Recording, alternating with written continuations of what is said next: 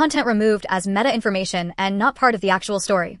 Content removed as meta information and not part of the actual story. Zhang Dafeng, you are already dead. If someone had said this to Zhang Dafeng in real life, he would never have taken it seriously.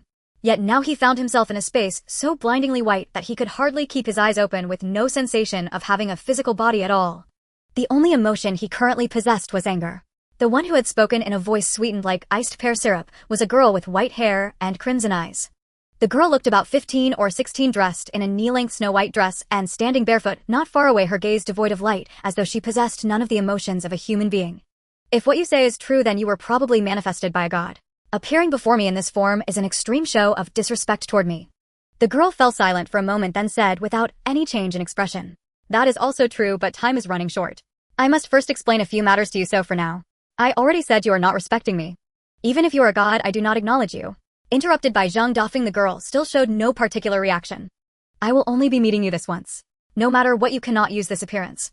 Zhang Dafeng seemed to be missing a screw in his head, clinging stubbornly to this single point. The girl froze, closed her eyes to think for a while, then said, according to the available information, this girl's image is a virtual character you spent a large sum of money to have custom designed. You used it for your social media avatar, your computer wallpaper, your phone wallpaper, and even for a virtual streamer model. Can this be taken as your ideal appearance? Since you know all that, you still use it.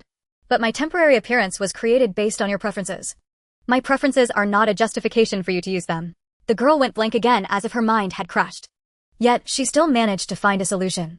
In the blink of an eye, her form shifted, and she became identical to Zhang Dafeng, a black-haired young man with short choppy hair, a natural hint of weariness on his face, and the same lack of light in his eyes. As for Zhang Dafeng himself, he inexplicably turned into the very girl from just now.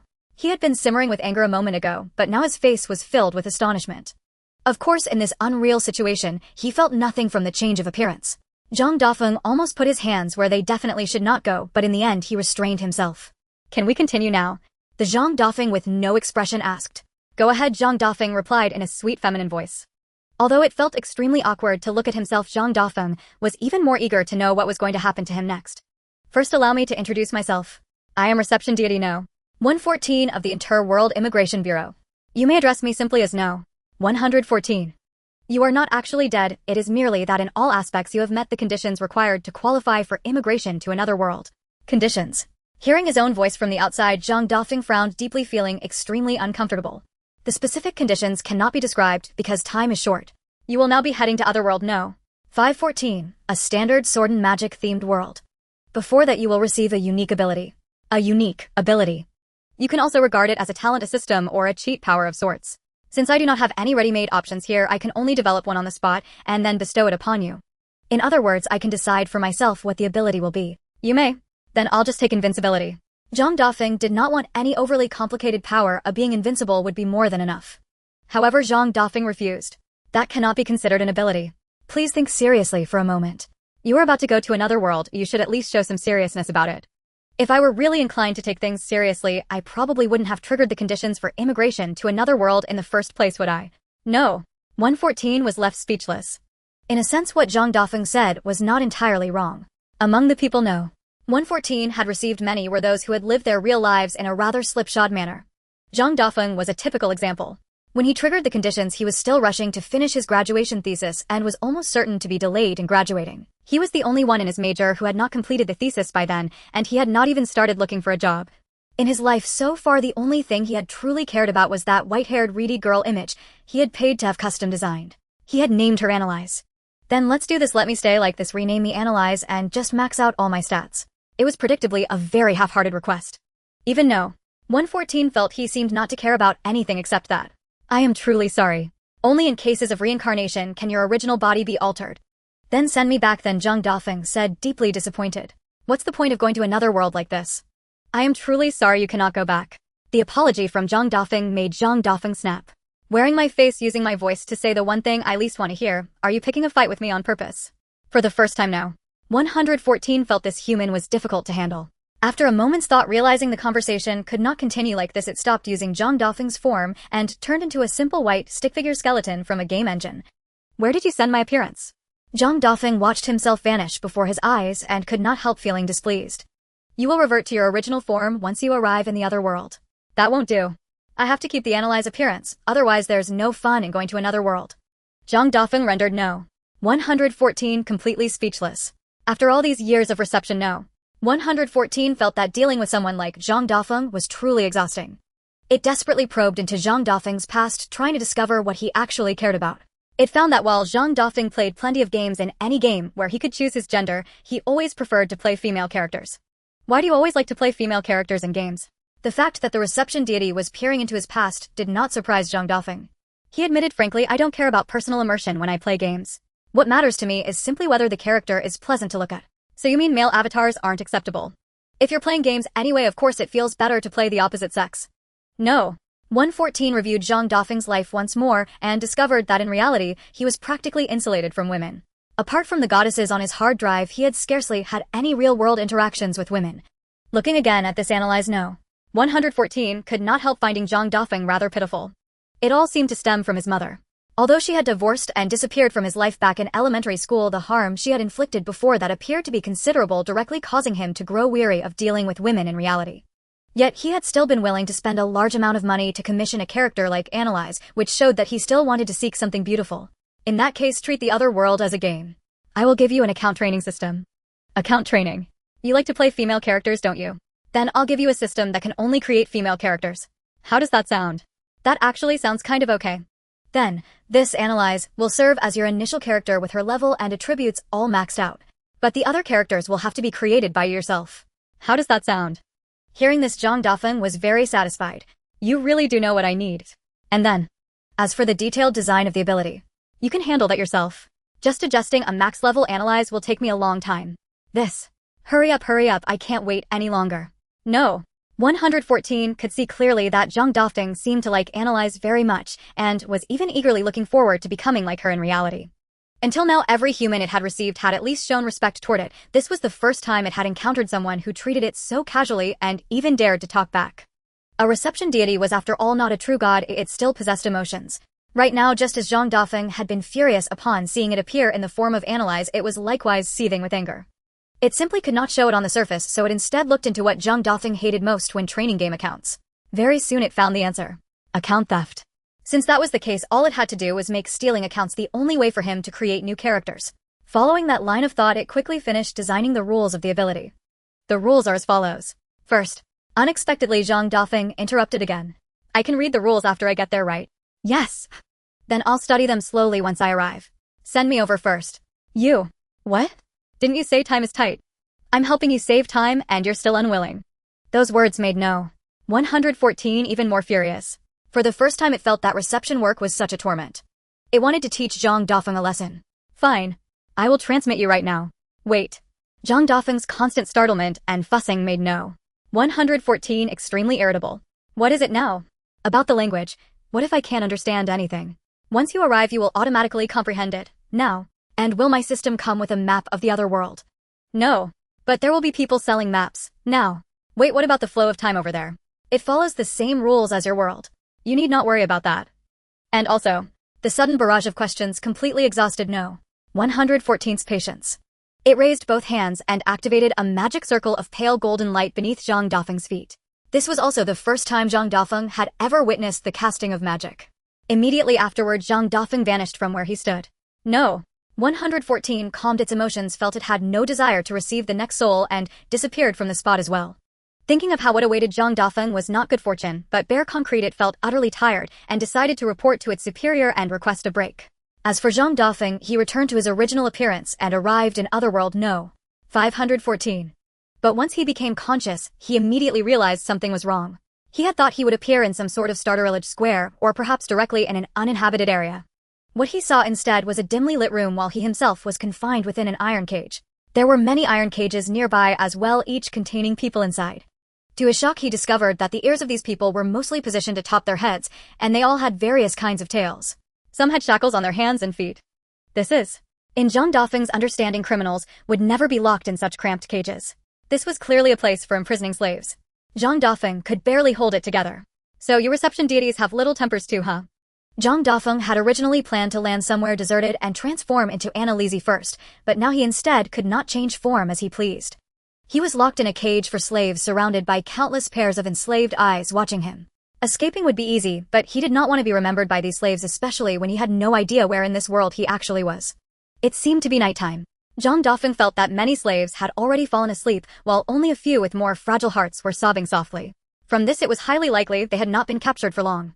After waiting several minutes, Zhang Dafeng saw no one come to patrol, and no one seemed to be paying attention to him, so he finally began to study the rules of his account leveling system.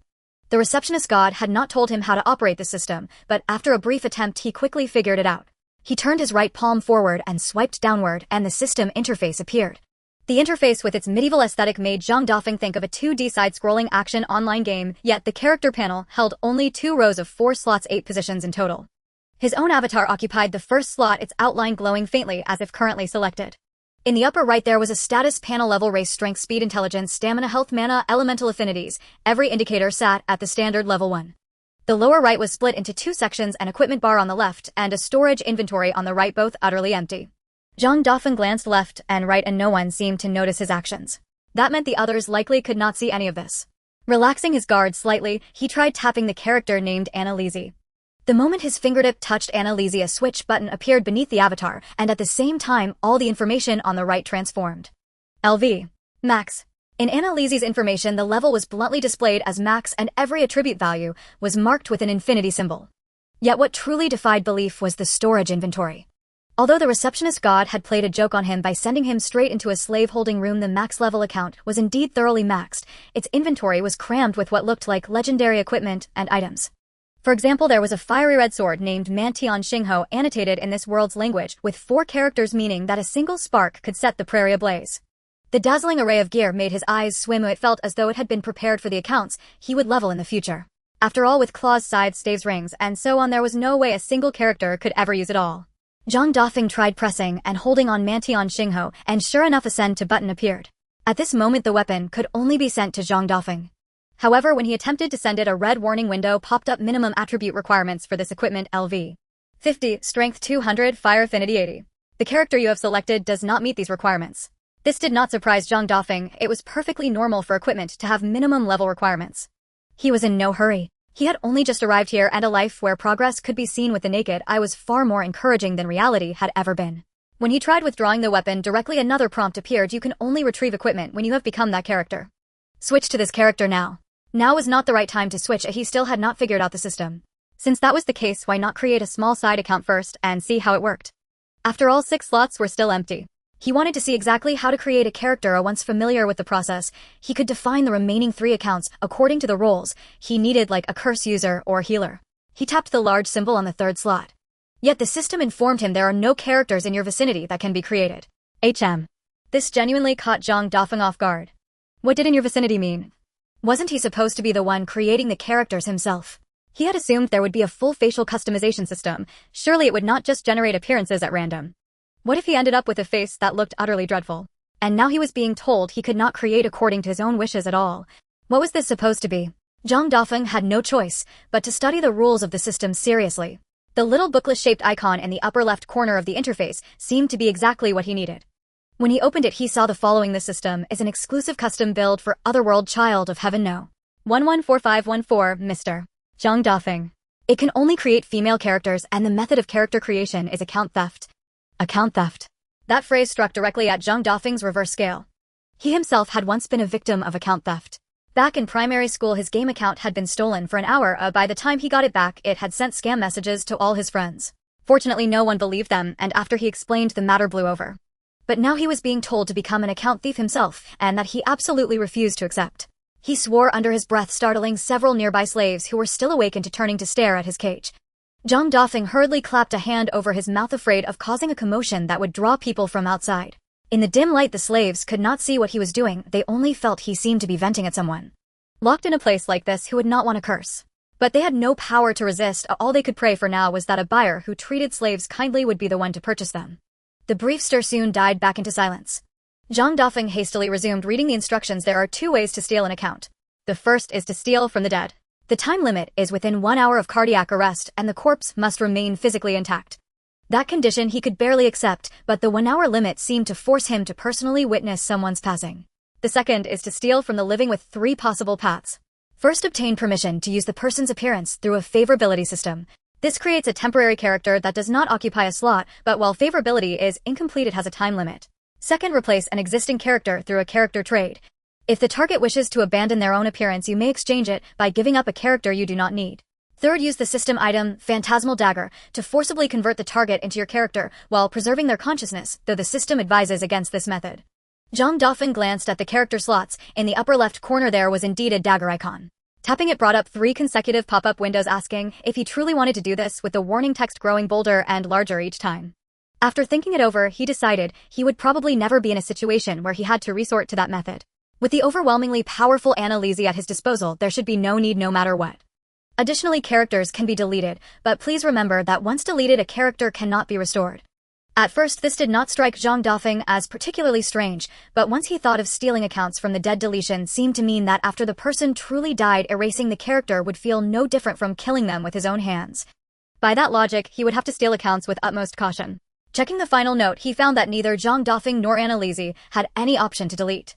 In other words, those 2 characters could not be erased. That at least was one worry off his mind. The mere existence of Annalise was enough to make him feel secure. Having formed a preliminary understanding of the system, he now had to consider whether to become Annalise and simply break out. But after thinking it over, since his life was not in immediate danger, he chose a compromise. He would search Annalise's inventory for a suitable artifact he himself could use to pry open the cage. After rummaging for quite some time, he finally found an item called the Rui Ball. Its only function was to alter its own size. Used on this iron cage, however, it would be tremendously useful. More precisely, the Rui Ball could change its size without being crushed or deformed by external pressure. It had no usage restrictions and was successfully sent to Zhang Dafeng. Then in his hand, a red ball of unknown material the size of a tennis ball appeared out of thin air. The iron bars of the cage were forced outward and bent by the Rui Ball, and Zhang Dafeng slipped out of the cage with ease. After storing the Rui Ball in Zhang Dafeng's inventory, he surveyed his surroundings and discovered that the room was actually quite large, with at least 20 slaves confined here. The noise he made getting out was not exactly small. The slaves in the nearest cages stared wide-eyed as they watched him emerge. How did you get out? A young woman in the neighboring cage with dog ears and a dog's tail clung to the bars, utterly dumbfounded. Wait, you're human. And a man. How did you get caught and brought here? Zhang Dafeng started realizing she did not seem to know he had simply appeared there out of nowhere. After a moment's thought, he could only answer, I was tricked into this by some so-called friends. Remembering that he had just shouted some phrase she could not understand, she accepted this explanation and continued, all these cages have been specially treated. No one below level 20 can damage them, and if a cage is broken, they'll notice. Just then a door not far away opened. It was much brighter outside, and in an instant Zhang Dafeng could clearly see the condition of the room. To his surprise, every captive in the room had beast ears and tails. He alone was purely human. The person entering to patrol was also a human man who at first glance gave Zhang Dafeng the feeling of a minor thug from some gang. Who are you? The man raised his right hand at once, and Zhang Dafeng could distinctly sense a strange energy gathering in the man's palm. I don't know. I just came to my senses and found myself here. The man probed Zhang Dafeng's strength and discovered his level was actually only 1. Using his own level 22 power to deal with such a weakling felt like complete overkill. Soon Zhang Dafeng was subdued barehanded and taken to another room that resembled an office. Inside, a bearded man dressed in slightly luxurious clothing was sorting through paper documents. Seeing his underling bring someone in, the bearded man set his work aside and stared expressionlessly at Zhang Dafeng. Sensing that even ordinary people could tell he was only level 1, the man frowned slightly. What is it? Boss, this person somehow appeared in warehouse No. 2, and one of the cages was damaged. After checking, we confirmed he isn't registered as one of our slaves, and we haven't lost any either. Was he the one who broke the cage? Possibly, but with his strength, there's no way he did it alone. Any slaves see what happened? No. The dog-oak demi-human girl closest to him said she only saw a strange ball appear, and after it vanished, this man appeared. And the other slaves? All said they were asleep and didn't know what happened. When they woke, they saw only him. The boss fell into deep thought. But no matter how he thought about it, he could not get past the fact that this man's strength was only level 1. I don't care about your slave trading business. I was brought here for no reason, and I'm of no use to you at all, right? Now Zhang Dafeng only wanted to get away as soon as possible, doing his utmost to prove his worthlessness. But slave traders were never benevolent people. Register him as a slave and lock him in the human section. The bearded boss had never intended to let him go. What astonished Zhang Dafeng was that despite dealing in demihumans, they still traded in human slaves as well. While he was still puzzling over it, the underling had already taken him for a physical examination. Once he passed, they hung a No. 33 tag on his chest and shackled both his hands and feet with special restraints. The slave trader, whose name was Kaishan, set his starting auction price at 1 copper coin. Only then did Zhang Dafeng notice the difference between humans and demihumans. Human slaves were kept in cells that matched his impression of a prison and not the barred cages used for the others. There was a downside too. He could not see any of the other human slaves nor communicate with anyone at all. All this time Zhang Dafeng had been preparing to switch into Annalise and eliminate them, but it still did not feel like the right moment. No need to rush, he might as well toy with them for a while. Since he was now a commodity, he wanted to see just how high a price he could fetch. He did not have to wait long. Soon the same underling from before came to lead him out of the cell and escorted him down a long route. Blindfolded the entire way, Zhang Dafeng had no idea which path they were taking. He only felt them climb several flights of stairs before finally entering a hall that felt extremely spacious. The moment he entered, he felt discussions rise around him. Hearing the men's and women's voices all tinged with an upward seductive lilt, he formed a preliminary impression of these people. This was not a place ordinary folks could enter. At the very least, these were members of this world's middle class and quite possibly people far above what commoners would ever see. He was brought onto a stage and the blindfold was yanked off. It took quite a while for Zhang Dafeng's eyes to adjust before he could open them fully, only to be stunned by the sight of the crowd below. Every one of them was dressed in sumptuous garments, their colors so vivid they almost hurt the eyes, and adorned with jewelry that shone with blinding brilliance. Zhang Dafeng could not imagine a single one of them treating a slave kindly. No, going with them was not a question of living well or badly, it was a question of life and death. Before we officially begin, let us warm up the room with lot no. 33. Name unknown, estimated age 22, height 175 centimeters, weight 62 kilograms. All bodily indicators normal, virgin with a level that is extraordinarily rare for his age, level 1, the auctioneer introduced. Starting price 1 copper coin. For you ladies and gentlemen, such an amount is hardly worth mentioning, the auctioneer added. Zhang Dafeng certainly wouldn't be pleased to be treated like an auction item. If it weren't for the safety net of a max-level character, he wouldn't want to stay here for another second. However, when he thought about the likelihood of being undervalued after graduating in the original world, Zhang Dafeng suddenly felt that being an auction item that wouldn't fetch a lower price seemed like a comparatively good thing. Nonetheless, such thoughts were still quite negative for him, as he was ultimately still accepting the existence of this slave auction as reasonable. Its very existence was irrational. Now he just wanted to know what price he was worth in the eyes of these upper-class individuals. He calmly observed all the people below the stage. To his disappointment, there weren't many upper-class individuals interested in him, and the first to look at him was a group of portly men. Is there no one bidding? The auctioneer couldn't hold back anymore. He found it unbelievable that Zhang Dafeng was only level 1 at this age. Even with poor leveling talent, one would at least be level 5. Moreover, Zhang Dafeng's modern appearance, which seemed peculiar to them, was considered ugly, which was one of the reasons they looked down on him. For a moment the atmosphere turned cold and the auctioneer was at a loss. This was the first time he encountered a situation where no one was willing to place a bid, but apart from being young, healthy, and a virgin, Zhang Dafeng had no other selling points. 5 copper coins. Just as he was about to hastily end this failed warm-up, someone finally bid. Of course, the bidder was precisely the type Zhang Dafeng found most unacceptable. The male buyer was dressed in the most luxurious attire in the room, but had the most grotesque appearance among all the men, his body round like a large ball. In contrast, he was accompanied by the most beautiful servant present, which inexplicably ignited a fire within Zhang Dafeng. 5 copper coins. Is there anyone else willing to bid? The auctioneer also disliked this fat pig, but his bid at least gave some meaning to this warm-up. Considering this was a free slave selling, it would still count as a profit even if the money wouldn't even buy a bag of grain. 6 copper coins. Just as the auctioneer was about to finalize the deal, a wealthy woman with dead fish eyes placed a bid. Kijil was taken aback and looked towards the voice, glaring at the woman as if she were an enemy. Isabel, what do you mean? Are you lacking in young pets again? I want to buy a persona. What does it have to do with you? 10 copper coins. Kijil immediately raised the bid without saying another word, glaring at Isabel with a deadly expression. 20 copper coins.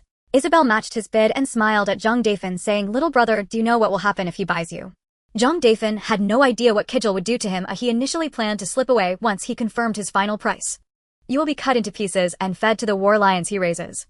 Kijil seemed indifferent to her revealing this information and directly exposed Zhang Dafeng's fate to him. Your destiny after being bought by her is to be used in various pharmaceutical experiments. She mainly buys people for drug testing.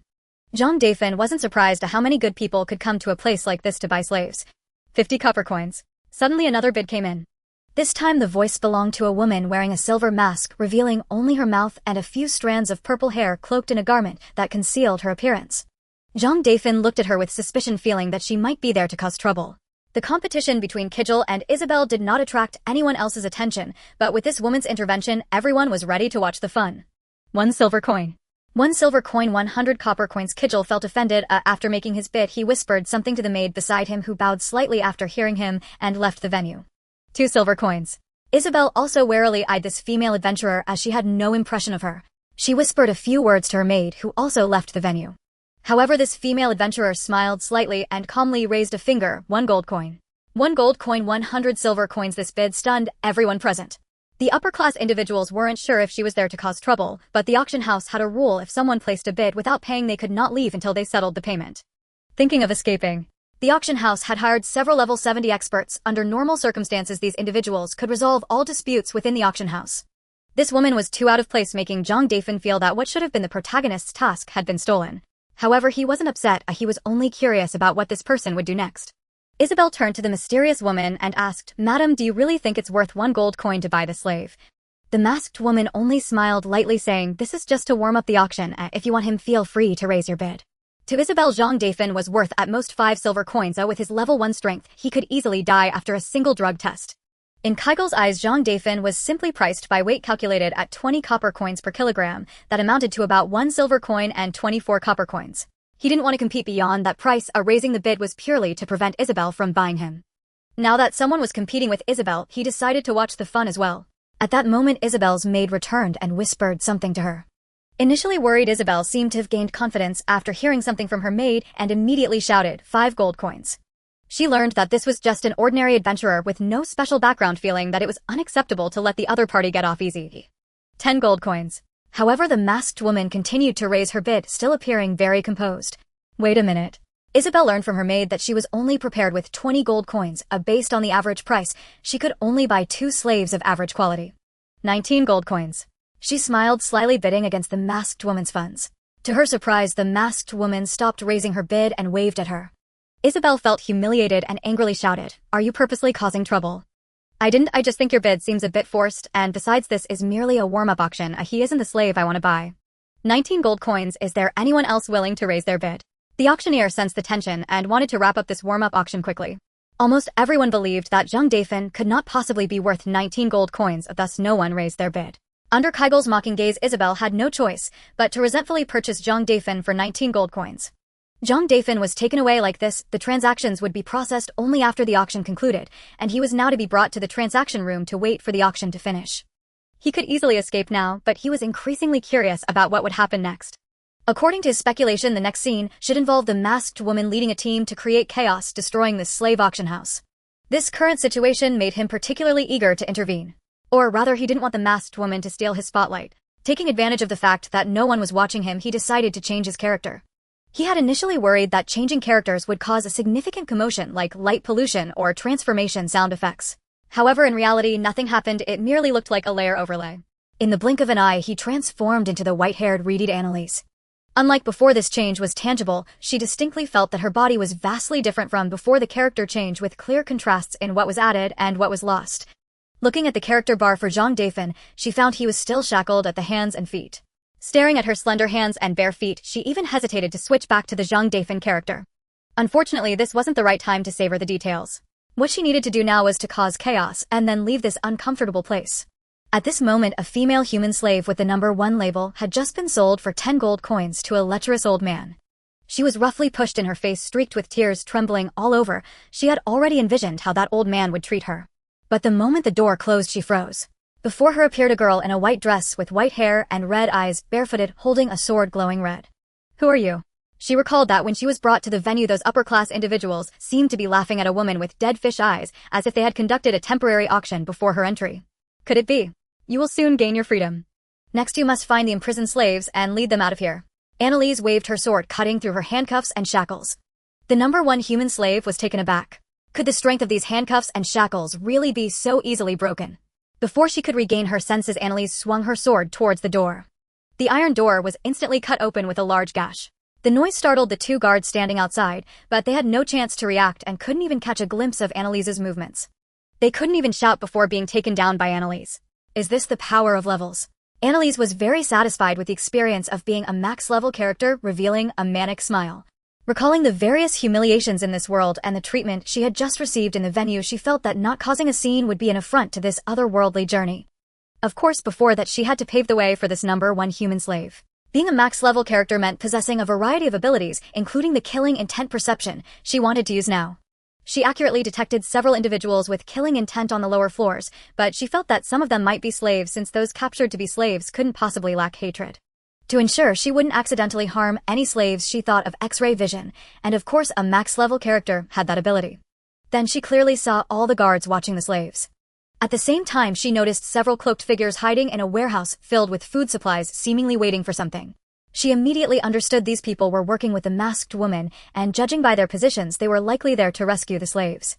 She observed the upper levels, carefully noticing there were also several cloaked individuals waiting outside the venue. Curiously, they were very close to the guards outside the venue, yet those guards seemed completely unaware of their presence, looking as if they were using the invisibility magic she had just employed. It seemed that she didn't need to intervene, all she had to do was create chaos. The human-only auction continued fervently, currently auctioning the number 2 slave, who was similarly a girl, even a bit young, only 10 years old. But to these upper-class individuals, the blonde-haired, blue-eyed girl was truly a rare treasure. Her starting price was 1 gold coin. Compared to number 1, the bidding for number 2 had reached a frenzied level. 10 gold coins, 50 gold coins, 100 gold coins. This string of bids made the masked woman bite her lower lip tightly. 500 gold coins. Seeing the little girl's despairing expression, she couldn't help but want to stop this farce. Noticing that Isabel was getting emotional, she couldn't help but mock, "Do you have that much money?" Then she waved her hand, grandly raising the bid, 999 gold coins. Kijil, feeling disgusted by her arrogance, couldn't help but interject, 1001 gold coins. "Kijil, what are you doing? If you want it, raise the bid, no need to point me out, thanks." Tisk. Isabel wasn't planning to look at him, only wanting to see the masked woman's reaction. However, the masked woman only focused on the little girl's reaction. The girl seemed to think she was a good person, and was now looking only at her. Her desire for freedom and safety compelled the masked woman to raise her bid 1,002 gold coins. "Auctioneer, I seriously suspect she doesn't have that much money." Isabel directly reported her. The others also turned to look at the masked woman, following her words. The auctioneer knew everyone's identities, so he asked her, "Miss Eirik, if you cannot produce such a sum to complete the transaction, you will not be able to leave our auction house." This girl, referred to as Eirik, froze. Her nervousness was evident from her trembling lips, as if her original plan had been disrupted by her sudden saintly heart. Annalise observed all of this clearly. She could sense that Eirik's level did not guarantee her a smooth escape from the auction house. Looking at the reactions of those similarly cloaked individuals, it seemed they were aware of what she had done and could feel their anxiety. This was probably the advantage of being a max-level character. Annalise positioned herself behind the wall on the side of the stage. She deliberately stood in a position that wouldn't harm the little girl and Eirik on stage, and then gathered her magical energy. The sword, glowing red, suddenly ignited in flames. She swung forward fiercely. The fiery sword energy pierced through the venue, passing right through where Kijil and Isabel were seated while their servants remained unharmed. The venue erupted in screams, and Annalise walked into the hall amidst the cacophony of terrible sounds. With a sinister smile, she asked everyone present, "How much are you all worth?" The terrifying aura emanating from Annalise caused the people in the venue to scream in fear. The charred corpse, scorched by the flames of the sword energy, filled the air with a pungent stench. Many nobles brought personal guards, yet in this moment no one dared to challenge Annalise. They all had some combat experience, but now they felt that Annalise's power was beyond anything they could comprehend. Under such circumstances, the strongest among them had to be summoned first. Some staff members took advantage of the chaos to call for reinforcements. Annalise had already noticed the situation, and those upper-class individuals were being escorted away by their guards. However, the desire to save their own lives made the exit overcrowded, turning it into a mass of flesh. She was uninterested in this grotesque display of humanity, focusing solely on what Eirik planned to do next. Initially, Eirik did not react, but when her companions rushed in while everyone was distracted by Annalise, she realized what needed to be done next. As she kept a wary eye on Annalise, she casually took away the solitary human slave on stage. "Thank you, sister." The child said thank you to Annalise. She heard it, but did not believe that these people could easily leave this place. After all, she could see the positions of the few level 70 mercenaries. Meanwhile, the cloaked individuals below received the information and immediately began to rescue the imprisoned slaves. The level 70 mercenaries also began to take action. Originally, she intended to cause a stir and then slip away, but seeing the upper-class individuals still unable to exit the venue, she felt that it wouldn't be long before they returned, and those slaves rescued by Eirik's group would be captured again.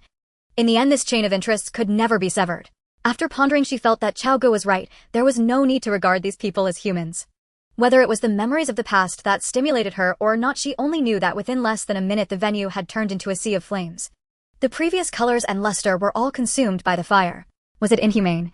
She recalled the expressions of those slaves, remembered the treatment she felt on stage of being regarded as less than human, and looking at the disordered corpses, she felt a sense of relief. At that moment, she noticed that above the bodies of all the female victims present, a triangular symbol had appeared. Standing in front of the nearest symbol, it transformed into a dialogue box, displaying the identity information corresponding to the corpse with the name Giliner. Above the dialog box, a countdown was displayed, currently showing 5842, decreasing in seconds. The dialog box inquired, would you like to set this as a new character? Below were options for yes and no. She was certainly not interested, as she did not need it at the moment, nor did she want a character that was not within her aesthetic and could easily lead to problems. The level 70 mercenaries finally arrived at the scene, but upon seeing the tragic situation they felt that being dismissed was a minor issue. With so many important figures dead as mercenaries hired to protect them, they too could not escape death. Anilais watched as these individuals charged in like madmen, a black magic circle forming around them filled with powerful energy. Is this a self-destruct magic? She could not understand why these people would die for such scum. Of course this type of magic posed no threat to her being at max level, she could withstand it without a scratch. But in the instant of the explosion, she realized a very serious problem. The auction house was located underground. Moreover, those cloaked individuals led by Irek were still rescuing the slaves. Not good. Just as she wanted to use barrier magic to limit the explosion's range, the speed of her spellcasting couldn't keep up with the speed of the explosion's spread. The explosion from these individuals completely destroyed the entire auction house. At that moment, the slave trader Cations was above ground restocking under the cover of night when he suddenly felt the ground shake. He was astonished to find that the source of the commotion was his own auction house. The location was directly beneath a large square in Sland City, and this explosion caused the square to collapse.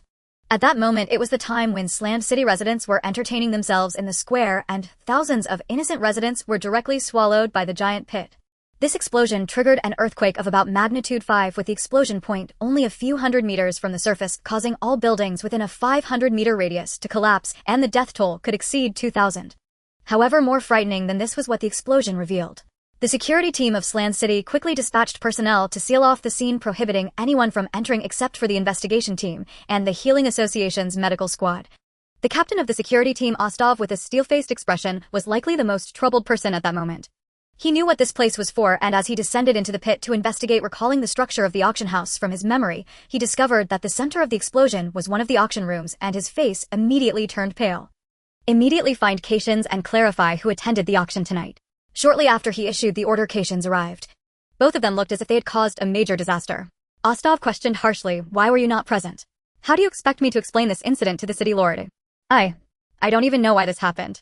I hired several level 70 mercenaries and specifically investigated their backgrounds, finding no issues before hiring them. When did you leave? Did any suspicious individuals appear? I left for less than an hour. If we are talking about suspicious individuals, there was indeed one, but he was just a 22-year-old young man with a tested strength of only level 1. He appeared inexplicably in the room where the demi-human slaves were held, and one of the cage bars was bent. But we found no evidence of a slave escaping. At that moment, the captain of the investigation team approached and bowed to Ostov. Captain, we have confirmed through our investigation that the cause of this explosion was several individuals simultaneously using self-destruct magic. What? Cation's face changed drastically. He was just starting to wonder why he couldn't find those mercenaries. Now he understood those mercenaries had committed suicide through self-detonation. Ostov analyzed, they collectively chose self-detonation, which can only mean they encountered enemies they could not handle even together. Are you telling me that there are beings in Sland City that are stronger than them? There are indeed many individuals over level 70, it's just that there aren't many in Sland City. If they were unable to deal with the enemy, that level must be at least above 80. I haven't made enemies with such individuals recently. I ensure that the slaves I select do not have powerful protectors. In this line of work, I dare not be careless at all. Let's not discuss that for now. We must identify which nobles attended tonight and provide an explanation. Moreover, if we cannot find the true culprit, you will likely have to face the consequences with your life. Cations was so frightened that his legs went weak. No. Please, old Ostov, I truly don't know what happened. You better pray for yourself. I estimate I won't be able to remain the captain of the security team for much longer. Just then another member of the investigation team came to report. Report, Captain, we found traces of fire magic at the scene prior to the self-destruct magic. Fire magic. To Cations this was incredibly good news, and he quickly asked this team member, are there any survivors who witnessed the scene? Everyone who was in that auction room should be dead. We could only find traces of the magic used. However, most of the slaves held below are still alive. Additionally, we discovered a group of suspicious individuals. Yes, they must be the ones behind it. All the blame lies with them. Cations cried out joyfully. Without them, this wouldn't have happened. Looking at the grotesque appearance of Cations, Ostov frowned and asked this team member, what are these people here for? According to them, they came to rescue the slaves. Are they related to this explosion? They were all rescuing people in the place where the slaves were held and had no knowledge of the auction room situation. Ostov looked at Cations with ambiguous eyes and asked, it seems they can't take the blame for you. Impossible. They must be hiding something. Cations was so nervous that his teeth were chattering. What about my subordinates? Are there any survivors? This team member had no idea who his subordinates were. He could only shake his head to indicate he didn't know. Ostov said, "Bring those individuals here. I will ask about the situation. Cations, go find out if any of your subordinates are still alive." Thus those cloaked individuals were all brought in. Irek's mask had shattered, revealing her light purple eyes. Ostov was stunned upon seeing her. "Princess Kreyu. Do not call me by that name." Irek immediately interrupted him. "I am just an ordinary adventurer now." Ostov did not dare to show any negligence. He never expected that the leader among these cloaked individuals would actually be her. Did she know what she was doing? But clearly it was even less likely that the blame could be placed on her. "Irek, if you don't want to put us in a difficult position, please tell us truthfully who caused Cation's mercenaries to self-destruct." "I don't know. Really, this matter is very serious. If you conceal important information and the royal family finds out, I can't imagine what will happen next." Irek was conflicted. She did not want to betray Anilais. She glanced at her teammates and was surprised to find that they seemed to regard her with fear upon learning of her identity. However, those who had seen Anilais were not only them. The level 1 human female slave could not withstand the investigation team's questioning because she was the only slave who could move freely at the time of the explosion. She was afraid of becoming a slave again and could only betray Anilais. A girl with white hair and red eyes. In Ostov's memory, there were no individuals over level 80 in Sland City, let alone a girl. But this was merely verbal testimony. There was no evidence to prove that this girl truly existed. However, this was not an issue, as with further investigation they found a surviving maid of Zygel. This maid could essentially be considered a walking camera. She had been casting the high-level magic golden image since she left, which could perfectly reproduce the scene. Thus Anilais' image was perfectly recreated. Although the clip was short, Ostov felt a chill run down his spine upon seeing the girl with a wild grin. This was undoubtedly a dangerous individual who needed to be dealt with quickly. The surviving maid was taken away by the investigation team as an important witness. Ostov could not deal with Irek's situation. He could only warn her to never speak of this matter and let them go. What about the slaves? Irek turned back to glance at the slaves surrounded by the investigation team and medical team below, feeling a bit uneasy. "I will arrange for these slaves. At least they will not become slaves again in the short term." "Really? As the captain of the security team, I cannot allow slaves to exist right under my nose, can I?" Irek felt somewhat relieved and called her teammates to leave.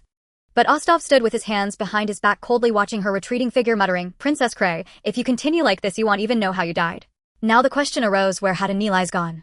In fact, Anilais had already switched back to Zhang Dafeng, main character, and blended in among the slaves. He clearly saw that the maid had released that brief clip, allowing more people to become aware of Anilais' existence. Now he finally understood the significance of this character training system. Anilais was meant for significant tasks, but in terms of experiencing life, it was no longer usable.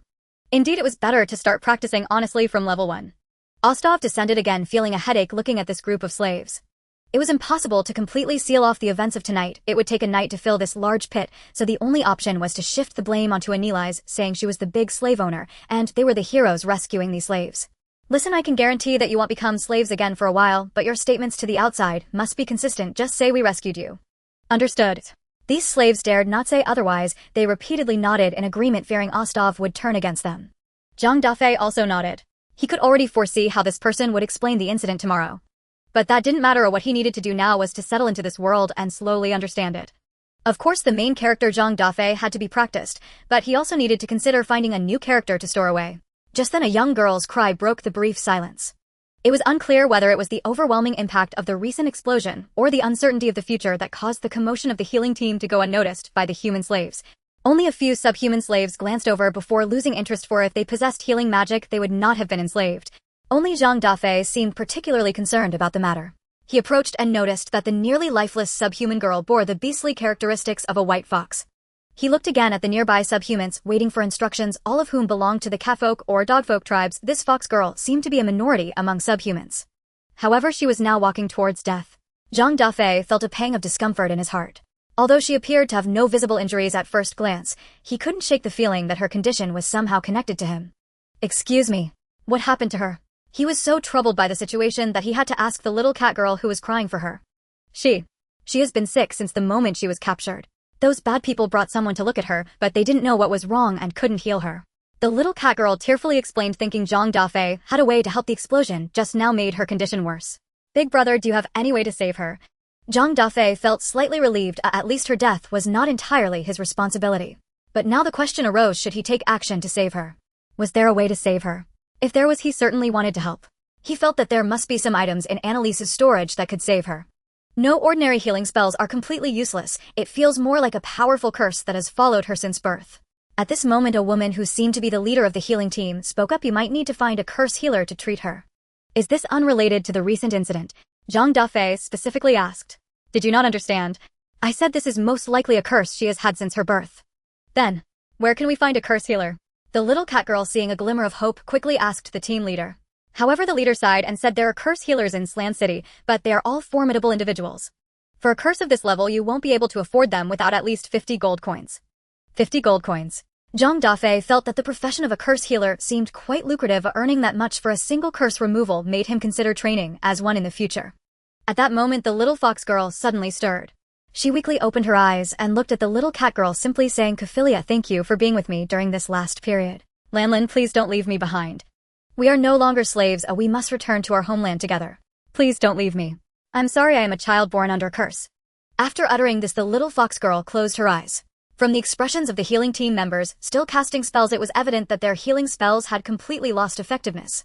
But it wasn't their expressions that made Zhang Dafeng realize she was already dead. It was Sanglin Fox Tribe. Should this be set as a new character? If he had previously dismissed the information that appeared when the corpses of those higher beings popped up, the information from this little fox girl named Sanglan shocked him greatly.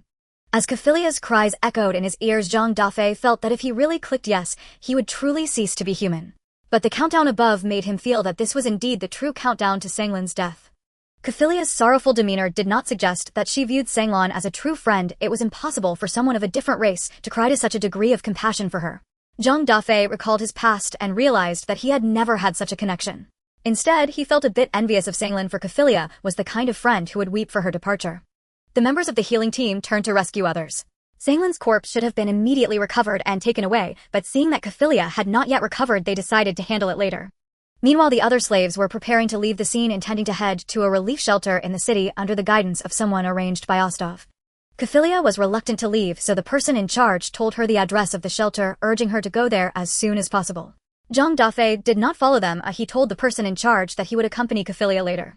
For some reason, the person in charge surprisingly agreed. Once there were no other people around, Zhang Dafeng walked up to Cophelia, crouched down, and asked the now serene-faced Sanglin, your name is Cophelia, right? Yes. Cophelia had cried herself out and was now staring blankly at Sanglin's body. Was she a very important friend to you? We were both captured by humans from a distant subhuman country. I only spoke to her on the way to Slan City. So we naturally became friends. Though they had only met once, they could form such a bond. Zhang Dafeng glanced at the countdown, which now read 5544. Do you want her to come back to life? Come back to life. Big brother, can you do something like that? Cophelia suddenly perked up, her eyes wide with hope as she looked at Zhang Dafeng, making him feel that if he could really do it, she would be willing to do anything. I don't know if I can, but I can try. However, I hope you can step back a little. Cophelia hesitated at first, but considering that Zhang Dafeng was also a slave, it seemed unlikely that someone who could be treated as a slave would be more twisted than the humans who bought those with odd appearances. She obediently moved away from the scene, hoping to see the living Sanglan reappear soon. Zhang Dafeng felt a bit regretful for making this promise. He had merely intended to steal a character, yet he had said something that made Cophelia hopeful. If he truly succeeded in stealing the character, he would have to use the name Sanglan in front of her from then on. First, let's see if there's a way to save her. Sanglin's life force was slowly fading. Zhang Dafeng rummaged through Annalise's storage, hoping to find an item that could bring Sanglan back to life. However, after searching for several minutes, he found nothing that matched Sanglin's condition. The only revival potion could only be used when Sanglan was still alive. I'm sorry, Sanglan. I'm sorry, Cophelia. After much contemplation, he ultimately decided to steal the character. Compared to being Zhang Dafeng, who had formed no bonds with anyone in this world, he preferred to have Sanglan with Cophelia. When the countdown read 4811, he raised his right hand and clicked yes with his index finger. At that moment, Sanglin's corpse slowly became ethereal, dissolving into a flurry of light particles that flowed into the third slot of his character panel. After a while, Sanglan officially became a character in his system. Although the system prompted him to change the character's name, he chose not to. This Sanglin, which had transformed into his character, had all its attributes initialized. Strangely, he noticed that this Sanglan was surrounded by white mist, completely different from the halo of selection that Zhang Dafeng had. Was this a curse? Zhang Dafeng examined Sanglan closely and felt that there was no curse present. At least from the character panel, she appeared quite vibrant. It must be an illusion, Zhang Dafeng thought. After confirming no one was watching him, he switched to Sanglan. Fortunately, everything seemed normal. At that moment, she realized the difference in size. Switching to Annalise had not shown much difference in height or build, but Sanglan was only 140 centimeters tall, and she instantly felt as though the world around her had grown larger. Moreover, the bigger change was her ears and tail. She discovered that her ears could move, and as she touched them, a delightful sensation swept through her body. She moved her tail, placing it in front of her, and touched it. Although she was using first-person perspective, it still brought a ticklish comfort. Is this what it feels like to be a fox girl?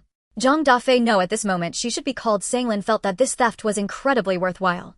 Of course, switching to this character meant she could no longer switch to any other character before parting from Kaphilia. But what of it? Sanglan had no intention of wasting time and went to reunite with Kaphilia. Kaphilia had been praying with her hands clasped, and when Sanglan lightly dashed in front of her, she was left stunned. Lan, Kaphilia, I'm back. Sanglan thought that saying this with a smile should pose no problem, but Kaphilia instantly shifted into her draconic form, her expression terrifying. You are not Lan, who are you? How am I not? Kaphilia, please don't do this, I'm scared. No, you are not Lan, who are you really?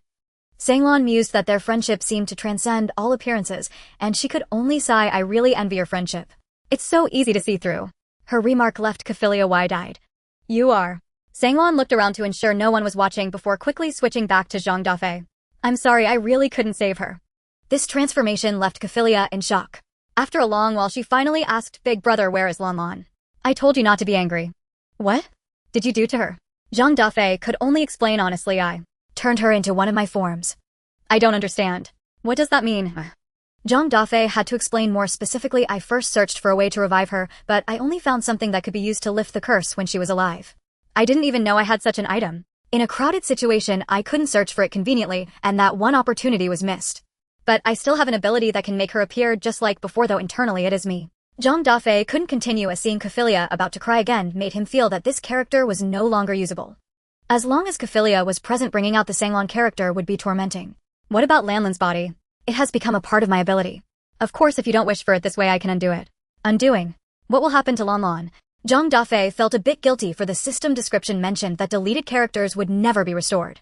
For Sanglan, it meant complete disappearance, leaving no trace of her existence. Upon hearing this, Kaphilia seemed to lose her soul, kneeling on the ground and gazing at the sky.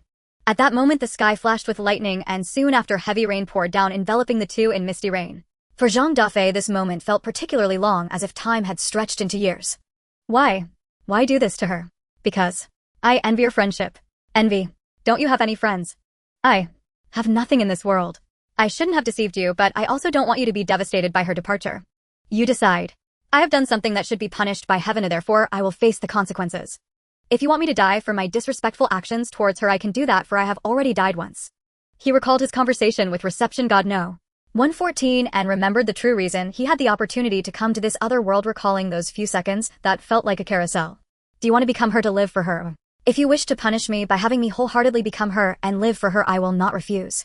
Kaphilia stood back up, unsteadily swaying as she approached Zhang Dafeng softly, saying, Come back, Lan. Zhang Dafeng did not hesitate, switching back to the Sanglan character. Kaphilia's tense nerves suddenly relaxed. Then she fainted.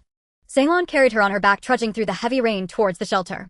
By this time, there were no pedestrians on the street, only the magical engineering team working busily at the large crater created by the explosion. Even in the pouring rain, they had to work, needing to fill the pit. As long as they were alive, they had to work as hard as they could. In an alley of Sland City, a group of cloaked figures gathered. At that moment, these cloaked individuals surrounded a girl with purple hair, arguing incessantly. No, Princess Cray, why did you conceal your identity? Are you trying to frame us? Princess Cray, we never heard of such a thing happening. Princess Cray, do you know you almost got us killed? We are just ordinary adventurers. If it weren't for you, we wouldn't be doing anything to save slaves. Princess Cray, before you save slaves, shouldn't you investigate the enemy's strength? If it weren't for a master interfering, we definitely would have died there. Oh, but you wouldn't. As long as you reveal your identity, no one would dare to touch you.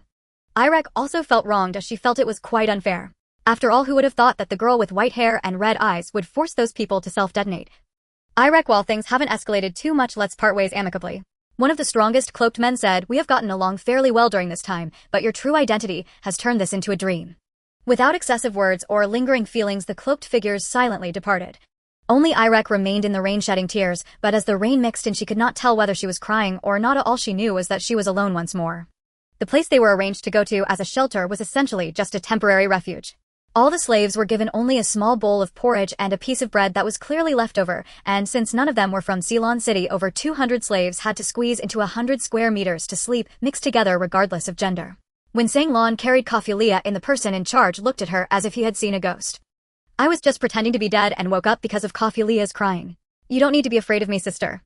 The person in charge scrutinized her carefully, even using a concealed magic to probe her background. Confirming that she was not disguised, he finally sighed in relief. Both of them were soaked, but there were no clothes available for them to change into.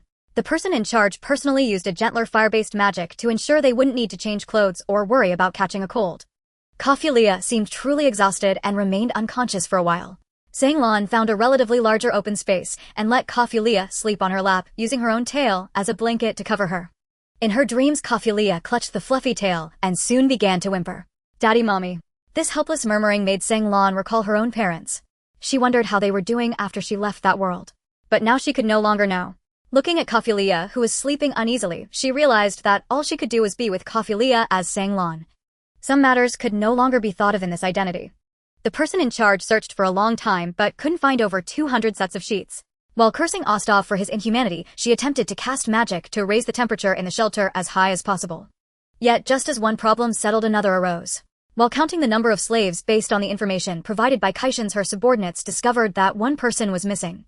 And that person was Zhang Dafeng. Although his name wasn't registered, his appearance was noted. She recalled that Zhang Dafeng had said he would come back with Coffee Leah, but in fact it was Sang Lon who carried Coffee Leah back. Have you seen this person on your way here? Sang Lon stared blankly at the portrait of Zhang Dafeng, hesitating for a long time before shaking her head to deny. The person in charge couldn't sit still anymore and had to go out in the pouring rain to look for him. Of course there was no way this would yield results. She searched all night scouring Ceylon City, but never saw this person. Sang Lon didn't sleep at all throughout the night, yet she didn't feel tired. What she needed to consider now was where to go next with Coffee Leah. Coffee Leah probably wanted to go home, but could one return home just because they wanted to? Just having escaped slavery, due to this incident the slave trade wouldn't disappear because of it. Leaving Ceylon City, there were other cities, and more importantly, the slave trader Kaishan's was not dead. After much thought, she concluded that the only path before her was leveling up. Moreover, she had to start from level 1. Although she had a high-level character, she was afraid it wouldn't be usable for a while. Coffee Leah would definitely not allow it if she knew. But there was actually another reason for not being able to use it. The next morning, the person in charge changed shifts, replaced by a man named Idos. At first glance, Idos did not seem like a proper person. His gaze always fell upon the demihumans, especially Sang Lon and Coffee Leah. If you remember where you come from, come over to register. He was not as friendly as the female person in charge last night and was very impatient with the work. However, the slaves could only line up to register, and at this moment Sang Lon noticed some staff members doing what looked like taking photos with cameras like journalists. Coffee Leah only woke up when it was time to line up. She was surprised to find herself sleeping on Sang Lan's lap, hugging her tail. Upon realizing that this Sang Lon was not the real Sang Lon, she clutched her tail and was about to run away. Do you want to go home? Sang Lon knew exactly what Coffee Leah was concerned about, but she wouldn't say a word more and gently asked her. Coffee Leah couldn't see any shadow of Zhang Dafeng in her. Did Zhang Dafeng erase his former self overnight? When Sang Lon asked her question, Coffee Leah's first thought was, of course, yes. This was actually a pointless question, but she suddenly remembered that Sang Lon had no reason to go home. Don't you want to? As you can see, although I am her, I do not have her experiences, and I do not have a sense of belonging to her hometown. And, Andy, do you really think we can leave here and return home smoothly? Although her voice wasn't loud, it still attracted the attention of some slaves. Idos also heard her question and walked over to her. Little sister Sang Lon, we are preparing to send you all home, otherwise, why would we collect this information? Sang Lon actually didn't want to engage with Idos, but after thinking for a while, she still asked him, Uncle, I have a question. Idos, who looked to be in his 30s or 40s, despite only being in his 20s, was immediately displeased when he heard the term, uncle. Sang Lon awkwardly corrected herself, Big brother, it should cost quite a bit to safely send over 200 people back to their hometowns, right? It does cost quite a bit, but all of that money comes from the slave traders who detained you. Will he come to capture us again in the future? No, he has already been locked up and will face the Lord's judgment. He should be imprisoned for many years.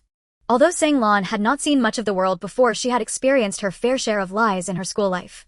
She was certain that once they left Ceylon City, something would go wrong and the outcome would inevitably lead to them becoming slaves elsewhere. Big brother, what if we can't remember where our hometown is? Can't remember. I forgot where I came from before. Idos suddenly found himself at a loss for how to respond to her. Big brother, are there many adventurers guilds here? Yes, there are. What do you want to do, I want to join the Adventurers Guild and become an adventurer, is that okay? Adventurer. The other slaves thought she was being unrealistic considering her current level was a pitiful one, and under the category of adventurers, she was completely a newborn baby. This was a strength that even struggled to fight the lowest level monster, the slime. None of them had broken through level 20. Level 20 was a threshold as it marked the true entry into the world of adventurers. Kafilia was also taken aback. Her own level was only 3, achieved by accidentally killing a few slimes before being captured as a slave. However, the catfolk tribe generally did not require females to level up, as catfolk women were particularly fertile. Leveling up was something she didn't dare to even think about. Now Sang-Lan actually wanted to start training from level 1. What did she want to do? But she thought back to the explosion last night, realizing that if it weren't for some cloaked figures desperately helping them withstand the aftershocks of the explosion, she truly wouldn't have understood how she could have died. We want to stay in Ceylon City and become adventurers, big brother. Can you give us this opportunity? Kafilia also pleaded with Eidos to give them this chance. Eidos would certainly not agree, but he thought to himself that this was a good opportunity to take them away. Then after I finish registering, you can come with me. Sang-Lan could not overlook his hypocritical smile. She knew he wouldn't have any good intentions, so she directly said, Big brother only needs to take us to the Adventurers Guild. But you don't have a guardian. At the very least you must find a guardian, otherwise you can't register as adventurers. So I can. We want to find a guardian ourselves, is that okay? Sang-Lan's question immediately angered Eidos. Little sister disobedient children should be sent back to their parents for education. We already have a preferred guardian, I can bring her over right now. Eidos knew she was lying, so he said, alright, if you don't bring her over then don't think about becoming adventurers, it's best to return to where you belong. Sang-Lan directly pulled Kafilia and ran out of the shelter. The rain had stopped and they splashed through puddles while running for several streets before stopping. What exactly are you doing? Kafilia completely couldn't understand Sang-Lan's logic and complained. One moment you say you want to be an adventurer and the next you say you want to find a guardian yourself. What does that mean? I dare say that if we follow his wishes whether to go home or follow him it won't end well. But with last night's incident being such a big deal, he shouldn't dare to do anything to us, right? So we can't leave Ceylon City now. Then what did you say about finding a guardian? Do you remember those cloaked figures? I remember. What's wrong? If we can find them, at least they truly want to rescue slaves. Then, where do we find them? Kafilia was eager to follow Sang-Lan's pace, but her low level made it difficult for her to remember the scent of those cloaked figures. Finding them in the rain-washed city was incredibly challenging. If they truly want to rescue slaves, they should have the intention to visit the slaves. Before Sang-Lan could finish her sentence, she spotted a cloaked figure walking across the street. She was very familiar with this person. The outline was identical to that masked girl from last night when she was still Zhang Dafeng. That's her. Sang-Lan bounced over to the other side of the street and stood in front of the girl. At this moment she noticed that the girl seemed to have not slept all night with bloodshot eyes. Sister. Yalik reacted a bit slowly, taking a while to shift her gaze to Sang-Lan. At this moment Kafilia also ran over, but she didn't dare to meet Yalik's eyes. Do you need anything? We want to join the Adventurers Guild for training, but we heard we need to find a guardian, so. Sister, can you be our guardian? Sang-Lan deliberately acted pitifully, causing Kafilia beside her to feel a chill. Knowing who Sang-Lan truly was, she felt goosebumps all over. However, Yalik didn't know. Moreover, Sang-Lan's request immediately lifted her spirits. Why did you come to find me? Because sister is a good person. You came to save us last night and protected us in that explosion. I knew you would come to see us, so. Sang-Lan had no idea that these few words made to achieve her goal were a tremendous redemption for Yalik. She couldn't help but hug Sang-Lan, leaving Sang-Lan in doubt. Thank you. Thank you for believing in me. Believing in her. Sang-Lan didn't know her real identity. She felt as if she had found an extraordinary guardian. However, her identity was indeed effective. When Eidos saw her, he didn't dare to say much and let them go just like that. Sang-Lan couldn't help but wonder, who exactly is she? Why did these people treat her with such reverence, as if they were meeting a big shot? Isn't she just an ordinary adventurer named Yalik? But she couldn't ask any more questions from her position. Moreover, she clearly felt that Kafilia was disgusted by her performance. The two were taken to the Floating Cloud Guild by Yalik. And Yalik had put on a mask again at some point. Upon entering the guild, she instructed them to wait in place while she went to deal with matters with the guild lady. The guild lady who greeted her was a young woman with a somewhat mature demeanor, long golden hair reaching her waist, possessing a figure that would capture the attention of any normal man. Yet her eyes always seemed to be closed, making Sang-Lan feel she might be a formidable character.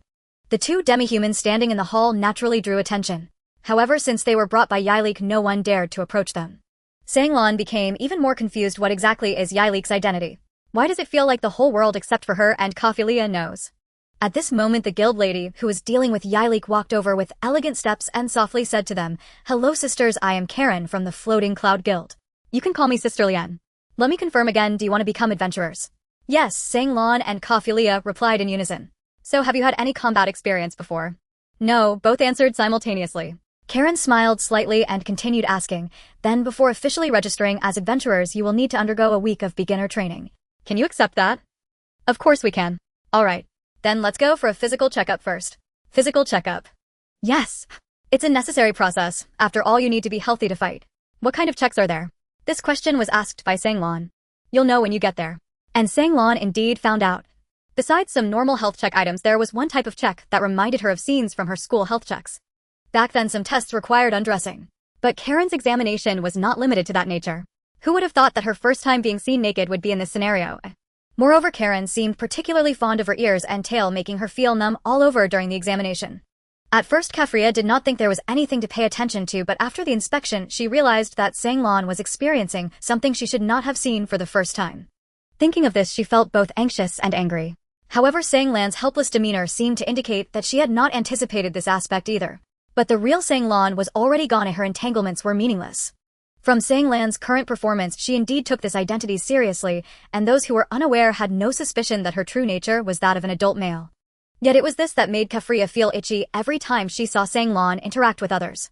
Sang Lan certainly understood what Kafria was concerned about, but she had no intention of exposing Zhang Dafeng from the beginning. Even though the inspection was unexpected, as long as she continued to maintain this identity, there was no way to avoid this step. She couldn't possibly keep wearing the same clothes and not take a bath, could she? Although it was like changing identities in a game, her physical body was not fake. Despite her curiosity about the underlying principles, was it meaningful to study such matters? I am now Sang Lan, a little fox girl, a little fox girl, a little fox girl. She kept hypnotizing herself, not wanting to disappoint Kafria due to a minor mistake. After the inspection, Irek first took the two of them out for a meal, then went to buy clothes and daily necessities. For some reason, Sang Lan felt that some of her behaviors exuded an air of nobility, yet it seemed she was deliberately downplaying that impression. Could it be? She was here to experience the life of a noble. But choosing to take risks to save slaves was not something nobles would typically do. After all, disrupting such transactions and offending so many people of the same class would require hiring experts. Speaking of which, how did she manage to act alone? What about the other cloaked figures from last night? She needed to figure this out, so she asked Irek, Sister Irek, where did those cloaked brothers and sisters who were with you last night go? They left and will no longer team up with me. Why? Because I deceived them and almost caused them to lose their lives. Sang Lan suddenly realized that things had indeed escalated last night. Even now, she couldn't understand why those at level 70 and above were willing to self-destruct to exchange places with her. But upon reflection, it seemed that the explosion had wiped out all the buyers. Were they self-destructing for this reason? However, to go as far as to disregard their own lives for this. They couldn't be assassins, could they? If this explains what happened last night, those level 70 or above were trained assassins from a mysterious organization. After being successfully hired by the slave traders, they were looking for opportunities to eliminate these people, and the appearance of Annalise just happened to provide them with this chance. In this light, many things seem to make sense. After all, apart from Sang Lan, the other slaves could be said to have come out unscathed. Moreover, they likely knew that self-destructing would not kill Annalise, hence they chose such an extreme method. Their mission was complete. Sang Lan felt this was the only explanation for the self-destruct behavior, otherwise what reason did those above level 70 have to perish together with these scum? By the way, why did Sister Irek agree to be our guardian? Sang Lan didn't want to continue asking about those people. Since she chose to follow her, she needed to provide her with the corresponding emotional value. Because Irek couldn't bring herself to say it, just like last night when she saw that pitiful human girl on stage, almost ruining her plans. According to the plan, they were supposed to wait until the auction was over before acting together. However, in reality, if things continued normally, those self-destructing experts would easily crush them. Now she couldn't find anyone who would ignore her princess identity to stay by her side. Besides being cute, it was probably mainly because she wanted to start anew. She was still young, only 16, with plenty of time to realize her grand ideals. She had enough time to help the two of them grow slowly, believing they could always follow her. Do you want to go home? In order to cover her own awkwardness, Irek changed the subject. Kafria naturally wanted to go home, but she did not answer. Because she wanted to see how Sang Lan would respond. Even if we go back, the likelihood is we will be captured again. We must raise our strength to a level where we can stand on our own before we can return, otherwise we won't be able to save ourselves or our kin. Irek calculated based on her words that it would take at least a few years to get along with her. Unable to resist, she stroked Sang Lan's head and said, if you follow sister, I will go back with you when the time comes, okay? Okay. Sang Lan's smile made Irek feel a sense of redemption. She hugged Sang Lan tightly, taking the opportunity to touch her fluffy big tail. But this scene made Kafria feel somewhat uncomfortable. She inexplicably transformed Sang Lan back into Zhang Dafeng in her mind. Seeing her acting a bit awkwardly aside, Irek came over to hug her again. She could only helplessly smile at Sang Lan. Since both of them were demihumans, the clothing shops in Slan City did not sell demihuman styles, so they had to find a tailor to make custom clothes which had to be made of stretchable materials.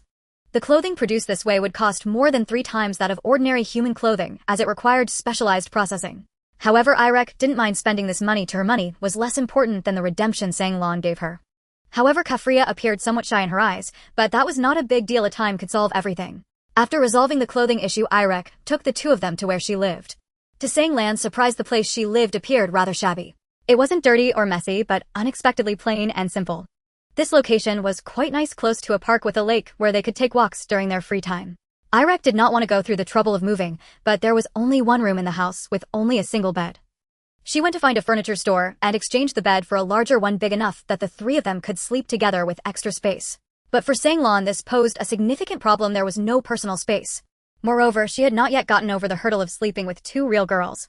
On the way to the Floating Cloud Guild in the afternoon, Irek walked ahead happily with her two adorable younger sisters, completely unaware that Kafria had been staring at Sanglan with a peculiar expression.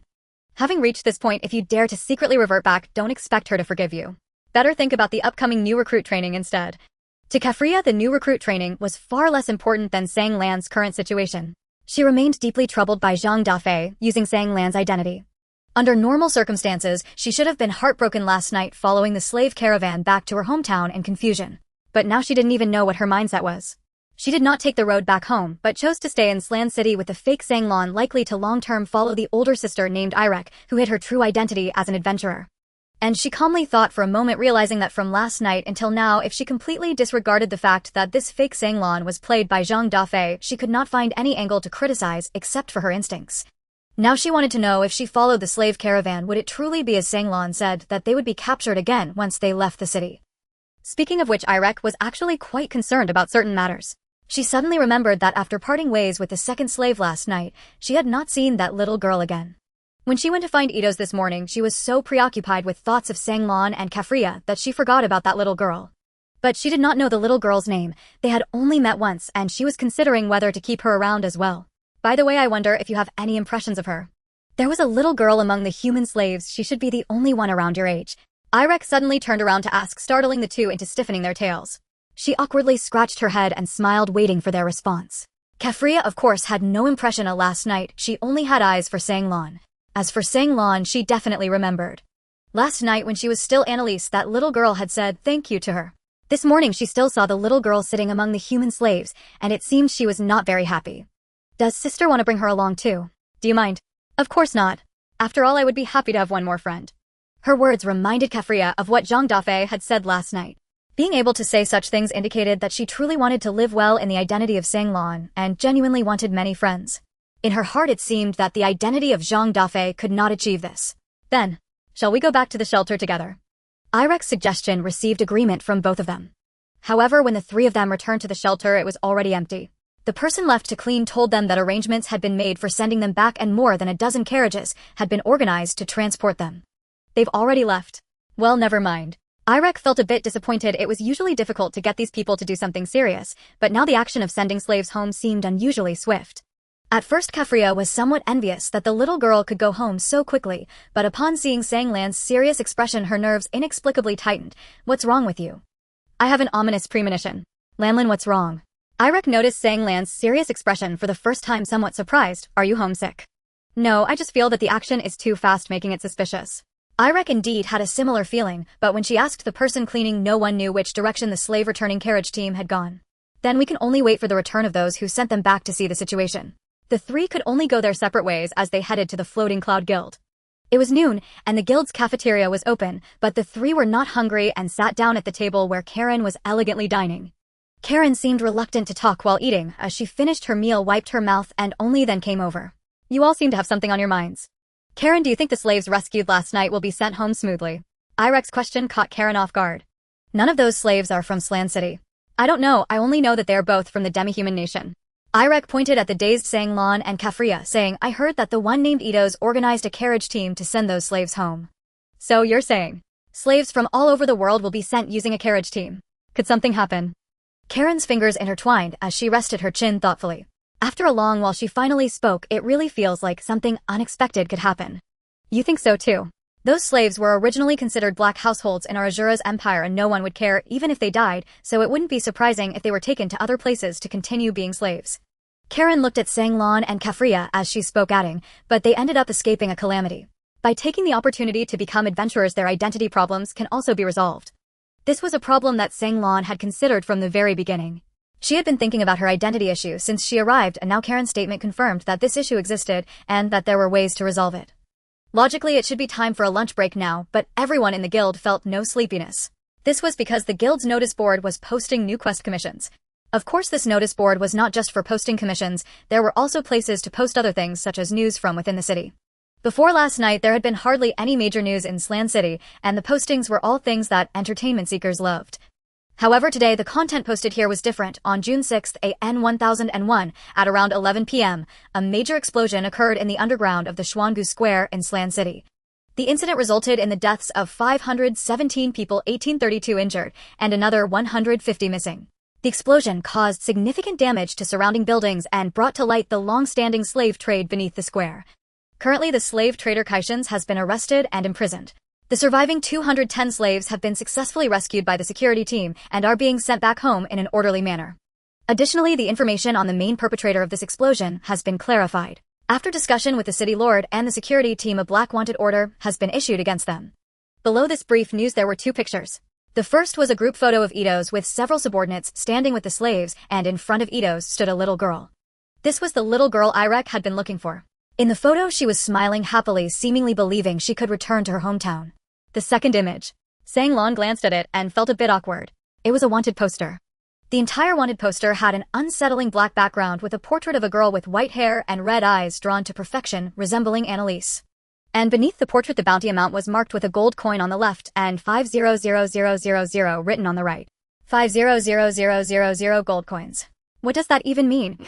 Adventurers who saw this number were left at a loss on how to calculate it. A lifetime wouldn't be enough to spend it all. Sang-Lan initially thought this wanted poster would intimidate the adventurers, for Karen had just explained that the black background meant it was a top-tier wanted notice, essentially declaring her an enemy of the entire Azura's empire. However, those adventurers seemed unfazed, as if this was nothing extraordinary. Do they not care about this dangerous individual? Kefria observed that the adventurers showed no signs of fear and found it peculiar. It's because those who hold a grudge against her are the nobles, and it has nothing to do with us little adventurers. Moreover, even if someone could capture her, it's unlikely they would receive the bounty, Karen explained. They've been unreliable for quite some time now. A worthless promise. Sang-Lan questioned. Then what's the point of posting this wanted notice? It's just for show, after all. With so many nobles dying at once, they need to provide an explanation. At that very moment, the Lord's office was indeed quite annoyed, as the families of the nobles who died last night were demanding answers from the Lord. But when the Lord presented the wanted notice and had the surviving maid from last night use the golden image magic to reenact the scene she witnessed, these people were instantly deflated. While the citizens of Siren City went about their lives as usual, the nobles were regrouping, as the old must pass for the new to arrive, and if they did not stabilize their positions, new nobles would replace them. Of course, this was not something Sang-Lan was concerned about. After all, she had no reason to use the account Annalise now. She needed to start anew with this account, and she maintained a full enthusiasm for it. As she and Kefria went to receive Karen's guidance, the title of White Demon associated with Annalise had begun to spread throughout Siren City.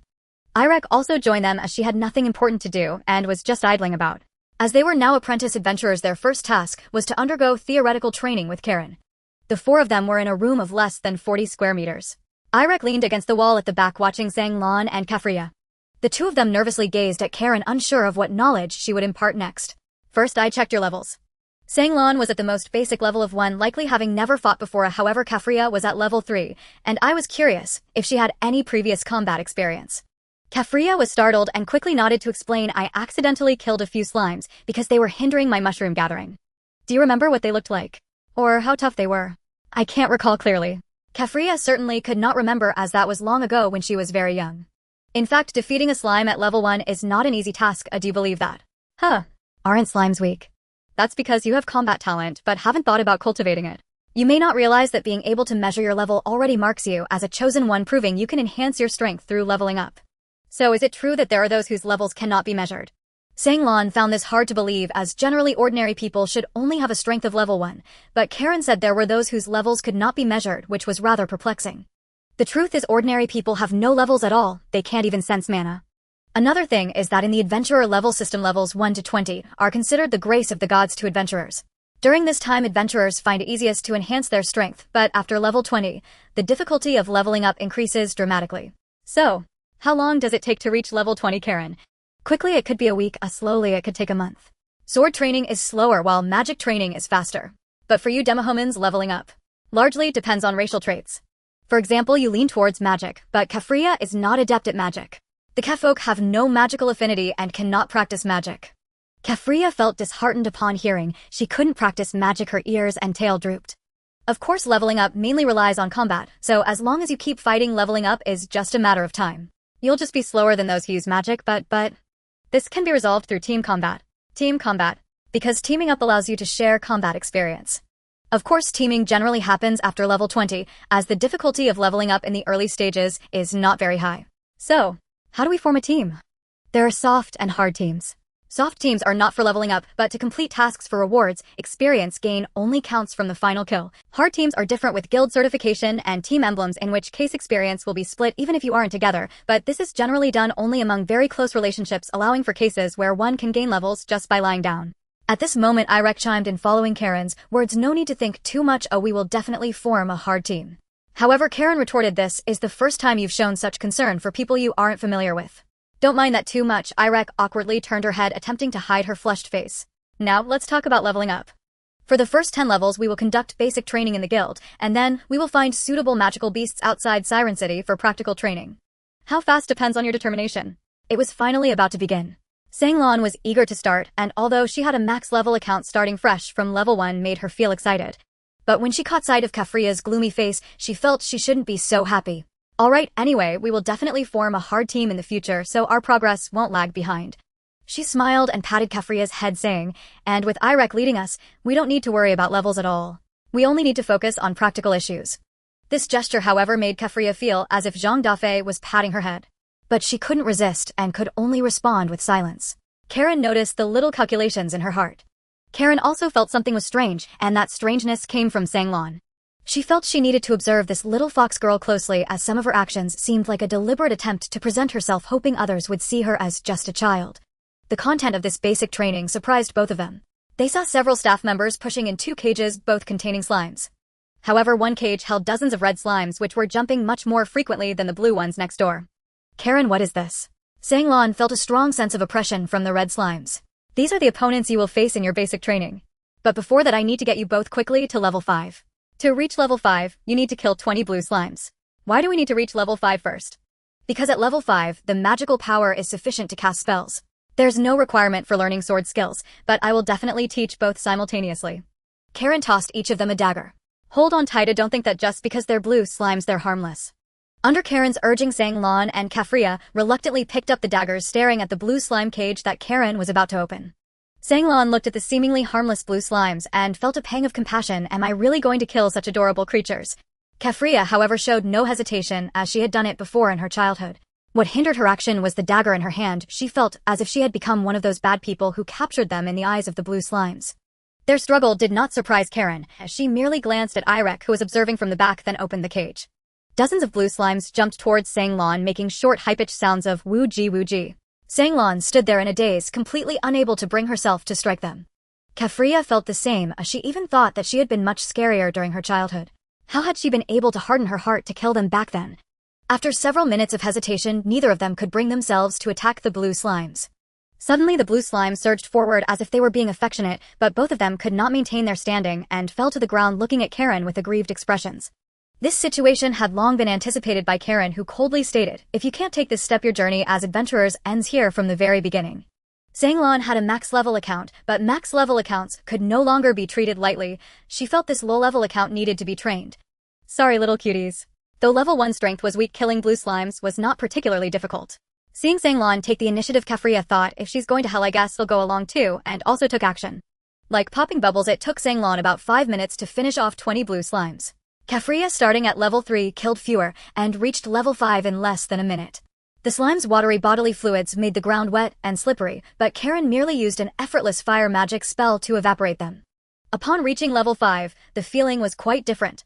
Sanglan clearly sensed a strange energy present in her world, and the fire magic Karen had just used was a manifestation of that energy. In contrast, Kafria felt nothing at all. So how does it feel? Karen asked Sanglan. Magical power. Yes, this is the thing you can only feel starting from level 5, which is the root of our magic usage. Without magical power, we cannot use magic. Moreover, magical power exists both within and outside our bodies. In terms of usage efficiency, the magical power within our bodies has a conversion rate of 100. Outside, it is not at 100 and magical power will be consumed once your magical power is exhausted. You cannot use magic anymore. Kafria felt a sense of emptiness upon hearing Karen's explanation. She still felt it was a shame not to be able to use magic. You don't need to feel regret, your race isn't one that uses magic. High-level physical specialists can destroy magical circles with their bodies. Really? If you don't believe it, you can let Irek give it a try. Irek had been listening throughout and had now drawn a silvery sword from who knows where. Meanwhile, Karen cast a water-blue magical circle in the air. Sanglan felt that if she didn't prevent the magical circle from taking effect, the next moment might be a torrent of water. Irek merely waved her sword lightly at the magical circle, causing it to shatter and dissipate. Wow! Kafria looked on in a daze. I only have a strength of level 41 and Karen has level 50. The magic she used was only around level 20. If it were any higher, I wouldn't be able to break it so easily. Irek scratched her head and explained like the self-exploding magic from last night. If that girl had known how to break the magical circle, perhaps many lives could have been saved. Mentioning this, Karen curiously asked her, did that girl seem like a naive child who suddenly gained invincible power? Karen, why do you think that? It's just my speculation. Speculation? What are you thinking?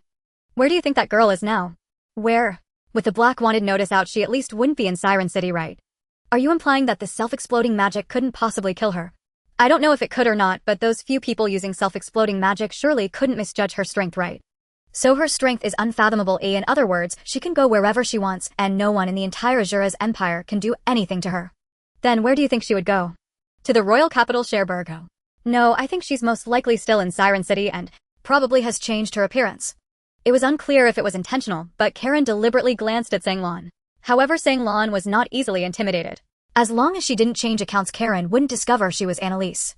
Irek didn't understand why Karen looked at Sanglan while saying this. Aside from the hair color being the same as that girl, Sanglan had no other similarities, especially her eyes being a deep blue, which had little connection to the reedy girl. Kafria couldn't comprehend what Karen was suspicious about. All she knew was that Sanglan's true identity was Zhang Dafeng, and she didn't know the connection between the girl they were discussing and Zhang Dafeng. She only knew that it was a fact that Zhang Dafeng used Sanglan's identity, and in a certain sense Karen's suspicion wasn't entirely wrong. Seeing that Sanglan showed no reaction, Karen became even more suspicious of her. Alright, the next part will be the true test of basic training for both of you. Karen kept this matter in her heart, clapped her hands, and shifted the topic. Next, to level up from 5 to 10, you need to kill 200 red slimes. 200 slimes. Kafria felt the number was a bit excessive. Karen smiled and asked, how many blue slimes do you think it would take to achieve the same effect? 500. Wrong. 10000. 10000. Doesn't it seem unreasonable? But that's just how blue slimes are. After reaching level 5, they become useless for leveling up. Is the gap between levels 1 to 5 and levels 5 to 10 really just the difference between 20 and 10000 blue slimes? Sanglan did not quite understand. Starting from scratch, she realized that this level system seemed different from what she had imagined. It was not a normal leveling process. She recalled that Analyze was at LV Max without a specific numerical value displayed and curiously asked Kaylin, what is the highest level? However, Kaylin replied, no one knows the highest level. The highest known level currently is that of General Hopland of our empire, with a recently disclosed level of 145. Then, what does this level mean? It means he is the most powerful figure in the empire on the surface. Kaylin said, calmly, showing no fear despite the vast level difference. Doesn't Sister Kaylin feel afraid of such a level difference? Sanglan's question startled Kaylin for a moment, and then she replied, any actions of such high-level individuals are recorded by the royal family's spies. In other words, the higher the level, the less free one becomes. Those of us who are below level 100, like us, actually live a more comfortable life. So the stronger one is, the more restrictions there are. Remembering that black wanted poster, Sanglan couldn't help but chuckle. Kafria didn't understand what Sanglan was laughing about, and now she had become the most anxious one. Level 145 sounded like a level she could hardly reach in her lifetime. She could no longer gauge what level she needed to achieve to avoid a fate of becoming a slave. Alright, now levels 5 to 10 are the most critical part of basic training. Kaylin clapped her hands, signaling both of them to focus. Before we start, I want to ask you, what monsters do you think we should defeat to level up from 5 to 10? Goblin, perhaps? Sanglan blurted out, only to receive strange looks from Kaylin, Kafria, and Irek. What's wrong? Sanglan didn't know what monsters existed in this world. Since slimes existed, goblins should also be present, right? Goblins are a matter for after level 20, Kaylin explained. However, they are a significant reason why many adventurers stop at level 20. Are goblins strong? Yes, because they possess intelligence close to that of humans and are cunning and treacherous. Irek, with a dark expression, said, I almost got sick from the combined form of a goblin once. Fortunately, I defeated it, otherwise I wouldn't have been able to eat for days. It sounded like goblins were not as simple as she thought, and Sanglon couldn't help but wonder just how disgusting the goblins in this world were. Let's not talk about goblins for now, let's discuss red slimes. Kaylin clapped her hands again, bringing the conversation back on track. In simple terms, red slimes are a mutated form of blue slimes, and their temperament is much more volatile than that of the blue ones. Both Sanglon and Kefria could tell that the specially designed grid cage for the red slimes resembled a gasopon machine, allowing only one to be released at a time. The one inside was vibrating at a high frequency while the other slimes were repeatedly banging against the cage. Before I let it out, I need to let you get used to its speed.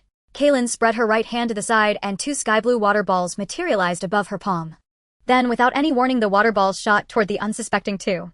Kefria easily dodged, but Sanglon took the hit squarely on the face. It didn't hurt, but Sanglon felt like she was a wooden stake under the water ball, which moved at a speed comparable to that of a professional tennis player's ace serve. This is the average speed of a red slime. If you were to face it directly, Kefria might be fine, but Lon, you would definitely get hurt. But let's not rush. Lon, you lean towards magic, so I need to determine your magical training direction first. Magical training direction. Education according to aptitude. You should train in the magic attribute you excel at the most. As she mentioned education according to aptitude, Sanglon suddenly remembered school. Sister Kaylin, won't school teach these things? However, this topic made Kaylin silent. Irek explained to her, unfortunately, that's also a problem I want to address. Currently, the Empire only allows noble children to attend school. Commoners wishing to change their fate can only hope to give birth to a child with a level allowing them to become adventurers and earn merits to become new nobles. The topic suddenly became somewhat heavy, and Sanglon felt it was better to suppress her unnecessary curiosity. So, what is my attribute? At this point, Kaylin took out something resembling a crystal ball. This is a magic color detection ball. You place your hand on it and imagine channeling your magic into the ball. The color that appears will indicate your attribute, and the form will vary according to the attribute. Gold is yellow, wood is green, water is blue, fire is red, and earth is brown. Additionally, the light and dark elements outside the 5 fundamental elements correspond to white and black.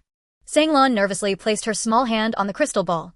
In no time, the crystal ball displayed a form that nearly made Kaylin's eyes widen. White. Fire. White fire. Are you from the legendary White Fox clan? Legendary. There's no other explanation for why your fire attribute would be white. The fire attribute of the Fox clan is rather special. The fire associated with the White Fox is White Flame, while the Black Fox has Black Flame. These two clans are opposites. I don't know if you're aware of that. Sanglon had no knowledge of these matters and could only look at Kaylin with a confused expression. This display naturally deepened Kaylin's suspicion of her, but Kaylin chose to remain composed and gently said to her, it will be better for you to understand these matters once your strength improves. In any case, your currently strongest magic is fire magic, but because the slime is of the water attribute, water restrains fire, making fire magic's damage lower than usual. But yours is the chosen fox fire, so the general rules don't apply. Then, how do I cast magic? It's simple, I just treat the casting of magic as natural as breathing. The manifestation of magic varies from person to person, and the magic circles that appear when casting magic are unique to each individual. As natural as breathing. Sanglon thought that was the biggest bottleneck. After all, the expressions of experts about things are hard for novices to relate to. Then for now, close your eyes and imagine what the flames you release look like.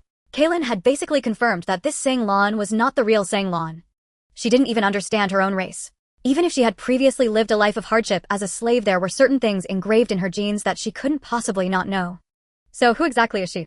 This question might only be known by Kefria, who was beside her.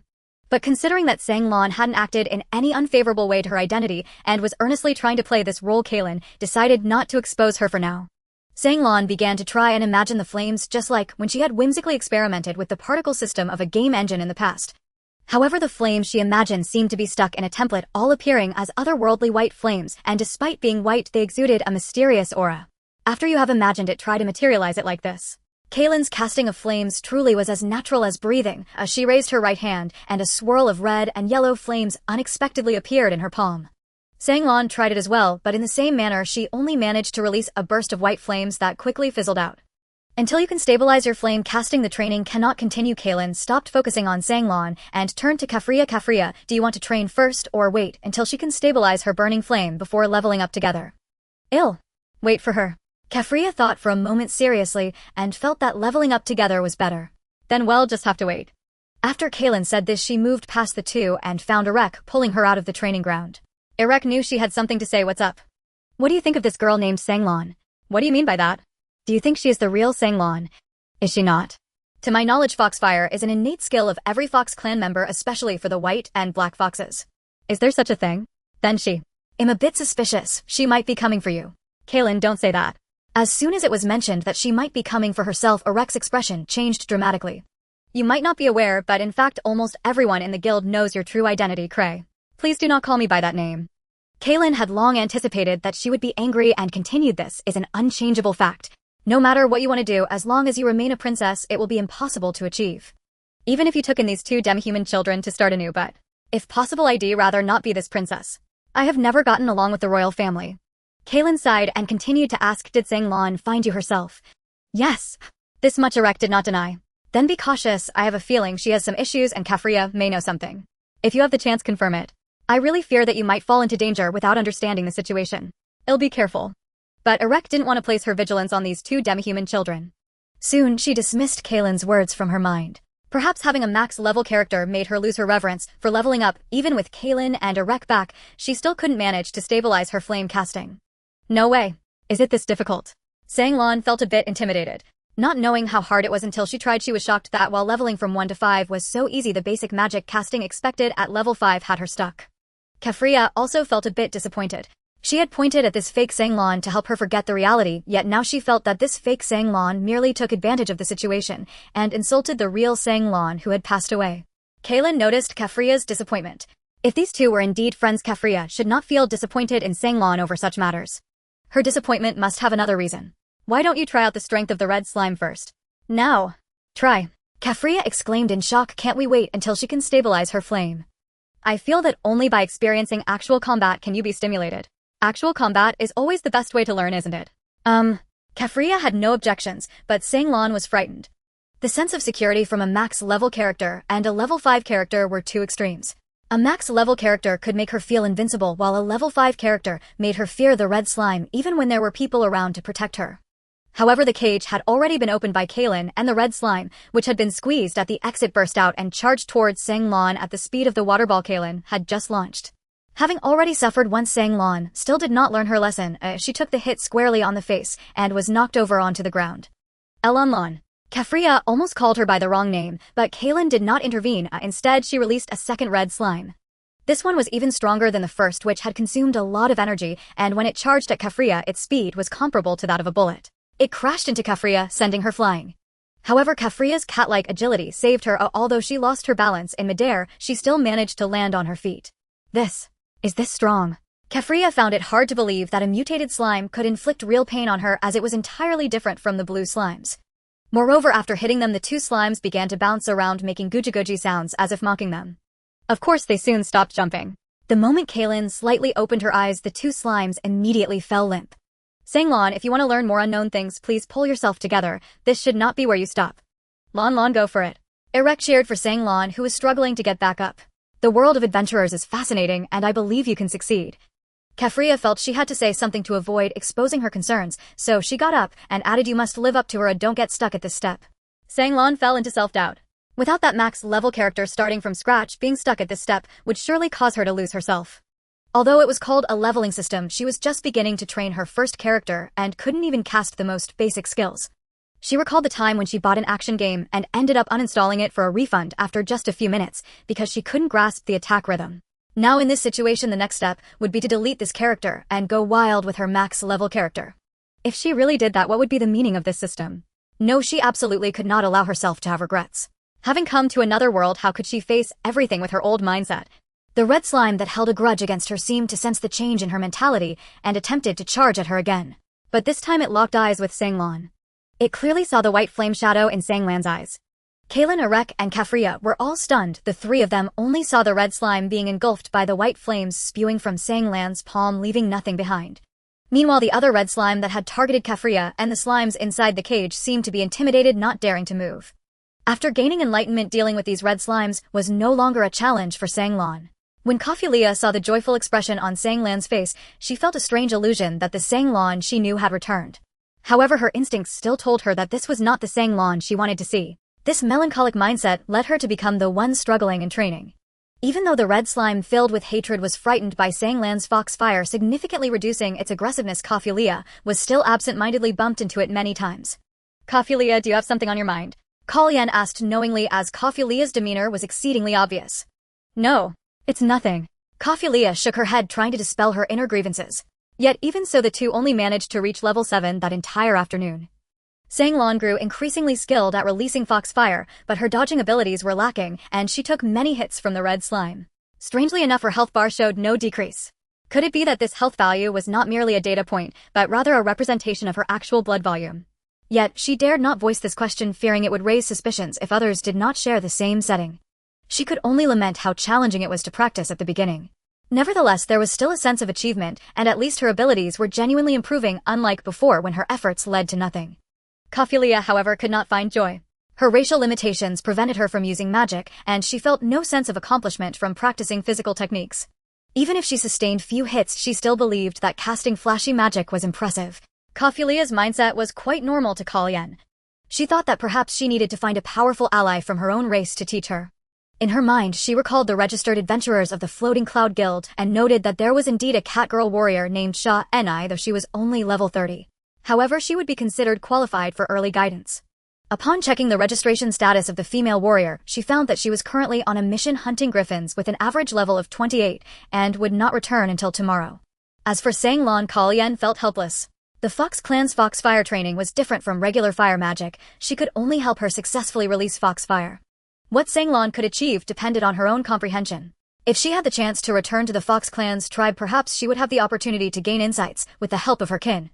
Then, let's call it a day for now. Well, continue tomorrow, Call Yen said, stopping the release of the red slime and instructing the staff to remove the cage. However, tomorrow I won't just release one at a time. Time to clock out. Eirik could barely contain her excitement. It won't be a problem to reach level 10 tomorrow. Once we hit level 20, we can form a party and take on quests. As night fell, the night market of Ceylon City opened. Except for the surrounding area of the mysterious structure square and its ruins, other places seemed to have completely disregarded last night's explosion, bustling as usual. Eirik led the two around, indulging in food and entertainment. However, Zhang Lan felt that she was more so trying to sweep away the gloom within her heart. After all, none of the cloaked individuals who had been with Eirik last night had shown up. Eirik, where are those people who were with you last night? This was a question that hit a sensitive spot, but Eirik felt that hiding it was meaningless, so she replied, they left and won't be coming back. Left? Why? They think what I want to do is too dangerous and it's easy to die following me. Then, what does sister want to do?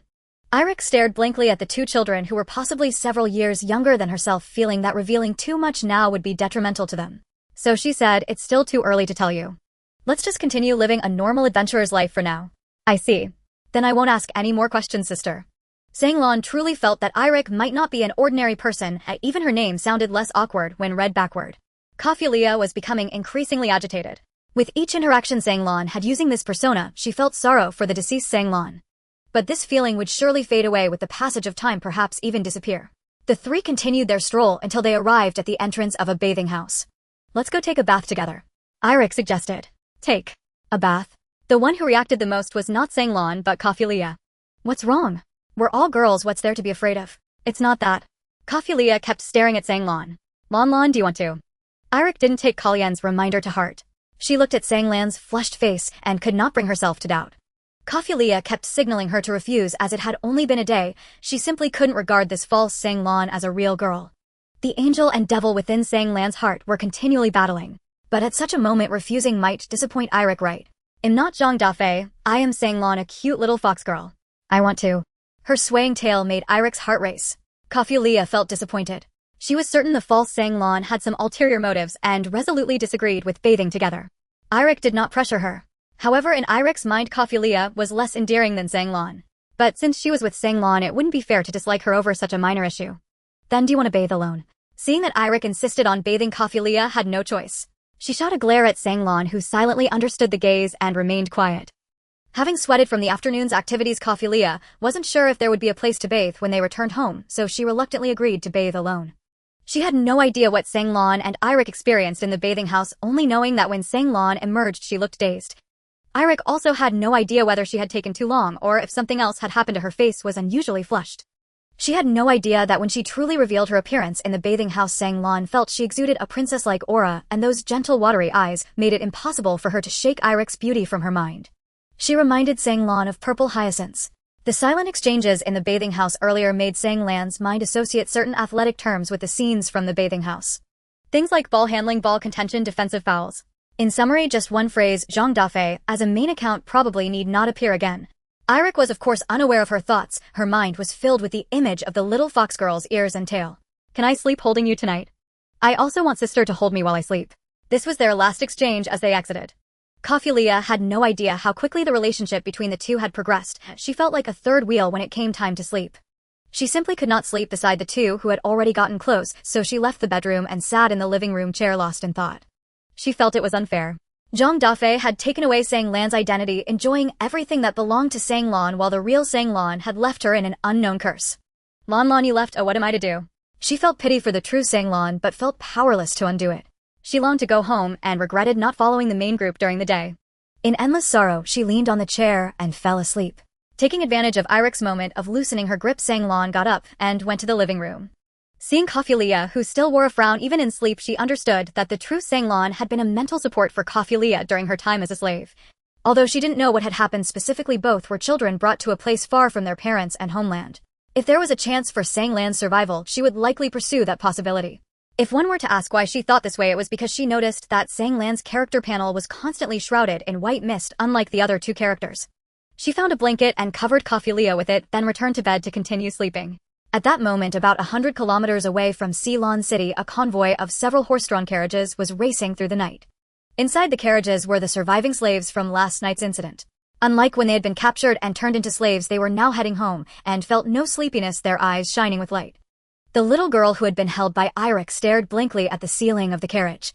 She felt regret that she hadn't seen the white-haired Reed's sister before leaving Ceylon City. Eidos glanced around and deemed it time to stop directing the convoy to pull over. Let's rest for the night and continue our journey tomorrow.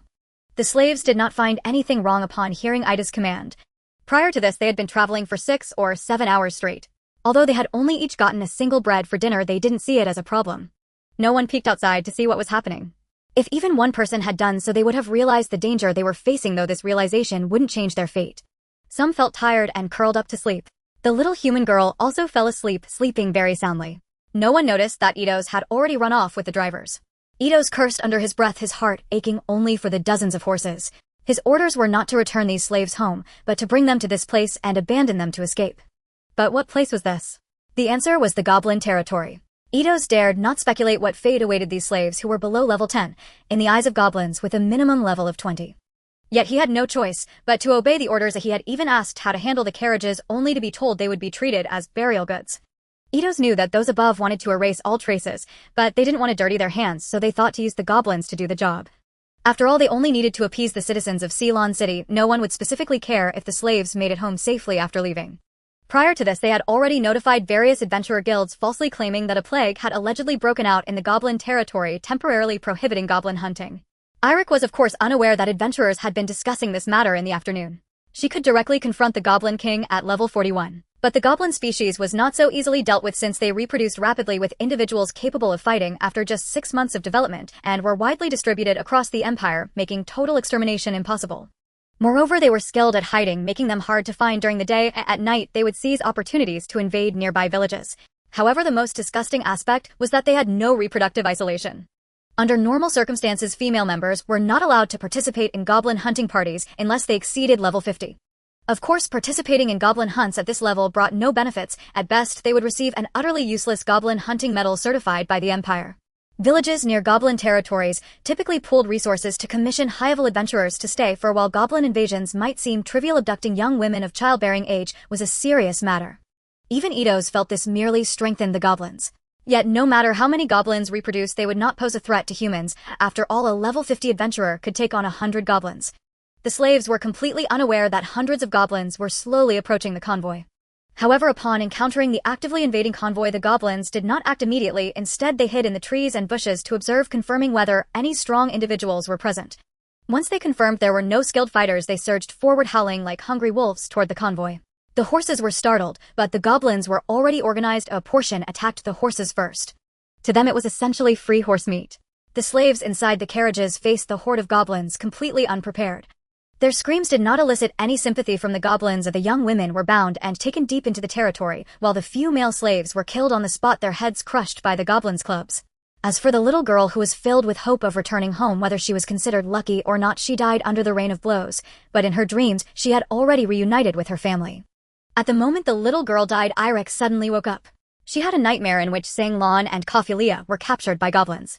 She turned her head and saw that Sang Lon was still sleeping soundly, but Kophelia was nowhere to be found.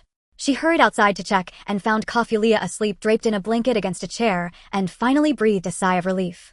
She picked Kophelia up and placed her back in bed looking at the sleeping faces of the two demi-human children and murmured, "I won't let you get caught by the goblins." About an hour after this unseen tragedy occurred, Eidos arrived at the scene and saw nothing but the wreckage of the carriages and some male slave corpses. His heart only ached for the dozens of horses. But his work was not yet done, for according to his superiors, all slaves involved in the underground explosion incident had to be ensured dead. This was the most headache-inducing requirement for him, because in the list given by Kaishans, both Sang Lon and Kophelia were beside Princess Klai, and he couldn't find an opportunity to resolve the issue. But that wasn't all. He also discovered a level 1 nameless male slave he didn't recognize who had never been part of this convoy from the start. No, after the explosion, he had seemingly vanished without a trace, and no one knew where he was, but it couldn't be confirmed whether he was dead or alive. He thought that perhaps this nameless one had been overlooked due to his weakness, so he returned to check if he had been killed by goblins. However, he couldn't find the nameless one among the disfigured corpses. Could they know something? Eidos felt he had to ask Sang Lon and Kophelia, but he could only do so the next day. On June 8, 1001, Sang Lon and Kophelia continued their novice training. Kophelia had no idea how she ended up back in bed, but she slept more soundly than she had for a long time. However, the troubling matters from last night resurfaced the moment she saw Sang Lon upon waking, and she couldn't muster a positive expression. Yalik thought she was truly homesick and thus comforted her, saying, "Once you both level up, I will take you back home for a visit." Yalik's words only made Kophelia feel more disheartened. Her ears drooped and her spirit seemed utterly deflated. Sang Lon, who knew the true reason, could only pray for a miracle to occur. They thought they had arrived early enough, but Kellyanne had actually arrived even earlier than them. Though it was mainly because she lived close to the guild, arriving earliest every day also demonstrated considerable self-discipline. Kophelia seems not to have adjusted her mindset yet. Seeing Kophelia's troubled expression, Kellyanne glanced at Sang Lon and remarked, "If we maintain this mindset during today's training, we might not be able to continue. I will try my best to adjust." Despite her words, Kophelia could only stare blankly at Sang Lon. Seizing the moment while the other staff had yet to arrive, Kellyanne went to speak with Yalik privately. "Did anything unusual happen after you returned yesterday?" Kellyanne asked. "What kind of unusual situation?" Sang Lon. Recalling Kellyanne's reminder from yesterday, Yalik still found her suspicion towards Sang Lon very strange. "There's nothing unusual about her. You can't possibly be suggesting she's a fake fox kin, right?" Kellyanne paused for a moment before saying, "Last night I asked a friend from the healing team as she participated in the rescue operation the night before. And then she said a slave died from an unknown curse last night, but when they returned they couldn't find the body." "A curse? Dead? It's a certainty that the slave was cursed, and it was established that the death occurred when healing spells were ineffective. So who was that slave? Now that I mention it, who else could it be? Are you saying Lon Lon should have died?" Kellyanne nodded slightly, stating, "Otherwise it wouldn't explain why Kophelia is acting so strangely, because that friend told me a hybrid cat child was crying very sadly at that time." "This? Do you mean?" Yalik recalled how Kophelia had stubbornly refused to join her and Sang Lon in the bath last night, which indeed seemed very off. If she could cry for Sang Lon, then it wouldn't make sense for her to resist taking a bath together. Considering yesterday's behavior, Sang Lon is definitely not herself. "I suspect the curse my friend mentioned is related to possession." Possession curse. Yalik felt a chill run down her spine. If such a curse truly exists, would she be affected next? Remembering the intimate contact in the bath last night, she suddenly felt a wave of nausea. "Does she know your true identity?" Kellyanne asked again. "She definitely doesn't. If she did, I might be finished." "Then Kophelia must know something. Should we call her in to clarify?" Kellyanne's suggestion forced Yalik to agree. After all, if what Kellyanne said was true, she had essentially taken in a ticking time bomb. Kellyanne went to bring Kophelia out, and Sang Lon thought she was going to counsel Kophelia, feeling relieved. If Kophelia didn't get herself together, their leveling progress would likely slow significantly. At first, Kophelia thought Kellyanne wanted to guide her, but when she saw Yalik's worried expression, she felt as though she had inadvertently stumbled into a major disaster. Could it be that she was exposed? Kophelia then realized that the fake Sang Lan's performance had seemed natural, but her own behavior had harmed the fake Sang Lon. Yet, she truly didn't want the fake Sang Lon to deceive everyone for a lifetime. She still believed it was better to let Sang Lon rest in peace than to be impersonated. Thus she sold the fake Sang Lon. Now everything made sense. The Sang Lon was not the real Sang Lon, but a man possessing her disguise as described by Kophelia. Kellyanne remained emotionally stable, unshaken by this fact. However, Yalik felt nauseated thinking about how the person who entered the bath with her last night was actually a disguised adult male fox girl. "Why? Didn't you tell me something so important earlier?" Yalik nearly went mad.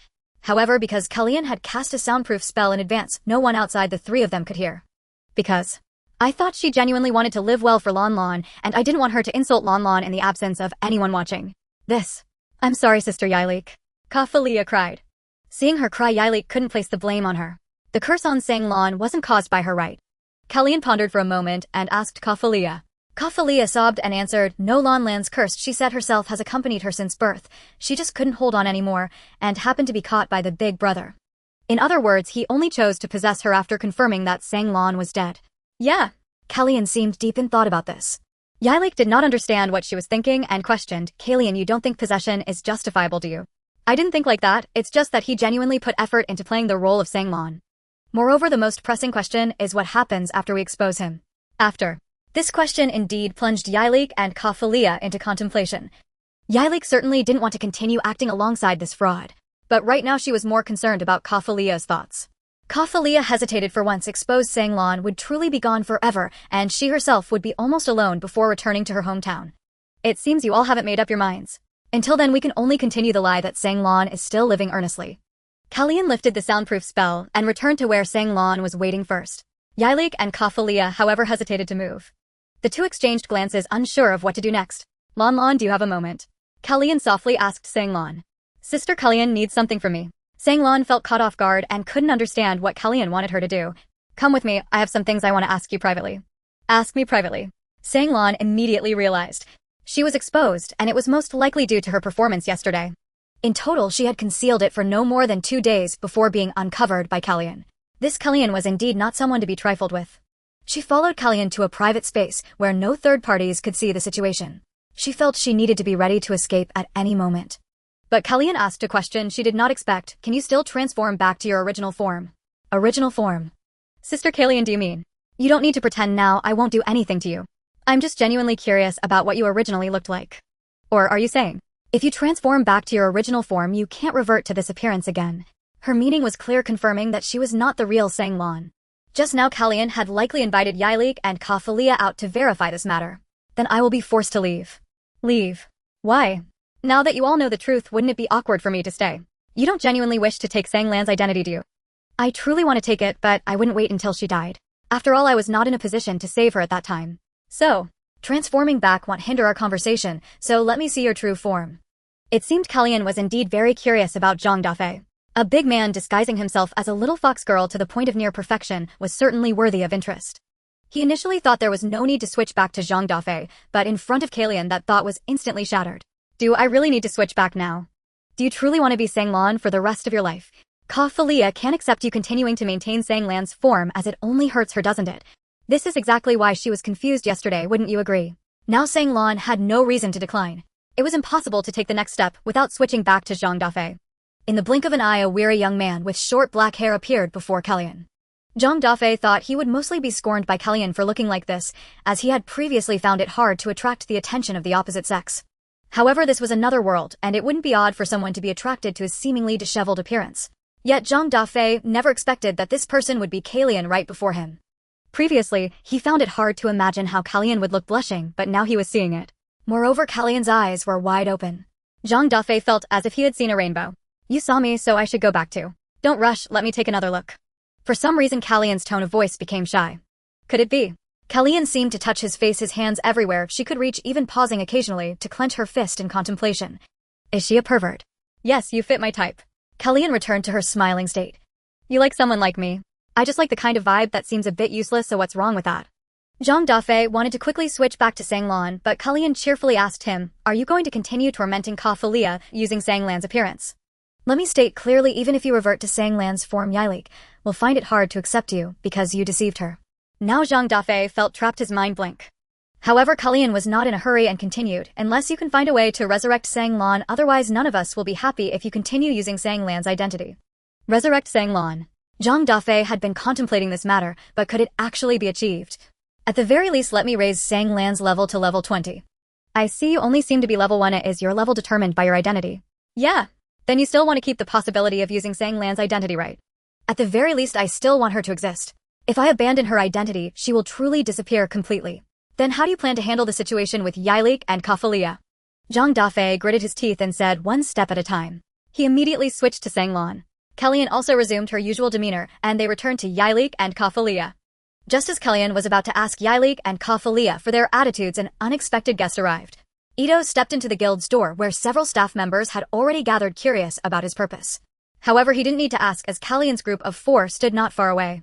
Although the atmosphere seemed a bit awkward, Ito's still had to inquire about the whereabouts of the missing male slave. "You two are really lucky," Ito said to Sanglan and Kafalia. "So how have you been?" Kafalia had a very poor impression of him and simply replied, "Not bad, I guess."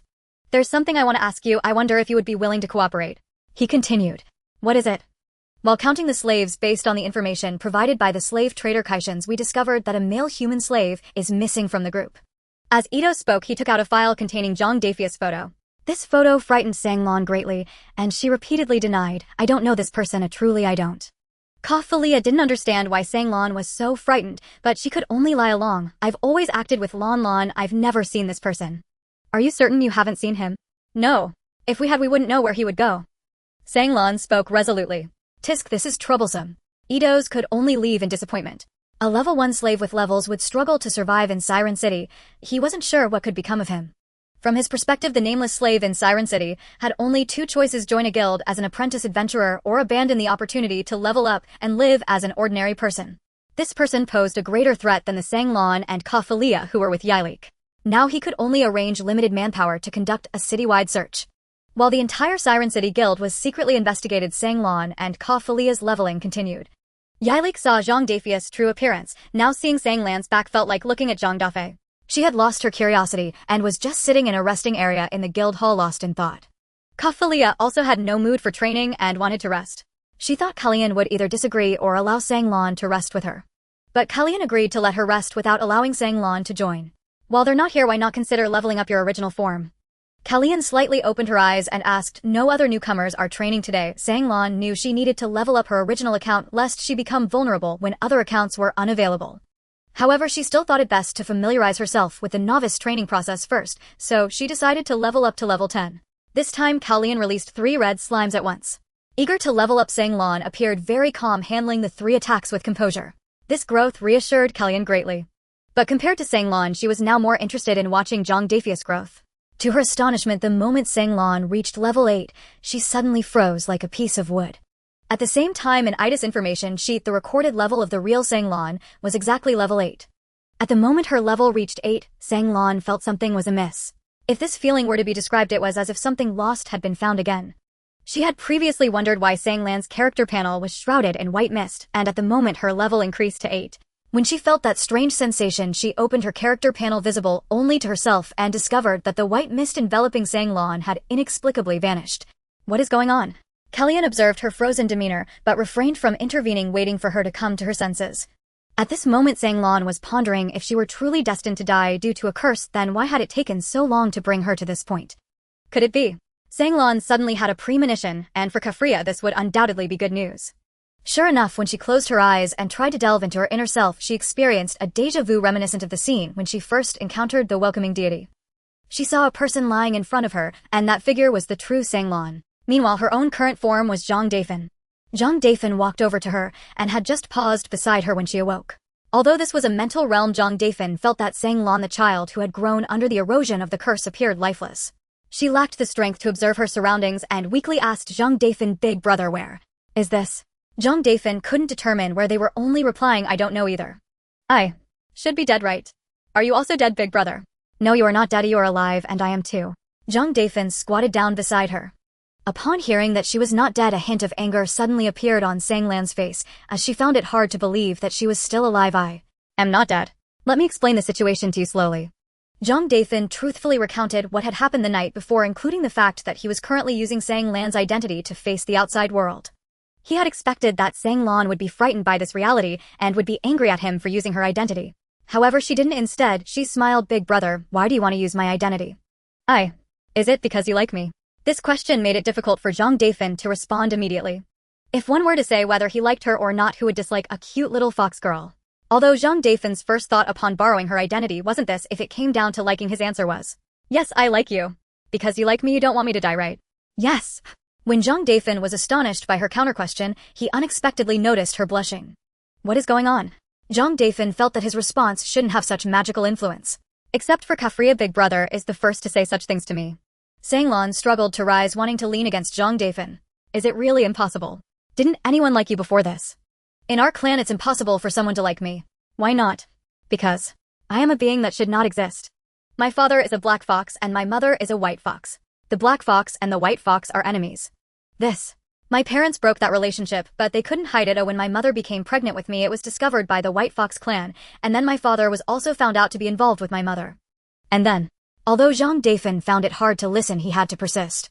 The Black Fox clan's rules are strict. I had never seen my father, and he was executed by the clan leader of the Black Fox clan before I was even born. On the White Fox clan side, they needed to determine if I was a black fox or a white fox, but before I was born someone placed a curse on me which I've been fighting against since before birth. Perhaps because I am a white fox I was able to survive with my mother. But we are merely surviving. Before my mother died she had been running around everywhere, but she didn't know I was cursed and couldn't find anyone in the clan who could save me. Out of desperation she decided months ago to take me away from our hometown to seek help from humans. Zhang Dafeng could guess the rest without needing to listen, otherwise how would she have become a slave? He continued her thought, so you couldn't find anyone to save you, and then you were captured to become a slave. Yes. What about your mother? She died killed in front of me. This is also what caused the curse to worsen. Since then I have become increasingly weak. I initially thought I would die soon, but Kafria's appearance allowed me to hold on a little longer.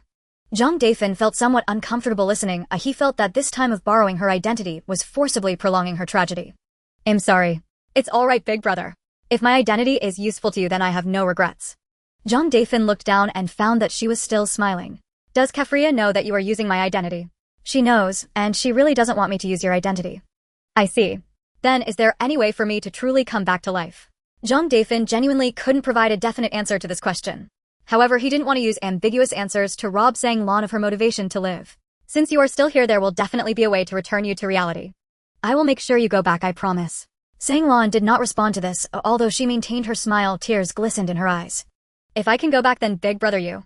Zhang Dafeng did not hear her complete sentence, because in the next moment he returned to reality. Why are you crying? Kalian, who was a head taller than him, slightly opened her eyes, looking at Zhang Dafeng with concern. Zhang Dafeng touched his eyes and felt the tears. She is still alive. Are you saying the real Sanglan is still alive? Kalian quickly understood the situation. She had been frozen in place because she had found the real Sanglan somewhere. Zhang Dafeng did not want to waste a single second, hoping to find a way to truly bring Sanglan back as soon as possible. She operated the character management system interface. In Kalian's view, it seemed like she was just swiping through the air. She had always thought that this system's ability to preserve the original owner's consciousness was remarkable, and perhaps some explanations had not been presented immediately. Sure enough, an exclamation mark appeared above Sanglan's character information panel. She touched the exclamation mark and a description dialogue appeared. The original consciousness of this character is intact and the character can be rematerialized, allowing them to survive normally in reality. However, you still retain the usage rights of this character and the character's attribute status is saved by the system. This means Sanglan can come back to life, but I can still use the account Sanglan. Zhang Dafeng continued to read the contents below, which stated the conditions for this character to materialize are level up to 20. Level 20. Just level 20. Zhang Dafeng found it unbelievable. She had expected the conditions to be set at level 50 or above or other currently unattainable requirements. But now it was telling her that as long as they passed the novice adventurer hurdle they could do it. Now Zhang Dafeng had to work hard to level up Sanglan. Although Kalian was eager to know what had happened, Zhang Dafeng had not said much from the beginning, only urging her to quickly release the red slime. Kalian noticed the change in Sanglan's expression, indicating that she should know what the real Sanglan had gone through, and her current actions were certainly preparations for Sanglan's return. When Irek and Kafria felt a bit better returning to the training ground, Sanglan had already reached level 10. Given the current situation, do you still want to use this identity? Irek saw Zhang Dafeng still using Sanglan's identity when facing her, unsure whether to feel relieved or not about the situation. She was certain that if she were facing Zhang Dafeng, she would definitely feel a chill down her spine. Sanglan did not respond to her right now. She was eager to reach level 20 and did not want to create conflict by speaking too much. Kafria stared blankly at Sanglan, who had already reached level 10 ahead of her, feeling that her own hesitation about the real or fake Sanglan had made her the one dragging them down. Kalian knew it was time for her to step in. Irek, if you really mind, why not let her temporarily stay with me? Kalian, do you know who her true form is? Irek was taken aback upon hearing Kalian's words. A man borrowing the identity of someone deceased to gain my trust. Who knows what he intends to do? Then may I ask, how do you want to handle this? Kalian's question left Irek speechless. She had not considered this aspect at all, but her grievances still needed a resolution. However, what Sanglan had done could not be deemed a capital offense. She couldn't find any fault in her actions since she was entirely unaware. Sanglan had appeared when she was most lost, helping her to regain her spirits, although she was portrayed by a man she was unable to make a decision. Kafria, what about you? You are aware of the situation. Do you support letting her stay with me temporarily? After all, if you both walk together, neither will feel comfortable. You can't move on from the loss of the real Sanglan, and she can't truly integrate into Sanglan's identity. Moreover, even so, she is still persevering in leveling up and doesn't want to waste time. If you want to return to your hometown as soon as possible, your level must reach at least 30. At a minimum, such a level can ensure you won't be easily captured by those hired by slave traders. Kafria then realized that she seemed unable to move forward without Sanglan. Is this really okay? Sanglan probably wouldn't want her to be like this either, would she? Reluctantly, she accepted Kallian's suggestion. Kallian went to find the adventurer Shani, who belonged to the same clan as Kafria. Coincidentally, Shani had just returned to settle her commission. This cat girl of the orange cat race was only in her 20s, a tomboy, but dressed rather lightly. Her limbs appeared slender yet strong. Upon seeing Kafria, she said in a neutral tone, in your state you simply can't complete the novice training, level 10 is your limit. Her bluntness made Kafria shiver as if she had received a tremendous grievance. Shani, she just started leveling up. She leveled from 3 to 7 just yesterday. She has potential, so don't be too harsh on her. Is it too harsh? Shani showed disdain. I heard she was captured to become a slave before. If I don't push her, she might still end up like this. That's true, but we didn't realize that there was such a large slave market underground in Xuangu Square. Tisk, if I see them, I'll have to eliminate them. Shani bared her teeth, her eyes blazing with fury. She was extremely angered by the existence of such a trade. But this explosion killed a lot of buyers. There will be later arrivals. After saying this, Shani drew her sword and pointed it at Kafria. If you don't want to be caught again, practice hard with me. Yes. Kafria, frightened, temporarily forgot about Sanglan. As for Sanglan, Kallian indicated that she had already reached level 10 and could go to the outskirts of Slan City to grind small monsters for practical combat against magical beasts. Irek, of course, did not want to go over. Now she could only focus on Kafria's progress. It could be said that her mind was a muddle. Yesterday, the one who redeemed her was a man disguised as a little fox girl. She had even bathed with him, sharing intimate moments. Just thinking about this made her face flush with embarrassment and anger, but since her cloak covered her, no one noticed. Kafria's training, of course, would not go smoothly. Shani's training did not focus on having her level up first, but rather on teaching her basic sword techniques. This monotonous training made Irek feel sleepy, but she couldn't go check on the situation there and could only doze off in the audience seats beside the training ground. However, Kallian's side was not so smooth. Of course, it wasn't a life-threatening incident, but rather the most troubling matter for Kallian. The conflicts between guilds. The Adventurer Guild is not just one. Generally speaking, as long as an adventurer reaches level 60, they can establish their own guild and recruit adventurers, forming their own division system. The Floating Cloud Guild, to which Kallian belonged, was established by the level 75 mage Stex. However, Stex was not a qualified guild leader. He enjoyed wandering, which is why he named the guild Floating Cloud. And he truly became a floating cloud, almost always wandering and hardly managing affairs. But his negligence was actually a good thing. He often did good deeds while away, so every year the Floating Cloud Guild could secure about 1/3 of the total commissions in Slan City. Thus the adventurers of the Floating Cloud Guild were not well received by other guilds. They couldn't annoy formal adventurers above level 20, but between levels 10 and 20, they could still trip them up. When Kallian brought Sanglan outside Slan City, many novice adventurers from other guilds had already arrived. Moreover, they seemed to have discussed and divided their territories in advance. Kallian's expression turned grave. The prominent projections of guild emblems indicated that all areas suitable for novice adventurers to level up had been entirely divided among these guilds. It seems we have arrived late. Kallian helplessly said to Sanglan, shall we come back another day? My current goal is simply to quickly raise Sanglan's level to 20. So, is there a quicker way to level up, such as killing higher level magical beasts? You've just reached level 10. No, it's Sanglan who just reached level 10. I am still at level 1. Everything I do now is only to truly bring Sanglan back to life. As for leveling up, we can talk about it once Sanglan is alive. Then should we go kill the Gale Giant Rabbit? Gale Giant Rabbit. A rabbit with an average level of 24 that moves extremely fast, but its habitat is more than 10 kilometers away from where we are. How many do we need to kill to reach level 20? Conservatively estimating about 20, but if you want me to help injure it for the final blow, it might take more than 50. Such malicious competition among guilds reminded Sanglan of commercial rivalries in her previous world. Though she knew little about business, guild dynamics now lay bare before her, clear as daylight. It was immediately evident this maneuver targeted her own guild. Even Kallian's expression betrayed as much. Frankly, I may have underestimated the situation. Kallian sighed in dismay at the scene. No wonder few newcomers have registered with our guild lately. They've all been poached by rival guilds. Then does that mean our guild has no new recruits? Sanglan cared little for other guilds, but her own guild mattered deeply. Our guild boasts no shortage of seasoned adventurers, but fresh blood remains indispensable. According to my records, only Sanglon and Kafuria registered as newcomers this past week. Of course, if you were to restore your original form, you'd count as a third, making just 3 in total. Far too few. Why would they do this? Guilds are founded for profit. The more we earn, the less they do. Our tiered training system for adventurers is meticulously designed, not haphazard like theirs. Observe, they dare bring novices under level 5 into live combat outside the city. How long do you suppose it would take to advance from level 1 to 10 using such unstructured methods? Sanglon shook her head. She had long suspected Kalian's earlier calculation of monster kills required per level was rigorously derived. Now confronted with their chaotic training, any estimation seemed futile. Our pace to level 20 equals their pace to level 10, Kalian declared proudly. Those slimes are carefully cultivated. We lease an entire slime farm on the outskirts of Ceylon City. If you're not in a hurry, we could visit first. Sanglon hesitated. She felt compelled not to waste time, not when Sanglon's resurrection hung in the balance. Kalian well understood the futility of such talk just then. Zhang Dafeng had no interest in sightseeing. Without another word, they set off toward the lair of the Gale Hares. Yet their path crossed into territory recently claimed by the Ueluan Guild, and there they were intercepted by Katat, a burly bearded instructor guiding novice adventurers. The griff-faced man demanded, "Miss Kalian, this zone has been officially assigned to the Ueluan Guild. If you intend to train novices, please relocate elsewhere." Kalian barely glanced at Katat. "We're merely passing through. Surely you won't block our route entirely." "I regret I cannot trust you. How do I know you won't slaughter the monsters we've reserved for our novices training en route?" Kalian fell silent. Something felt amiss.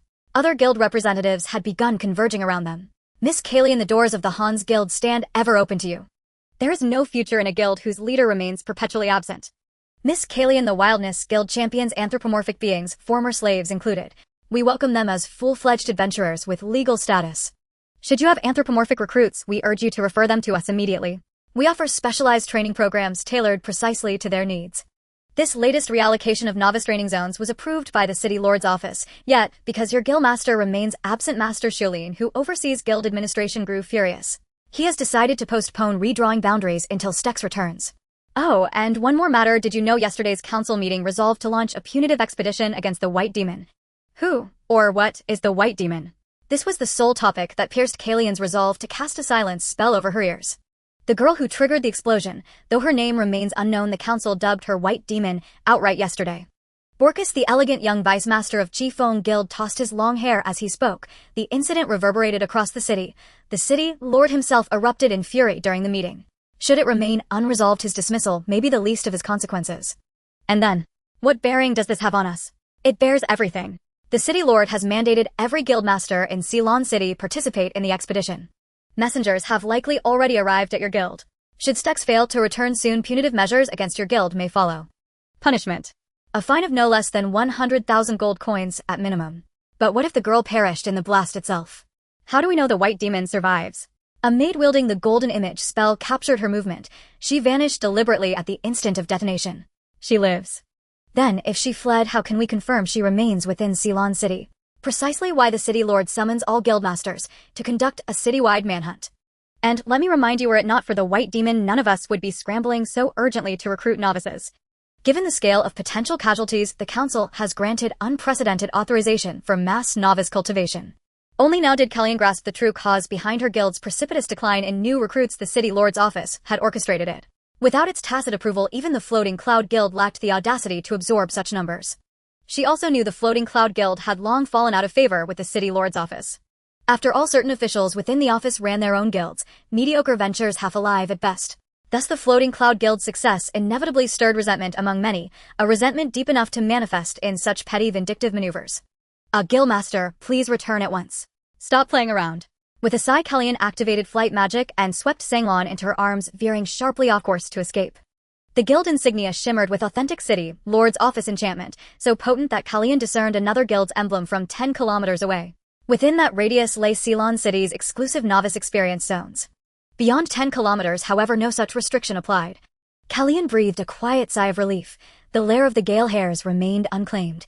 Aside from them, she knew of no other creature capable of accelerating Sanglon's leveling so effectively.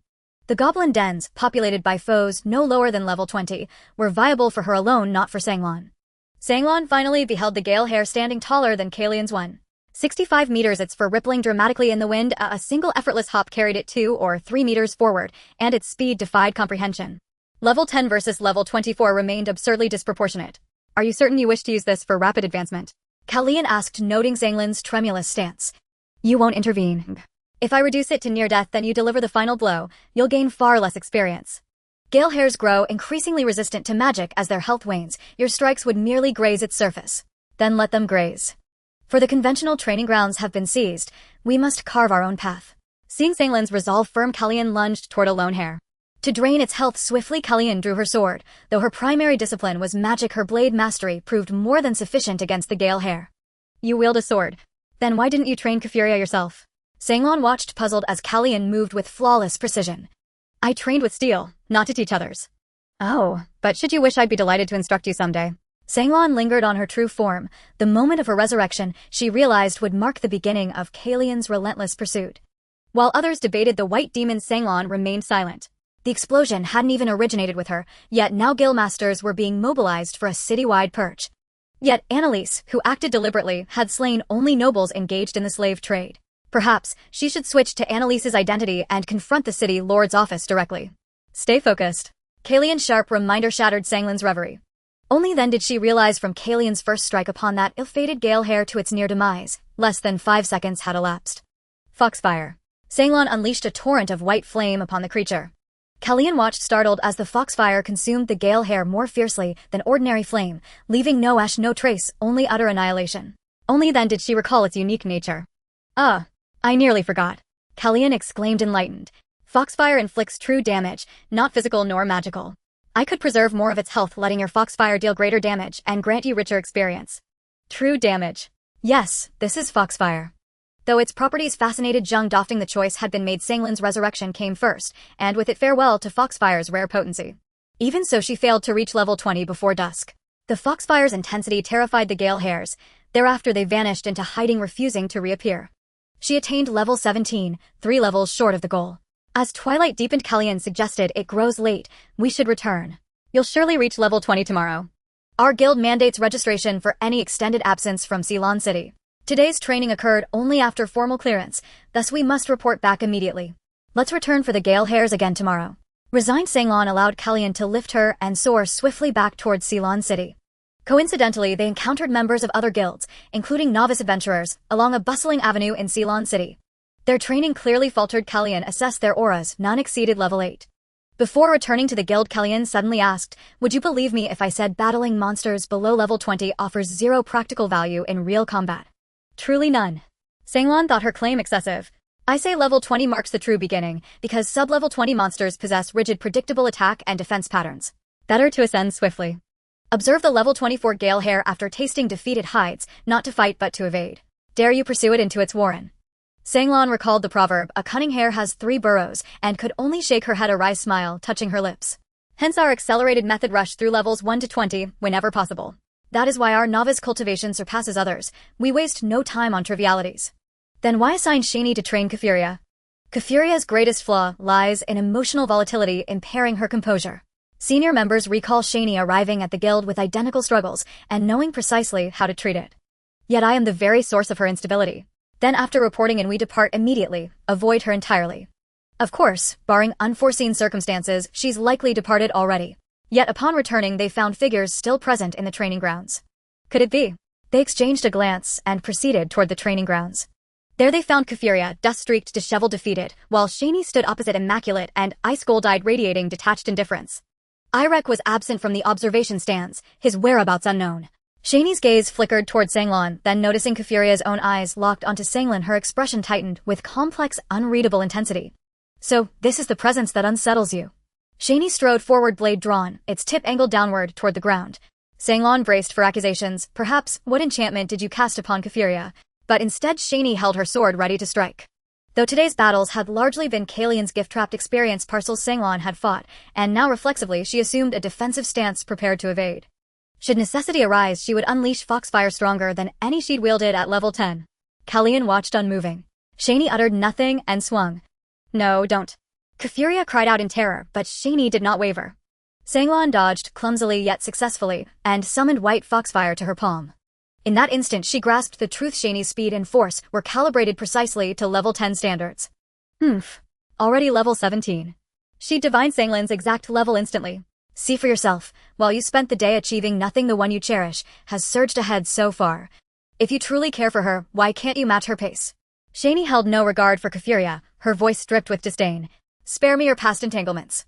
What weight do they hold before the chasm of power? Without strength you'll both be enslaved again. Without strength you'll never reclaim your homeland. Then turning to Kalian, I assumed you entrusted me with a prodigy, yet you brought me a failure. Cease training her. I require time to elevate my own level. As Shani strode away, Kafuria collapsed to her knees, sobbing silently. Sanglan hesitated, wondering whether to reveal the imminent return of the true Sanglan. Kafuria, already exhausted, felt only pain and despair upon seeing Sanglan standing not far away staring at her. How she longed to shout Lon Lon, but she found that calling out the false name only made her feel worse. She could only silently rise and stagger away from the training ground, not even thinking to greet Sanglan. Sigh. Sanglan had considered the possibility of this situation arising, but unless something unexpected happened, she would be able to bring Sanglan back to life tomorrow. It was no longer a matter of whether to keep this identity, but rather that Kafuria seemed unable to part from Sanglan. No, to be precise, it was because she had not allowed Sanglan to truly leave, but instead had made her linger. Kalian sensed that Kafuria might be in trouble, so she quickly went out to check the situation and found that Irek was calming Kafuria down, which made her breathe a little easier. Irek, take good care of Kafuria. I will handle things here. Kalian, do you really want to keep him around knowing the situation? Irek observed that Kalian didn't seem to care about Zhang Dafeng, who had desecrated Sanglan's identity, and felt that Zhang Dafeng had somehow deceived Kalian. Instead of worrying about me, you should worry about yourself. I don't know if the guild leader will let you stay in our guild once he learns about your identity. I am Irek now, not someone else, Irek emphasized irritably. However, the truth is that everyone is just accommodating you, not daring to provoke you. Kalian, do you want to force me back too? Irek found Kalian's attitude hard to understand. Do you want me to follow orders and marry someone I've never even met in 2 years? I don't mean that, it's just... Kalian suddenly paused, easily sensing the presence of some uncertain individuals outside the guild that were directed towards Irek. The fact that you still retain that identity only indicates that your determination is far from enough. Irek had to admit that Kalian was right. In the Floating Cloud Guild, no one knew exactly who she was except for these two subordinates who had just followed her, one of whom was even a fraud. She felt that if this fraud knew her identity, she might end up with the same fate as Sanglan. You seem to think badly of him. Kalian could see at a glance that she was suspecting Sanglan. But after spending a day with him, I don't think he's bad. On the contrary, he respects his current identity. Where's the respect? Think about it, if Kafria's behavior hadn't exposed him, would you have been able to see the truth? This was something Irek had to acknowledge. Without Kafria's unusual behavior and Kalian's keen perception, she would have been completely unguarded. In such circumstances, even with a significant level difference, she would be defenseless against someone who wanted her life. Kafria couldn't understand what they were discussing. She was too exhausted to care about such trivial matters, only aware that she seemed to be stuck. The false Sanglan had kept her in Slan City, temporarily sparing her from the pain of returning to slavery. She also had no idea what had happened to her hometown or whether her parents were still alive. Irek silently took Kafria away. She had initially intended to take Kafria to the bathhouse for a wash, but Kafria resolutely refused to go. With no other choice, Irek had to let her sort out her own hygiene issues at her place. As for Kalian, after the two left, she took Sanglan to her own place. Kalian's house was relatively small, seemingly never considering that someone might live there, and she wasn't the type of woman who cared much about appearances. Everything was purchased in a minimalistic fashion except for the bed, which was a double bed. Given the current situation, there should be no objection to reverting to the original state, right? Zhang Dafeng knew that if he didn't change, there would be no further discussion. You don't mean to say you want me to sleep with you in this form, do you? However, Kalian smiled and countered, what do you think? Don't be like that, we just met. So, what if we just met? Isn't that inappropriate? I'm afraid I'll be blasted away by one of your spells if I can't hold back. If you really want to do that, then I would think it's normal. If you don't do it, I might start to suspect you're quite incompetent. Zhang Dafeng was already struggling to contain himself. Kalian leaned in very close, especially in a way that made it hard for Zhang Dafeng to calm his emotions. Don't be nervous, let's communicate our feelings. I'm not that kind of frivolous woman. Then what? Do you want to communicate? Everything. I am curious about you. Including your name, where you come from, and what kind of past you have. My name is Zhang Dafeng. I come from a distant land that you don't know about. Zhang Dafeng. What a strange name. Kalian felt that it didn't sound like a name of someone from this country, nor did it seem like a name that was made up casually. I don't need to mention my past as it isn't interesting. What do you mean by not interesting?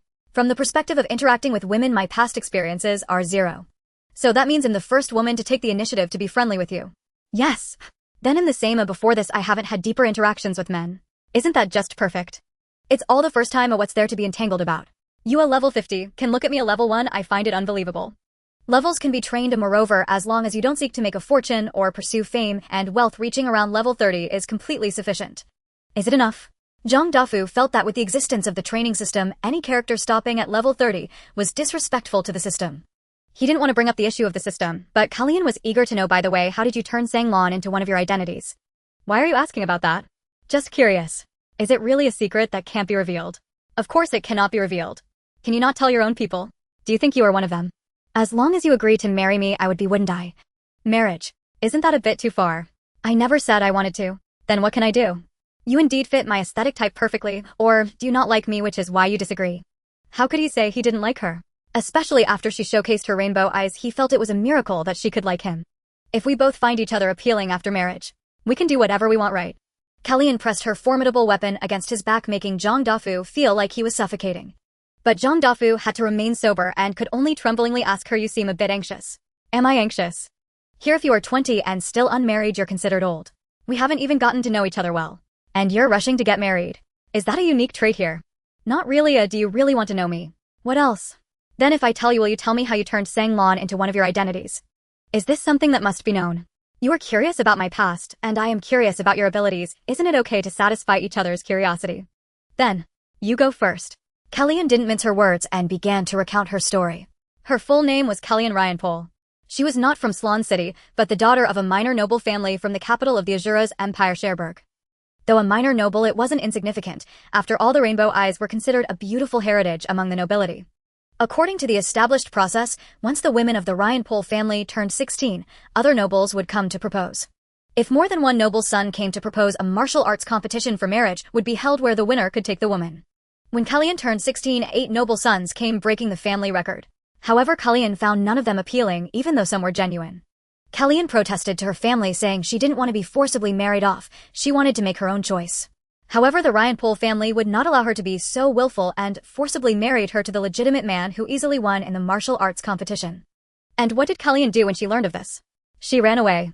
She hadn't returned home for 4 years and only arrived in Slan City 2 years ago to join the Floating Cloud Guild, living here ever since. Don't tell me you proposed to marry me just to deal with your family. That can only be said to be half the reason. After all, even if I wanted to deal with them, I wouldn't randomly find someone. Kalyan mentioned this with pride. You know, I rejected over 100 men in Slan City over the past 2 years. Did your family not come looking for you? It's over 1,000 kilometers away from Cherbourg. How could they find me so easily? Your rainbow eyes should be easy to spot. That's precisely why I've been squinting my eyes. I'm not a naturally squinty-eyed person. Not a naturally squinty-eyed person. Actually, I've mastered a type of magic that allows me to see the surrounding scenery without opening my eyes, so I don't easily open them. Isn't it okay to keep your eyes closed all the time? So I occasionally open them. Kalyan opened her eyes with a smile, looking at him with sparkling rainbow eyes. Now the question arises, how much of what I've said do you think is credible? What you just said isn't true. Some is true, some is false. Take a guess. Zhang Dafeng felt a chill run down his spine, sensing that getting it wrong would lead to punishment. No need to panic, I'm not going to eat you. I still want to know what abilities you have that can turn others into your identity. Aren't you afraid I'll turn you into my identity too? If you really want to do that, I wouldn't resist. Wouldn't resist? Does she really look like someone who wouldn't resist? Zhang Dafeng suddenly felt that her claim of not resisting might be similar to Sanglan's situation, except she hadn't died yet. You shouldn't be from a noble family in the royal capital. I have a feeling your family might only have you left. Kalyan's smile suddenly faded. Zhang Dafeng thought he had misspoken and dared not continue. Go on, I want to hear your speculation. Do I really have to say? Your rainbow eyes shouldn't be a hereditary trait that nobles desire, but rather something akin to a treasure they covet. Your family might have been slaughtered by the nobles of the royal capital, and you fled to the far-off Slan City, hiding your features to survive. Continue. What else should I say? What lies do you think I still have? What else can there be? Zhang Dafeng couldn't think of anything else. You desperately want to know what my abilities are because you think they might save you. Kalyan fell silent. Zhang Dafeng also didn't dare to speak and actively distanced himself from her embrace. After a long while, Kalyan finally asked him why. Did you get it all right? I know nothing, it was just pure guessing. Why would you guess like this? Zhang Dafeng could only reply, from our conversation just now I sensed a kind of loneliness I had experienced before.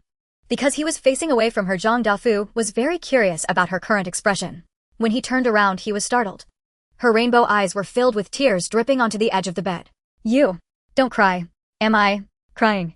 Kalyan wiped her eyes with the backs of her hands and realized she was indeed crying. The last time she cried was 4 years ago during that near-genocide disaster. Zhang Dafeng didn't know how to comfort her. This guess had directly unearthed the secret she had long buried in her heart, and he didn't know how to conclude. You're right, what you guessed is indeed correct. I am indeed the last member of the Ryan Pole family, and my rainbow eyes are indeed something that nobles in the royal capital desire. Should I not have guessed? No, this precisely indicates that I did not misjudge you. I'm sorry for all the lies I just told.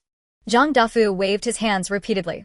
Don't apologize, I unearthed things you didn't want to remember, I should be the one apologizing. So, what exactly is your ability? Can it be summarized as identity theft? This. You don't have to worry that I will reveal it, because I have no secrets from you. As long as you let it be known that I have rainbow eyes, I will surely die no matter where I go. Of course, there is also the possibility of surviving to continue our family's misfortune. Do I really have to tell her? Zhang Dafeng was truly hesitant. At this point, do you still not trust me? Kellyan showed a hint of melancholy for the first time. It's not that I don't trust you, I just don't know what you plan to do once you know. That depends on my thoughts after I know.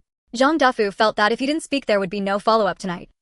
Reluctantly, he could only give part of the explanation. He used Sang Lan as an example to illustrate identity acquisition in the case of death. So you used a new identity, and the level strength of this new identity has to start over. Yes. But if the consciousness is retained, she can be resurrected and only needs to be raised to level 20. It seems to be so. Then will she still be your identity after her resurrection? Zhang Dafeng didn't know the answer to this question, and everything could only be known after Sang Lan was resurrected. Do you want to use my identity? Your identity.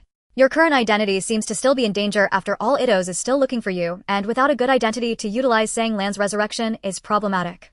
You don't mean to say. In fact, I was quite pleased to learn of the deaths of those nobles yesterday. They deserve to die, but I couldn't kill them. If you can use my identity to take revenge for my kin, I would die without regrets. This made Zhang Dafeng recall how he came to this world, and he immediately became furious. Why do you think I would help you take revenge by using your identity? You think that if you die, I will steal your identity. Listen carefully, I actually don't need your identity at all. Do you know why Kellyan wore a worried expression, stunned by Zhang Dafeng's anger, unable to comprehend why he said that. Because. Zhang Dafeng spoke while switching identities, but this time he switched too. I have this identity they call the White Demon. Annalise's aura stood in stark contrast to Zhang Dafeng's two extremes of presence. Yet Kellyan was not intimidated, instead she was profoundly astonished. In an instant she understood why the White Demon moved with such uncanny invisibility, and why Zhang Dafeng himself had seemed to materialize from thin air. God. I am no god. Cease your wild conjectures. Seeing Kellyan's posture verge on worship, Zhang Dafeng hastily reverted to his original form. Now that you know, I confess, I was the spark that ignited that explosion. Kellyan remained entranced, as if standing before divinity itself. Sensing danger in her trance-like state, Zhang Dafeng gripped her shoulders and gently shook her awake. Fortunately, Kellyan had not yet slipped into full delirium. She abruptly realized her own impropriety, and for a moment fell speechless. After a pause, she asked curiously, "You possess such extraordinary power, why do you not wield it?" Of course I wish to, but the greater question is, what precisely should I do with it? What should you do? That question struck deep into the soul. From Zhang Dafeng's ignorance of even the Fox clan's sacred foxfire, Kellyan deduced he was almost certainly not native to this land, and thus his purpose here could not be dictated by her. I appeared there without warning or reason, and then inexplicable things unfolded. Even the mercenary guards hired by those slavers self-destructed moments after laying eyes on me. Did you kill the noble? Yes, I did. They treated slaves as livestock, pricing me like cuts of meat. So To Kellyan, Zhang Dafeng's actions were nothing short of heroic. She now understood why she'd felt drawn to him at first glance. Then, will you use your power to save the world? Save the world. Do you truly believe this realm needs an absolute sovereign to redeem it? Do you wish me to wield that power for such ends? Are you unwilling? Not unwilling, merely unbound by obligation. Unbound. A wistful smile touched Kellyan's lips. Indeed, expecting another to fulfill one's hopes without offering anything in return made the question, why should I? Not only reasonable but inevitable. Yet, she found herself with little to offer except, stop. I knew you'd do exactly this. Zhang Dafeng had anticipated her intent. Just as Kellyan began to disrobe, he swiftly assumed Annalise's form to ensure her halt. You needn't go to such lengths. I would have considered it regardless. Some matters must wait until Sang Lan awakens. For tonight, I must remain in this guise while in your presence. Seeing Annalise lie peacefully beside her, Kellyan felt deeply flustered by her own conduct. Yet Zhang Dafeng did not leave, and for that she felt quietly grateful. At least he saw her not as prey or property, but as someone worthy of rescue, far more compassionate than the pursuers who'd hunted her 4 years prior. Suddenly she felt lighter, smiling softly as she lay beside Annalise with no intention of further action. After all, such things were premature now. Only once Kellyan had drifted into sleep did Zhang Dafeng revert to Sang Lan's form. Using Annalise's identity posed no risk to herself, but dragging Kellyan into peril would be unforgivable. On the 9th of June year N1001, the first golden rays of dawn spilled through Kellyan's window, and she stirred awake beneath their gentle warmth. Upon waking, she discovered a small fox girl nestled in her arms. Zhang Dafeng regretted reverting to Sanglin's form the previous night. She had slept scarcely at all, and found Kaylin's sleeping habits utterly at odds with her prior impression. Her face pressed against Zhang Dafeng's cheek. The sensation was less soothing than torturous, like being forced to savor facial cleanser when one has no desire for it. Sorry. It's alright. Neither mentioned last night, but something subtle had shifted in Kaylin's demeanor toward Zhang Dafeng. Unlike Arlak's household, Kaylin prepared breakfast at home. Yet today, though she knew she ought to cook an extra portion, her thoughts wandered unbidden into visions of life years hence. How many servings did you prepare? Sanglon stared at the enormous pot of congee and stack of over a dozen crusty loaves. The aroma was rich and inviting, but how could she possibly consume so much? Kaylin dared not admit she'd cooked for 10, nor reveal whom the 8 extra portions were meant for. Yet Zhang Dafeng refused to waste food, proving through sheer appetite a startling truth: hunger states did not synchronize across avatars. Sanglon watched bemused as Zhang Dafeng's avatar swelled with satisfaction. Though Kaylin couldn't see the interface, she sensed what Sanglon was observing, and asked, "Have you considered assuming my identity?" You're still fixated on this. Well, Annalise is wanted, and Zhang Dafeng remains politically delicate. Once Sanglon returns to life, won't you be left with no viable identities? Truly, you'd consent to this? Didn't you say living identities can be assumed? They can, but I cannot predict what transformation you'd undergo.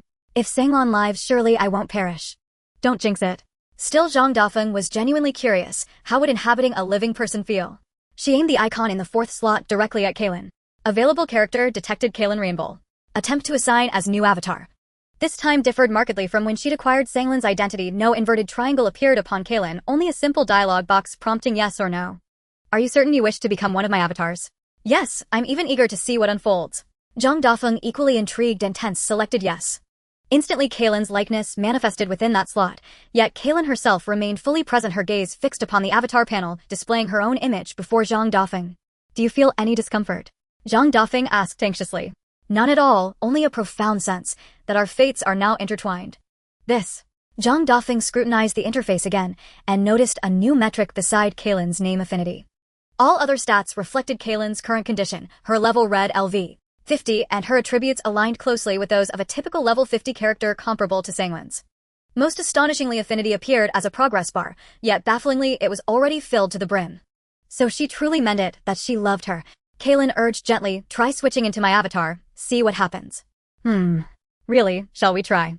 Trying won't kill you, will it? With no alternative, Zhang Dafeng complied. The moment she did, she realized the magnitude of what she'd inherited. Kaylin's eyes shimmered with unrestrained delight. Witnessing another version of herself, Kaylin felt no dread, only deep relief, as if a long aching solitude had finally lifted. I'll switch back. No, stay like this just a little longer. Oh no, Kaylin had just uncovered something extraordinary. As Zhang Dafeng pondered this, Kaylin boldly lunged forward, yet both women cried out simultaneously, clutching the same place in unison. Zhang Dafeng instantly grasped the truth. Synchronic resonance. It was terrifying. Without hesitation, she reverted to Sanglin's form. Yet as she switched, a notification bloomed beside Kaylin's avatar. This is a temporary avatar.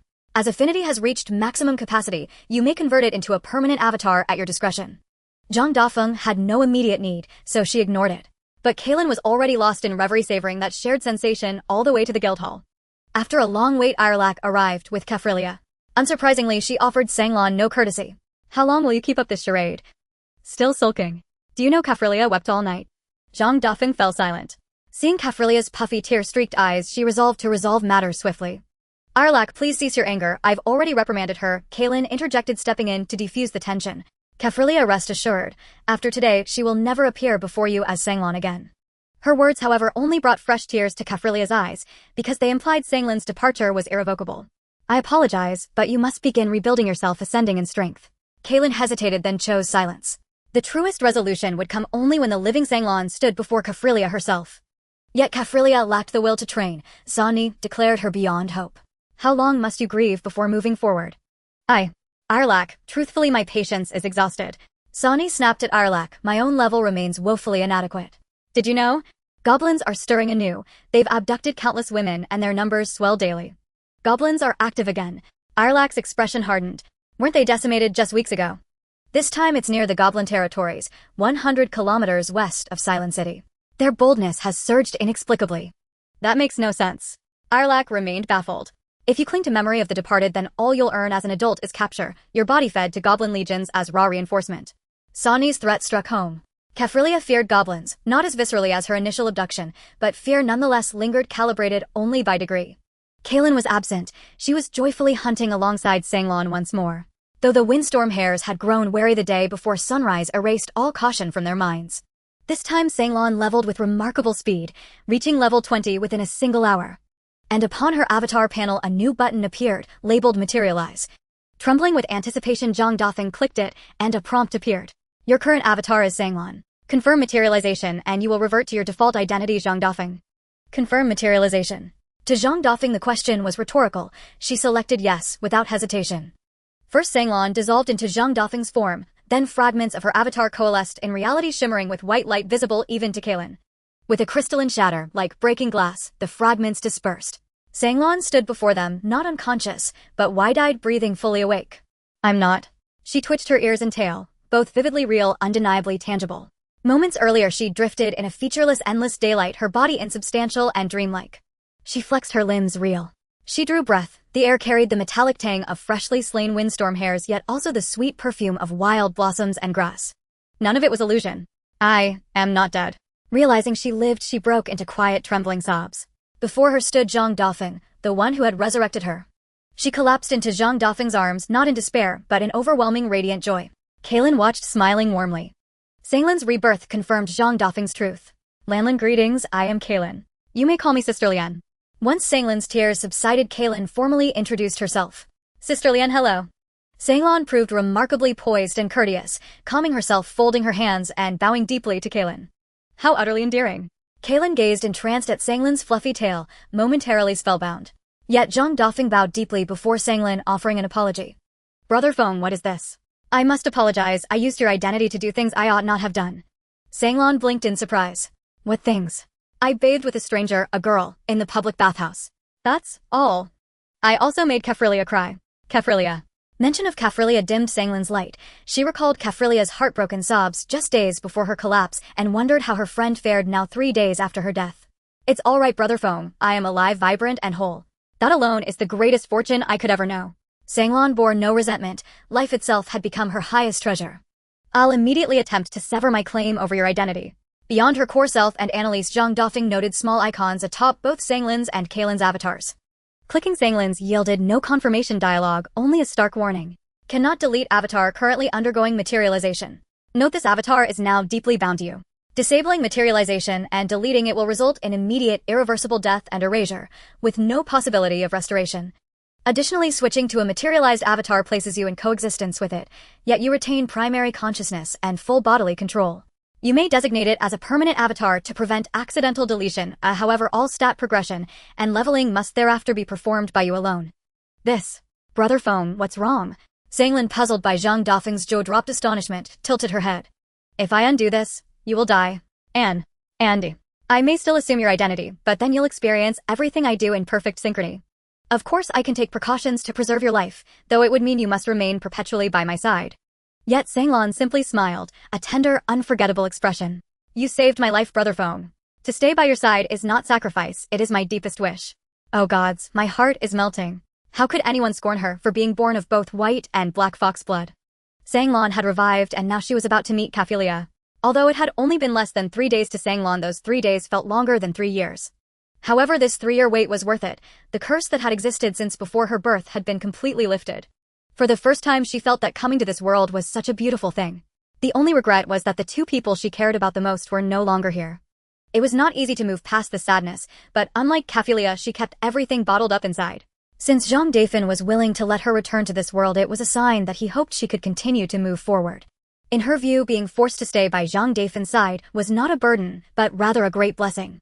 Even though Zhang Dafeng suggested that Kalyan use flying magic to return quickly, Sanglon said, I want to walk back slowly, is that okay? Thus the scene became Zhang Dafeng and Kalyan holding Sanglan's small hands on either side, strolling through the wilderness filled with magical beasts.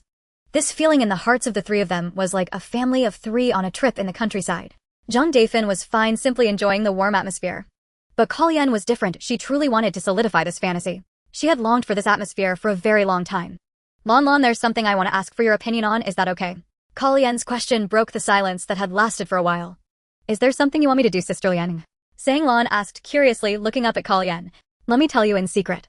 Kalyan shared her idea with Sang Lan. Clearly Sang Lan was caught off guard by this suggestion and her first reaction was to look at Zhang Dafeng. With a hopeful look in her eyes, it was hard for Zhang Dafeng to guess what Kalyan had said. Are you sure you want to do this? Zhang Dafeng asked helplessly as he looked at Kalyan. I think it's quite suitable. We both have painful pasts, isn't it good to look towards the future together? Kalyan's rainbow eyes opened wide again, shining brightly under the anticipation. Sang Lan's sapphire-like eyes sparkled, making it hard for Zhang Dafeng to keep his eyes open, and he felt that Sang Lan seemed to harbor another ability within them, leaving him somewhat confused. At first Zhang Dafeng wanted to pursue a sense of freedom, dreaming of causing a stir in this world like the Monkey King, but that would mean having too many burdens. Yet, this was precisely what he had longed for both in the past and present. With a max-level character in hand and this character system allowing even Sang Lan to be revived. Sure. As expected, that's not going to work. Huh. What did you say? Kalyan thought Zhang Dafeng would refuse, but she realized what he meant only after processing his words. I said it's great for the three of us to form a new family together. Really? You actually agreed? Kalyan still felt like she was dreaming, but Zhang Dafeng grabbed her hands, staring straight into her eyes as he said, You are the first woman in my life to express love to me. If I miss this chance, wouldn't I be a fool? Huh. I'm actually the first. And Sang Lan is also the ideal child I envision. If I truly can build a family with you, I believe I would be very happy. Zhang Dafeng's words were heartfelt. However, his sudden change, as if reconciling with certain beliefs, left Kalyan at a loss.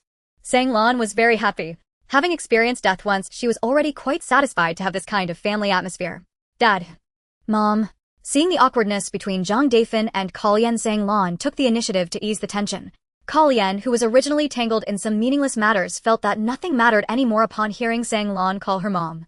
They continued to return to Silent City as a family of three. To avoid the guild-exclusive areas, they took the main road on the north side of Silent City, wide enough for 3 carriages to pass side by side.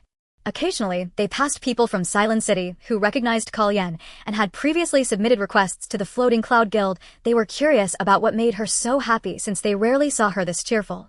When Kalyan happily told them that she had gotten married, she had no idea that this was explosive news in Silent City. Since Kalyan had rejected over 100 men, everyone was curious about the type of man she liked. Hey, did you really just tell them you got married? Zhang Dafeng felt that something was off. He had a premonition that her past suitors would soon come to pick apart his flaws. Don't worry, they won't bring it up themselves. Even if someone causes trouble, you just focus on leveling up, I'll handle them. Then won't I be looked down upon? I can just say I like nurturing types, right? Nurturing types. Zhang Dafeng felt helpless to retort, but since he had chosen this path, he had to tough it out. By the time they returned to the Floating Cloud Guild, it was already noon, just in time for lunch. The three of them drew significant attention, as Sang Lan being an exceptionally rare fox girl, and Kalyan, one of the 3 flowers of the guild, naturally could not be overlooked by anyone sitting next to her. Of course, no one dared to ask, as it seemed Kalyan did not want to be disturbed. Sang Lan felt she had her first decent lunch since her birth, though she ate slowly and cautiously. The plates beside her were indeed slowly piling up. Kalyan thought that at this time she would likely encounter Irek and Kafilia in the cafeteria. If not, she should at least run into Shani. However, none of the 3 appeared after finishing their meal, and she wondered why. They wouldn't still be at the training ground, would they? Kalyan glanced towards the training ground, feeling somewhat worried. Or have they gone outside to train? They most likely can't be training right now, Zhang Dafeng said. I suspect Irek has already taken Kafilia away. Shani probably didn't want to waste time walking back. When Kalyan went to inquire, it turned out to be true. So where would Irek have taken Kafilia? Most likely back home. However, this time Zhang Dafeng was mistaken. Irek and Kafilia were not at home. The 2 were currently at the bathhouse they had visited before. The bathhouse was not only open at night, it was just that few people would come during the day to bathe. Irek took advantage of the absence of people during the day to bring Kafilia for a bath. Kafilia's training had ended unhappily after Kalyan and Sang Lan left. Shani, lacking the patience to teach Kafilia, who was completely distracted, told Irek, when Kalyan comes back, tell her I can't teach her. Truly, if my initial mistakes were just minor missteps, this child was bouncing around in the minefield, bringing it upon herself. Now that she had the conditions to quickly level up to level 20, but was still uncooperative, what else could I say? Don't play the good person here. The biggest lesson I learned from venturing out is that a good person can't save anyone. I agreed to guide Kafilia only because we belong to the same guild and we are on the same front. If it weren't for this connection, I would have quit yesterday. I don't know why you dislike that little fox girl, but I think she's pretty good. It's a pity she's not of my kind and is going down a magical path, otherwise I would have prioritized helping her level up to 20. Irek recalled Shani's words in the bathhouse, feeling quite angered. Kafilia, can't you just forget the real Sang Lan? Kafilia drooped her ears, not answering. So you should quickly kill some red slimes to get to level 10, then I'll take you outside to level up. Why? Does Lan Lan have to suffer like this? I already said that person is gone, why are you bringing it up? But that big brother is still using her identity. That is a problem. Irek felt that the key to Kaphilia's situation was indeed Zhang Dafeng. He needed to completely stop using Sang Lan's identity for Kaphilia to truly recover. Then, let's go talk to him. Irek was also feeling quite displeased as Zhang Dafeng's use of Sang Lan's identity harmed not only Kaphilia. Meanwhile, the three who had failed to find them returned to the guild. Kalyan thought that Irek would not take Kaphilia away from Silent City and would soon return, so she decided to help Zhang Dafeng level up first. Her permissions were certainly smooth and unobstructed. The guild indeed lacked fresh blood, and due to issues with newcomers and exclusive areas, they had already sent people to the Lord's mansion for an explanation. Meanwhile, several teams searching for President Stex had left Silent City. Today's requests were not many, so more adventurers began to come to the training ground. Currently, only Zhang Dafeng was training. He had become familiar with the novice training process, so very few people saw the training from level 1 to 5. After all, killing blue slimes was far too easy. However, Zhang Dafeng's level 5 test results surprised Kalyan. His base stats allowed him to train swordplay and magic, and his attribute affinity was an extremely rare all affinity. Kalyan herself also had all affinity and realized that she had not misjudged him. Nevertheless, until Zhang Dafeng's level increased, she chose not to publicly disclose her relationship with him. Some sharp-eyed adventurers noticed that Zhang Dafeng was not an ordinary newcomer. He had gone from level 1 to starting to use red slimes for leveling up in less than 20 minutes. Sang Lan stood beside Kalyan watching Zhang Dafeng level up. She was now level 20, but not through her own effort. She needed to wait for Kalyan to finish helping Zhang Dafeng before solidifying her own level. At this time, Irek had just brought Kaphilia back to the guild. Since Kaphilia was still level 7, she needed Zhang Dafeng to help her level up to 10 with red slimes. But upon arriving at the training ground, both of them were stunned. Irek was stunned by seeing a man he did not want to see. Kaphilia was stunned by seeing a girl she wanted to see. Sang Lan also noticed Kaphilia, but she did not rush over. Instead, she waved at her from where she stood. It was her, the real Sang Lan. Kaphilia shed tears again and hurriedly rushed to Sang Lan. She did not instinctively transform into her spike-back dragon form, and in the center of the training ground, Zhang Dafeng was focused on dealing with the red slimes. She took hold of Sang Lan's little hands, and the touch was indeed the genuine Sang Lan. Lan. Kaphilia, I'm back. How did you come back? Kaphilia was very concerned about this question as her return was indeed too sudden and strange. Because of Dad's ability. Dad. The previously joyful look on Kaphilia's face froze. Kalyan explained for Sang Lan, we just decided to form a new family, Zhang Dafeng, as Dad, me as mom, and she is our daughter. Why? Why do you have to recognize him as your dad? Kaphilia, you know my mom and dad are already. He has defiled your identity. That's not true. If it weren't for Dad, could I still be standing here talking to you? Kaphilia was stunned again. This point she could not deny, as at that time they could not find a healing master. And now that Zhang Dafeng was still leveling up, it showed that the only ability he could use at that time was this one. Now Zhang Dafeng had somehow revived Sang Lan again, and was even focusing on leveling up, wanting to give Sang Lan the warmth she had already lost. Kaphilia, I'm sorry, whether you are willing or not, I can only choose to follow my new dad and mom now. If you are willing. I disagree. At this moment, Irek stood up. After listening to their conversation, she felt that Sang Lan was behaving like Zhang Dafeng's puppet. Kalyan wanted to say something, but given Sang Lan's condition, it seemed she could not directly deny being a puppet. After all, Zhang Dafeng said that the current Sang Lan was living for him. He still retained the right to use Sang Lan's identity. Moreover, to firmly secure Sang Lan, Zhang Dafeng had already transformed Sang Lan into a permanent character. It was just that he did not yet know what would happen when Sang Lan was materialized and the character switched. What do you plan to do with Kaphilia then? Kalyan was not as interested in Kaphilia as she was curious about how Irek would handle the situation. Irek said resolutely, she can only follow me. And then, are you going to send her back to her hometown? That's for sure. But she's only level 7 and now Zhang Dafeng is almost at level 10. You want her to return home, at least she needs to reach Shunny's level first. Once the topic of leveling came up, Irek felt somewhat guilty. Since Sang Lan was already level 20 and Zhang Dafeng would soon reach level 20, Kaphilia was unable to level up at all due to Sang Lan's issues. Now that Sang Lan had returned, it seemed that Kaphilia's situation had become even more discouraging.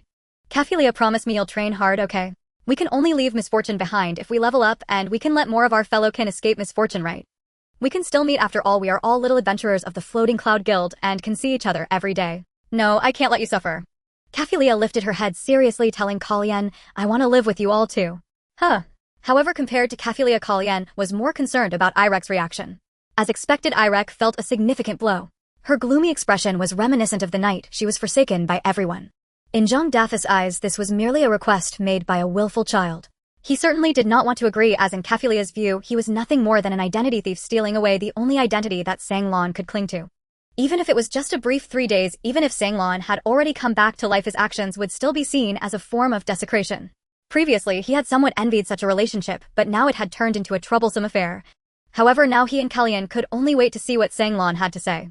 To his surprise, he thought Sanglan would be pleased and hoped that he and Kalyan could accept Kafilia, but the reality was that Sanglan wore a conflicted and troubled expression. Lan, do you not want me to be with you? Kafilia could not fail to understand what Sanglan meant, but she could not fathom why. Kafilia, can you follow Sister Leek? We don't need to worry about becoming slaves again, so we don't have to stick together every day and can live a more relaxed life. Are you distancing yourself from me? Or are you being threatened by him? Kafilia felt as if the sky was falling. She had thought that since she cherished Sanglan so much, Sanglan should regard her with the same attitude, but she stared at Zhang Dafeng with a look of grievance and asked, what exactly did you do to Lan?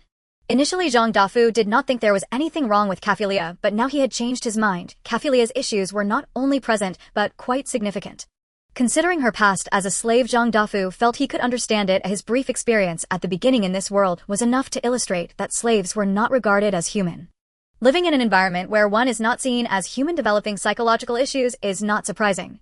In contrast, this highlighted Sanglan's strength. However, compared to Kafilia, Zhang Dafeng found that Alik, who stood behind Sanglan, was a far more troublesome presence. Despite her silence, the resentment she emanated was far stronger than Kafilia's.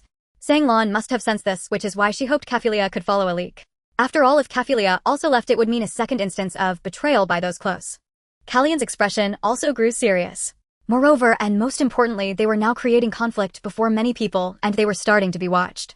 Let's find a quieter place to talk properly. No need. Ilik's voice was eerily calm. Kafilia, I give you one last chance. Do you want to stay by Sanglan's side or come with me? Kafilia could not feel close to Alik. She could not choose to follow Alik simply because of her dissatisfaction. I see. Alik turned and left.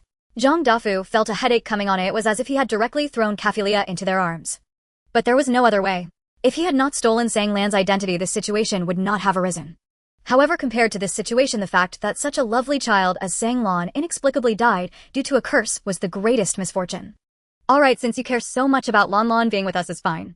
Zhang Dafeng thought for a moment. Kafilia was also a pitiful child, so keeping her around could be seen as a good deed.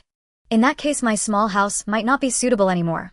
Kalyan looked worried. We will have to find a new home. Wait a minute, aren't you curious where Alik is going? Zhang Dafeng could no longer see Ilik's figure and felt a bit curious, but noticing that Kalyan did not seem worried about her made him feel a little strange. You don't need to worry about her. If something happens to her, it won't be a small matter. Why? Not only Zhang Dafeng, but also Sanglan and Kafilia were a bit curious. It seems that only you three newcomers don't know who she is. Kalyan glanced around and lowered her voice. Her true identity is Princess Kreia Juras. She's a princess. Zhang Dafeng suddenly realized. He had felt that Ilik's identity was unusual, and it turned out to be quite extraordinary. Then why shouldn't we worry about her? He found it even stranger. Think about it, if she came here, wouldn't she have some guards accompanying her? The other night, she almost got caught in an explosion. Perhaps that is fate. There are indeed many doubts about this explosion. After looking at a more detailed report, it was found that the only place completely blown to smithereens was the auction venue. Kalyan's words made Zhang Dafeng feel that Ilik's identity had some value for theft.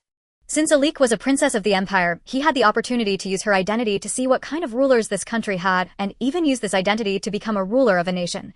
Kalyan had not thought of this at first, but seeing Zhang Dafeng's thoughtful expression, she realized what he was contemplating. You want her identity? She asked while casting a subtle soundproof spell. Do you not want to?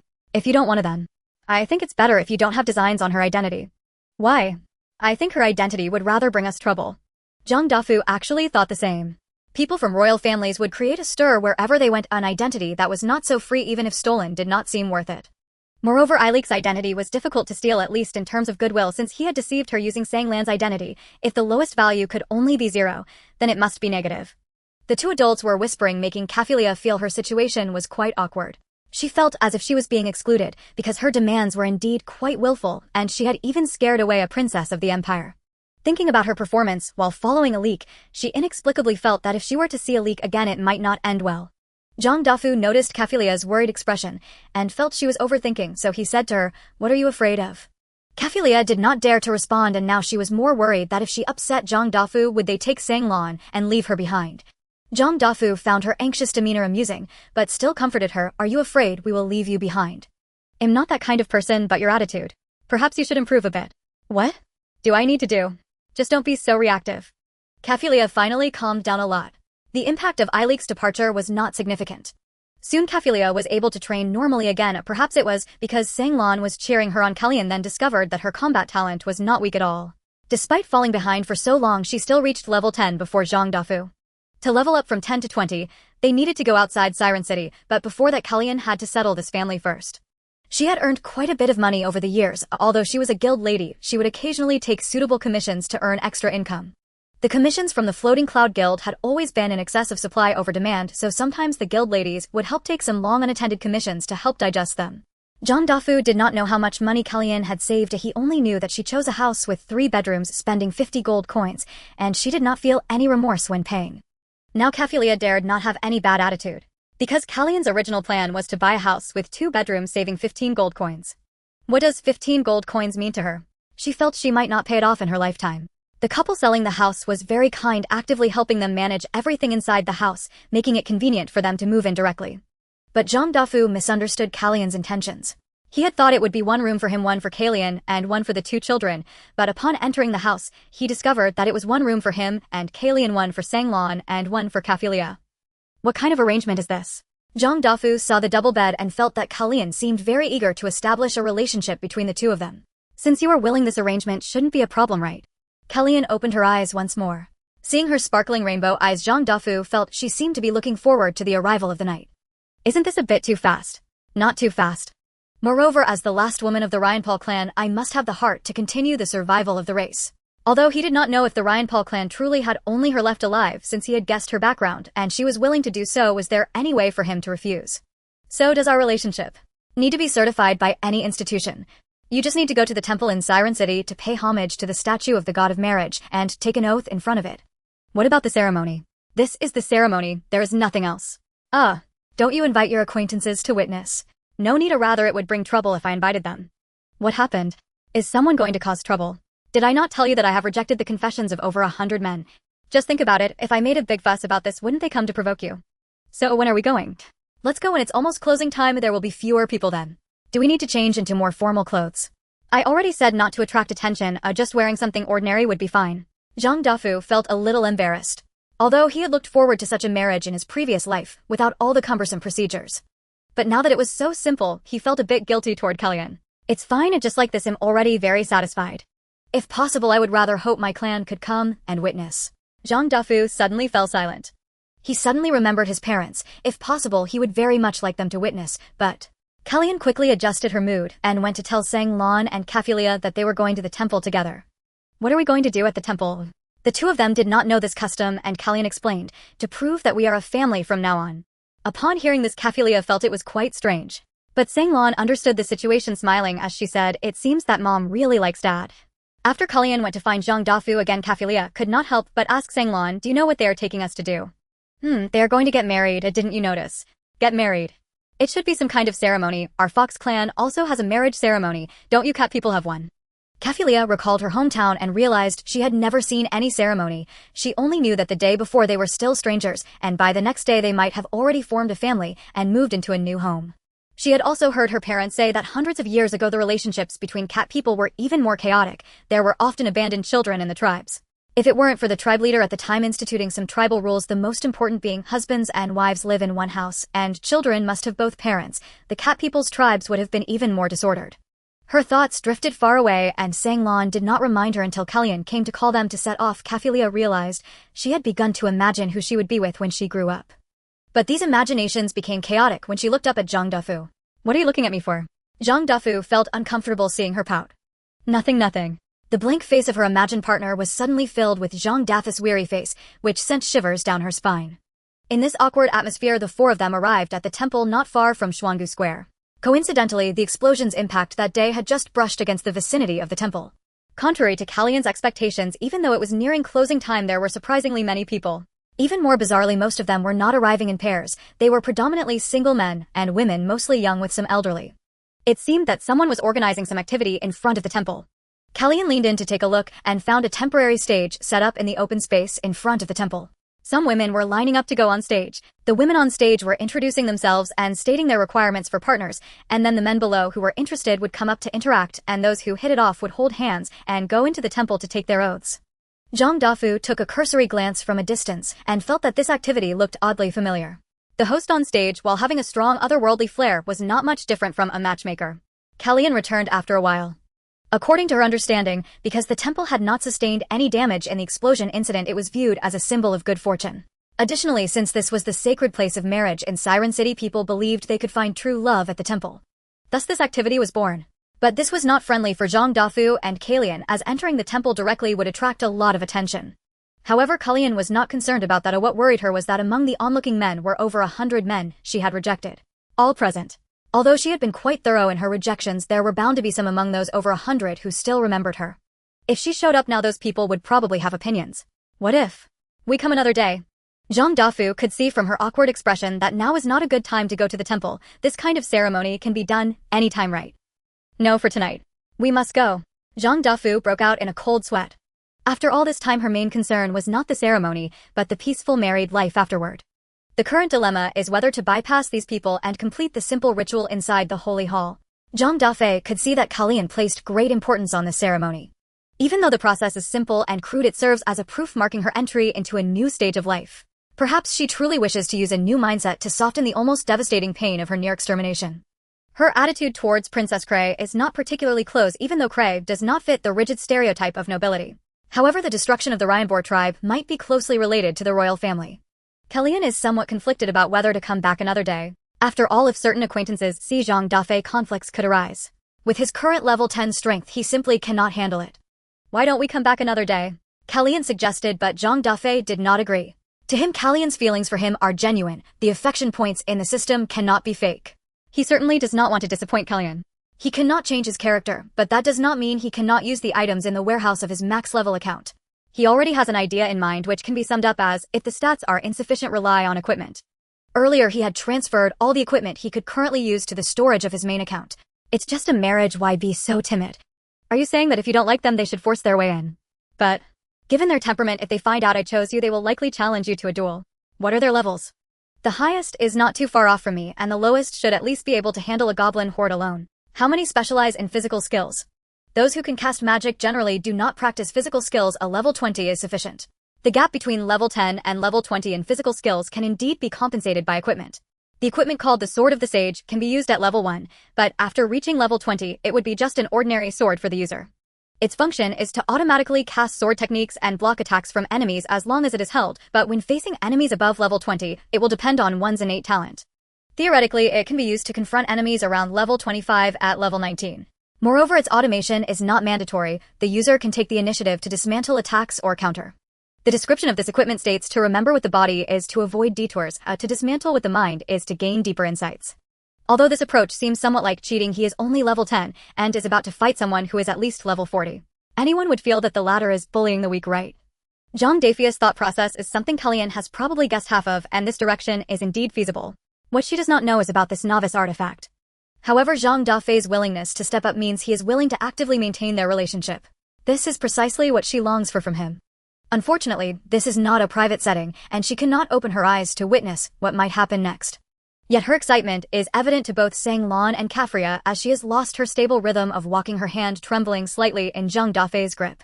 If they could see her face, they would certainly notice her already flushed cheeks. Although Kellyanne wishes to avoid attention, she is not the type to go unnoticed. Even squinting her eyes to diminish her allure, she still attracts the attention of many men. Isn't that Kellyanne? What brings you to the Holy Hall? A man who had previously sought a commission from the Floating Cloud Guild casually turned to see the flustered Kellyanne. With that single question, many people's attention shifted from the stage to the side. Having refused hundreds of marriage proposals over the years, her story is too legendary, leading many to believe she could never appear in the Holy Hall. Now that she has appeared, the implications are self-evident. Thus Zhang Dafeng has no choice but to accept the scrutiny of the crowd. Unsurprisingly, many men feel he is unworthy of Kellyanne, especially with his mere level 10 strength, which clearly marks him as a pretty boy. Moreover, Zhang Dafeng's dejected image leads these men to believe that Kellyanne is likely being forced into this, possibly by some useless young master from a noble family. Kellyanne, is this your choice? One yellow-haired man clad in heavy armor asked sarcastically, what do you see in him? The one who initiated the attack is precisely Habud, the person Kellyanne least wants to get involved with. The reason is that this man had been rejected by her many times, but still does not plan to give up. In fact, in a sense, her level 50 was forced by him, as she felt that if her level fell behind his, he might resort to force. Currently, she senses that Habud's level is 47. This gap can probably be closed in half a year since her status as a guild lady temporarily hampers her level progression. To level up, one must roam like the president of the Styx Guild, battling higher-level magical beasts. The resources near Sulon City only support leveling up to around level 50. Seeing that Kalyan did not respond, Hibyud turned to Zhang Dafeng. He looked down on this level 10 weakling and mocked, "Aren't you afraid of suddenly dying with such a weak man?" Kalyan thought of many rebuttals, but with this man arguing is futile, and all she could do was retort, "He will surpass you soon. I have always judged men by their potential, not their current strength." Clearly Hibyud was angered, especially since he had pursued Kalyan for so long, and she wouldn't even open her eyes for him. He felt humiliated and swore to shame her once his level surpassed her, saying, "But people live in the present. To have a future, you must first have the present. What can this man you chose do for you right now? To level from 10 to 50 normally takes 4 to 5 years, but the problem is he is around your age, and yet at this level. What has he been doing all this time?" Zhang Dafeng felt that leaving Kalyan to face him alone was not a good idea, so he walked over, wrapped his arms around Kalyan, and said, "Is there any meaning in saying so much to my wife? She likes me, not you. Yet you shamelessly cling on. I want to ask all the ladies present, do you like such men?" Zhang Dafeng's actions startled Kalyan, and then he began to stir up the crowd as if warming up for what he wanted to do. "He is level 47. It doesn't matter, I originally intended to make everyone respect me." Suddenly being asked such a question, the young women present began to scrutinize Hibyud. To be honest, the main level of adventurers in Sulon City is between levels 30 to 40. Kalyan's level 50 is top tier, while Hibyud's level 47 is sufficient to attract most young women in Sulon City. However, he seems to only have eyes for Kalyan, and in terms of the number of times he has been rejected, he is far ahead. Most women looked at him with disdain, feeling that being with such a man would lead to a miserable life. Seeing his reputation suddenly plummet, Hibyud grew anxious and pointed at Zhang Dafeng, asking, "Can Kalyan really live well with you?" Zhang Dafeng mocked, "As long as it's better than you." "You." Zhang Dafeng had completely enraged Hibyud. Hibyud drew his sword and pointed it at Zhang Dafeng, shouting, "A turtle who can only talk and has no real skills, don't let me catch you alone." Upon hearing Hibyud harboring murderous intent towards Zhang Dafeng, Kalyan hurriedly scolded, "If you dare to do that, I won't go easy on you." However, Hibyud was not intimidated. He had already harbored murderous thoughts towards Kalyan, and now he desperately wanted to see these two die together. Hibyud's thoughts were evident to anyone with common sense. His desire to kill at the slightest disagreement caused all the ladies' goodwill towards him to drop to zero. They were eager to see how Zhang Dafeng would respond. Although his current strength might only allow him to retreat, they still liked the script of "Do not bully the young and poor." However, Zhang Dafeng did not want to follow that script. He directly said to Hibyud, "You mentioned the need for the present, so let's see what the current situation is. What are you trying to do? Let's have a match and see who is stronger." Hibyud thought Zhang Dafeng was not quite sane. To challenge someone at level 47, he would need to be at least level 40. At level 10, he feared that a single spell would obliterate him. Of course, to narrow the gap caused by the level difference, we will only compare sword techniques and no magic is allowed. What do you think? Only sword techniques. Hibyud frowned. Even if it's just sword techniques, what good techniques can you learn at level 10? Will you agree? If not, I'll just go complete the ceremony with my wife. Hibyud answered without a second thought. Seeing that Zhang Dafeng really intends to fight Hibyud, and that it will be purely a sword duel, the audience in front of the holy hall cleared a space in the small square, eager to witness this spectacle. Zhang Dafeng took out a seemingly ordinary sword, having already materialized the sword of the sage, and hung it at his waist. Since Zhang Dafeng did not declare that he could not use a special sword, Hibyud took out his ice sword, crafted from ice crystal stones and dark iron he had just gathered. This sword itself carries ice attribute attacks, which can slow down the enemy's movements and is particularly effective against fire attribute foes. The referee, forced into the role of a matchmaker, noticed Hibyud had directly used a weapon with special effects and wanted to remind him that this is just a sword duel and ordinary weapons would suffice. But Zhang Dafeng did not raise any objections, that he calmly told the matchmaker, "Let him use it. You only need to pay attention to whether we use magic and to stop us if it may lead to serious injury. Are you really okay with this?" The matchmaker looked at the ordinary sword in his hand, feeling a bit worried.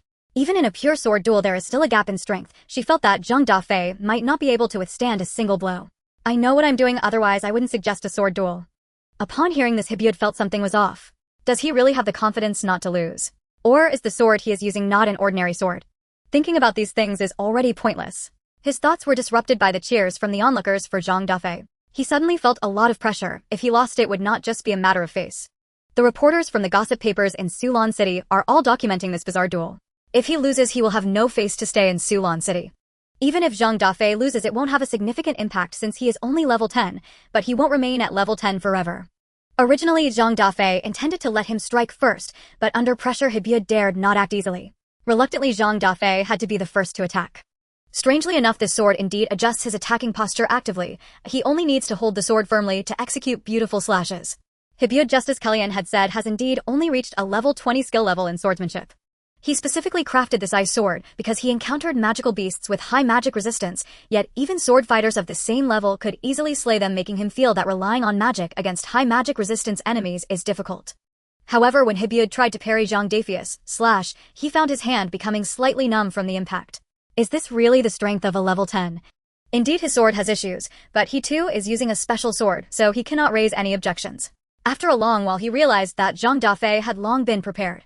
In other words, if he hadn't confronted Kellyan, there wouldn't have been so many issues. Now it's too late to regret, and he must take this duel seriously. However, every time he counterattacked, Zhang Dafeng effortlessly blocked it with graceful movements. Even more strangely, his movements were not affected by the cold aura of the ice sword. In fact, the cold aura became an effect, embellishing Zhang Dafeng's sword dance. Every attack was blocked by Zhang Dafeng, every defense left Hibud's hands feeling numb. Zhang Dafeng thought he would struggle, but unexpectedly it went so smoothly. This sword is truly a divine artifact for practicing swordsmanship. He has fully grasped the essence of each attack and defense. However, what the sword can do is merely guide him, it does not directly enable him to defeat Hibud. In other words, he needs to deliver the most perfect finishing blow himself. Hibud was already in disarray, even thinking of secretly using magic to stabilize himself. But he also realized that using magic would mean he had lost thoroughly.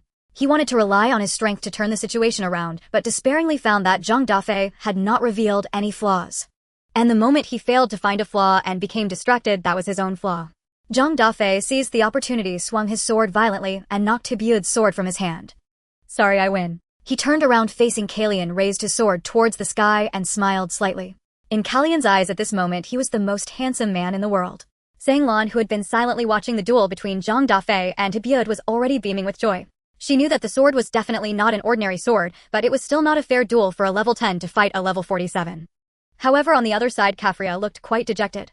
She felt that she could not even keep up with Zhang Dafeng's rhythm. As Hibud knelt on the ground accepting the crowd's ridicule, Zhang Dafeng returned to Kellyan's side with the posture of a victor. Let's go, it's time for our ceremony. Although both Kellyan and Zhang Lan were beaming, Kafria's dejected expression was still very eye-catching. Here, take this. Zhang Dafeng tossed the sword of the sage to Kafria. Although she was distracted, she still caught the sword.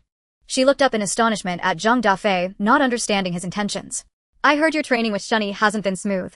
Then use this sword to practice. Reaching level 20 should make you even more formidable than I was just now. Why give it to me? Since you chose to follow us, I can't just let you stagnate, can I? If you want to protect your friendship with Lan Lan but remain stagnant, do you think that's right? As they prepared to enter the holy hall, they were unaware that Cray was hiding in a corner witnessing everything unfold. She couldn't understand why they could get along so harmoniously now. Kellyan's happy demeanor seemed to have nothing to do with her. At first, she couldn't fathom why Kellyan wanted to marry this man, but this exaggerated duel with such a level gap had given her the answer. She could only grit her teeth and disappear around the corner with a sense of resentment. Zhang Dafeng's intervention completely altered the nature of the event. His earlier duel with Hibud established a template leading to a martial arts competition where a woman competed with multiple men, requiring them to spar with acceptable terms for both sides. This change in content made the interior of the holy hall appear relatively quiet. However, this was precisely what Zhang Dafeng and Kellyan desired. Under the gaze of only a few scattered individuals, they stood in front of the enormous statue within the holy hall. The statue depicted a noble holy maiden, her hands positioned in a gesture of offering, yet nothing was placed upon them. Zhang Dafeng felt that it mostly symbolized sincerity. After all, the couple was to walk through life together, and sincerity was essential. However, Zhang Dafeng did not know exactly what was required. Well, stand side by side holding hands facing the statue then. A kiss should suffice. A kiss in front of the statue. Yes. Zhang Dafeng felt something was off. Kellyan had previously mentioned taking an oath. Was this what she truly wanted? Seeing Kellyan's seemingly unprepared demeanor, he sensed she was forcing herself.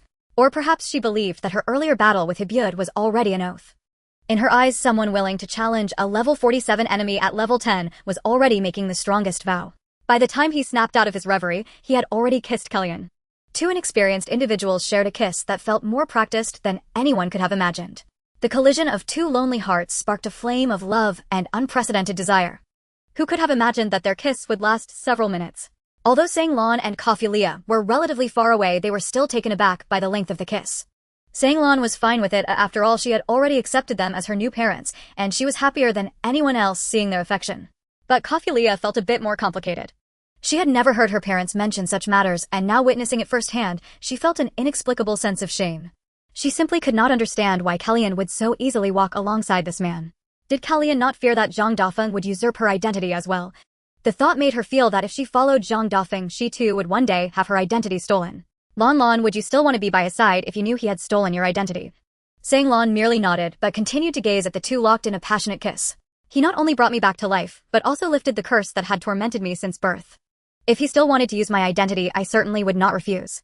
Isn't that just stepping from the tiger's mouth into the wolf's den? But Dad just stood up for Mom, that can't be an act, right? Moreover, he even let you use the sword. Are you really not planning to leave them? Do you want to leave? Lan could not feel happy. If you want to go home, at the very least you should reach the level of Sister Shunny, right? Just thinking of Shunny made Kafulia feel restless. Why does it have to be so harsh when teaching? Has she ever considered how painful it was to be taken away during that time? Her only friend almost left her forever, and she had to endure torment from Zhang Dafeng impersonating Lan, who cared about her grievances. As she remained unable to let go, Zhang Dafeng and Kellyan had already completed the ceremony. Clearly, once the excitement wore off, they both felt at a loss. When the kiss ended, the holy hall was no longer as quiet as it had been minutes ago. If just one person stepped out to speak of it, the number of curious onlookers would increase exponentially. As a result, they saw at least several hundred people surrounding their ceremony, forcing them to leave the holy hall with flushed faces, bringing Lan and Kafulia along. Due to the presence of gossip reporters at the holy hall today, the events would undoubtedly be featured in the next day's newspaper in Slan City. Moreover, what they did today altered not only the matchmaking segment outside, but also the content of the ceremony. However, the matters at home after returning at night were their real concerns. Their new home had a bathing area. As for the bathing arrangements, the two adults would bathe first, followed by the two children. Lan had little interest, but Kafulia was genuinely curious about what the two adults were doing in the bathroom. She pressed her ear against the wall trying to eavesdrop, but heard nothing. Kellyan had used soundproofing magic, so even with her cat-like keen hearing, it was impossible for her to hear any inappropriate sounds from inside. The same was true at bedtime. Lan slept soundly in her room, but Kafulia found it hard to sleep. Initially, she thought the two adults would each have their own room, and she would share one with Lan. Now, however, she not only found it difficult to sleep, but was also curious about what the two adults were doing in the room between hers and Lan's. Unfortunately, Kellyan continued to use soundproofing magic, and even if she wanted to barge in, she had no means. The bedroom door was tightly locked, and from the outside, she could see that the window was also shut with the curtains drawn. They did not want to be disturbed by anyone tonight. The only person Kafulia could bother was Lan. When she knocked on Lan's bedroom door, Lan quickly came to answer. What's wrong? Are you still troubled by Dad's situation? Kafulia was unsure of what she was troubled by. Lan had come back to life, but at what cost? Kafulia, if you continue like this, you might never return to your homeland. Why do you say that? Because I have made peace with myself, but you have not. What do you mean by making peace with yourself? Don't you realize that if it weren't for me, he might have used your identity to deceive everyone? I know. What do you know? My stagnation is still because of you. As Kafulia spoke, tears welled up in her eyes. Do you really think he brought you back to life out of goodwill? Such a Kafulia frightened Lan. Kafulia, what outcome do you truly desire? Do you wish for Dad to completely grant me my freedom and to leave them as soon as possible, returning to our homeland together? Otherwise, do you think we as demi-humans can coexist well with humans? Lan was surprised. Aren't we getting along just fine right now? That's merely a facade. In these past few months, we've seen the true colors of those people as slaves. You know they are filled with hypocrisy at every moment. If you think that way, I cannot agree. After all, we were just unlucky to encounter bad people. But can you say that Mom and Dad are bad people? Kafulia couldn't articulate a response. If you continue to hold this perspective, then when you reach level 30, we will send you back to your homeland. And what about you? I will definitely continue to follow Mom and Dad. I don't miss my homeland at all. However, if Mom and Dad want to go, I won't stubbornly refuse to go. Lan. Please don't call me Lan until you understand the situation. Lan had been patient enough with Kafulia, but her behavior disappointed her. Kafulia felt as if half of her soul was lost. Lan could not understand her, and she could not understand Lan. For the first time, she felt an insurmountable chasm between them. She did not know how she left Lan's room, or how she spent the night. She just knew that by the next moment she came to her senses, the dawn was breaking. For Zhang Dafeng and Kellyan, it was a wonderful night. For the first time, Zhang Dafeng felt how wonderful it was to engage in such actions with someone he loved, who also loved him, making him feel that life was truly good. The two began their newlywed life officially. However, before they could conceive their own child, they already had an adopted daughter, Lan, and a temporarily uncertain Kafulia, so after sharing a morning kiss, they both thought to check on the two girls. Fortunately, Kellyan's soundproofing magic from last night was one way. Knowing Kafulia was burdened with heavy thoughts, she went to check on Kafulia's condition first. The day had broken, yet Kafulia, exhausted in body and spirit, was still asleep when they woke up. Lan also did not sleep well. When Zhang Dafeng went to check on Sang Lan, he found her looking as fatigued as if she had not slept at all, so he asked, "Are you unable to sleep alone?" "Yes." Sang Lan did not deny it. "Didn't Kafilia want to sleep with you?" Sang Lan could only sigh and shake her head in response. "I can't sleep with her for now. If you don't mind, we could occasionally sleep together just like a real family of three." "What about Kafilia?" Sang Lan clearly looked forward to this idea, but when she thought of Kafilia, she lost her enthusiasm. "Kafilia. She's still preoccupied with me stealing your identity, right?" "Yes. She must also be afraid of me stealing her identity, right?" Although Kafilia had not said so, Sang Lan believed that part of her turmoil was indeed due to this, so she nodded. "There's one thing I must clarify. I actually don't need to specifically steal your identities. I already have a very powerful identity." Sang Lan did not find this surprising, but she was somewhat curious about what this powerful identity was. Analyze will eventually reveal herself, informing Sang Lan about this child bound to her, which is essential. Zhang Dafeng thought Sang Lan would be frightened. Instead, she merely paused for a moment, then her emotions calmed down. "Don't you find it strange that the white demon they speak of is actually me?" Sang Lan simply shook her head and said, "Now that I know the white demon is Dad, I feel even happier. That is enough to prove that Dad is indeed a good person. I think he should be called the White Angel." "What a lovely child." Zhang Dafeng could not help but hug her again and said, "I'm sorry. If I had found a way to lift the curse before you came back to life, there would have been no need to steal your identity." "It's all right, Dad. Without you, I would have truly been dead. There's one more thing I need to tell you. Because of my abilities, if you want to continue to level up, you will still have to rely on me. That's fine. A Dad can use my identity. But for now, Dad needs to find a way to resolve Kafilia's issues." "MHM." Zhang Dafeng set Sang Lan down, still maintaining the image of Analyze, as he headed to Kafilia's room. At that moment, Kellyan had just come out of Kafilia's room. Seeing Zhang Dafeng transformed into Analyze, she understood what he was about to do. "She seems to have not slept all night and is now asleep. I suggest it's better not to wake her." "You mean for now not letting her know about my identity?" "The fewer people who know the better. It's best if it's those closest to you." Kellyan pondered and said, "Kafilia can't get close to you, so let's hold off for now. Lan Lan already knows. She seems quite happy about it." Zhang Dafeng reverted to his original form and added, "She even calls me the White Angel. She is a little angel herself. I wonder if we can raise a child just like her in the future.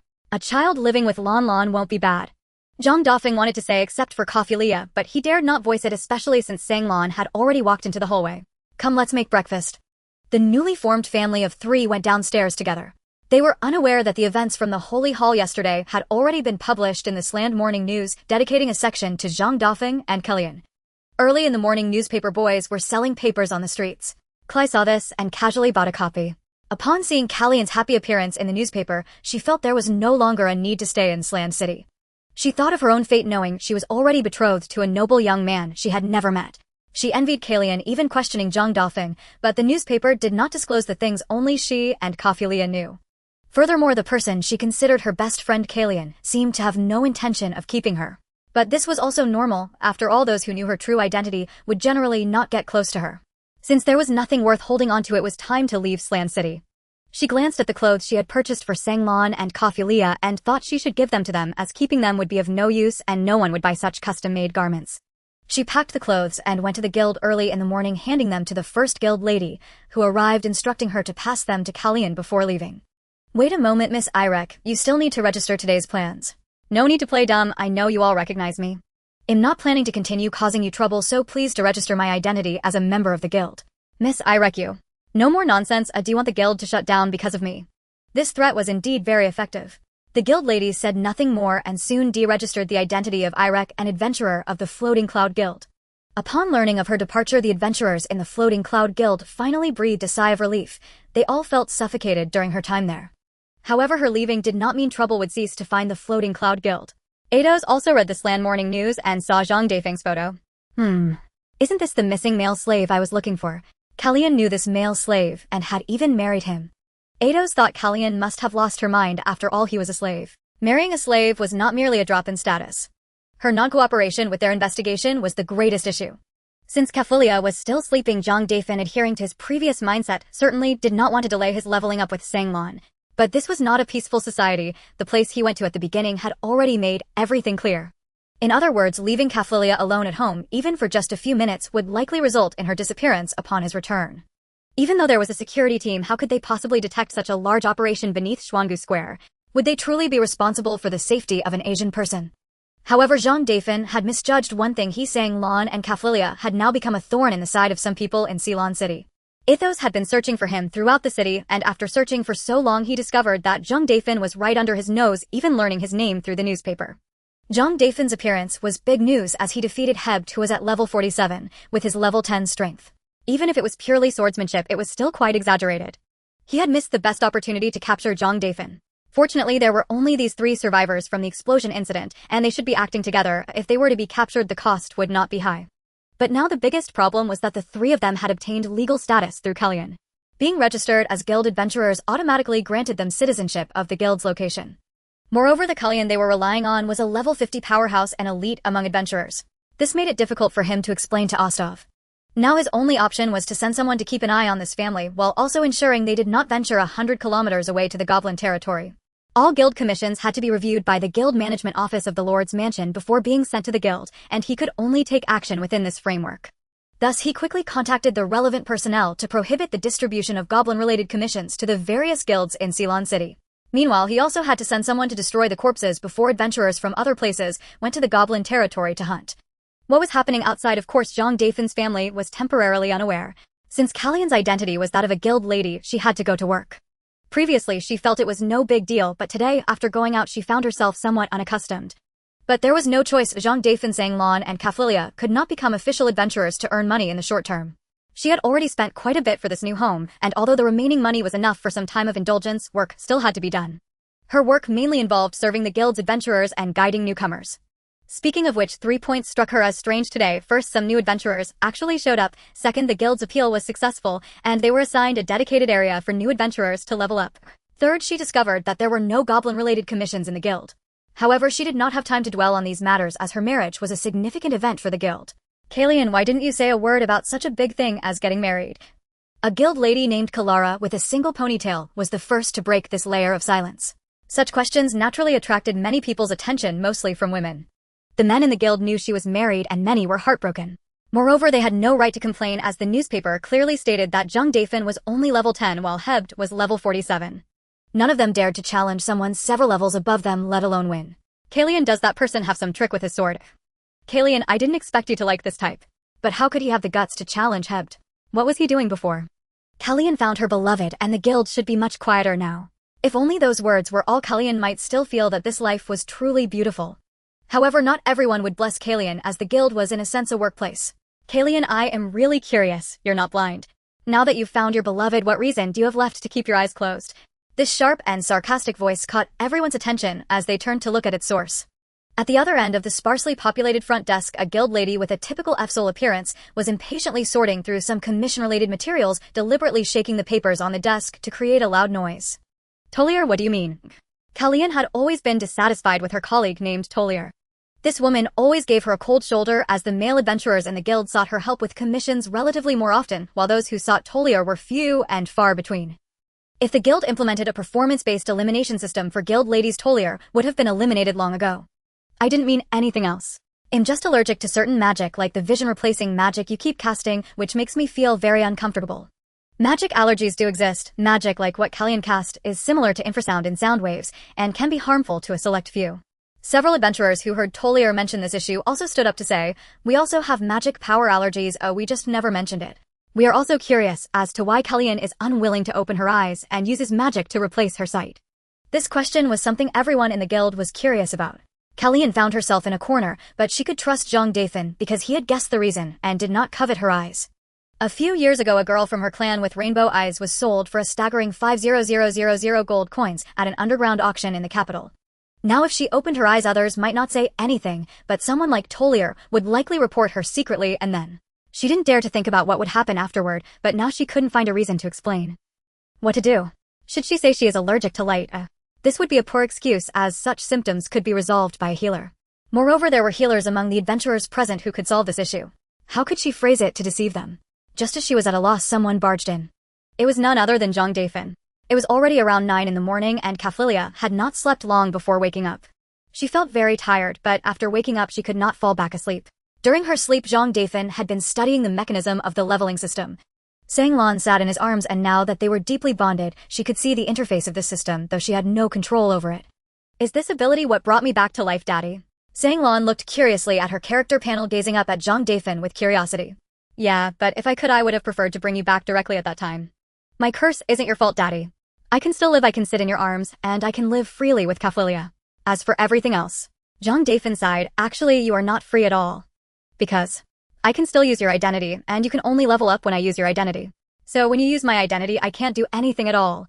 To be honest, Zhang Dafeng had no idea what would happen when he switched to the Sang Lan character after she came back to life and became so concrete.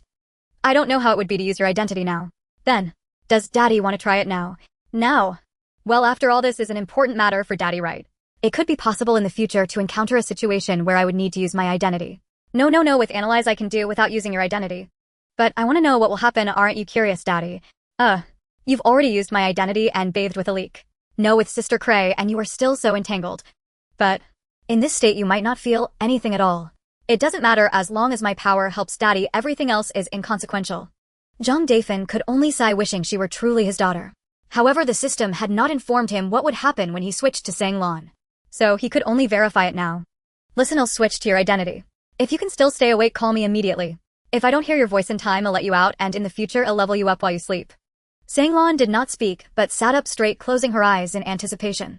Zhang Dafeng tapped the Sang Lan that was in a phantom state in the character panel, causing the switch button to appear. He clicked it and a prompt box asked him, "Are you sure you want to switch to the manifested character?" He nervously clicked yes. During this switch he felt as if he was turning into fragments, yet he could sense those fragments flowing into Sang Lan's body. This was a very brief process. Afterward, Sang Lan opened her eyes. Daddy. Sang Lan was momentarily stunned, looking around, but unable to find the source of the voice. Lanlan, where are you? Sang Lan asked the air. Is Daddy looking for me? I'm right here. Wait a minute. You say you're still here. What can you feel now? What can I feel? I can feel Daddy moving in my body, and I can see what Daddy sees. So compared to before, you have only lost control of your body. It seems so. But I don't dislike this feeling. Hehe. Sang Lan was even able to laugh, even though she had lost control of her body and could not resist. Then I'll hurry and switch back. Doesn't Daddy want to stay like this for a little longer? I find it very interesting. I can feel the things Daddy feels, and am also curious about how Daddy played me before using my identity. If I maintain this conversation, Kaflilia will be very upset. As soon as Zhang Dafeng mentioned Kaflilia, Sang Lan hesitated. Taking this opportunity, Zhang Dafeng switched back to his original character. The position he appeared in was the same as the one he had been sitting in earlier. Sang Lan's expression at that moment made Zhang Dafeng feel something was amiss. She seemed to be seriously contemplating things he dared not even imagine. What are you thinking? I want Kaflilia to understand my thoughts. What thoughts? Zhang Dafeng had a bad premonition. To make Kaflilia another identity for Daddy. He never expected Sang Lan to have such a crazy idea. Lanlan, don't think about such things. Even if she asks me, I wouldn't do that. Why not? Daddy isn't a bad person, at least without you I really wouldn't be able to survive. Let's not mention this matter, we still have to wait for her to wake up and go to the guild. But Sang Lan seemed determined to persuade Kaflilia, so she proactively went to Kaflilia's room. Whatever you do, please don't mention this. Zhang Dafeng hurriedly called out to her, don't make it so we can't get along well. This did have some effect as Sang Lan thought about it, and felt that there was indeed no need to rush. Entering Kaflilia's room, she saw Kaflilia just sitting up smiling and greeting her. Good morning, Kaflilia. Good morning. Today, you must work hard with Daddy towards level 20. Are you really going to call him Daddy all the way? He brought me back to life and is willing to see me as his daughter. If I don't call him Daddy, what should I call him? You are a Fox Clan member, he is a human. How will your kin see you if you acknowledge a human man as your father? Mentioning this made it hard for Sang Lan to keep her smile. She said flatly, I cannot understand why the black fox and the white fox are in opposition. I also cannot understand why someone would curse me. Lan.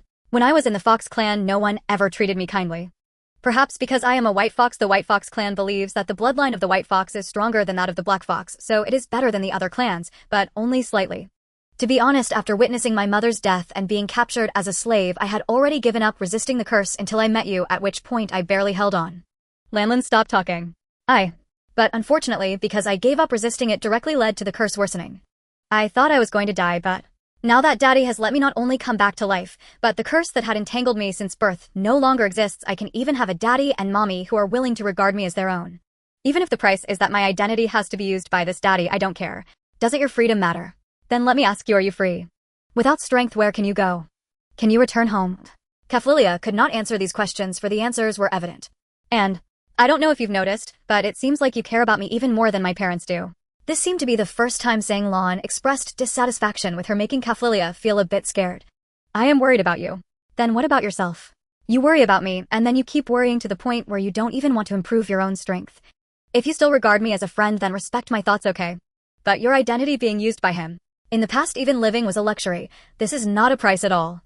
Of course, for you wanting to understand my thoughts is still very difficult, because you have not lived through the agony of living being a luxury.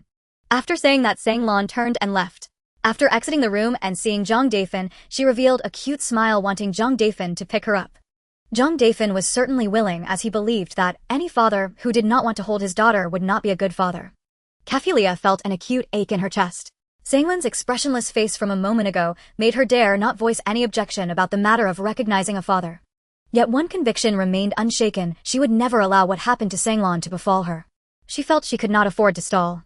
She must raise her level as swiftly as possible until she reached Shani's caliber, so she could return to her homeland, see her parents, and then take her leave of Sanglan.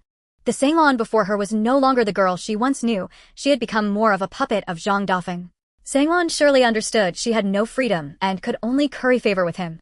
Kafilia felt powerless over Sanglan's fate. There was nothing she could do. That night, had Zhang Dafeng not been present, she would have been forced to watch Sanglan die and sink into utter despair. She trailed absent-mindedly behind Zhang Dafeng and Sanglan, watching the two walk hand in hand like a genuine father and daughter, her emotions a tumultuous blend of sorrow and resentment. When they reached the guild entrance, they arrived just as Kalyan was being taunted by Tulier's sarcastic jibes. Zhang Dafeng found Tulier disagreeable. Moreover, since she had asked about Kalyan's eyes, she could not have innocent motives. Knowing of Kalyan's rainbow eyes and the Ruinbor clan, she would surely devise ways to drive Kalyan into a corner. So he stepped forward at once. "What are you doing gathered around my wife?" Many did not know Zhang Dafeng well. Their impression of him was limited to how he had challenged Hibyud a level above his own yesterday. On the surface, his visible level was only 10, but after yesterday, no one truly believed he was merely that low a level. Attention shifted onto Tulier, the one who had created the awkward scene. Tulier bore no affection for Zhang Dafeng. If anything, she fancied Hibyud. She had sought Hibyud after he left the sanctum yesterday and confessed to him, but he had not even intended to entertain her saying something about seeing him in another life. It was easy to see how furious Tulier was now at this couple. Kalyan's talent for judging people is poor, isn't it? She's barely in her 20s and only level 10. What was she doing with all that time? What difference does my level make to you? Zhang Dafeng would not indulge such a person. His voice turned sharp. Besides, she keeps her eyes closed because of her family's rules. She opens them only for the one she loves. What is wrong with that? What kind of family is so cruel? Tulier frowned, as she had never heard of such a custom. Zhang Dafeng improvised a story, a family that most people are better off not knowing. If you cannot curb your curiosity, you should watch your own safety. That threat tightened Tulier's chest. She keenly felt the murderous intent in Zhang Dafeng's tone.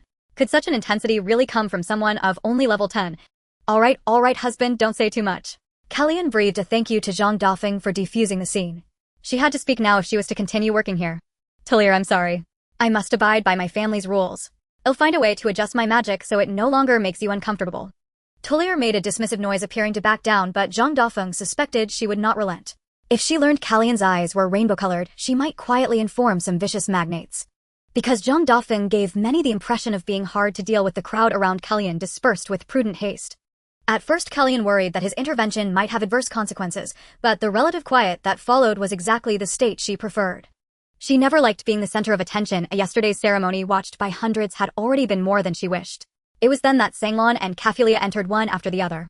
Kalyan glanced at the time, barely past 9 in the morning, and felt there was still plenty of time. She also noticed keenly that Kafilia seemed to be keeping a slight distance from Sanglan, no longer as close as before. Did something happen between them at home? Kalyan asked Zhang Dafeng quietly. This is my fault. If I hadn't usurped Lanlan's identity from the start, none of this would have happened. She should be on her way home by now. Sanglan sank into an inexplicable gloom at his words.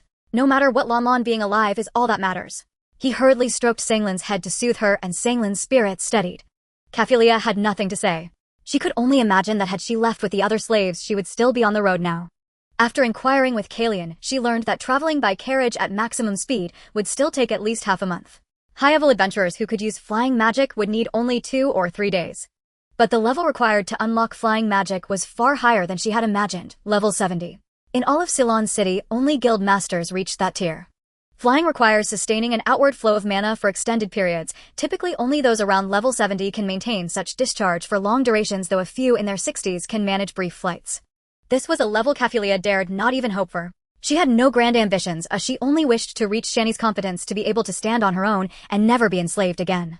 On the way to the guild's exclusive leveling zone, they had just successfully petitioned for Kaphilia tried to ease the awkwardness with Sanglon and asked Lanlin, how high do you think you must level to avoid being seized and enslaved again? Sanglon had pondered the question before, but now her answer was simple: I will be whatever level my father reaches. Kaphilia did not suspect any hidden meaning and pressed on then. How high does he intend to rise? I don't know.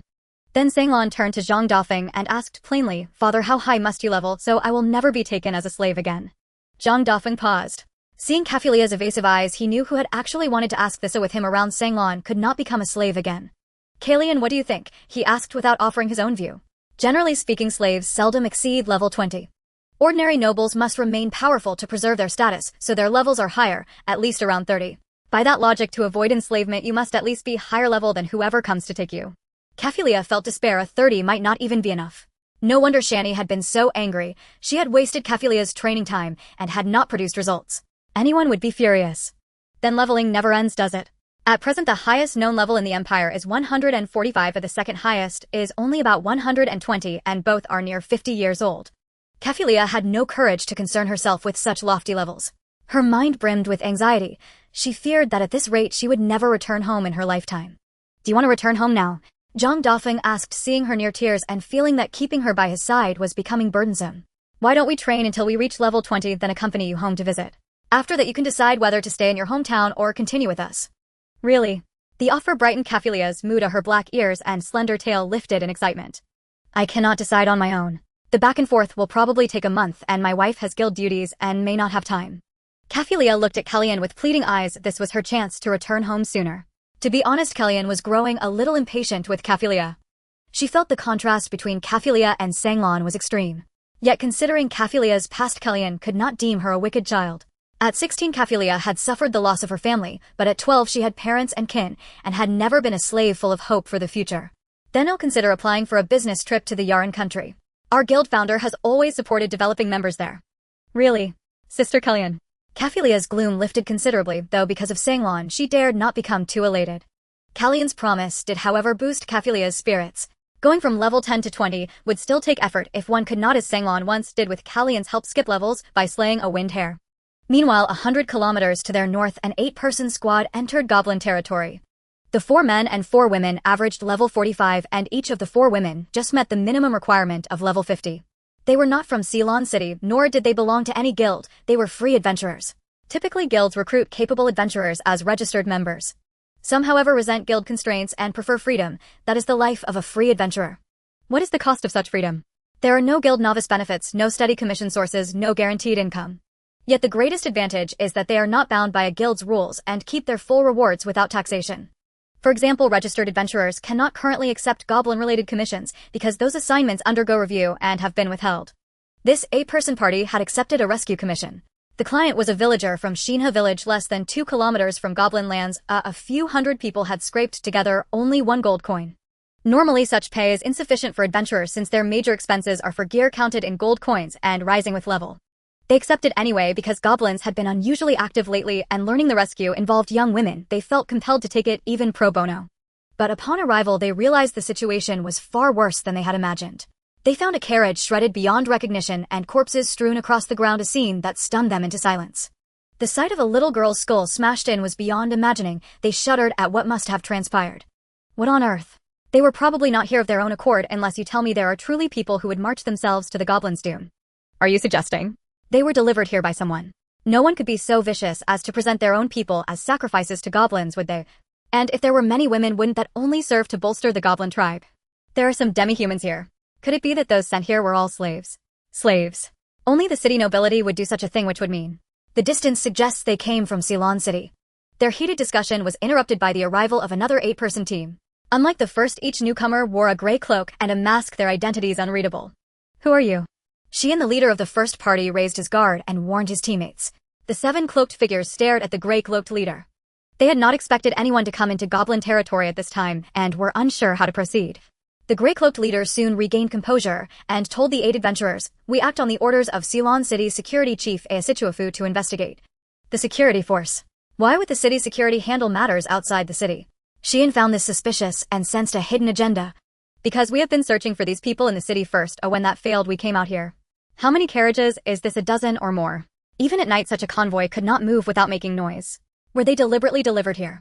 We are still investigating and the people have not been found. This is not a matter of inquiry, they were clearly brought here on purpose.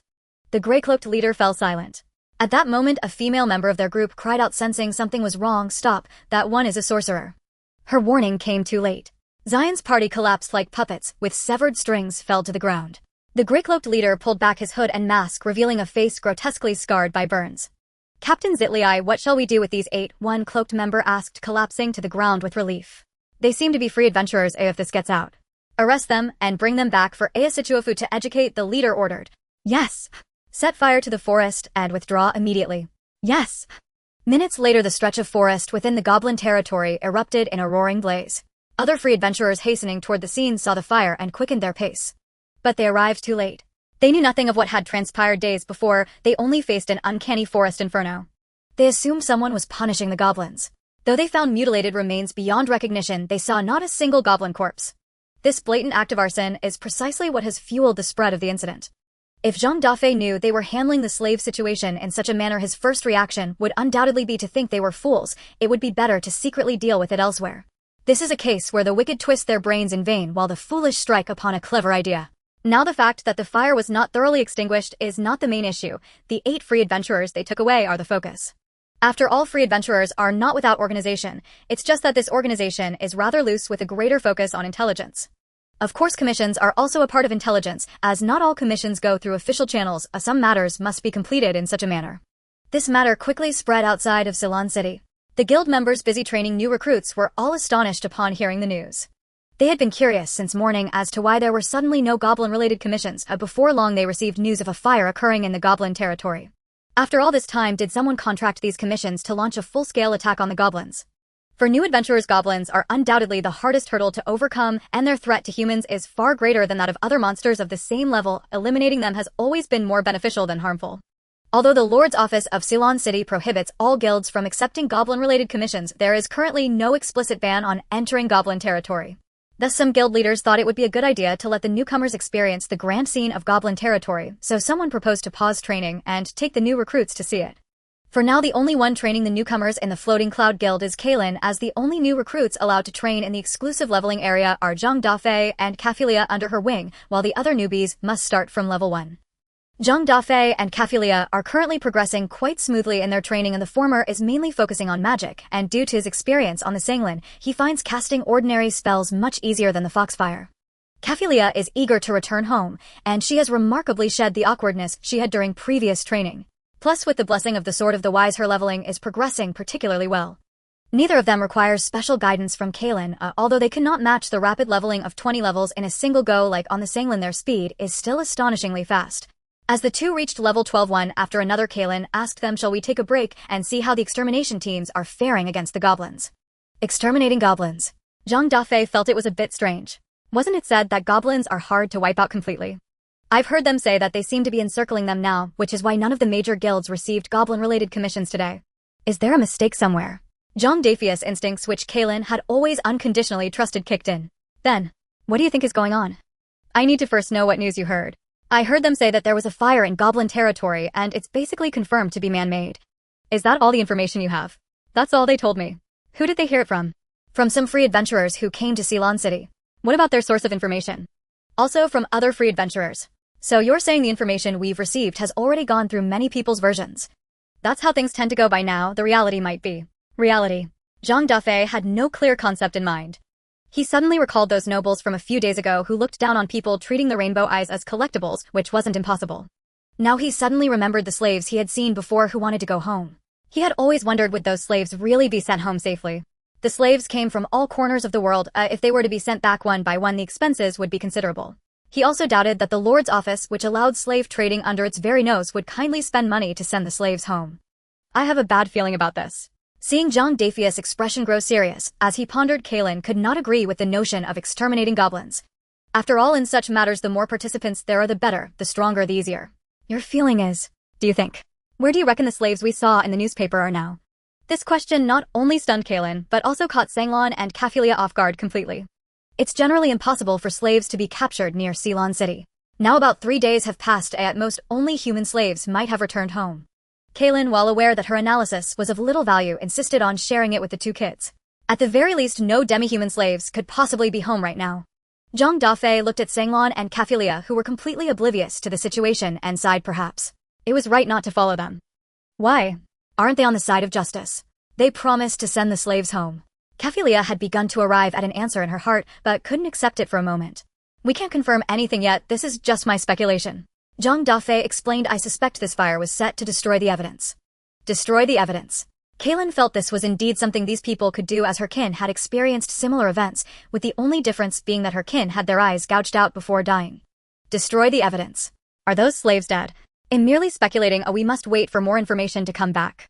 No, even if we wait, the news we receive may not necessarily be true. Daddy, should we still go see? Sanglon was also concerned about the fate of those slaves. At that time, Zhang Dafeng had chosen to take Kafilia to find Princess Cray rather than follow the slaves. A divergence in fate had occurred here. In fact, among them, Kafilia was the one who wanted to know the outcome the most. She had felt since the beginning that not leaving Ceylon City with the main group was a mistake.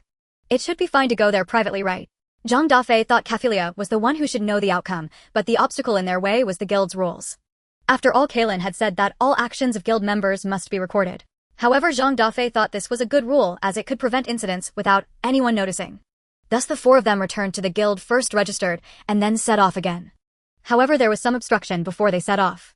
When questioned by the registrar about their purpose, Kaylin said it was just for teaching, allowing her new recruits to familiarize themselves with the environment in advance. Considering that Kaylin at level 50 was more than capable of handling goblins, the registrar approved their travel request. Unfortunately, they had delayed a bit and could not catch up to the main group. Other guilds, without recording rules, directly took curious new adventurers along. At the same time, some guilds had learned of the news and specifically sent people to investigate the situation. It was quite strange that such events occurred shortly after the goblin-related commissions were banned. The Floating Cloud Guild also learned of this matter not long after Kaylin had left, but they did not send anyone to investigate. Kaylin's records had already indicated that she was aware of the situation in advance and no one would question her work ethic. They all looked forward to seeing what had happened after her return.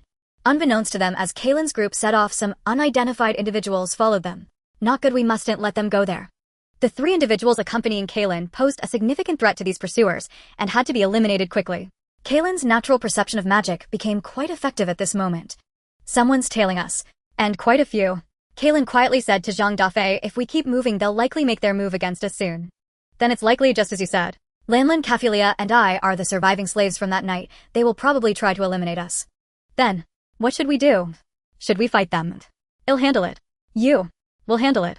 Kaylin understood Zhang Dafeng's intentions, but if she did that, don't worry, it will be over quickly. Zhang Dafeng found a grove by the roadside, pretending to take care of a physiological issue, temporarily separating from the other three. This made the pursuers quite pleased. They had been worried about finding an opportunity to strike, and Zhang Dafeng had inadvertently provided them with this chance. However, they couldn't even move. Even though their average level hovered around 50 compared to the LV Max Annalise, they were clueless about how they would die. In about half a minute, Zhang Dafeng completed the process of switching to Annalise in the jungle, killing all 8 pursuers without leaving a trace and switching back to Zhang Dafeng in the jungle. Let's go. Zhang Dafeng emerged from the grove as casually as if he had just taken a leak. So soon. Kaylin's perception magic indeed couldn't detect any pursuers anymore, but she still found it hard to believe. If it weren't fast, how could I protect you? Kaylin merely smiled slightly and gave Zhang Dafeng a warm kiss. Sanglon also knew what had happened and she was smiling. Only Kafilia remained completely confused, quietly asking Sanglon, what did he just do? Do you know? Daddy just went to the bathroom. Sanglon thought for a moment, but deliberately withheld the truth from her. Went to the bathroom. The thought of Kaylin's kiss made Kafilia feel inexplicably nauseous. They continued on to their destination. To speed up their progress, Kaylin used acceleration magic. Under this enhancement, their full-speed running could rival modern sports cars, consuming Kaylin's mana instead of their own stamina. In less than an hour, they arrived at the area where the fire had occurred, and Kaylin's mana was nearly exhausted from supporting the acceleration of 4 people. Although everything seemed fine on the surface, Zhang Dafeng already felt that if someone were to launch an attack against them now, Kaylin might not be able to react in time. A considerable number of adventurers had already gathered at the scene, most of whom were free adventurers and members from the various guilds in Ceylon City had not yet arrived, but they should be coming soon. By this time, over 3 hours had passed since the fire started, and a portion of the flames had been extinguished by adventurers using water magic, but a large area of trees had been burned down. At this moment, some experienced adventurers were carefully investigating the scene, while others had already begun discussing. Even though the scene had been somewhat damaged from their discussions, Zhang Dafeng still picked up on some crucial information. First, a sizable convoy of carriages had previously stopped here. Second, there had been fierce fighting at the scene, and the dead were not goblins. Third, the deceased were predominantly male. With this information, Zhang Dafeng could basically conclude that the surviving slaves from the previous explosion incident, besides himself, Sanglin and Kafilia, had all been brought here. Due to his unfamiliarity with these free adventurers, Zhang Dafeng could only push Kaylin, Sanglin, and Kafilia to a corner, speaking to them in a chilling tone. It can be confirmed that the dead slaves here are the survivors from that night. So it's true. Kaylin couldn't help but exclaim, it seems they really don't see slaves as human. Sanglin, however, showed no particularly strong reaction. She could only lament and pray for the deceased slaves. The one who could not accept this fact was Kafilia. Are you saying that those slaves who were with us before are all dead? Given the goblins' nature, the males are definitely dead, while the females are likely to be captured and used as breeding machines. Zhang Dafeng stated bluntly, if I hadn't sought out Princess Cray to stay in Ceylon City, what do you think would have happened to us? After a while, the teams from the various guilds in Ceylon City also rushed over. What happened here? What they saw was merely a scene completely unrecognizable. Only a multitude of free adventurers gathered around, discussing a stark contrast to their expectations of exterminating goblins. Are you adventurers from Ceylon City? The first free adventurer to arrive at the scene and organize the firefighting effort, a red-haired man with a tuft of white hair named Robert, asked them. I'm Robert, a free adventurer. After our preliminary investigation, we've discovered that at least 10 carriages had stopped here, evidently brought here by someone with intent. Do you have any clues? The members of the Ceylon City guilds could not immediately connect this incident with the news of sending slaves home, staring at each other and starting to discuss. Deliberate. Who could be so malicious? This isn't just malicious, it's anti-human. Could it be the White Demon who did this? Robert, hearing their discussion, frowned, feeling their arrival was equivalent to not coming at all, but he had at least heard of the name White Demon. Do you know what the White Demon has done? Blew up Xuanguang Square, resulting in hundreds of deaths. What level are they? At least level 80, because she showed no fear even against several level 70 mercenaries. Robert fell into deep thought. At this moment, Zhang Dafeng stepped forward. The people in that convoy were the surviving slaves from the explosion incident a few days ago. Robert looked at this young man with a face of despair, puzzled. How do you know that? I was one of the survivors at that time, but I chose not to follow the convoy and stayed in Ceylon City. Really? If you don't believe it, they can verify. They also chose not to follow the convoy. Zhang Dafeng pulled Sanglin and Kafilia in front of him. Seeing that both of them were Demahomins, one being a very rare white fox Demahomin, the credibility of Zhang Dafeng's words significantly increased. Moreover, Kafilia's expression of shock, which still hadn't fully registered, further confirmed that Zhang Dafeng was telling the truth. The stark reality left Kafilia in a daze for a long time. She had thought that those who were willing to use their carts to send the slaves home could not be bad people. In fact, the group photo made her regret not joining the main party. Now it seems that following Zhang Dafeng actually spared her from a calamity. She could not imagine the despair these people felt before their deaths. On the other side, where they could not see, Kili was also present. She had originally left Ceylon City, but seeing that many free adventurers were rushing this way, her curiosity led her to follow. At this moment, she stood expressionless beside a corpse that was completely unrecognizable. Though she did not know the name, she recalled that this corpse belonged to someone she had held at the auction in the Xian Structure Plaza. How could this happen? She still could not believe that these slaves who should have been saved ended up dying in such an absurd manner. Men beaten to death by goblins, women abducted by goblins, and the deceased subjected to cremation to erase their traces. Is this the current Azura's empire? As a member of the royal family, she felt that this empire, which had existed for thousands of years, had decayed to such an extent. Had she not escaped from the royal capital, she would not have known that outside the palace, where nights were filled with revelry, lay such a grim reality. She disguised herself as an ordinary adventurer, hoping to hide her true identity and experience a different life, but in places close to the royal capital her disguise lasted no more than 3 days. Almost every time after being revealed, her previously amicable teammates would distance themselves from her as if they had encountered a ghost. The timid ones would shy away, while the bolder ones, like the adventurers who had gone with her to save the slaves, would complain before parting ways. The reputation of the Azura's royal family was such that she now deeply loathed her identity. She gazed from afar at Sanglin and Kafilia, who were following Zhang Dafeng, uncertain of her own direction. What she found amusing was that the person who had been the gentlest with her so far was actually Zhang Dafeng, disguised as Sanglin. Now, as she saw Zhang Dafeng standing with Sanglin, combined with what Kafilia had mentioned earlier, it seemed that Zhang Dafeng did not usurp Sanglin's identity, but rather allowed her to live on. Kili felt that she was conjuring some nonsensical thoughts, shaking her head in an attempt to stay alert. But what should she do next? She was aware that there were royal family agents following her. Although she did not get along with her kin, the arrangement of having guards follow her was necessary, as she still bore the royal bloodline and was a tool to win over the interests of the associated nobles. She walked deep into the jungle and spoke to the air. Come out, I know you have been here all along.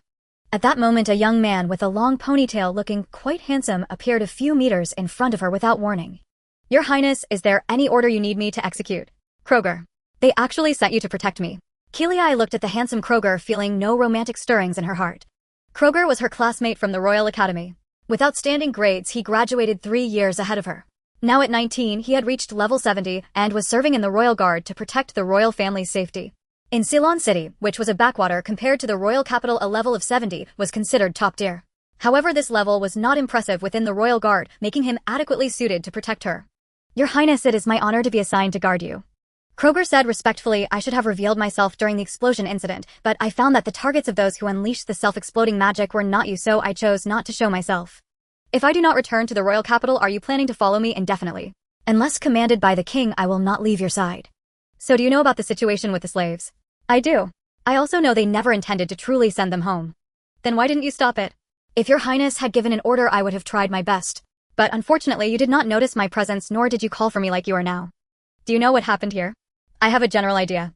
On the night of June 7th, a fierce battle occurred here, likely involving goblins attacking these slaves, as several hours ago someone attempted to set fire to destroy the corpses. Who do you think did it? If nothing unexpected happened, it should have been instigated by the Lord of Ceylon City. After all, he is also involved in the slave trade. Without his permission, it would be impossible to construct such a large auction house underground in the Xian Structure Plaza. So, how do you plan to deal with these issues? However, Kroger gave her a very perfunctory answer, I won't deal with it. Can you just stand by and watch? Such a tragedy. Your Highness, forgive me for speaking bluntly, but what you want to intervene in is not as simple as just saving the slaves. How is it not simple? Because there are only two choices: either do not save or save all the slaves in the world. What you are facing is a massive interest group, and everyone will fight to protect their own interests. You alone cannot contend with them. Why has it come to this? Keeley's roar did not sway Kroger at all. He remained respectfully kneeling on one knee, listening to Keeley's complaints. For the first time, Keeley felt powerless and could only ask Kroger then. Surely we can save those girls taken by the goblins. I'm sorry, Your Highness, but I can't do that either. Is saving them related to the interest group? Keeley felt enraged. Are you here to protect me or to monitor me? If it's the former, then follow my orders. Your Highness, do you think saving those slaves is related to your protection? You want go save them, right? Then I'll go save them, and you protect me while you go. Your Highness, your request is rather capricious, and I cannot comply. Isn't it strange that as a member of the royal family, you actually have the right to refuse royal orders? Because I am not a guard you personally brought, I merely obey the decree of the royal family that assigned me. What did the person who assigned you say? They said that if you made capricious demands, I could refuse to obey. And your request for me to save the slaves seems capricious to me. Don't you have any sense of justice? These are women taken by goblins. Do you wish for goblins to run rampant because of this? Keeley was already on the verge of tears, but Kroger remained unfazed, retaining his calm demeanor as he replied, goblins are inferior beings and will not cause a disaster. Their average lifespan is only about 20 years. The current Goblin King is already in its old age at 15 years, and the highest level it can reach is only 40, while there are countless humans above that level. If they are so easily defeated, why not consider exterminating them? That is a question Your Highness needs to think about. Clearly, Your Highness has not yet developed a sense of responsibility as a royal, and it is no wonder that the Lord sent me to protect you.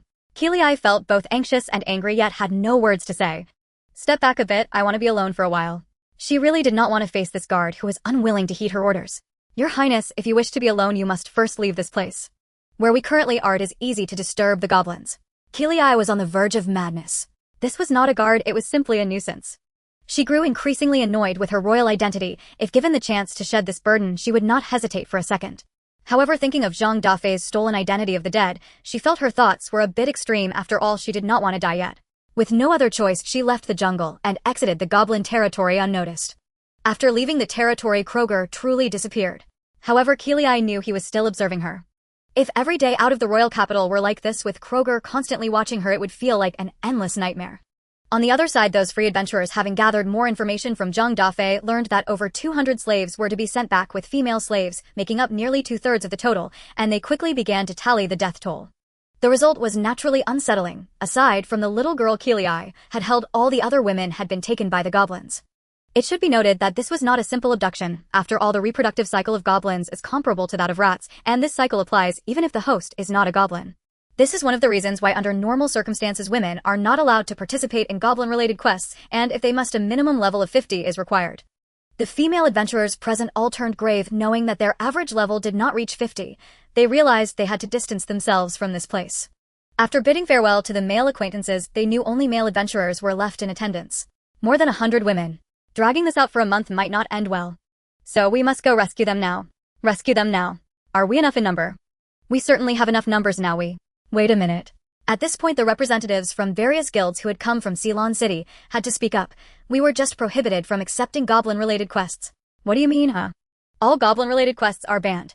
We don't know what happened, but if we participate, our guild may face penalties, and in severe cases, we might be temporarily banned from distributing quests. Upon hearing this, the free adventurers became somewhat unfriendly towards them. It seems these slaves were sent here by some people in your Ceylon City. They say that raising a tiger invites trouble, they don't take slaves seriously, and do they not think the goblins are a threat? Forget it, let's not deal with them. Isn't this why we dislike the guild? You all should hurry back, leave the matter of rescuing the slaves to us. Under the disdainful persuasion of the free adventurers, the other guild members left the goblin territory. Zhang Dafeng hesitated whether to leave as well, but seeing that Kalyan had not yet recovered much, the current level 12 he along with Kafulia and level 20 Zhang could not help much. Considering that the free adventurers present were already numerous enough, he felt it was unnecessary for the four of them to stir up trouble, so he also decided to leave. Can they really rescue them? Kafulia felt a bit better after being influenced by the free adventurers' determination to save the slaves, but she still did not believe they could successfully rescue them.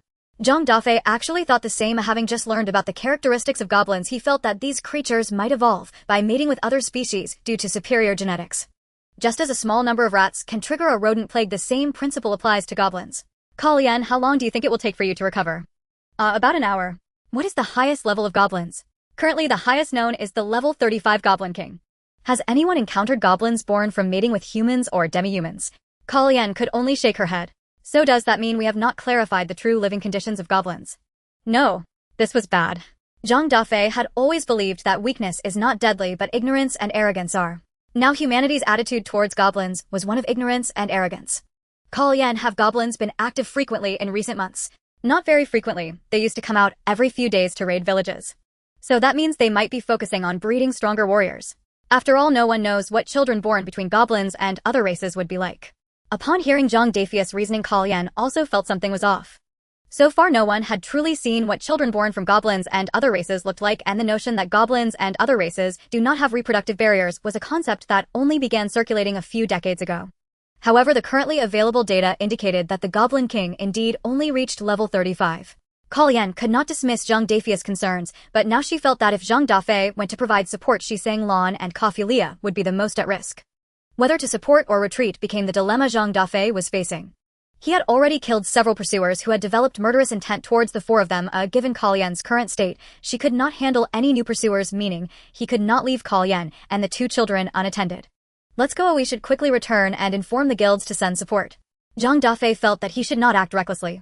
With our current condition, it would take several hours to return. Kalyan felt the emptiness of her magical power and sensed that by the time they returned it would be dark, making support nearly impossible. I can switch identities and teleport you. Without waiting for Kalyan to respond, Zhang Dafeng switched to the character Annalise after confirming that no one else was around. This was Kafulia's first time seeing Zhang Dafeng's max-level character. White Demon. She could only call out like that, but before she could fully grasp the situation, Kalyan and Zhang were already back outside Ceylon City. The White Demon transformed back into Zhang Dafeng in the blink of an eye. What is this?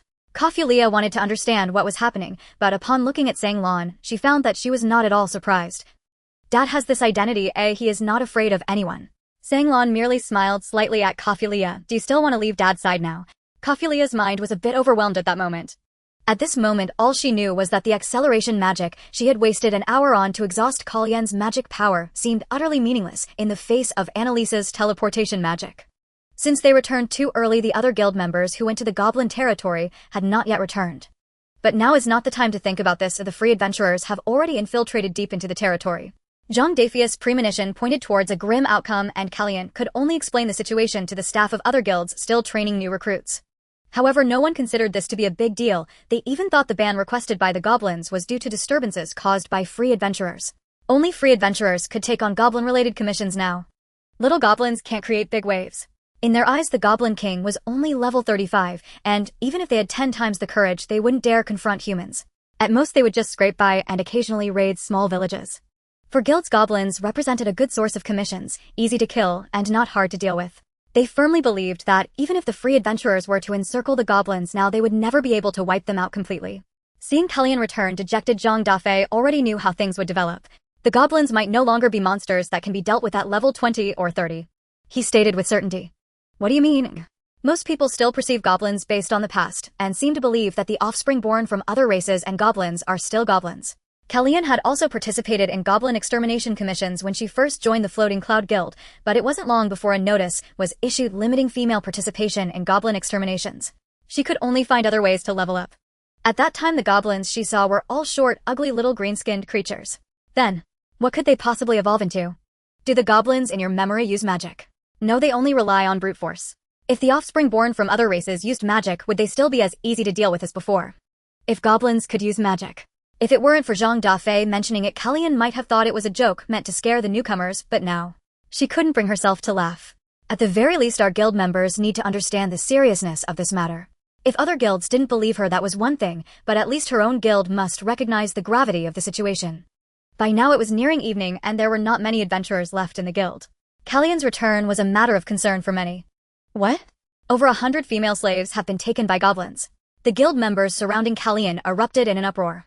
In the past, they had only heard about a few young women disappearing from small villages, but suddenly to hear that over 100 female slaves had been kidnapped, including those who should have been on their way home during the explosion a few days ago, left everyone bewildered. The newspaper with the photo of the returned slaves was still posted on the bulletin board, and an adventurer nearby tore it down simply because the bulletin board did not allow false information. No wonder they suddenly prohibited guilds from accepting goblin-related commissions. It turns out they were guilty of wrongdoing and feared being discovered. Doesn't this directly prove that they're in cahoots with the slave traders? Do you believe that the slave trader named Kaishans is definitely not dead, but rather hiding out in another place? Putting that aside, if these slaves are truly being used by goblins to breed offspring, then dealing with the goblins in the future will likely be quite challenging, right? After all, goblins can give birth to several offspring at once. Don't say anymore. I'm getting scared. Listening to their discussions, Zhang Dafeng felt they still hadn't grasped the seriousness of the situation, so he raised his voice to remind them, has anyone here actually seen goblins breeding with humans or other races? Someone retorted, aren't all offspring born from goblins goblins? Others pondered for a moment and replied, the goblins we've seen all look alike. Zhang Dafeng's expression became even more serious. Then it's over. If mutated individuals appear and know how to hide themselves, then those who go to encircle them now probably all face doom. What are you really worried about, brother? Don't you think there's a possibility of mutations occurring in the offspring born from goblins and other races? No matter how mutated they are, it shouldn't be a cause for such concern, right? With so many adventurers in Silent City, they shouldn't be able to resist them. Sigh. Zhang Dafeng felt a deep sadness. We should find an opportunity to report to the Lord's office. Kellyan suggested, otherwise if things escalate it will truly become troublesome. Kellyan, we just managed to reclaim our leveling area. Now if we report the situation while under the goblin ban, our guild will definitely be targeted again. One of the guild ladies said, let's wait for those free adventurers who are out on extermination missions to return before discussing this. Yes, the president will be back soon. It won't be too late to hear his opinion first. Kellyan looked at Zhang Dafeng helplessly, and Zhang Dafeng could only return with a wry smile. He initially wanted to go take a look himself and solve the problem on the way.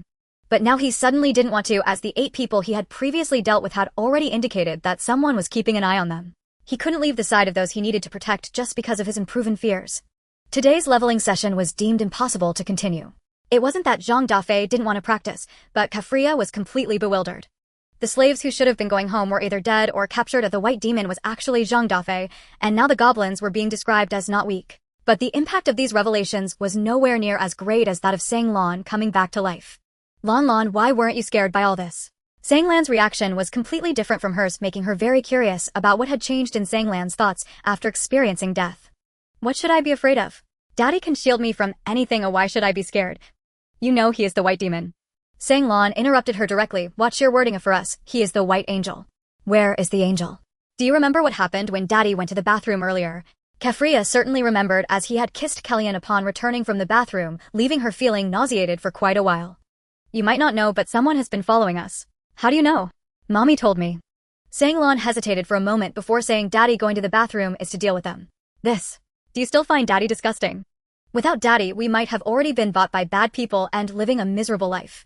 Even if we were rescued, we could have died in that forest. Even if we didn't die, we could be captured by goblins and forced to give birth to their children in a few years. Lan, stop talking. Stop talking. Kafria had already felt physiologically uncomfortable, her ears and tail drooping. And there's one more thing you must know. Daddy can still use my identity, and even if he doesn't want to, I will make him use it. Why? Don't you see yourself as a person? If you are also willing to become a part of Daddy's identity, you won't have to live in fear. Such words coming from Sang Lon made it hard for Kafria to believe this was the Sang Lon she knew. What? What are you saying? Are you asking me to die once like you? I never thought that. I'm just telling you how I feel. The things I used to fear I'm not afraid of at all now. Lon, could you keep your voice down while discussing these things? Also, I will not turn her into a part of my identity. Zhang Dafeng felt embarrassed as the two children discussed matters without lowering their voices. Why? Sang Lon seemed genuinely curious. We are only temporarily keeping her by our side. She is different from us. She has a complete family and misses that family. So once the time is right, we will send her back. But haven't we all been targeted? There's nothing we can do about that. Should we live in the subhuman country because of her?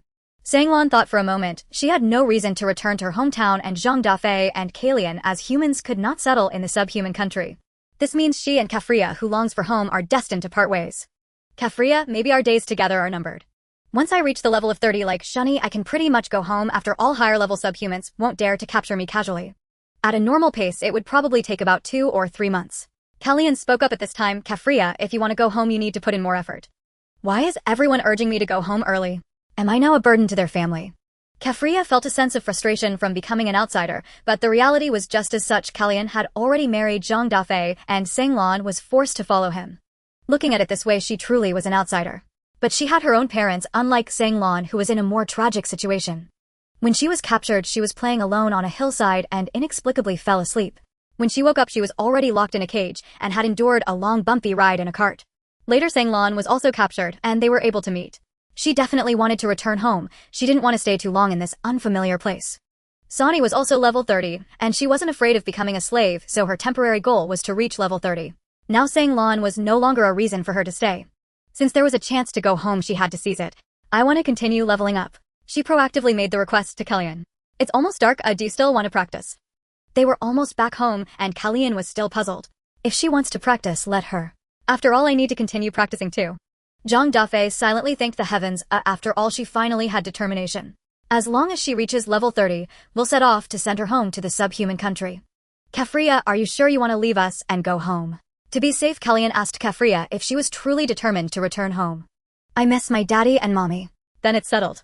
After work actions do not require specific registration with the guild, but using the dedicated leveling area does require registration as it involves guild resources.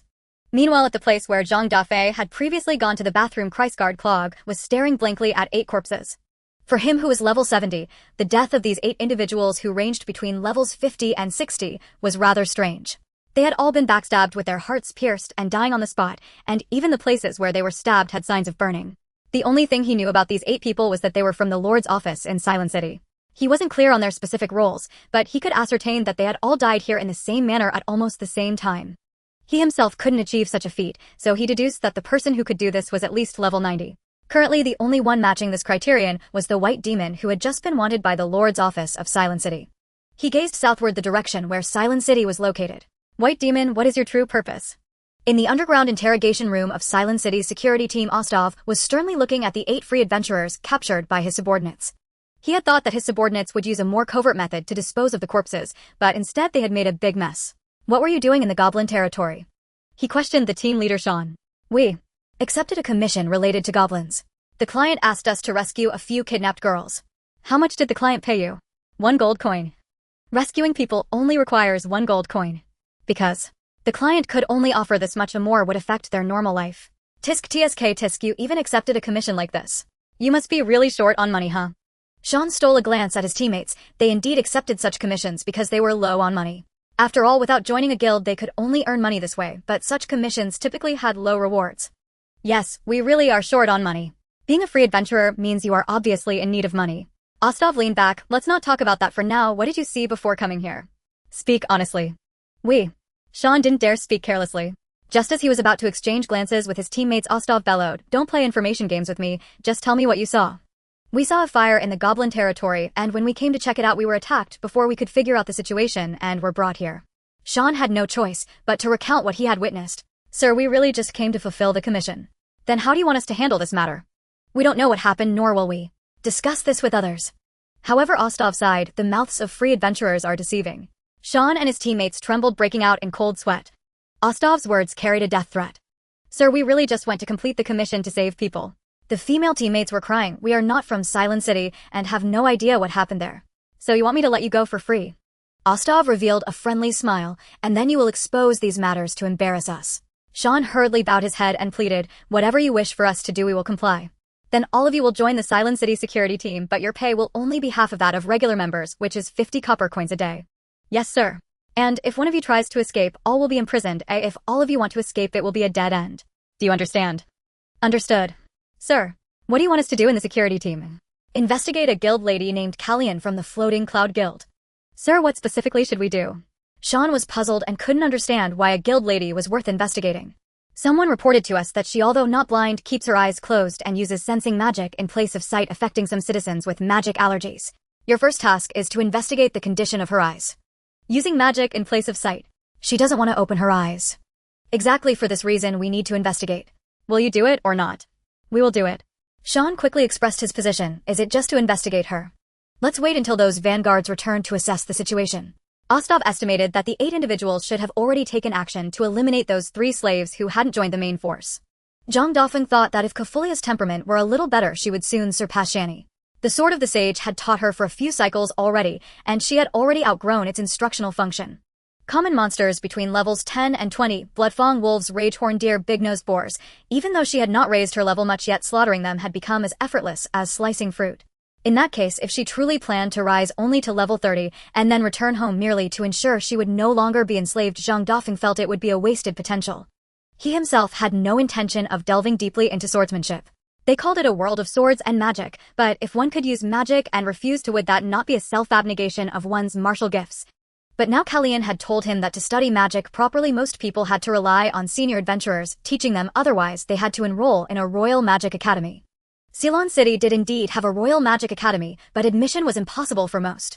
The Royal Magic Academy of the Asilas Empire admitted only nobles, and in exceedingly rare cases would it recruit prodigies. Princess Kiliai's guard Kelyuoch was such an exception, precisely for that reason he had been dispatched to accompany her to Ceylon, this town so far from the capital. That meant he had lost any chance of advancement, and not knowing when the princess would return was one thing, but being removed from that circle entirely was fatal to his prospects. He harbored many resentments. This princess was in his eyes nothing but a millstone. Yet those who had sent him did not seem to require him to guard her with his life. Their words hinted at something else. He understood perfectly what was implied. Those people quietly hoped she would die in some accident. He had not intervened at all during the explosion incident. Fortunately, the princess had been favored by fate. The targets of those self-detonations had been nobles, and when the blasts occurred she had been in the slave quarter, and thus escaped death. But now he was frightened by the 8 corpses that all shared the same manner of death. At the academy, he had studied investigative magic, a spell that could reveal the victim's moment of death. His current limit was 8 hours, beyond that the spell could not probe. Yet after using the investigation spell on these 8 people, he felt something was wrong. Their moments of death were so brief that he could scarcely collect his thoughts. All he knew was that Emo had dispatched them with ease. For a man who had once made waves at the academy, this was a considerable blow. He had fancied himself unmatched in Ceylon City, except by the city lord and the heads of the guilds. The emergence of Emo had unsettled him. He felt he still had to continue his cultivation, yet the resources in the Ceylon region no longer benefited his advancement. And yet Princess Kiliai showed no intention of returning to the resource-rich capital. She lingered around Ceylon City, apparently still fretting over whether Zhang Dafeng and his companions should stay or go. Kelyuoch noticed in the moments of death that those 8 had been trailing the group before they perished, so there must be some hidden reason. He had little interest in guarding a princess, but he was extremely curious about that hidden motive. While Princess Kiliai returned to her residence in Ceylon to rest, he waited for someone to come looking for those 8. Sure enough, a man who looked like he belonged to the security squad came seeking them. Apparently the deaths of those 8 surprised him. He had cast a signal spell, essentially a specific light pattern visible only to anyone who replicated the same magical array before their eyes. He followed the men who were carrying the corpses all the way to the security squad, where he watched Aostov interrogate that freelance adventuring party. Aostov had also learned investigative magic, but his skill only reached for moments of death within 2 hours. When he cast his spell on these bodies, he could not draw out their death moments. Who did this? He briefly suspected Callian, but Callian lacked such overwhelming strength. Could she alone have slain 8 people far above her level? Kelyuoch chose that moment to appear. Aostov wanted to subdue him at once, but upon seeing the Royal Guard badge on his chest, he abandoned the thought, and with fluid deference dropped to one knee. Sir, forgive my impertinence, but may I ask a question? Are these deaths connected to you? Kelyuoch said nothing, only cast his investigative spell in front of him. At the mention of Emo, the air went cold. Could it be her? The people they were following at first were Kalian, Zhang Dafeng, Sanglin, and Kafulia, right? Yes. Then it would seem that Bai Emo might be linked to those four. We have no one who truly knows Bai Emo's background, so if you do not wish to suffer personnel losses, it would be best to halt surveillance of them for the time being. Sir, do you have any clue how strong Bai Emo truly is? She is not someone the people of Ceylon City can deal with. But she has sown panic across Ceylon City. Even so, you are no match for her. Sir, even so, we must give the dead some explanation, and at least we must know who she is. She appeared this time to protect those four, so we must extract useful information through them. Ayostov persisted, and his insistence made Kelyuoch hesitate. Sir, our security squad has obtained an important clue. This woman called Kalian is not blind, yet she keeps her eyes closed and casts a rare perceptive spell that makes a few people uncomfortable. Perhaps we can exploit that.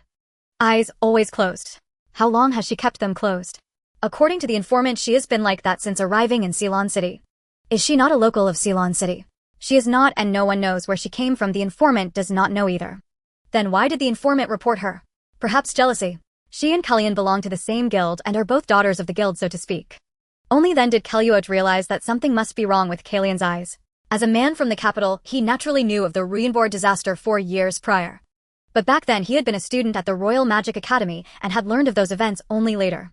Some classmates' earrings had been made from the eyeballs of the Ruinbor. A pair was said to be worth 230 gold coins, an astronomical price for jewelry for ordinary people without levels could spend a lifetime and never earn so much.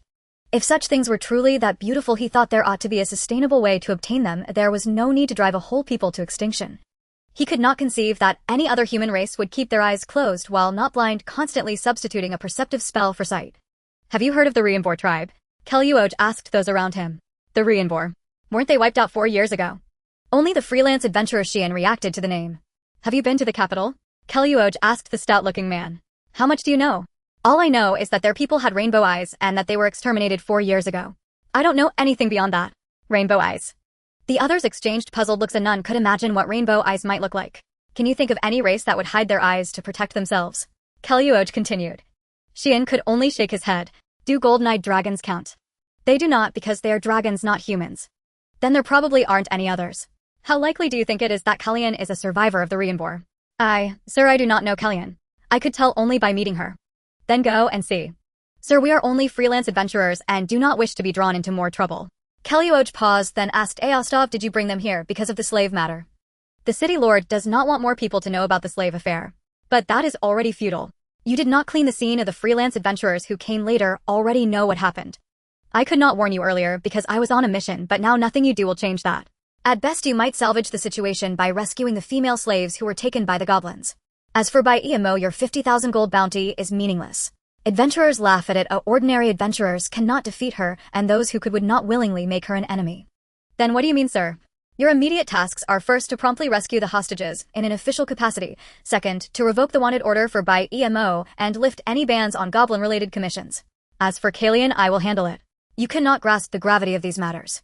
Having spoken, Kelyuoch told Xian and his group, come with me. For my sake, this slave incident will be set aside. The 8 did not dare utter a word, and the security squad officers dared not defy Kelyuoch. When he moved out, they could only follow. Only after leaving the security squad did the 8 finally breathe a full sigh of relief. What were you originally planning to do? Kelyuoch asked Xian. We took a commission from a small village to rescue people from the goblin territory. Rescue women. Yes, sir. They have been abducted for over a month. It is very likely. I know. Then let us go and rescue them first. Sir, you. Kalian's matter will wait until after you finish your commission. Right now, sending these people to the goblins is the priority. To Kelyuoch, the goblins' prodigious reproductive ability made them impossible to eradicate. If over 100 female slaves were sent there given time, those villages would face more than mere plunder. Considering that many freelance adventurers had already gone to rescue them several hours earlier, results should have emerged by now. But when Kelyuoch and Xian's team arrived at the goblin territory, the jungle felt eerily still. The sensation filled Kelyuoch with a forbidding premonition. Under ordinary circumstances, after several hours, and with men above level 50 participating in the sweep, they should easily have exterminated goblins whose highest level was only 35. At that moment, shouts rose from within the jungle. Help! Someone save us!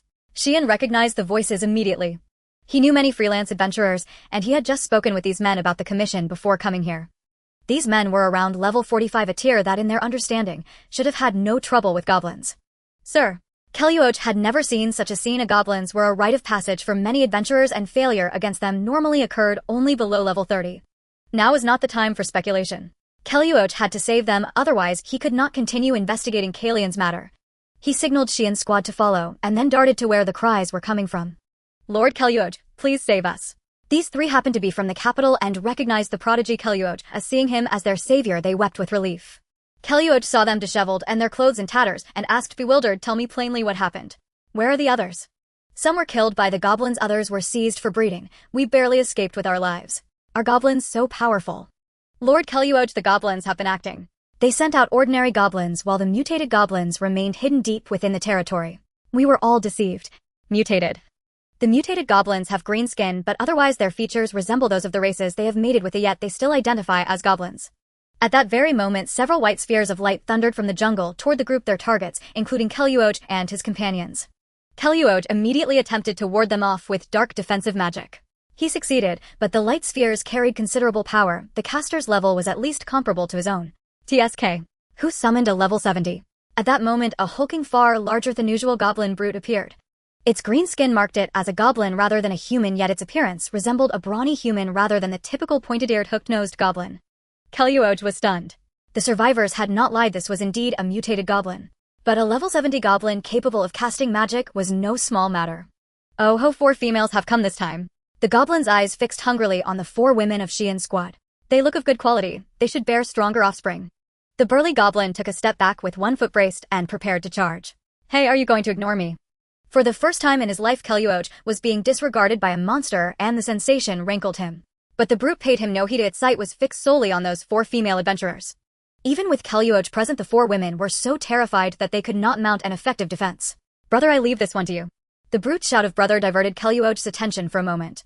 In that brief distraction, another brute, nearly identical in appearance, but even more ferocious, appeared behind Kellyuoj, formed both hands into a crushing fist, and slammed it down toward his head.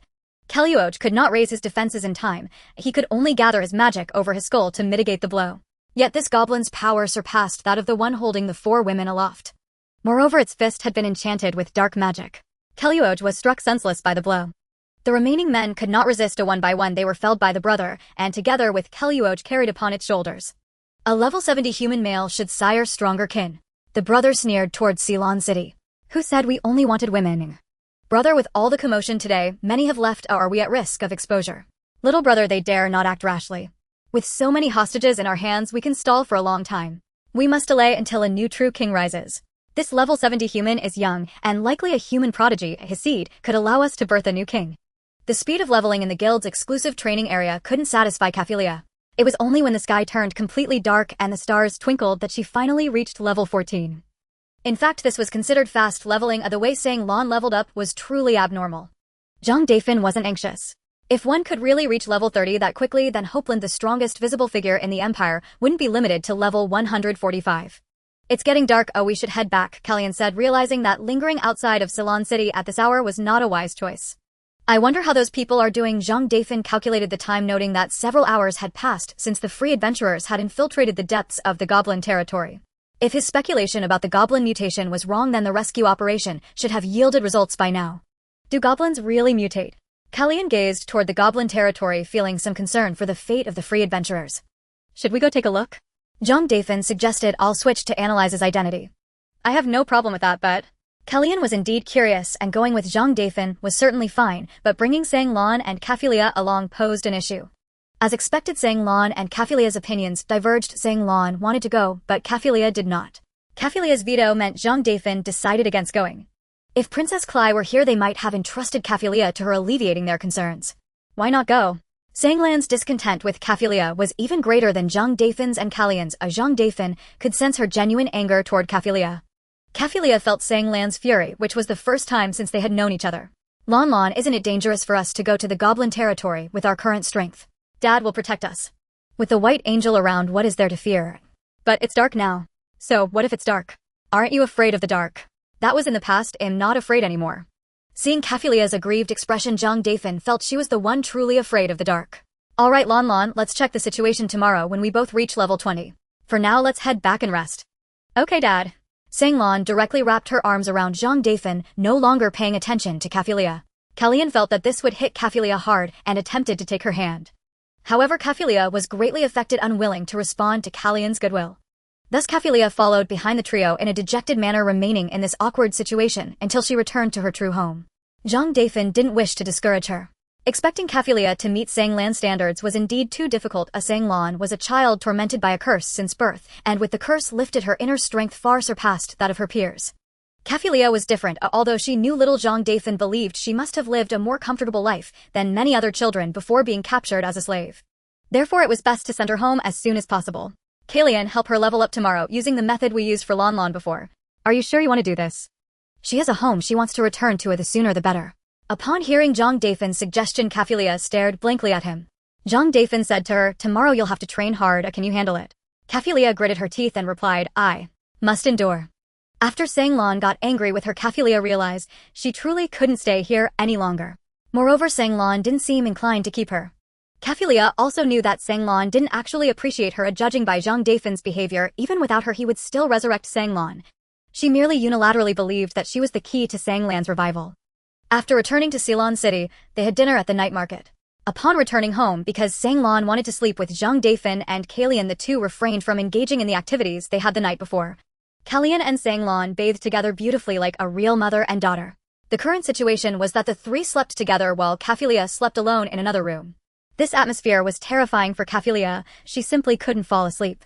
Even though Zhang Dafeng mentioned accelerating her leveling, the days leading up to that moment felt long. Dad. Mom. Feeling lonely and helpless, Caphulia began to sob in bed. Zhang Dafeng heard her crying and felt that her current state was not much different from his last days before coming here. Kalian, I'll go keep her company. Kalian also heard Caphulia's sobs.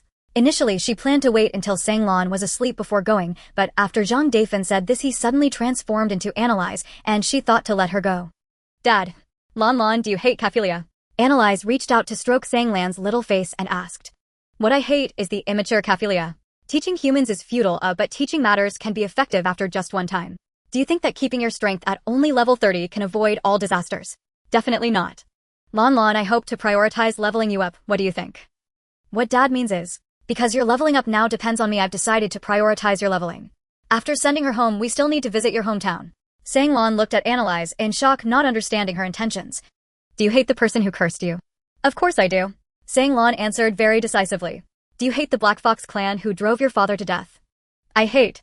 Do you hate the person who killed your mother? I hate. But before I asked, you never showed these emotions in front of us. I know you cherish the present, but you must realize that without strength you can't protect anything. The resentment hidden in your heart will one day affect you. Ultimately, you will have to return to the Fox clan to bury your hatred. This time, when we send Caphulia back, we will conveniently return to your hometown. No matter what, I hope that when we return you will have let go and live towards the future. Analyze finished speaking and left the room to find Caphulia. Her appearance was quite a shock for Caphulia. She couldn't recognize her as the White Angel like Sanglan did. After all, she was Zhang Dafeng in disguise, possessing formidable strength. What are you afraid of? Her demeanor made Analyze feel speechless. Why are you here like this to find me? Caphulia shrank back, her voice trembling. To keep you company. We all heard you crying. Caphulia hurriedly argued. I wasn't crying. Your explanation lacks any persuasiveness. Analyze sat on the edge of the bed. The moonlight streamed into the room, making her look just like a moonlight angel. Not knowing what was happening, Caphulia felt that as soon as she sat beside her, the feeling of loneliness and helplessness faded away by more than half. After you return this time, we may never see each other again. After a moment of silence, Analyze spoke first. Why? Because your requirements for yourself are only level 30, but we will not stop there. You clearly have such great potential. Is there still a need to level up? Kalian and Lan still need to level up. After all, we don't know what challenges we will face in the future. If every problem relies on me to resolve, there will be countless problems to solve. Even if there are problems, what effect will it have on you? You want to go home, which indicates you desire a peaceful life, right? Yes. Who wouldn't want that? Who wants to live in turmoil every day? But unfortunately, strength is the guarantee of peace. I know you only want to reach level 30 and return home, but inevitably some concerns arise. I'm not incapable of leveling up. I will continue to practice after returning home. If you truly think so, then that's good. This way, when you return, we won't have to worry. Analyze then lay down beside Caphulia, who had just poked her head out from under the blanket. What are you doing? Sleeping. I don't need you to accompany me while I sleep. Then I'll leave. However, just as Analyze was about to get up, Caphulia instinctively grabbed her hand, stammering, I was just joking. This performance of yours is the typical behavior I often see in children. Analyze turned to the side, hugged Caphulia tightly, stroked her head, and said softly, children like Lan are rare. She has been fighting against a curse since birth, making her inner strength much greater than that of ordinary children. You don't need to feel like you're a burden to others. Although I said that it would be hard for us to see each other again after you return, I still look forward to you stepping out of your house in the future, and perhaps we will meet coincidentally somewhere. By then you will have grown into an independent adventurer. Sleep now, I'll stay with you tonight. Tomorrow's leveling will be much harder, and you need to be in good condition. Caphelia indeed felt tired. She found Annalaisa's embrace warm and secure, and soon fell into a deep sleep under Annalaisa's gentle caress. At this moment Cly was unable to fall asleep in her small house. Her mind was filled with thoughts of Zhang Dafeng and his group, and she couldn't shake off the image of Zhang Dafeng disguised as Sanglan. Since leaving the royal capital, her experiences had often been filled with schemes, especially after learning that Clog was always nearby. She felt that many of her setbacks were due to him. Thinking of this, she realized that so far the most sincere treatment she had received came only from Kellyan and the disguised Zhang Dafeng. Clog. She tried calling for Clog, not wanting a guard who could bring her trouble at any time. However, Clog did not appear as she had expected. Going to sleep. Speaking of which, I don't even know where he lives. If he had no residence and was hiding in her house observing everything, Cly would find him even more disgusting than Zhang Dafeng. But now not being able to call for him indicated that he was not by her side. Such a guard who was not always available should be dismissed soon. Cly thought this and left the house under the cover of night. She didn't know Kellyan had moved to a new house and went to the old house to find Kellyan, hoping to reconcile and that she wouldn't mind her identity. However, upon arriving she found that it was already empty. The night was quiet and she couldn't find anyone to inquire about Kellyan's situation. There was a patrol team, but she didn't want to interact with them. It was much easier for them to recognize her than for ordinary adventurers, creating an atmosphere she disliked. She just wanted to find someone herself, as she didn't want to make a scene. Clog might have done many things wrong, but one thing he was right about was Cly lacked the self-awareness of being part of the royal family. She was unaware that the targets of the recent explosion incident were not merely those pretentious nobles. They belonged to a mysterious organization that the Azura's empire had been pursuing, named Sanctioning Society. If Zhang Dafeng learned of their actions, he would likely consider them organized henchmen. Their targets for elimination were the aristocrats. These individuals were dead soldiers of the Sanctioning Society, and they would act if they could replace over 100 targets at once.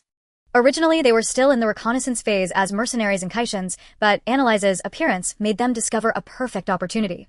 While self-detonating, they sent crucial information to their companions, including the existence of Princess Cly and the White Demon. In these past few days, they sent people to gather intelligence, since it was impossible for a royal like Princess Cly to appear in such a remote place without guards. In fact, they had already discovered Clog's presence, so they had been planning to deal with him or waiting for an opportunity when he would be absent for a long time to invite Princess Cly to their organization. Now they had finally found the chance. While Cly was dazed in front of Kellyan's old house, they surrounded her from all directions. Who are you?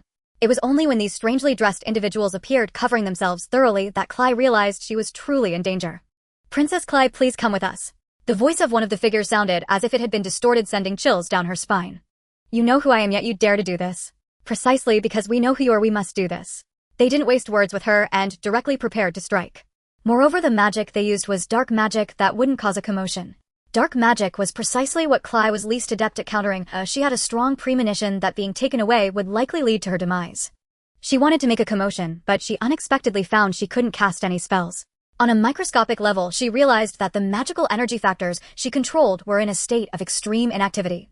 These people could actually prevent someone from casting spells. Just as she thought her end was near, a white figure flashed before her. In the next second, all of them inexplicably fell to the ground. You are.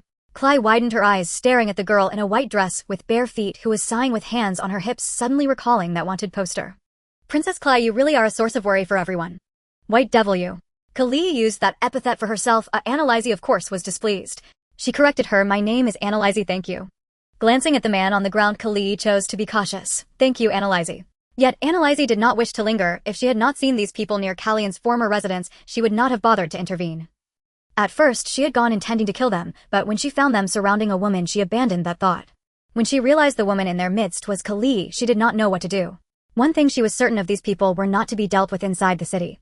So when she perceived they had used shadow magic that was not lethal to her senses, she elected to render them unconscious first.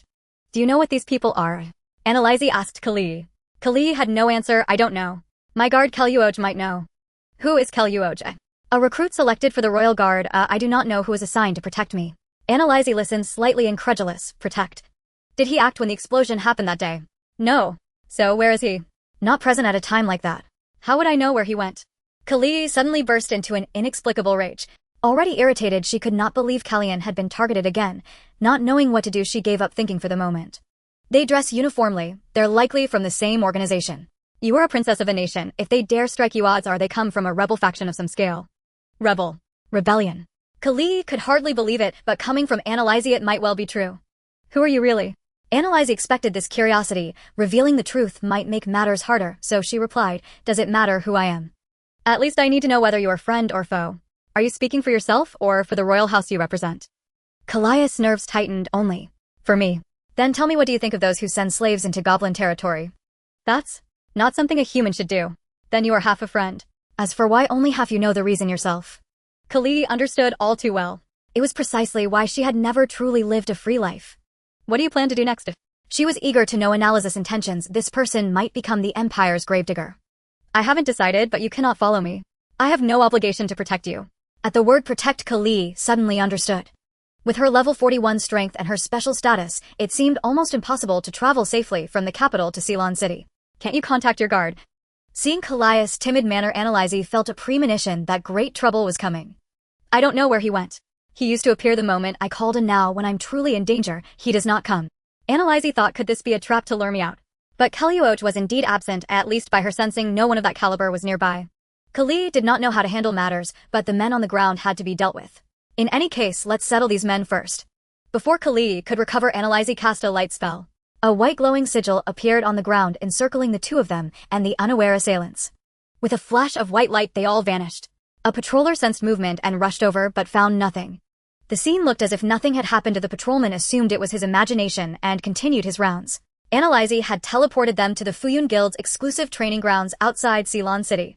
No one would come to train there at this hour, so it became a good place to talk, still close enough to Kallian and the others to guard against unwelcome visitors. Kali had experienced teleportation, but that magic required level 100 and had range limits. Although royalty level up far faster than ordinary adventurers by her calculation at the present pace, she would need at least 10 years to reach that rank. That of course assumed she could continue training without interruption. In the Asila's royal family, training does not begin until level 10. In childhood they learn cultural arts, reading, music, strategy, before leveling up. Moreover, royal leveling relies on elixirs that directly boost power rather than battlefield experience. Such levels are hollow from a practical standpoint, and that was one reason Kali left the capital. In truth, she had been excluded from the royal nurturing program and never exposed to the royal training. She did not know that sparring partners were condemned prisoners. Those convicts fought desperately for their lives, yet over the years the record showed that even victors did not survive.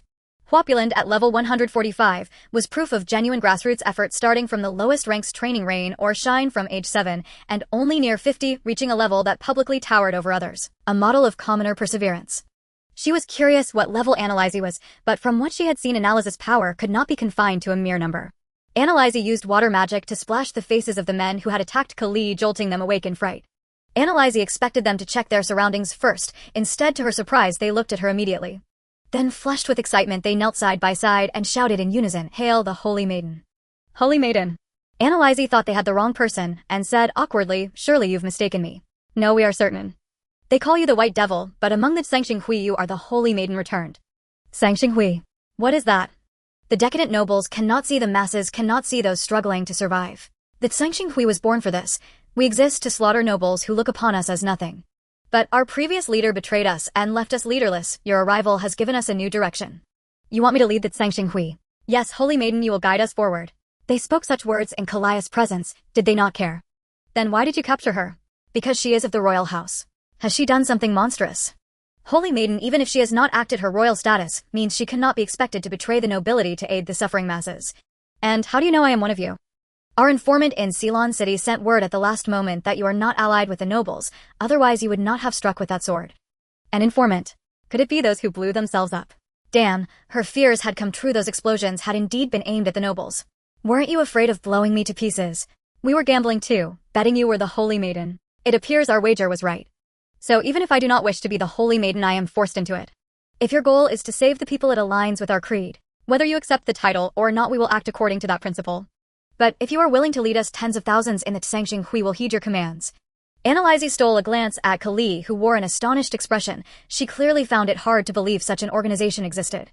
I think your methods are wrong. Princess Kali is not the sort of noble you imagine. A killing her will likely draw people like Huapuland here. Then Holy Maiden, what should we do now? Uncertain about the Empire's present state, Annalise asked them bluntly, are you truly saving the people as you claim? Yes. After your appearance, we immediately organized rescues across the land and freed hundreds of slaves. Many are too far from home and risk recapture if returned, so we keep them at our bases to handle logistics or to be trained as fighters. It sounded plausible. But Analyze did not wish to be tied to them yet. I must assess your aims. As for Princess Kali, I advise you not to disturb her. After all, she was rescuing slaves that day too. She is fundamentally different from the nobles you imagine. Yes, Holy Maiden, we promise not to trouble Princess Kali again. Also, do you know about the Goblin territory roughly 100 kilometers from here? We do. We know over 100 female slaves were taken by goblins. I mean the adventurers who went to rescue them. Holy Maiden, do you wish us to assist?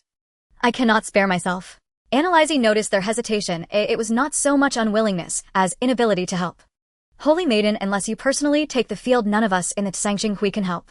You don't mean that there are mutated goblins in their territory, goblins we cannot normally face. Indeed. They did not deny it.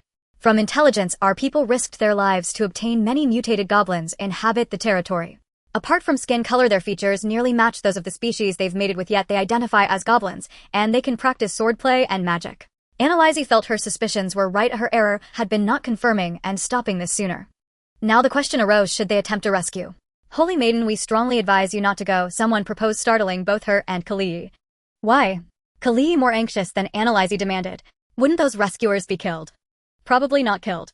They are relatively high-level adventurers. They may be captured because mutated goblins can use magic, but they learned by trial and require humans to teach them. Isn't that even more dangerous? If goblins develop to the point that only Huapuland or Analyze can solve them, and they learn magic, what then? Yet more than that concern, their reaction was simply, so the Holy Maiden's name is Analyze. Then the man who proposed not rescuing asked Kali, Princess, which is more harmful, those who hide slaves among goblins to disguise their crimes, or the goblins themselves? Kali found herself at a loss. Moreover, they have forbidden Ceylon City's guilds from accepting goblin-related contracts. Do such people deserve their positions? Before the slave affair, we might have sought out General Huapuland to warn him of the goblins' latent risk. But now our thought is to let the goblins grow as a cover, and when they cause enough trouble, let the Holy Maiden cut them down. His plan left Analyze speechless, treating her as a tool, in the beginning the ruler who commands the vassals, and later the knife that kills the donkey after its work is done. Was it wise to say such things in Kali's presence?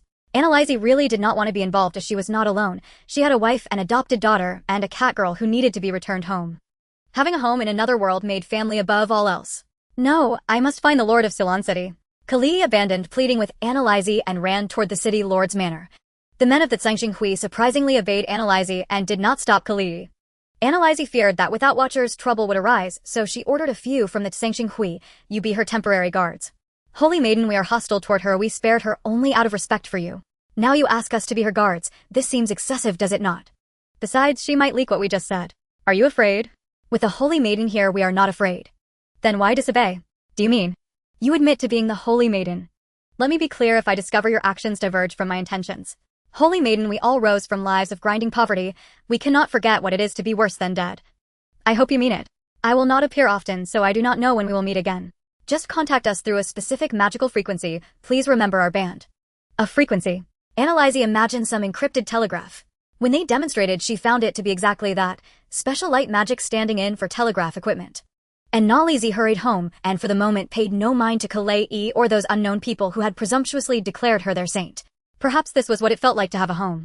Having a home made him feel restrained in everything he did. If family lingered in his thoughts. He blinked into his own corridor and glanced toward the room he shared with Kalyan, only to find the door ajar. Sanglan slept deeply on the bed while Kalyan stood at the window gazing outward. In the moonlight, her rainbow-hued eyes glittered like a crescent spring blooming in a parched desert. Kalyan, you aren't asleep. At that moment, Analizi had reverted to Zhang Dafeng. At the sound of Zhang Dafeng's voice, Kalyan turned with the lightness of someone dancing. For a moment he felt it almost unreal that a beauty like her could care for him. He still savored the memory of their first night together, but he also knew that Kalyan's willingness to stay with him was in part because of what he could do. Sanglan was the same, though her past account was harrowing. She now followed him because of his ability. Her submissiveness was very likely a means of survival. At that thought, he resolved never to allow them any more grievances. Where did you go just now? Indeed, she clearly feared him leaving. Perhaps Toriel's sarcasm forced her to confront the question of survival again. Once someone recognized her as a member of the Rue and Beau Air clan, she would live eternally hunted by some. He stepped before Kalyan, kissed her, drew her into his arms and murmured, "Rest assured, I will not leave you, never." Her body visibly relaxed. She replied with a touch of reproach, "You still haven't answered my question." "Of course I want to deal with some potential threats." "Really? Why would I lie to you? Yet Kal Yan remained unconvinced. You are definitely lying. If there were threats, you should have told me at once. I wanted my wife to sleep peacefully. Isn't that fair? How can I sleep soundly if you're not by my side? But if someone disturbs us, we cannot sleep either. Then who was trying to disturb us earlier?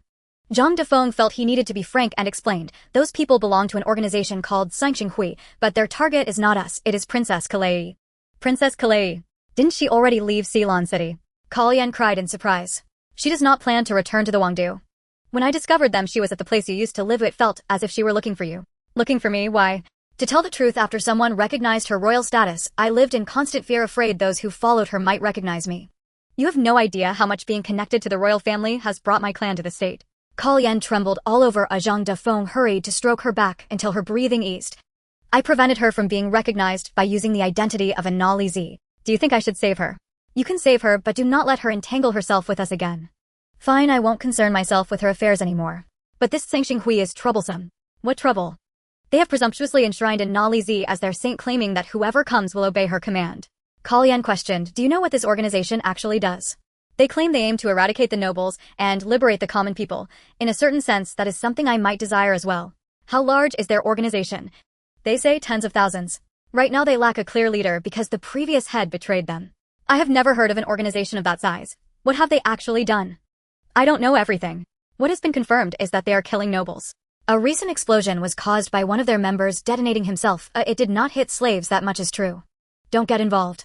After all, even that explosion could be pinned on you. If they stir trouble, they'll likely pin it on you as well. I certainly won't join them. The whole matter is a nuisance. I wanted to test whether they truly meant to save the common people, so I proposed they rescue the slaves taken by goblins as proof, but they refused. Not exactly refused. Their members risking their lives reported that the goblins have indeed mutated. Mutated goblins. Then, yes, those adventurers who went to rescue them did not return. This organization's current stance is to let the goblins mature, let them draw fire, and then leave it for me to deal with. Kal Yan was furious. Goblins have long been hunted by humans. How could they ever act according to human plans? Their first instinct when they appear will be to slaughter civilians. So, should I go eliminate this hidden danger now? Zhang Dafeng suggested, but Kal Yan hesitated. These problems are of their own making, and we should not be their cleanup crew. Then we watch and wait. No matter what, if some people are not forced to see their own mistakes, your intervention will only embolden them. Zhang Dafeng secretly agreed. He had only helped Kalei once and found himself entangled with a mysterious organization of unknown depth. If he helped exterminate the goblins, would he instead attract the attention of Huapu Landa, the empire's ostensible strongest? Or might the goblins in this period spawn a new ruler capable of rivaling Huapu Landa in prominence? But the goblins had begun their own evolution from the moment they seized the first human. This had been happening before he arrived. Otherwise, how could goblins breed offspring with any other race? He did not need to bear responsibility for the matter. Instead, he was curious whether the goblins' fate could teach those people to set aside ignorance and pride and finally see the things they had been blind to. He switched back into a Nalizi's identity and sensed the situation across Ceylon City. Apart from Kalei and those Sanxing Hui members, he detected no other anomalous behavior. After another glance at Kafu Liya, sleeping soundly, Zhang Dafeng breathed easier and returned to bed with Kal Yan and Zhang Lan. Meanwhile, Kalei hurried toward the city lord's mansion. The mansion kept night guards, and under normal circumstances, she could not simply walk inside. There were exceptions after all. She was a princess. In that moment, her status felt like the only useful thing she possessed. She wore no cloak, her purple hair spilled free and fluttered in the breeze. The guards recognized her and dared not obstruct her. Even at midnight, they knelt on one knee to receive her. The captain approached and asked, "Your Highness to visit at this hour. Do you bear urgent business? Summon Nei Gaer, I must speak with him at once." "Your Highness, the city lord is resting. If your matter can wait until daylight, are you defying royal orders?" That threat worked. The captain dared not disobey, and risking the city lord's wrath, went to call Nei Gaer, the lord of Ceylon. "Lord Nei Gaer, Princess Kalei requests an audience." The diminutive Nei Gaer felt irritated, but upon hearing it was Kalei, he dared not delay. He knew the princess had lingered in the city far longer than expected. Her sudden midnight visit signaled a matter of grave import. In his robes, assisted by servants, he suppressed his impatience and appeared before Princess Kalei. "Your Highness, what urgent matter brings you at this hour?" "Nei Gaer, what do you know about the goblins?" "Goblins. Your Highness.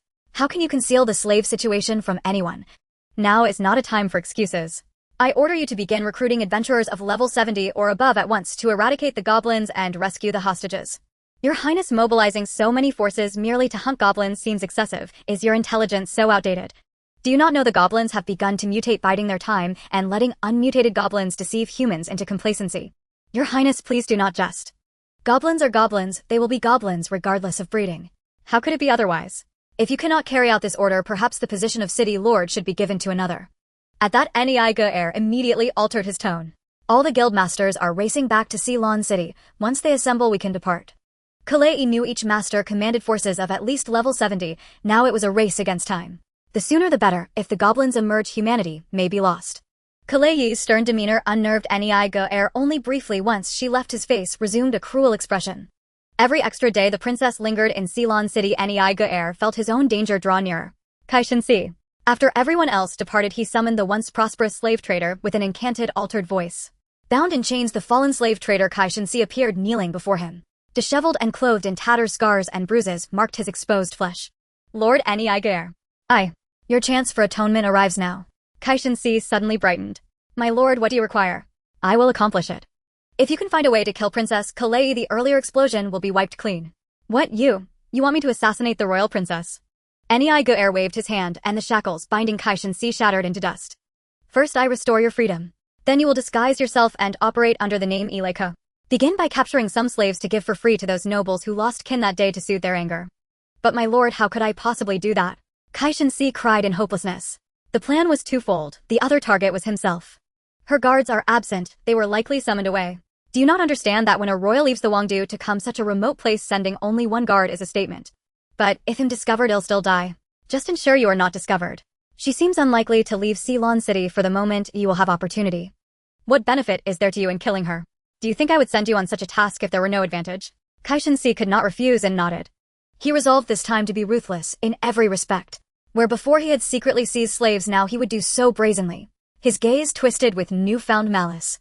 In a changing room arranged by Nei, he donned new clothes, shaved off his beard, and at first glance no one would recognize him as the slave trader Kaishan-si. He remained a slave trader, but now under the name Ileko. The few hours before daylight stretched long. On N1001 June 11th, at the first light of dawn, Zhang Dafeng awoke. He immediately checked on Kafulia and found her standing by the window watching the morning. You're up so early. I want to reach level 30 sooner and then return home. It was the first time Kafulia had shown such iron resolve to him, yet he felt that resolve might shatter the instant she stood before her parents at home. May whatever storms come not touch your homeland. I will become very strong by then. Training alone will be much slower than having a mentor. Even so, I will go home. After that sleep, her thoughts were filled only with returning home. Zhang Dafeng saw no fault in that, though he wondered how far she could advance training by herself. Do you hope to return quickly or slowly? How quickly can I return? I cannot be certain of the destination since I do not know the exact coordinates. First, you must reach level 30. Teleportation magic. Even though Kafulia had no affinity for most magics, she understood this was not an ordinary spell many adventurers could use. She felt the gulf between herself and that level yawning and could not know how far sword training alone would carry her. Yet reach level 30 she must. She had no more reason to complain. After settling the morning, Zhang Dafeng switched into a Nalizi's persona again and sensed Princess Kalei sleeping in her home, guarded as promised by the Tsangxinghui members. Relieved, he reverted to Zhang Dafeng.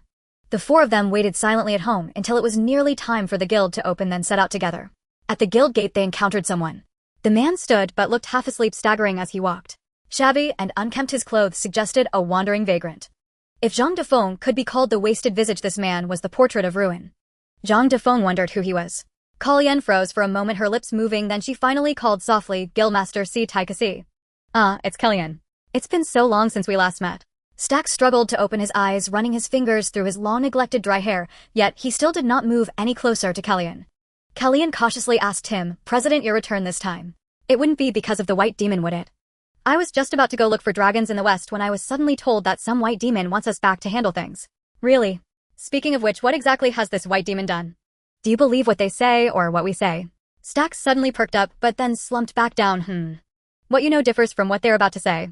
Yes, President, this incident was caused by a member of an organization called the Tsangxing Society who used a self-destruct spell to kill some nobles and a few adventurers involved in the slave auction, but did not kill the slaves. But all this dirt has been thrown onto her. Is that so? The Tsangxing Society. That name sounds familiar. I think I've seen their people before. You've seen them. I ran into them in Salunbai City. They were recruiting new members. I asked how many people they had now and what they intended to do, but they were vague and couldn't answer. Zhang Dafeng couldn't help but ask, are they lying about having tens of thousands of members? His remarks naturally caught Stax's attention. He thought he would be more interested in the two Demahomen Sang Lon and Coffee Leah, but instead, he seemed more curious about himself with wide eyes. You're a newcomer to our guild. Yes. What level are you? Level 14. How long did it take to reach this level? 2 or 3 days. Oh, not bad. You have potential. But you've started a bit late with this leveling speed. If you had practiced a few years earlier, you should at least be level 40 by now. Then President is this organization. Trustworthy. I heard that the previous leader of this organization just fled not long ago. It feels a bit unreliable. This Cly has instead dug herself into a hole. Zhang Dafeng felt it was better to stay away from this organization. Kellyanne felt much more at ease knowing that this organization has pitfalls, so it's best to get out early. Now she instead prayed that Cly wouldn't come looking for trouble, or wherever this princess goes, trouble follows. She only wished to live a peaceful life with Zhang Dafeng. At least after sending Coffee Leah back and resolving some of Sanglan's issues, she could have a period of peaceful days. But for now, the implications behind her eyes and the threat of goblins couldn't be resolved all at once. By the way, has that princess left the guild? While thinking about Cly, Kellyanne quickly said, she just quit yesterday. That's good. I hope she doesn't run around anymore. She should just stay home and wait to get married. Stax's entry into the guild caused quite a stir. President, you've finally returned. President, while you were gone, we were quite frustrated. When it came to dividing territory, the Lord's mansion completely ignored us, and we struggled hard to get it back. President, it's time to take a shower. Zhang Dafeng didn't expect the president to be so popular in their eyes. Perhaps it was because he didn't carry himself like a leader, and the members dared to joke with him. Does anyone know the strength of that white demon? Is it tough to fight? Stax asked with slightly heightened spirits. President, how would we know? We were still having drinks at the night market when the explosion happened. Very few people have seen the white demon. However, she forced a few people above level 70 to self-destruct, so her strength shouldn't be low. Upon hearing this, Stax's face turned sour. I'm only level 75. Can I fight the white demon? Has the Lord gone mad? President, your information is a bit outdated. This morning the Lord's mansion just cancelled the bounty on her. We don't know why. Not fighting anymore. Then why did you call me back? Perhaps it's to deal with the goblins. There's news that a few days ago they captured over 100 female slaves. Female slaves? Could it be the slaves we rescued that day? It should be. The news that day said they would send the slaves home, but who knows what they were thinking, sending them to the goblin territory and even setting fires to cover their tracks. Stax slapped his forehead in frustration and sighed. No wonder an organization like the Sanctioning Society was born. They're all amateurs. What they're doing is worse than I would do. President, you're much stronger than them. Just continue to build your reputation, and we can make money easily by following you. President, when it comes to fighting goblins, you have to put in more effort. Stax retorted, what more effort do we need to put into fighting goblins? We have to completely eradicate them, don't we? Goblins aren't just in that one area, they're everywhere, but that area is just the largest goblin territory. Stax recalled his experiences across various places, saying, if we only deal with that one territory, it's not true eradication. Keep it up, President. We'll be waiting for good news from you. While they were chatting, Kellyanne had already completed the outgoing paperwork without delay. After all, she didn't want to waste time sending Coffee Leah home. On their way to the exclusive leveling area, they encountered Shunny. She returned to settle her commission, and during this trip, she had also leveled up by 1 level, now at level 31. As expected, she did not give Coffee Leah a good face. Hey coward, are you still interested in leveling up?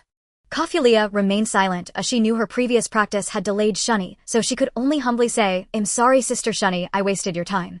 Wasted time? How dare you say wasted time? As a fellow, I really think you're not up to par. Shunny, seeing that she had no intention of retorting, asked Kellyanne, is she still leveling up? Yes, she wants to level up to 30 quickly to go home. What level is she at now? Level 14. So fast. Clearly Coffee Leah's leveling speed was faster than Shunny had anticipated, making her feel like Coffee Leah was driven to work hard by the obsession of wanting to go home. If you want to level up, you still can. What were you doing before? Coffee Leah still did not speak, but her tail's movements suggested she was getting impatient. Level up to 30, and then go home, but level 30 is never the end. Shunny had no intention of wasting more time with her and moved past her, but as she passed by she continued, I said level 30, because our levels are generally low there. Usually slave traders want send stronger ones to capture people. Her words made Coffee Leah feel a bit terrified. The highest enemy she had seen was Hibyud at level 47, but Hibyud's performance was so poor that she felt she could challenge others even at level 30 with her swordsmanship. This might become a regret for Zhang Dafeng and Kellyanne, because neither of them made Coffee Leah realize the terror of magic. In a rush to level up, Zhang Dafeng and Coffee Leah both reached level 20. However, they were not looking for the Gale Giant Rabbit this time, as they recognized Kellyanne and Sanglon. This time they were looking for the Strength Monkey, which had particularly thick arms. A normal person would at least suffer serious injuries for a month from a punch. However, its resistance to magic was even lower than that of the Gale Giant Rabbit, so Kellyanne found it easier to deplete resources than with the Gale Giant Rabbit. Sanglan silently watched the two level up, but she was not idle. She kept casting White Fox Fire, trying to master the control of it. However, she always felt that she could unleash another kind of flame, but she just didn't know how to do it. While deep in thought, Zhang Dafeng found her. Lan, are you ready to level up? Oh. If you don't want to practice now, you can refuse. I won't force you. Why would I refuse? Dad is doing this for my own good, prioritizing my leveling up. I have no reason to refuse. Then, let's make the most of our time. Zhang Dafeng once again took on the role of Sanglan. Moreover, Kafulia saw the scene. Unlike before, Kafulia did not hesitate this time. Instead, her gaze towards Sanglan had a hint of pity. But strangely, when Kalyan saw Sanglan coming, she exclaimed, Lan, you're still here. Huh. Mom, can you see me? At first, Sanglan didn't react, but Kalyan's gaze indeed seemed to look through Zhang Dafeng, seeing her. I can see you, it just feels like you're slightly out of sync with your body. Kafulia, can you see? Kafulia was taken aback, then reluctantly looked at Sanglan. Earlier, she would instinctively trigger her spiked-back dragon form at this Sanglan, but now she found that she knew this was Zhang Dafeng pretending to be Sanglan, yet she couldn't instinctively defend herself. However, she could not hear Sanglan's voice at all and only saw Sanglan looking equally surprised. Sanglan curiously asked Kalyan, can you see Lan? I can see. Kafulia, can't you see? Kalyan retorted to Kafulia. Where is Lan? Kafulia strained to find the Lan. She mentioned, her eyes nearly bulging out, but still saw nothing. Zhang Dafeng had already understood the situation. This clearly meant that when he used a conscious character, other living characters could see the consciousness of the original body and even communicate with it. In other words, it was like in-group voice chat. Whether this was a good or bad thing was yet to be determined. However, at least in this situation, Sanglan wouldn't feel as miserable. However, for Kafulia, this was no longer a blow but a fright. She felt she indeed should hurry home. Following this family of three was simply too terrifying. Especially Sanglan, who in just a few days made her feel unable to get close anymore. Doesn't this feeling of being alive yet unable to live one's own life feel worse than death? This thought directly led to her concentration while leveling up, reaching an unprecedented level. Now practicing with Sanglan was slightly uncomfortable for Zhang Dafeng. When practicing with the original body, he could use almost any type of magic, but Sanglan could only cast fire magic, all of which was White Fox Fire. In fact, Foxfire is not that simple. It causes real damage, unlike ordinary fire magic that can be weakened or even nullified by water magic. After realizing this, Kalyan no longer needed to specially help Sanglan weaken the monster's strength. Sanglan could face these monsters of equal or slightly higher levels independently without falling behind. Kafulia, who couldn't use magic, found it difficult because the early monsters had low magical resistance but high physical resistance. Only after level 50 did they have high magical resistance and low physical resistance, which was also the reason he would practice swordsmanship. As a result, after a whole day of busy work killing countless monsters with almost no rest and with Kalyan's help wasting a lot of experience, Kafulia only leveled up to 22. But Sanglan had already reached level 23. She could not be satisfied, but what she didn't know is that in reality the leveling speed of both of them had long surpassed that of all ordinary adventurers. Time returned to the morning. Stax took a bath in the guild's bathhouse, changed his clothes, and rested for a while in the guild. After a long journey, he had flown back using flying magic and needed a break. During this time, he learned a lot of things, including Kalyan's marriage. So he has already married Kalyan, and no wonder they came together. He almost forgot that he wasn't even 30 yet, because he loved to travel. He had no interest in finding a wife. The changes in Kalyan before and after marriage, though only briefly observed, he could still sense. Kalyan's sense of security was much higher than before, and the perception magic she always cast as a substitute for vision seemed to have weakened a bit. This journey also let him learn some old news, including the extermination operation targeting the Ryanbull race. He had reason to believe that Kalyan had come to Slan City and had been forced to learn this obscure magic to protect herself because she had to keep her eyes closed in front of outsiders. I hope this world can become a place where you can freely open your eyes. Then around noon, he headed to the Lord's mansion. This was also the time point mentioned when he was brought back by the guild members. Other guild leaders had all arrived and everyone was waiting for him. All along, the other guild leaders had viewed him as an enemy, given that the Floating Cloud Guild had snatched many commission orders from them, making their lives difficult. Yo, Stax, long time no see. The one greeting him was Halyre, the leader of the Beast Guild, a somewhat scruffy-looking man. Stax simply waved at him. As the guild leader, you shouldn't be running around everywhere. It's not good for your guild members. Remember, a moment of ease could lead to a lifetime of trouble, and if you get too comfortable, it could lead to downfall. So, are we going to fight goblins with this lineup? Stax scratched the back of his head. Isn't this a bit of an overreaction? It's not an overreaction. This is Princess Cly's request. At this point, the short Neagle spoke up. I just received news that the free adventurers who went to fight the goblins yesterday did not come back at all. Did not come back. All the guild leaders were taken aback, and even Stax had to perk up. Moreover, the princess guards did not return. They may have gone to the goblin territory to gather intelligence. What level are the princess guards? Level 70. This. Can't level 70 handle goblins. The princess is very concerned about this matter, so she requested us to investigate together. Since this was a royal order, no one dared to disobey. While discussing the battle plan in the meeting, Stax was already considering an escape route. He had traveled far and wide, encountering countless dangerous situations, and the 8-character aphorism he had summed up through these experiences was, "When you see trouble coming, run." Krog woke up around noon. When he awoke, he discovered that he was alone in a small wooden house, his hands and feet bound by ropes. He could easily break free from the ropes, but he dared not do so. Those 2 burly goblins would definitely not let him go easily, and they were not ordinary goblins. It was obvious they were skilled in magic and combat. Generally speaking, goblins reach maturity in less than 2 months after birth, yet these 2 burly goblins appeared far older than that. This implies that goblins have long been breeding mutated individuals by mating with other races, and they also know how to conceal themselves, leading humanity to conclude that goblins can mate with other races without realizing the true nature of the situation. Krog now deeply regretted involving himself in this matter. His current concern was not about dying. If he were to die, he would have done so by now. Yet the goblins chose to keep him alive. Could it be? He roughly scanned the small wooden house, recalling that goblins are monsters that usually reside in caves, and considered those humans they brought in. This species is not just evolving physically, but also mentally converging towards humanity, except for their green skin. After a while, a goblin he recognized walked in, carrying a wooden bowl filled with stewed meat, which it placed on the table in the center of the wooden house, chattering a few words before leaving. Its meaning was, this was his lunch. How could he eat without being untied? But he was only bound with ordinary ropes. The fact that it did not untie him indicated that it knew he could break free, likely instructed by the goblin that had brought the meal. Krog was indeed hungry now, having last eaten at sunset yesterday. He easily broke free from the ropes, sat on the chair, and looked at the stewed meat of the Gale giant rabbit with a grimace, feeling a bit nauseous.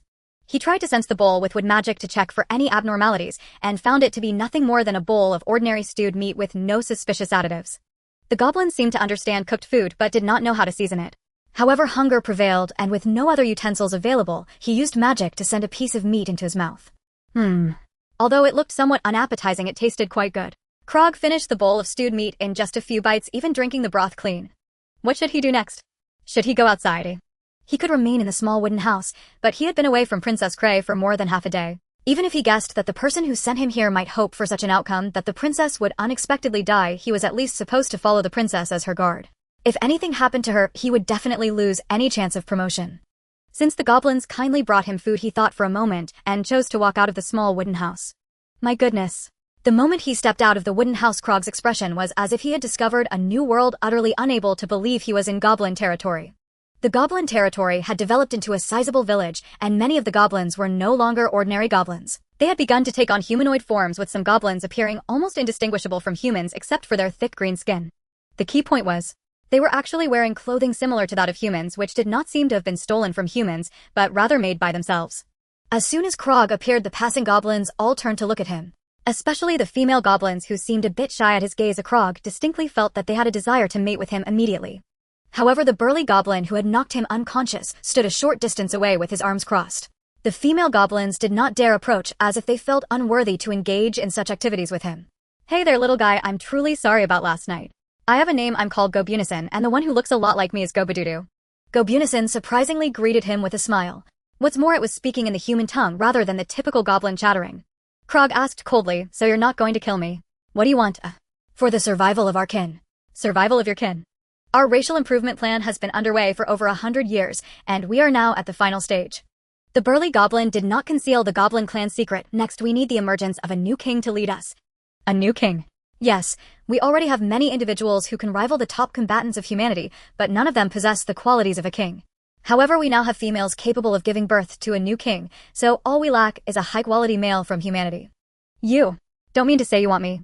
We initially aimed to catch a big fish, but time is pressing, and we can't afford to search for a higher-level one. Besides, after seeing you, all of them are willing to mate with you. Wait, are you all insane?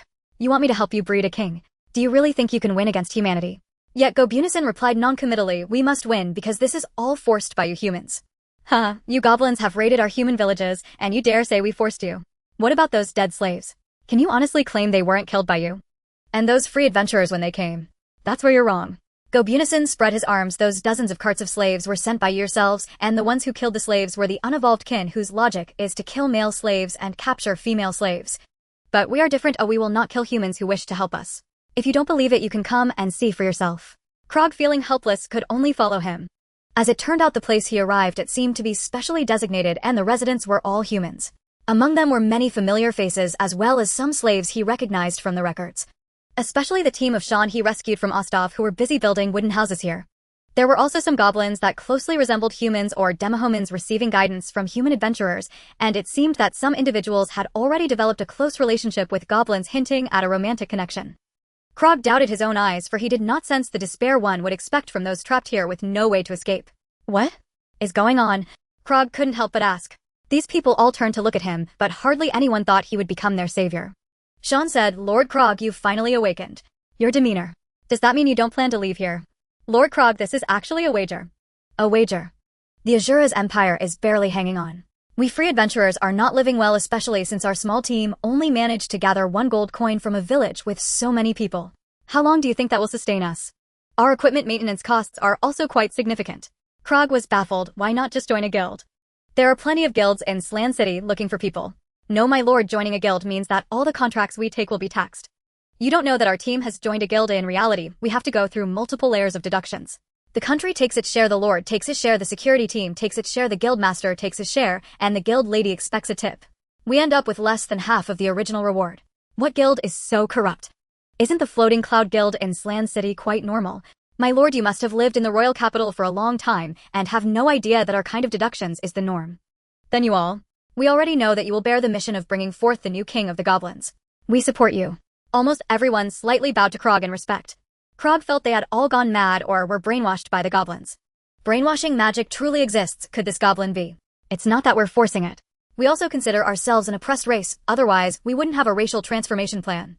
These adventurers hope we win. Those who have been slaves also wish for our victory. You can't win. Let me put it this way, General Hopland level 145 is merely the strongest in name. Those powerful beings serving the royal family are the real troubles. Yet Gobunison said that's why we need to wait for the king's birth. Unfortunately, time is not on our side. So is there any meaning in having a new king? It's a losing situation. We have no way out, or we must fight. No way out. Krog began to hesitate. After all, he had followed that willful princess to this corner, essentially marking himself as eliminated. Waiting for the princess to return. How long would that take? The competition among their royal guards was almost measured in days. With a day's delay, one could never catch up.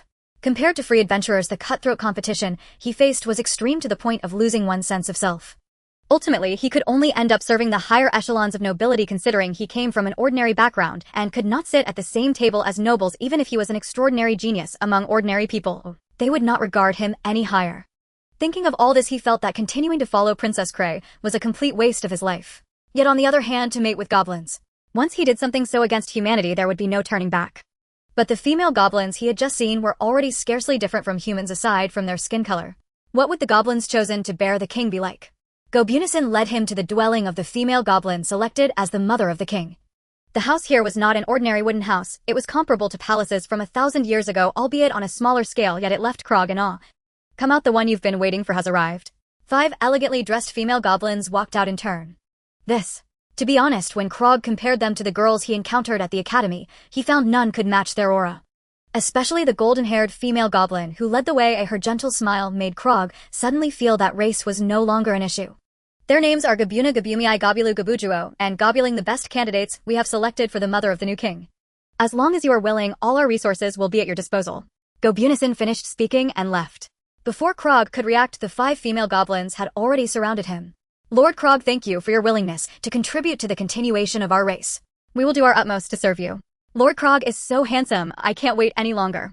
Lord Krog is already level 70 at such a young age, while Gobunison is over 30 and only level 75. "I believe you will definitely help us give birth to the new king. Lord Krog, we have endured for many years, a time is truly running out. Lord Krog, please, be gentle afterwards." Krog had never encountered such a situation. Facing one person was manageable, but with 5 expressing their affection at once, he was overwhelmed. But what truly overwhelmed him was yet to come. While the meeting at the Lord's mansion in Slan City continued to be tense, he felt as if he had been shoved into a juicer. Had he not been strong and robust, he would likely have exhausted himself and perished soon. Quickly, he completely forgot about his mission. His eyes only held the 5 female goblins who treated him like a human. Meanwhile, the meeting regarding the extermination of goblins was showing significant divisions. Since Princess Cray was also present, her demand was to move out in the afternoon after the meeting. However, most of the guild leaders believed this was unrealistic. Among them the president of the Rising Sun Guild Gudmaning protested, "We are all guild leaders. If we rush to exterminate without properly arranging guild affairs it will greatly impact the operation of the guild. Therefore I suggest we wait until all guilds have arranged their work in the absence of the president before taking action." The president of the Beast Guild Halil agreed, "It's not enough for just the guild leaders to go, a strength in numbers is important.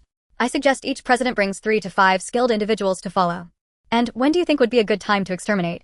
Nigel, growing impatient, tapped the table with his hand. He just wanted to deal with this bothersome princess as soon as possible. "I suggest waiting about a week." "A week isn't enough. There are so many guild matters. It will take at least half a month."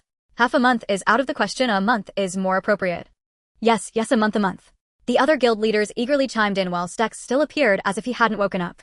Princess Cray felt very powerless. Although her identity was meant to gather these people, her deterrent ability was not enough to make them willingly obey. Stex had long noticed her helplessness and raised his hand to suggest, I want to ask, if we determine we can't defeat the goblins, can we just run?" "Run?" The other guild leaders stopped arguing, first staring at him in disbelief, then bursting into laughter. "Stex, have you lost your mind running around like a fool? Humans can't defeat goblins. What a joke. Then how do you explain that those free adventurers haven't returned yet?" "That's because they are free adventurers. How could free adventurers possibly compare to those backed by guilds?" "You all continue." Stex gave up arguing directly, feeling that nothing he said would make a difference. In short, for the remainder of the meeting, not only had they failed to establish a battle plan, but they hadn't even determined a battle time. Princess Cray felt very disappointed. She felt that the longer they dragged it out, the less hope there was. The only method she could think of was to seek help from Annalise. But the problem was she had no idea how to contact Annalise. Although Cly is of royal blood, her prestige fails to truly impress the leaders of the guilds. What they fear is not her, but the guards beside her, for they could report any misconduct. Everyone is reluctant to put effort into the goblin extermination task, as goblins serve not only as the best training option for guild newcomers after reaching level 20, but also generate numerous commissions which bring only benefits to the guild.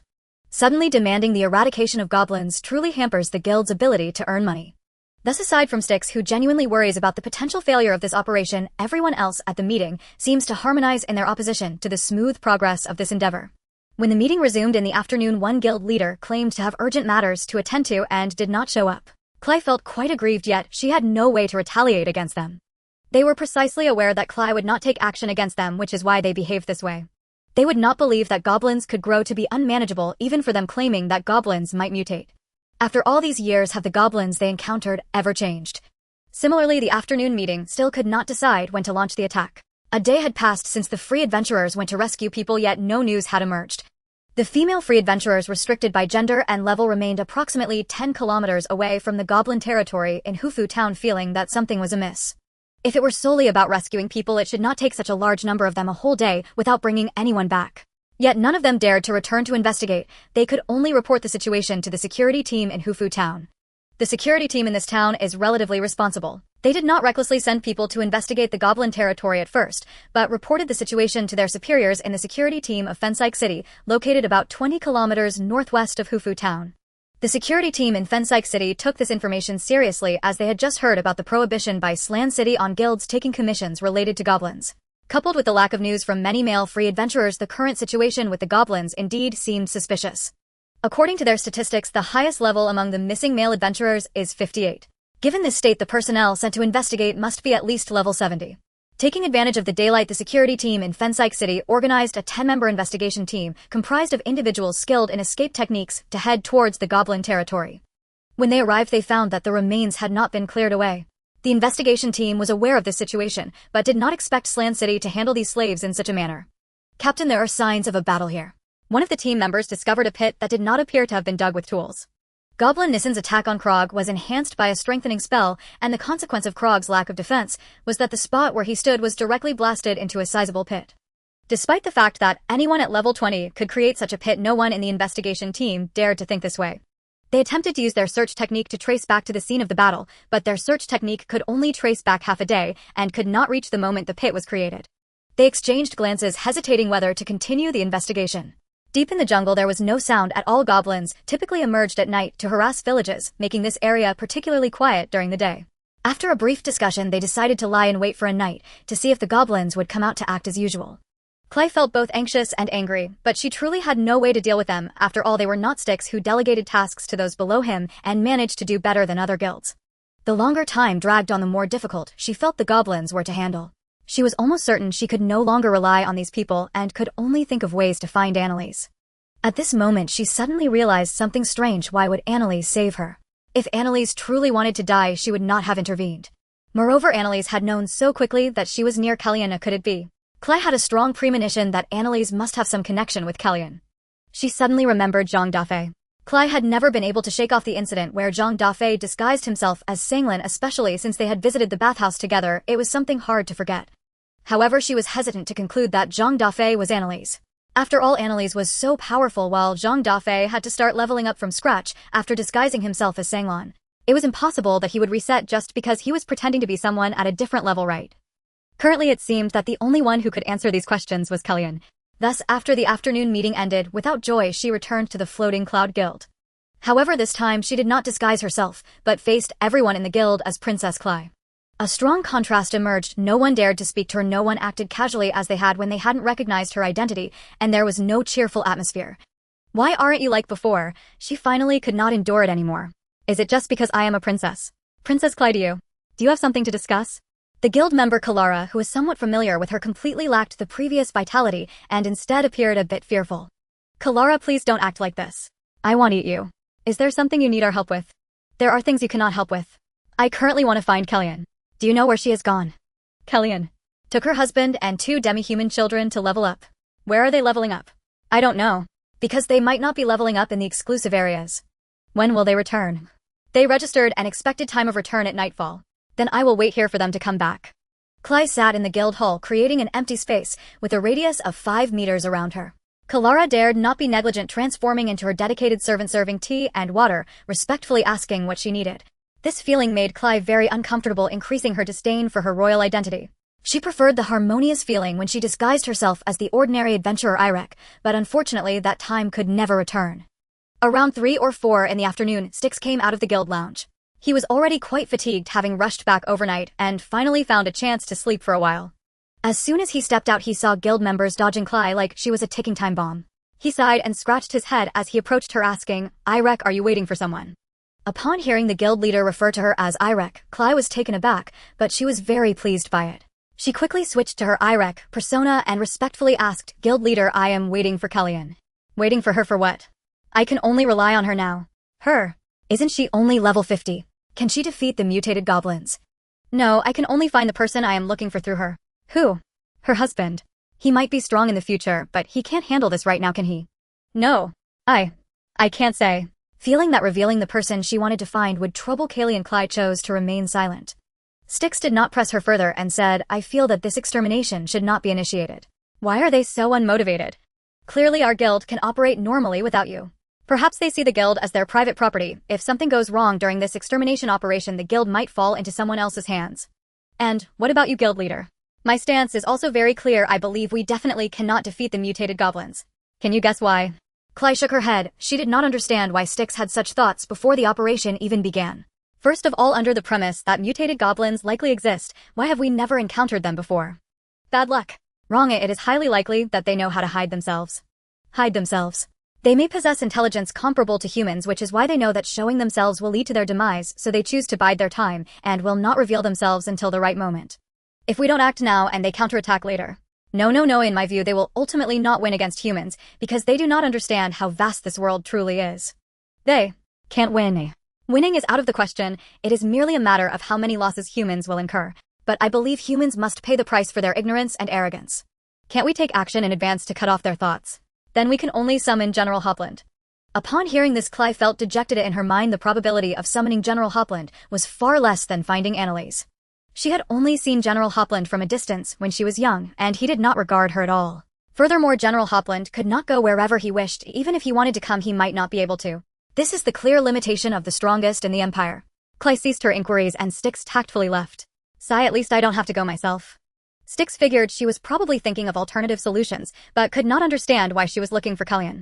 Who could she find through the last surviving member of the Ryabol tribe? After leaving the guild, he kept pondering this question. After meeting Kellyanne again today, he confirmed she was indeed the last survivor of the Ryabol tribe.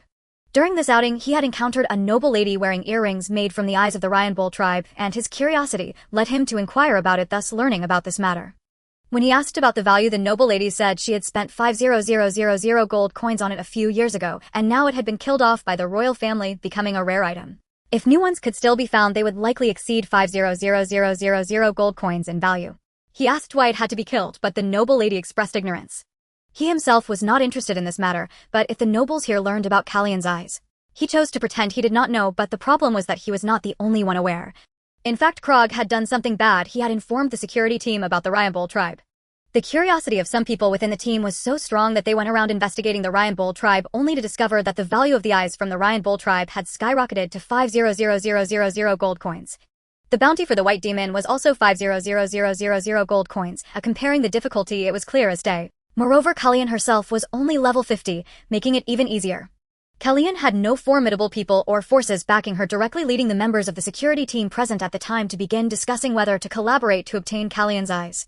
Kalian was completely unaware of these matters, as she did not know she had been betrayed by Toriel, nor did she know that Krog's revelations had sparked malice in some people. As the end of the guild's working hours approached, Kalian and her group finally returned. At this time, only Klai was sitting in the hall while Kalara was still waiting for Kalian to handle the final tasks of the day.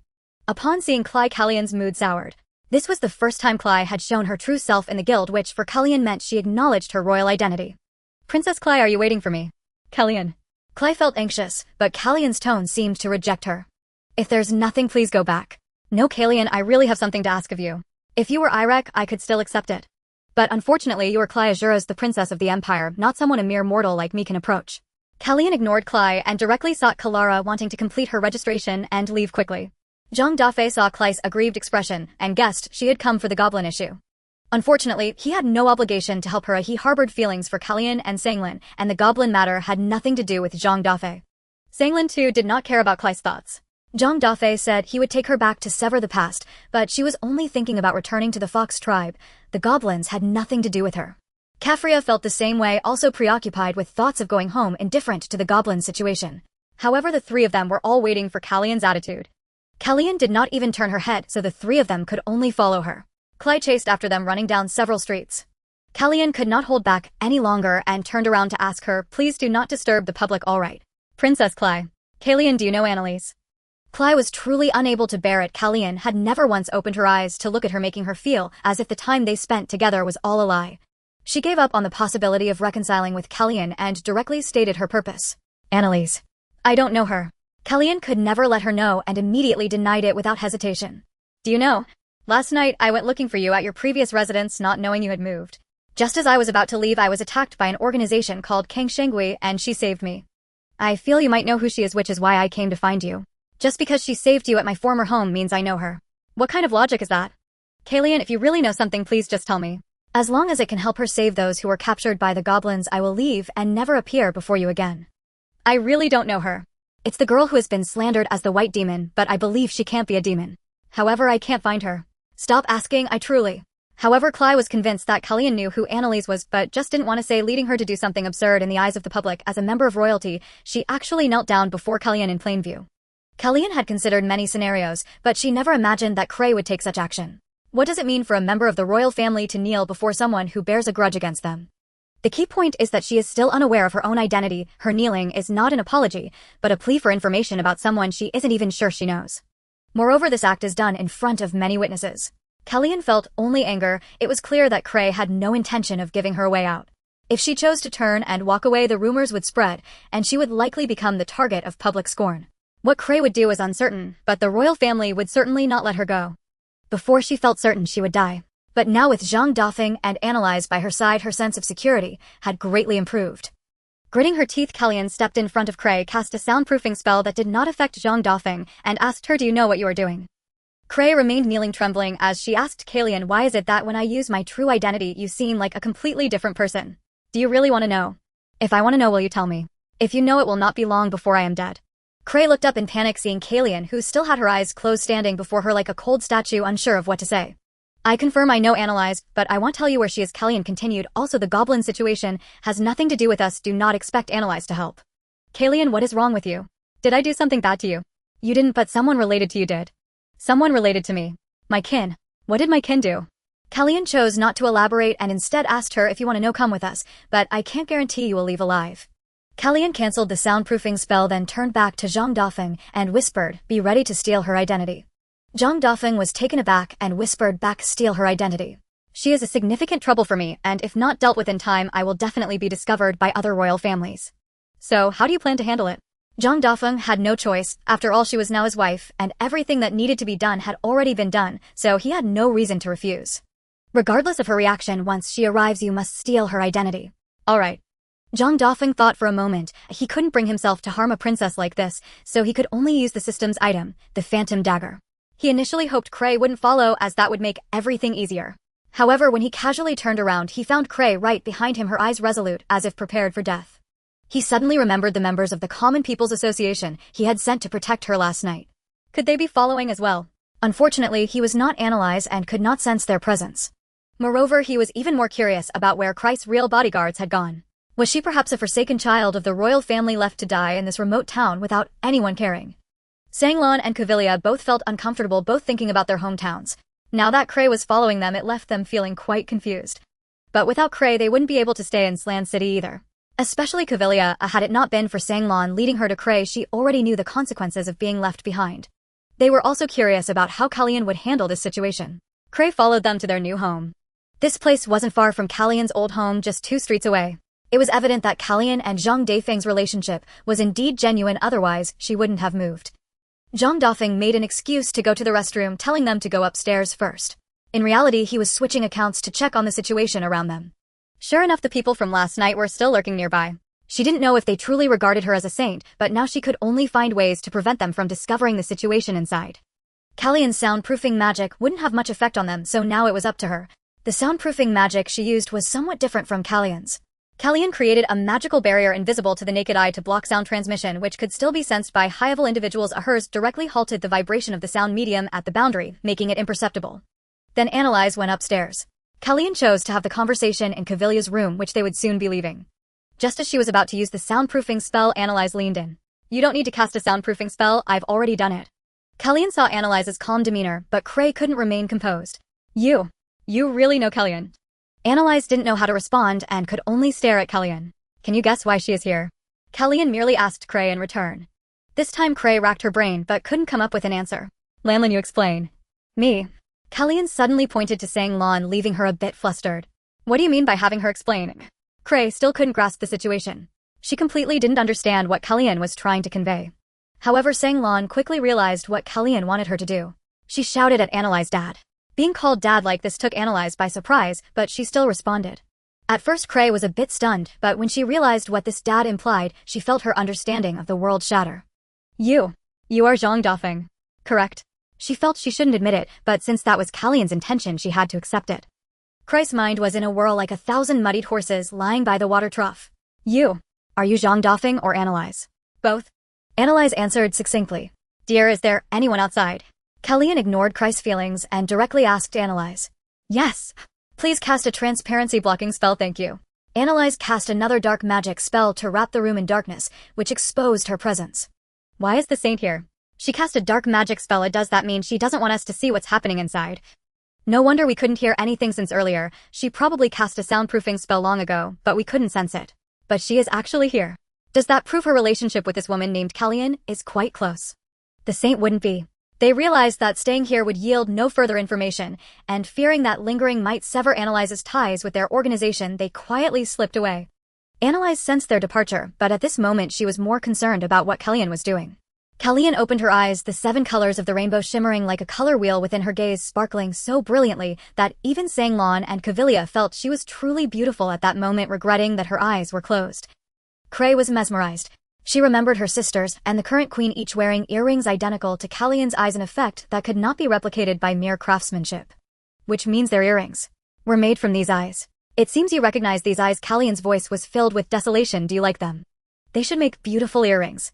Cray couldn't respond. Her breath was already disordered as memories from 4 years ago surged back. But she didn't know what had happened specifically. She only remembered wanting to find her father, her brothers and sisters, but couldn't find anyone, and the bodyguard said they were out on business, without explaining what it was. It was only after that she noticed her sisters had started wearing those earrings made from these eyes. Now she finally understood. But with this realization, she comprehended why Kallian would feel anger upon seeing her true form. She also understood why Kallian was with Zhang Dafeng. Only Analyze could protect her, giving her a sense of security. I'm sorry. Cray collapsed to the ground, unable to meet Kallian's gaze. What are you apologizing for? Do you think an apology will bring my kin back to life? Are you going to kill me now to avenge your kin? Cray hung her head in despair but did not consider fleeing. Killing you would be useless, and I can't bring myself to do it. Not to mention that your mishap would only create more trouble for me. You know who Analyze is, and you know my true identity. Kellyanne closed her eyes again, and Analyze also dispelled the dark magic. Although I don't think you would betray us, it is impossible for us to let you go. You won't let me die nor let me leave, but want me to follow you for a lifetime. Is that it? No, it's something you can't accept, and it's something that Lan Lan has experienced. When Cray heard this, she suddenly looked up at Sang Lan. Remembering how Sang Lan had once been possessed by Zhang Dafeng, she understood what Kellyanne meant. You want him to steal my identity. She instinctively crossed her arms over her chest, looking fearfully at Analyze. Analyze said nothing, simply watching Cray silently. Honestly, I don't want to do this, but I have no choice. Otherwise I would be betraying my deceased kin. You want to use my identity for revenge. If I let you go, will your royal family let me go? Cray found herself unable to refute. Cavilia was left dumbfounded. She never expected Kellyanne to have such a side, nor that Cray would end up in the state. But she also couldn't change anything. Surely she couldn't advise Kellyanne, who had experienced the pain of her clan's annihilation, to be magnanimous. Dear, get ready to act. Kellyanne sent Sang Lan and Cavilia out of the room, closing the door to allow them to complete the identity theft process privately. Now only Analyze and Cray were left in the room. Cray was still sitting on the floor, her face streaked with tears. Why? How did it come to this? To be honest, seeing her like this, Analyze felt a twinge of reluctance to steal her identity. Kellyanne's suffering was not something an ordinary person could bear. She couldn't imagine how Kellyanne had pretended to be nonchalant while interacting with Cray until just a few days ago after recognizing her royal identity. What if I persuade Kellyanne? No need, our royal family deserves their fate. If this can make Kellyanne feel better, I don't mind. If I do this, will you help save those captured by the goblins? Was she still thinking about those people at this moment? Analyze sighed deeply, then fumbled a few times before taking out the phantom dagger. This was a dark golden dagger that looked somewhat transparent, but didn't appear very sharp. As soon as she took it out, the system prompted her on how to use it. Simply stab the dagger into the heart of the person whose identity is to be stolen. Either frontal stab or backstab would work. So you really want me dead? No, I just need to use it to steal the identity, and I don't know what will happen. If I die, at least. Please help rescue those people. The more she said this, the more Analyze found it difficult to act. You're making it sound as if you're really going to die. If you steal my identity, wouldn't that mean I am as good as dead? Then how is Lan Lan still alive? This way of living, is it any different from being dead? You can only follow me, not go anywhere. Then where do you want to go? Analyze couldn't bring herself to act, preparing to retract the dagger, but Cray took advantage of her unpreparedness and snatched the dagger. You don't dare act against me, so I'll do it myself. You. Analyze thought she wouldn't have the guts, but at this moment Cray was braver than ever. Without any hesitation, she stabbed the dagger into her own heart. When it pierced in, Cray's face bore no expression of pain, and there was no blood oozing from the wound.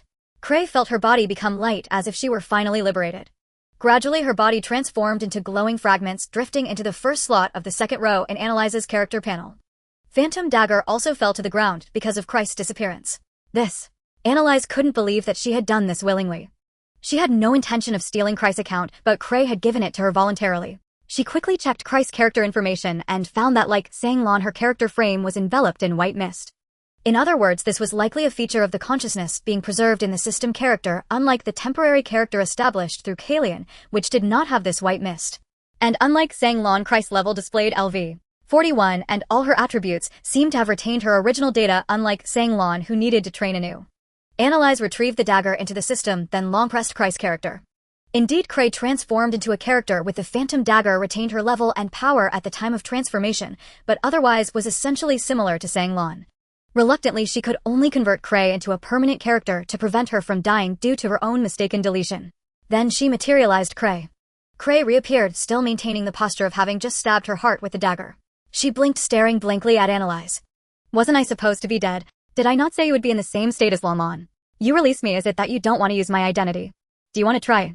What will happen if I try? You'll find out if you try. Analyze switched to Christ's account under Christ's perplexed gaze. Cray felt as if Analyze transformed into glowing fragments and was absorbed into her body. Once Analyze completely disappeared, she realized she had lost control of her body. Now you know what will happen, right? Cray felt her mouth saying things she didn't intend to, but her confusion couldn't control her speech. Then she found her body uncontrollably moving toward the door of the room. Clee never expected to find herself in such a situation, having her identity stolen while helplessly watching someone else act in her name. It was more unbearable than death. Moreover, in this situation, she could do nothing at all. If her identity were truly stolen by a malicious person, it would be akin to being thrown into hell and then fried in an oil pan. Upon exiting the room, she found Kellyan standing at the side of the door, adopting the standard welcoming posture from their time in the guild, standing straight with hands clasped together above her abdomen, seemingly awaiting the outcome. Her eyes closed once more as if returning to the first time Klee had encountered her. However, she soon reopened them. Klee had thought she wouldn't be seen, but to her surprise Kellyan's eyes were clearly focused on Zhang Dafeng disguised as Klee, yet it seemed she was truly looking at herself. "This is my punishment for you," Kellyan said to Klee. "You can see me." Klee felt it was unbelievable. Illogically, she shouldn't be visible to anyone. "I can see you too, Sister Klee," Sanglan pointed to herself, saying, "Anyone who has been touched by Dad's abilities can see me." "Kellyan, you too. Had your identity stolen." "Not stolen. I merely let him use it. To be honest, knowing you were of royal blood, I had countless thoughts of killing you, but your demeanor was different from what I had imagined of royals, which made me abandon that thought countless times." "Kellyan, do you want revenge?" "My own strength does not permit it, but my husband has reignited that thought in me. But facing you I am quite conflicted. Because I do not actually dislike you, yet your identity troubles me. After much contemplation, the only solution is to make you one of us." "So, you want me to become like this? Now that you are with us, you cannot leave. In other words, you must perish with us if it comes to that. But since you are with us, we will not let you die easily." Klee fell silent. During her silence, Zhang Dafeng chose to switch back to his original form. Kellyan nestled into Zhang Dafeng's embrace, as if making such a decision was quite difficult. "Darling," she called weakly, making Zhang Dafeng feel that she had expended great effort regarding Klee. "It's fine, my wife. I will ensure you can open your eyes without worry." Then he turned to Klee and said, "I generally won't do things like possession to you. However, once this relationship is established, your leveling up may rely on me. But right now I must prioritize helping Lan level up, so I don't mind after all. My life is no longer my own." Klee felt a sense of ease wash over her. The royal identity had always been more of a hindrance than a benefit to her since leaving the capital, preventing her from making true friends. During her time hidden as the adventurer Yalik, she had felt a harmonious atmosphere in the floating cloud guild, but once her true identity was revealed, everything vanished. "Now, Kellyan, are we still friends?" Kellyan stepped out of Zhang Dafeng's embrace, closed her eyes to ponder for a moment, and asked her, "If you give up your royal identity, then we will still be friends. However, I do not wish for you to stand in my way when I seek to settle accounts with the royals for my people one day." She opened her eyes, making Klee remember the stunning rainbow-colored earrings that seemed to dazzle. "I have no right to stop you." "That's good." Kellyan finally revealed a chilling smile once more. But Kaflivia felt discomfort instead. She was about to go home soon, yet inexplicably felt as if she were witnessing a display of affection before leaving. She felt that Kellyan and Zhang Dafeng's relationship was still a matter of timing for her, but the bond between Klee and Kellyan. After observing her situation with Sanglan, she felt somewhat gloomy. Sanglan certainly knew what she was feeling gloomy about, but she said nothing. She actually hoped Kaflivia could stay, but under Zhang Dafeng's influence, she felt that her words would be futile. Unless one day in the future Kaflivia had a similar experience to hers. But that was precisely the outcome she least wished to see. "By the way, where is your guard?" "Just now I only sensed those few from the Lifegiver Society, whom I asked to protect you. I didn't feel any other presence watching you." "Oh, I just remembered that annoying presence. Kroger didn't show up when the Lifegiver Society attacked last night." "I don't know. He hasn't shown up since last night." "He. Not they. Do you only have one guard?" "I don't know why it's just him, but he's level 70, a member of the Royal Guard, so he should be adequate protection in a place like Slan City." "Then his absence counts as dereliction of duty." "Dereliction? I never intended to bring a guard. He was sent by someone else." "Someone else sent, meaning they wouldn't purposely send just one person. Was the plan merely for you to die and report back?" Though Zhang Dafeng's words were a bit blunt, Klee indeed felt that way. After all, Kroger's attitude didn't resemble that of a true guard. "Do you know Kroger?" Kellyan asked Klee. "I only briefly attended the Royal Magic Academy with him in the capital. He graduated 3 years earlier than I did, and I only graduated last year." "That's not what I meant. He's a civilian genius who was admitted to the academy as an exception, and he went directly to the Royal Guard after graduation." "A civilian genius. Do you think he would care about the affairs of slaves or goblins?" "He wouldn't care." She recalled the things Kroger had said to her, and it only made her angry. However, now she directed a sincere gaze towards Zhang Dafeng. "Should we go now? Since you are Anaris, it should be fine, right?" "I've given you my identity." Zhang Dafeng could only awkwardly look at Kellyan. "We can go, but if we do we can only observe, not intervene. Moreover, we have to bring Lan and Kaflivia with us. We cannot leave them here." For Klee, Kellyan's agreement to go was already a significant concession considering they could completely ignore the matter. "Are we really going now?" Zhang Dafeng confirmed Kellyan's attitude once more. "If you switch to Anara's identity, everything will be fine." Reluctantly, Zhang Dafeng switched to the Anara's identity. Klee saw Zhang Dafeng's operation panel and realized that she had become his fourth identity aside from his original form, and Kellyan was also on it with 3 empty slots remaining. "You can still steal 3 more identities." She couldn't help but ask Zhang Dafeng out of curiosity. Yes. Then who do you plan to steal from? For now, it's unnecessary. Only Kaflivia couldn't see what Zhang Dafeng was doing. Just based on this point, she truly felt like an outsider. In this situation, we can't use a teleportation spell that makes a lot of noise, right? Anaris glanced outside. It wasn't completely dark yet, and there were still many pedestrians on the street. The previous shadow magic could only be detected by those nearby from the Lifegiver Society, while low-level or ordinary people would see it as if people were removed from the image with Photoshop. However, teleportation magic is not possible. The light circle that surrounds people cannot be concealed. Then we can only do it this way. Thus Anaris first brought Lanlan and Kaflivia outside the city, while Kalyan and Klee rushed over using acceleration magic. The security team members who had ill intentions towards Kalyan did not make Anaris suspicious, but their dispatched members often passed by Kalyan's family residence pretending to patrol. As a result, Kalyan and Klee being together left them at a loss. After meeting outside the city while the sky was still light and few people were around, Anaris activated the teleportation magic and arrived at the place where the slaves were killed. Anaris immediately sensed the presence of a 10-person team of ambushing goblins and hurriedly used invisibility magic to completely conceal the aura of the 5 people. This invisibility magic was far more advanced than shadow magic. It could hide not only the body and sound, but even the scent, achieving true invisibility in the eyes of outsiders. Those hidden by the same invisibility magic would not have this effect on each other. Is there really someone who dares to come here? Anaris gazed at the bush, which appeared normal on the surface, but was actually hiding several people. Looking at their attire, they resembled members of the security team from Slan City, but their shoulder insignia and chest badges seemed a bit different. Are they members of the security team from Fensk City? Did they receive news too? They must have received reports from the female freelance adventurers who hadn't entered earlier, Kalyan speculated. Should we still go in? Anaris asked. Even if they're investigating, we should still verify the situation, right? Klee was a bit anxious. What can we see just lurking here? Isn't it right for them to do this? After all, with so many mid-tier adventurers, missing their choice to investigate first is quite cautious. Anaris stated. Let's go. Unless there is truly someone stronger than Anaris, no one will discover us, Kalyan instructed. Lanlan, Kaflivia, are you afraid? Sanglan shook her head without hesitation while Kaflivia looked a bit conflicted. Then let's slowly advance deeper into the territory. Following the direction Kalyan pointed, they realized things were not as simple as they had thought. Initially, the scattered goblins they observed outside were not much different from the goblins they knew, but it appeared they wanted to venture deeper into the territory yet dared not. As they walked further past the furthest recorded point of goblin requests received by the guild, the goblins they encountered were slightly taller and sturdier, still retaining their pointed ears and hooked noses. They patrolled in small groups, seemingly dispatching individuals to report if they detected anything suspicious. Klee dared not imagine what the goblins deeper in the territory would look like, as even these taller goblins had already exceeded her previous understanding. But that was not the end. After running for about 2 to 3 kilometers, they arrived near a small village. The 5 people standing on the small slope could hardly believe their eyes. Were these still cave-dwelling goblins? The goblins they saw were almost human-like, albeit with green skin. Moreover, these goblins not only built houses, but also knew how to light fires and cook, made tools, and wore clothes similar to humans.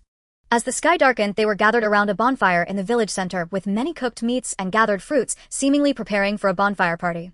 If one listened closely, they could hear that they had already learned to speak human language, no longer chattering like before. Is this really a goblin? Klee was utterly stunned. Who could have thought goblins could evolve to such an extent? However, Kalyan did not seem surprised. It appears that goblins have long since evolved. Those outside are merely a distraction. Then, what about those slaves and freelance adventurers? We'll have to keep searching. These goblins shouldn't pose a threat to us yet. Kaflivia was already shocked to the point of doubting her life. She had been thinking about whether she could easily defeat a goblin by now, and now they were saying goblins had evolved to a level she couldn't defeat. She suddenly realized that merely reaching level 30 was indeed insufficient. Now she regretted suggesting they return home early, feeling that leveling up was an endless journey, and after going home, she would still have to continue adventuring. She secretly glanced at Anaris, reflecting on her experiences over the past few days, and realized that if it weren't for such a presence beside her, she wouldn't know how many times she would have died. Should she postpone her return home? She found herself hesitating about going home. Sangon noticed her inner turmoil, but said nothing further. Now she was no longer afraid of these goblins that resembled humans, especially since she was currently being held by Anaris, filling her with a sense of security. They had seen several goblin villages along the way, all inhabited by humanoid goblins, and the living conditions were entirely different from those of the goblins outside. Reaching the deepest part, they saw a newly emerging village. However, the residents here were mostly humans with only a few humanoid goblins. Each of them recognized some familiar faces among the villagers. They are actually safe. Not only Klee, but also Anaris, Kalyan, and even Sanglan and Kaflivia found it hard to believe. Anaris thought Klee might ask her to cancel the invisibility magic to talk to them, but to her surprise, Klee chose to approach them instead and eavesdrop on their conversation. Just then they were gathered around the bonfire chatting. They did not discuss any escape plans, but instead shared their stories about the moments before being captured. Klee heard the hardships they had endured. She had always thought the Floating Cloud Guild was just an ordinary guild and that others wouldn't be much different, but under their descriptions the Floating Cloud Guild emerged as the only conscience in the adventurer community. For the first time, she realized that very few free adventurers lived comfortably. Most were struggling for survival, sometimes even lacking enough food, let alone owning a home. The complaints of the slaves were similar. These female slaves accused the slave traders of their evil deeds, claiming they hired heartless adventurers to capture them, and the slave traders trained them on how to please their masters. If they didn't perform well, they were beaten, often using magic, all just to ensure they bore no scars and could be sold at a good price. But what pained Klee the most was their assertion that these slave traders were undoubtedly protected by the city lord, and even the royal family. Otherwise, how could they possibly establish a slave auction house in the Grand Plaza? I wonder if Lord Kroger will successfully bring forth a new king. Simon, who knew what Kroger was doing, spoke up. If he can, that would be fantastic. I hope the new king can teach the security team of Sland City a lesson. Wait a minute. Kroger. The new king. Klee momentarily did not understand what he was talking about, thinking she had misheard. Is Kroger your guard?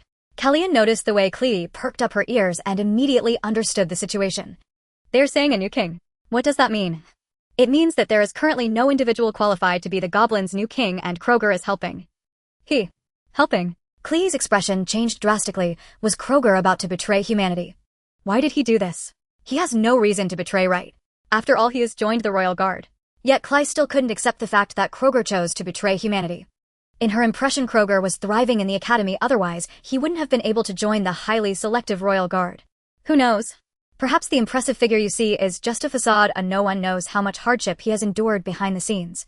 Annalise recalled some unpleasant past moments, but those memories were now irrelevant to this world, leaving her with a bittersweet feeling. No, I must find out the reason. Where is he? Klee couldn't understand why Kroger believed he could bring about the birth of a new king, especially when the goblins were still nowhere near adequate. If these slaves and free adventurers might choose to betray, it would be somewhat understandable, but Kroger was the last person who should do so. What if you find him? Do you intend to stop him? Annalise felt that, even if Klee found him, it would be in vain. More importantly, they needed to ascertain the main combat strength of the goblins. The goblins lurking outside had deceived them for so long, yet they hadn't encountered a single formidable-looking goblin. That was too strange.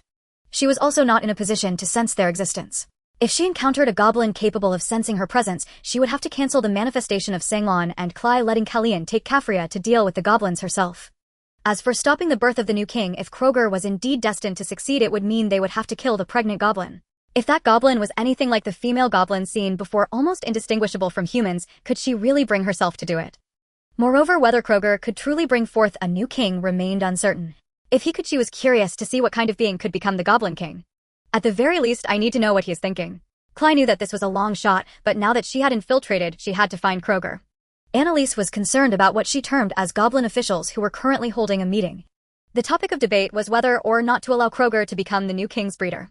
One side argued that although Kroger was exceptionally gifted, he was still too weak at the moment, which could lead to inferior breeding quality and prevent the birth of a powerful new king. They suggested that the surrendered humans be sent to persuade stronger humans to assist in the evolution of their race. The other side contended that due to mistakes made by the lower goblins, the humans would increase their scrutiny of them. Therefore, Kroger was a necessary choice, and the 5 female goblins identified as potential breeders had all acknowledged Kroger and had already made contact with him, thus they could only wait for the results. Neither side could convince the other, but those opposed to Kroger's breeding did not prevent him from proceeding. This was because Kroger indeed exhibited considerable enthusiasm, as if he truly harbored a deep-seated hatred for humanity.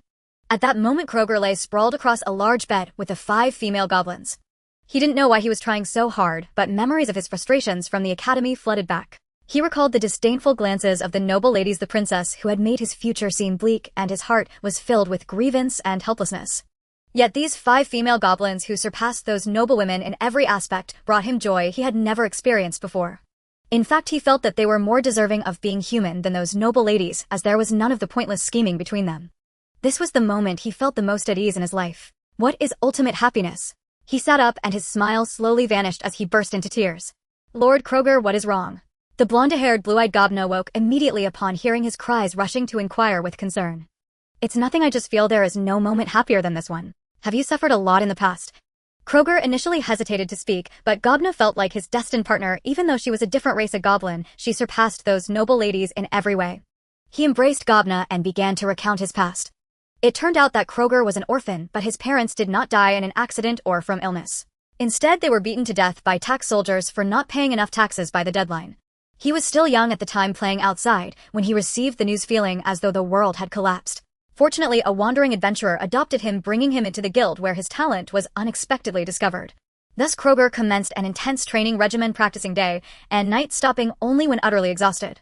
Later, a minister inspecting the guild discovered him, but was unaware of how his parents had died. He admired Kroger's tenacity and made an exception to allow him to enroll in the Royal Magic Academy in the capital. Had it been just this, Kroger might have been grateful to the minister. However, after sending him in, the minister never checked on him again. If it weren't for his undeniable talent, he would have long been bullied to death by some nobles. Yet no matter how talented he was, he couldn't attract the attention of most noblewomen, as his background made them feel he could not hold his head high in their families. Finally, after winning the selection competition and successfully entering the royal guard, those noblewomen changed their attitudes. However, by that time he had already lost interest in them. At this stage, what he needed to do next was to find the soldier who killed his parents. Yet despair washed over him when he realized that the soldier from back then was now his superior. Moreover, this person didn't even recognize him. He had once indirectly asked this person if he had ever killed anyone, only to receive a response that left him enraged yet helpless, no impression. Initially, he thought this matter had passed, but after 2 years in the royal guard, those who joined around the same time as him had already been assigned to work alongside important members of the royal family, while he seemed to have been forgotten. Just when he felt his future was bleak, he suddenly received an important mission to be the bodyguard of Princess Clyajura's until her return. He had some impression of Cly, having spent a short time at the academy, knowing only that she seemed different from other noble ladies, and that she was already betrothed. Cly's departure did not seem to cause much of a stir. He had originally thought several bodyguards would accompany him, but he found himself alone. On the day he went to register for the mission, he felt inexplicably that his peers who had been assigned formal roles were laughing at him. As it turned out, Cly's departure was indeed a major pitfall, leading him to what he considered a remote place where he stayed for several months. He was as anxious as a cat on a hot tin roof, yet could only helplessly accept reality. But there was one grudge he must avenge: the division captain Rasket, who had killed his parents. This is my past. After recounting these events, Kroger felt a long-standing mental burden lifted. Gobna listened in silence, curling up into Kroger's embrace. After a moment, she softly said to him, "We must give birth to a new king capable of defeating them. To be honest, I don't see myself as a chosen one, and I may not be able to produce a new king with you. You are the best women I have ever encountered, and I am willing to live here for you. However, our mission is to bear a new king. If you cannot give birth to a new king, perhaps we will die." Kroger was taken aback. "Wait, are you saying that if you can't give birth to a new king you will die?" "Yes, because the time left for us is indeed limited, and goblins like us who are evolving will soon be exposed. With so many adventurers going missing, don't you humans care?" Gobna's question left Kroger at a loss for words. Why should we die just because we can't give birth? Just as Kroger was about to complain, he turned his head and saw a female goblin with fiery hair appearing at the foot of the bed. "How is the progress?" Her sudden question made Kroger feel uncomfortable. How could it be so fast? Kroger's self-importance irritated her. She unleashed her magical power to intimidate Kroger, waking the other four, who all knelt on the bed before her. Kroger sensed her power far exceeded his own, estimating her to be at least level 100. "I will give you 3 days. If there are no signs of a new king being born, then keeping you around will be meaningless." After saying this, she vanished. Only then did Kroger notice Gobna trembling all over. "Who is she?" She is Gobrelith, currently ranking 3rd among our goblin warriors." "Why wasn't she designated as a king's breeder?" "According to the warrior's logic, a woman who can bear a king must possess maternal brilliance. Someone so aggressive has no qualifications. Can goblins really discuss maternal brilliance?" Kroger found it somewhat amusing, yet he couldn't deny that these 5 women on the bed indeed possessed such qualities. Don't others oppose her doing this? The 5 remained silent, making Kroger feel as if they were living as stifled as he once had. "You all. Lord Kroger, let's give it our all." With Gobna's words, Kroger once again found himself lost. If before he felt blissful like a deity, now he felt as heavy as a turtle. In fact, since he woke up, the 4 others had been present all along. Unable to find the stronger goblins, Annalise discussed with Callian and Cly, and they decided they must first locate Kroger. And the place where Kroger was located was indeed easy to find, as this condensed palace was the most conspicuous. Initially, Annalise considered checking the surroundings, but Cly insisted on entering in a concealed state. So, what was the result of this decision? The result was that when the 4 entered the room, they saw the spring scene on the bed. Annalise and Callian's first reaction was to cover Sanglon and Kafria's eyes. The 2 had experienced such situations before, but were still taken aback by the 5 female goblins on the bed. Excluding the color of their skin, they could be considered top beauties anywhere. However, at this moment, Annalise instead felt a sense of competition. Upon careful comparison, she felt they didn't measure up to her specially customized image. Kellyanne inexplicably felt a twinge of jealousy, but noticing that Annalise didn't seem particularly affected, refrained from asking any questions that would be rather nonsensical at this moment.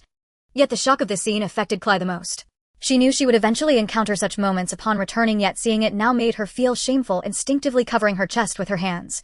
As she averted her gaze, it met Annalise's, and she recalled her bath with Sanglin, blushing inexplicably and feeling lost, desperately trying to hide her face. Should we just go outside for now? Annalise noticed Cly's awkwardness and felt it best to wait until they got up before entering. However, Cly refused, insisting on staying in this state to not miss any useful information. As a result, from the moment Kroger woke up until Goberlith came to inspect the situation, the four of them were present throughout. Annalise realized that Goberlith's intimidating aura was less about intimidation due to her level and more about probing the room for any abnormalities. Although the other three, being of lower levels, could not be detected by Goberlith, they still sensed that this female goblin was extremely dangerous. However, this level only ranked her third among goblin warriors. Kroger's experiences made Cly feel as if she played a significant role in his journey to this point. But upon leaving, she discovered that the capital's prosperity was merely illusory. Now, what do you want to do, eh? Annalise's question forced Cly to confront reality again. How to proceed? Directly walk away, letting things develop naturally. I will find the goblin warriors and annihilate them, but during this time your safety cannot be guaranteed. Eliminate these 6, but that will only delay the plan of birthing the new king. What does naturally develop lead to?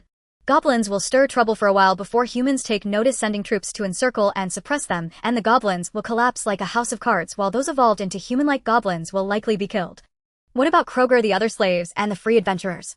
Annalise's answer was they will be killed as well. What about the other options? The outcome would be similar, with the only difference being whether it happens sooner or later. Unless the goblins are exterminated, it will never end. The term extermination was something Cly could not ignore. Upon hearing it, she instinctively looked at Kellyanne. Annalise then realized that she probably shouldn't have used that term, but it was too late to take it back. Kellyanne's expression remained calm, revealing no visible waves. Cly let out a bitter laugh and made her choice. Let's go back. Are we just going to leave it at that? I'm tired. Do we need to inform those still investigating outside? No need. Annalise then asked Kellyanne, what do you think? What do I think? The goblins have developed to this point, all thanks to humanity's instigation. If humans do not learn their lesson, your intervention will be meaningless. This investigation into the goblin territory left Claire questioning the very fabric of her existence. Within the royal capital, music and merriment reigned beyond its walls. Devastation stretched as far as the eye could see. Had she not stepped outside the capital, she would never have realized that her life of abundance and ease was sustained only by others, bearing its hidden cost. Suddenly she felt hollow without her royal title, as though stripped of identity she was nothing at all. Annalise had even asked whether she wished to return swiftly to Silent City, but Claire declined. For Claire, returning to Silent City offered no solace. Instead, walking beneath moonlight filtering through the canopy, dappled and serene, soothed her restless heart. The situation had grown starkly clear. The goblins now commanded formidable warriors. So far, only one female goblin had been confirmed, ranked no lower than level 100, yet she was not their strongest. Should a new goblin monarch rise, its ascension could propel it toward power rivaling that of Hopland itself.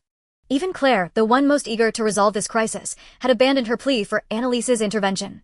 With no request extended, Annalise bore no obligation to act selflessly, and besides, she was already branded the White Demon by certain factions. Claire longed to walk slowly back, but her stomach refused to comply.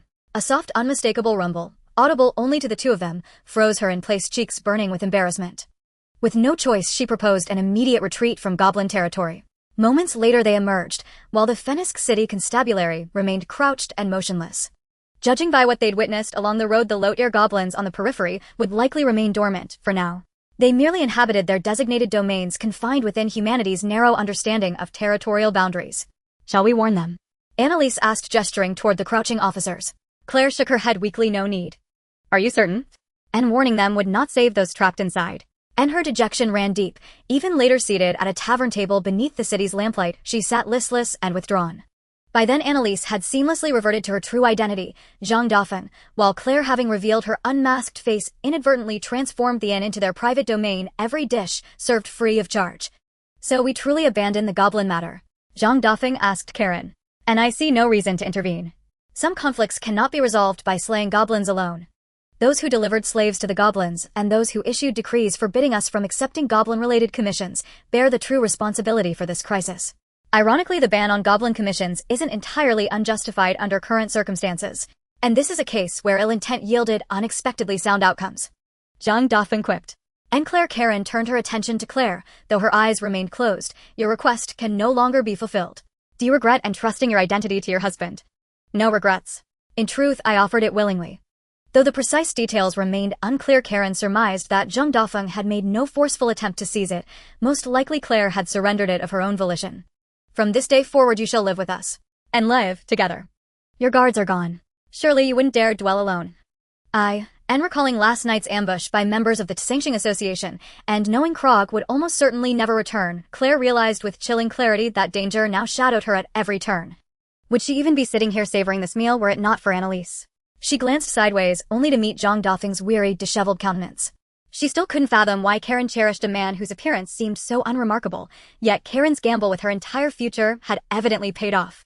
For he was both Zhang Dafeng and Annalise granted Claire an unshakable sense of safety. That profound autonomy, the power to shape one's own destiny, filled her with quiet envy.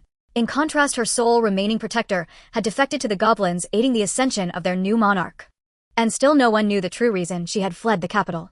Now at last she felt ready to speak it aloud. Would you like to know why I truly left the capital? And her sudden question allowed Zhang Dafeng to guess the answer before she spoke. Don't tell me you ran away to avoid marriage. Ni's remark instantly thickened the air with awkwardness. And he flushed it. Really, isn't it? Yes. And you're only 16, must you wed so young? Nur customs demand it. Marriages are arranged long before birth.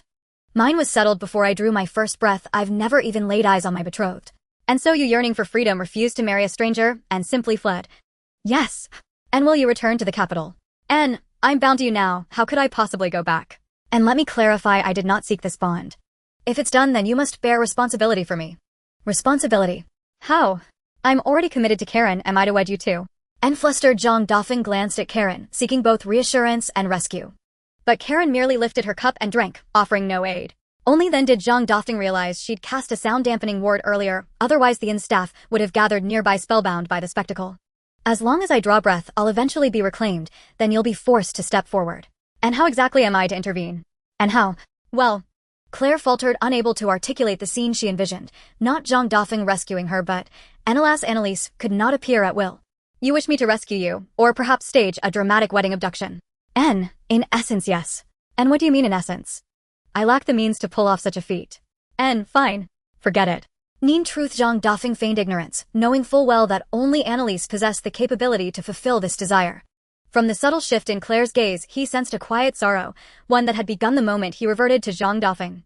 Sister Claire, do you fancy father's other self, Sister Annalise? Sanlin's innocent question sent Claire's face flaming crimson. Anna, no, absolutely not. And then why is Sister Claire blushing so fiercely? Sanlin, enough. And Karen finally intervened.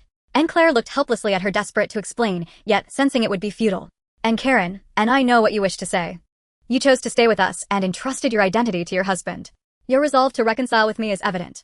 Truthfully, we never held direct conflict. It was only your royal lineage that left me uncertain how to respond. Now your husband's presence has resolved everything elegantly. Here you are no longer Princess Claire, you are simply Claire, an adventurer among equals. And admittedly, I am unwilling, for now, to share my husband with another woman. But if it is Annalise, I hold no objection. Karen, you, and Zhang Dafeng felt she was pushing him straight into the fire. And tonight you are expressly permitted to sleep beside her, as Annalise. Karen lowered the silence ward and resumed her meal. Zhang Dafeng had no recourse to refuse, and seeing Claire's barely concealed delight, he found himself speechless. The atmosphere weighed heavily upon Carfelia. Gobrash's explosive surge had triggered her instinctive shift into Old Wu form. Had Annalise's invisibility magic not been exceptionally refined, Carfelia, who stood mere meters from Gobrash, would have been discovered and slain instantly.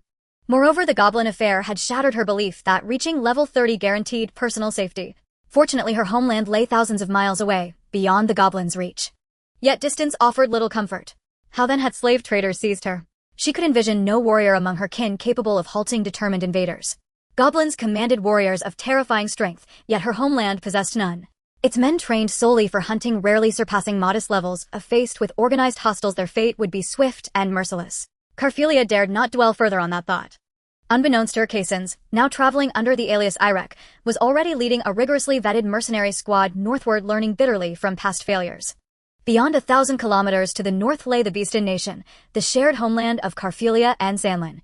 That night's sleeping arrangements differed markedly from the previous. Karen and Sanlin shared one room, while Carfelia, suddenly reluctant to sleep alone, joined them.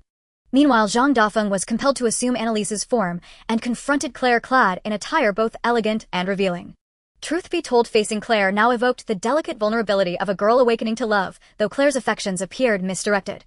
And though she had already met Claire openly, as Sanlin, this state of partial concealment, this intimate ambiguity unsettled Annalise more deeply than any revelation ever could. What hesitation remains? You deceived me once already, and but Claire gave no quarter, seizing Annalise's uncertainty to draw her onto the bed and settle beside her. Then, like a child seeking warmth, Claire nestled herself tightly against Annalise's side. Neither spoke. They simply lay there, awake yet silent, suspended in quiet intimacy. After a while, Claire broke the stillness. And what fate awaits this nation? And do you wish to hear the unvarnished truth? Yes. The truth is this: a race like the goblins, gathering strength for counteroffensive, is rising. A shadowy rebellion like the Tsengxing Association operates unseen yet undeniably real, and brilliant minds like Krog alongside countless free adventurers have been driven to defiance. Civil unrest is no longer a question of if but when. If you intervened, could you save this nation? And no. And why not? To save it would demand total stewardship, restructuring the nation's foundations, purging remnants of the old order, cultivating architects of the new era, and restoring hope to its people.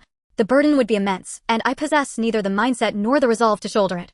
Within Annalise's heart, she acknowledged her own failure. Even before arriving here, she had struggled to chart her own path.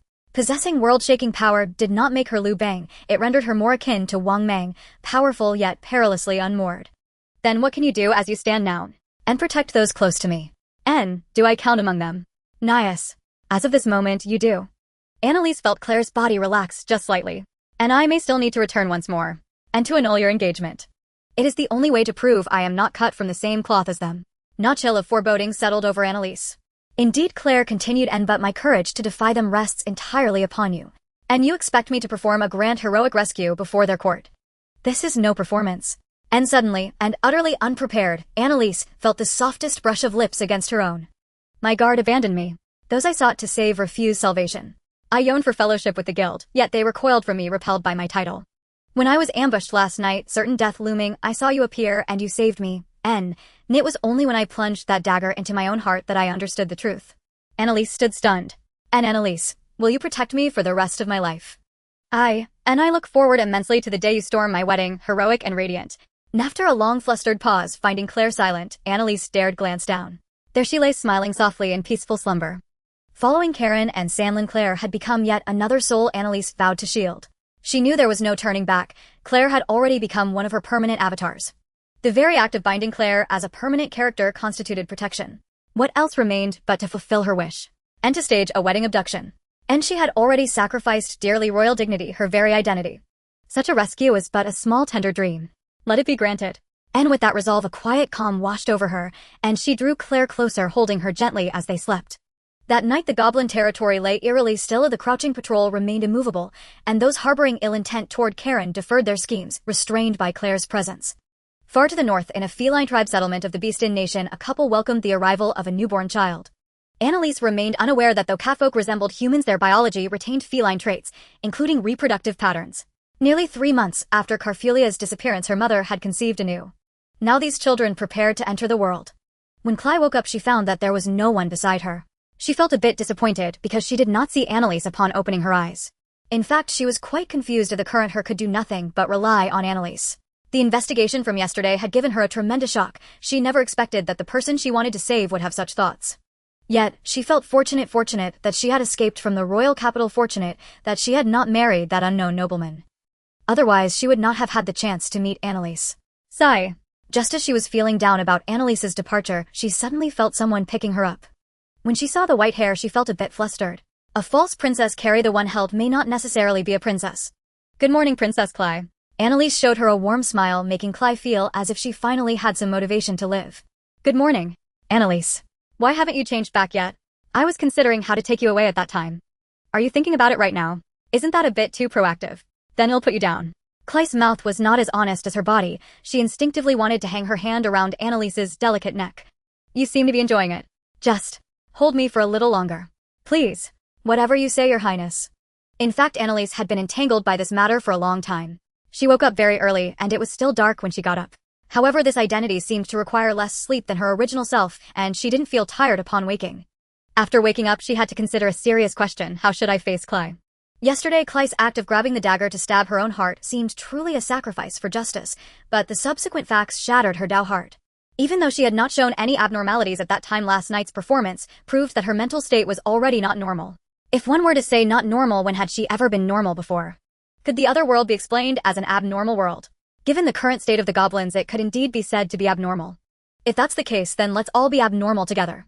Once she figured this out, it led to her picking up Cly just now. Cly enjoyed the Princess Carrie very much, but she also knew that it wasn't the right time for such things. Soon she requested Annalise to put her down. Right after that, there was a sudden kiss that caught her off guard, and she seemed to find it quite thrilling. Cly, let's not do this casually. After seeing everything, you're still embarrassed to say that. No, there's something even worse. Then I'll go check on their situation. Go on, go on. After leaving Cly's sight, Annalise slumped back into the persona of Zhang Dafeng. At this time, Colin and Sanglon were still asleep, but Kafria had woken up early. She stood by the window staring blankly at the rising sun. Did you not sleep well? Zhang Dafeng asked her softly. Kafria's glance back left Zhang Dafeng feeling a bit shocked. She didn't know if it was the exploration of the goblin territory last night that stimulated her, but the expression she displayed now contained shock, hesitation, sorrow, and panic. Just a few more days of practice, and I'll send you home. There's no need to rush. Can I stay a bit longer to practice? Why? Didn't you want to go home quickly? I think Sister Shani is right. Just reaching level 30 is really not enough. So does that mean you don't want to go home yet? Kafria hesitated over this. Zhang Dafeng asked her, then how about this? We'll take you home to see for a bit, and then it's up to you whether to stay at home or come back with us. How does that sound? At this point, there was no need to look at her expression, as her black slender tail had perked up and stiffened and her ears were twitching. By the way, I have another question I'm very curious about. What question?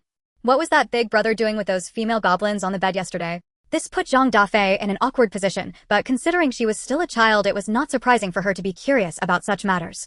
But how should she answer this? This question woke Colin up as well, as she had been awake from the moment Zhang Dafeng entered the room, originally planning to surprise Zhang Dafeng, but after realizing Kafria had already woken up, she could only pretend to be asleep. Kafria, matters like this can only be understood when you grow up. Knowing now won't do you any good. Colin stepped in to help Zhang Dafeng out. Good morning, dear. Zhang Dafeng hurriedly greeted Colin to avoid the awkward topic. Good morning. Did Cly sleep well last night? Colin didn't want to delve into such matters either, quickly engaging Zhang Dafeng in conversation. She was okay, but she seems a bit abnormal. That's something unavoidable. If she doesn't abandon her royal identity, I can't interact with her. Last night's incident had a significant impact on her inner self. She indeed needed someone reliable, and that person could only be Annalise, who saved her. You really don't mind me interacting with her using Annalise's identity? What do I have to mind? She's not interested in you, she likes Annalise. How could I not accept that? This was yet another emphasis that she indeed liked Zhang Dafeng, so Zhang Dafeng no longer asked anything more. Alright, it's time for breakfast. We still have leveling to do today. Colin noticed Sanglon struggling to get up as well, so she clapped her hands to signal the end of the conversation. Originally, Zhang Dafeng wanted to call out to Cly, but when she reached the door of the room, she found Cly lying on the bed like a worm, burying her face in the spot where Annalise had slept, taking deep breaths. It's over, she has completely lost her normalcy. Zhang Dafeng did not dare to reveal herself and could only tiptoe downstairs. The silence at the dining table made Zhang Dafeng feel like she was playing a horror game, as everyone might be thinking about something inappropriate. In reality, the scene with Kroger and those female goblins was indeed very impactful.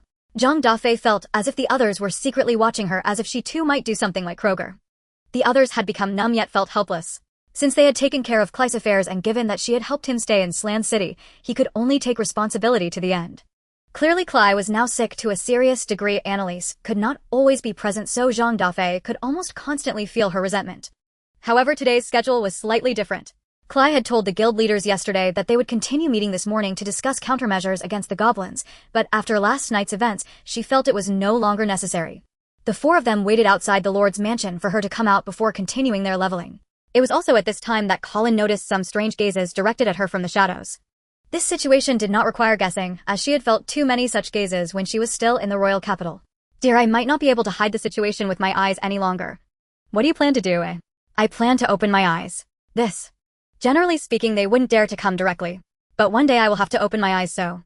She opened her eyes and continued, you have to protect me well. Zhang Dafeng now felt an increased pressure. Colin doing this was virtually like declaring war against the royal family. Her opening her eyes could not be ignored by anyone. At least the guards of the Lord's mansion stared blankly when they saw her eyes.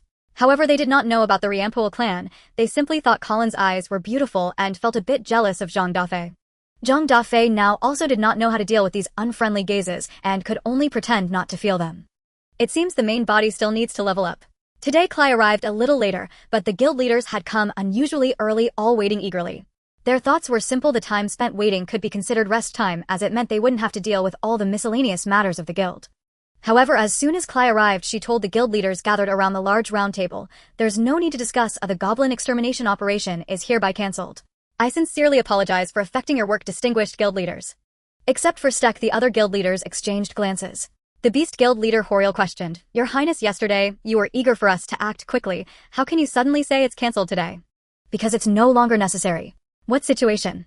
The Moon Shadow Guild leader Kagath also followed up with questioning, "Your Highness, we are really preparing to exterminate the goblins." "You must have a reason for saying this, right?" Cly had long thought of a reason. The intelligence was incorrect. There is no need to worry about the goblins for the short term. Intelligence was incorrect. So does that mean there will be risks in the long term? My only requirement is to continue prohibiting any commissions related to goblins. I have other matters to attend to and must leave first. She wanted to leave and no one dared to stop her. She was one of the royal family members who was easy to talk to, so, although they were a bit aggressive verbally, they did not dare to really provoke her. As the lord and the guild leaders discussed the prince's abnormal behavior, Stek had already stood up and left the meeting room. Once Cly came out, the guards no longer dared to look at Colin and uniformly bowed to her. However, Cly's attention shifted to Colin's eyes. "Colin, why have you opened your eyes?" "It's only a matter of time. I just didn't want to live so stifled." "It's nothing. I just want to live like a normal person." As they walked, they were quietly discussed all the way. Colin's eyes had at least stirred up a ripple in half the city, and now everyone knew why she had kept her eyes closed. Her eyes were truly beautiful, so beautiful that those with ulterior motives wanted to dig them out to appreciate them as art. Those who had pursued Colin also learned of her rainbow eyes. Some knowledgeable individuals recognized that these were the eyes of the Riampol clan, which were very popular as jewelry material in the royal capital, but unfortunately, they had been exterminated 4 years ago, resulting in a lack of market for them now.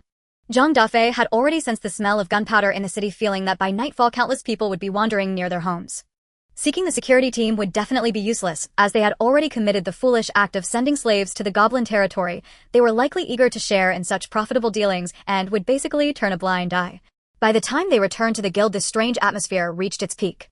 Those who had been curious about her eyes finally saw the truth with their own eyes. Toriel also saw it. After seeing it, she was so shocked that her jaw nearly dropped. Although everyone was curious about her eyes, no one dared to approach because Cly was standing beside her. Colin did not rush to register and take people to level up today, but instead re-registered Cly into the guild.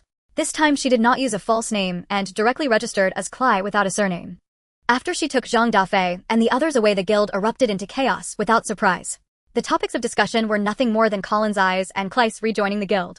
Colin's identity as the last member of the Riampol clan was quickly known by most people. However, the most terrifying part was not this, but that she, despite having a deep enmity with the royal family, walked alongside Cly, a royal princess.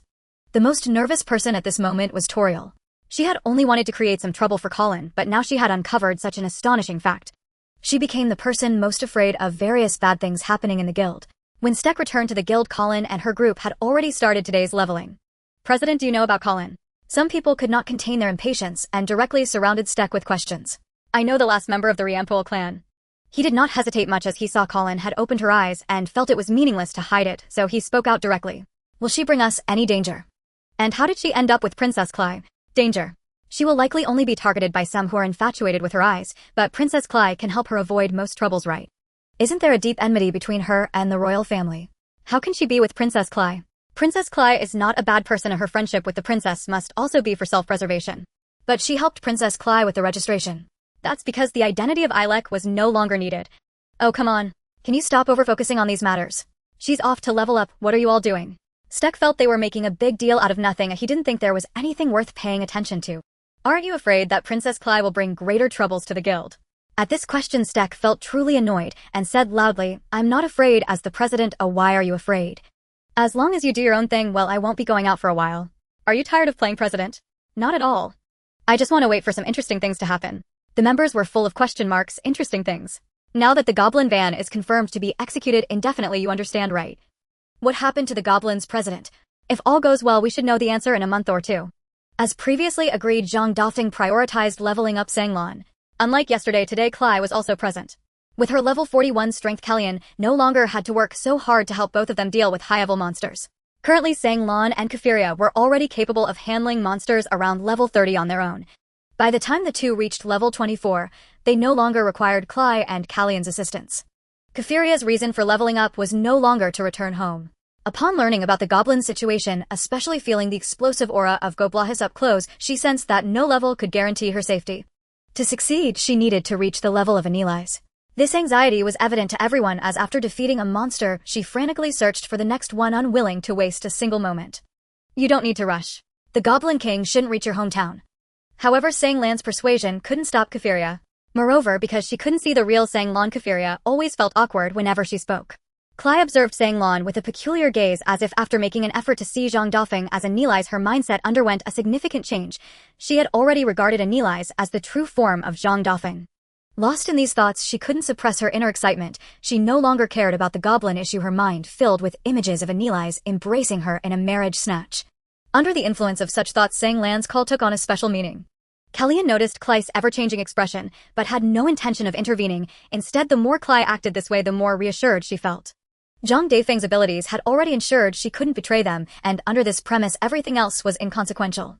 Such peaceful days now that she chose to open her eyes should soon come to an end.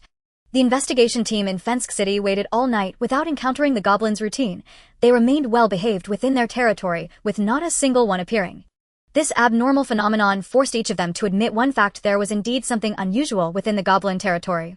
Moreover, not a single free adventurer averaging around level 50 had emerged so far. Based on past male-female survival rates, if only males, when it was likely they had been killed. Yet their understanding of goblins remained stuck at the point where the Goblin King was only level 35.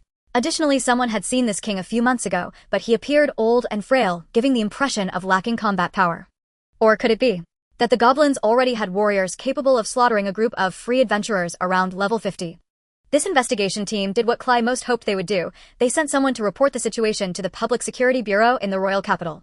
So many free adventurers missing in goblin territory was definitely not a trivial matter. There could be no slackening of vigilance. Fensk City also issued a goblin prohibition banning all guilds from accepting goblin-related commissions for the time being. However, the villagers from that small village were not convinced. They had not seen the commissioned adventurers nor the girl they wanted to rescue.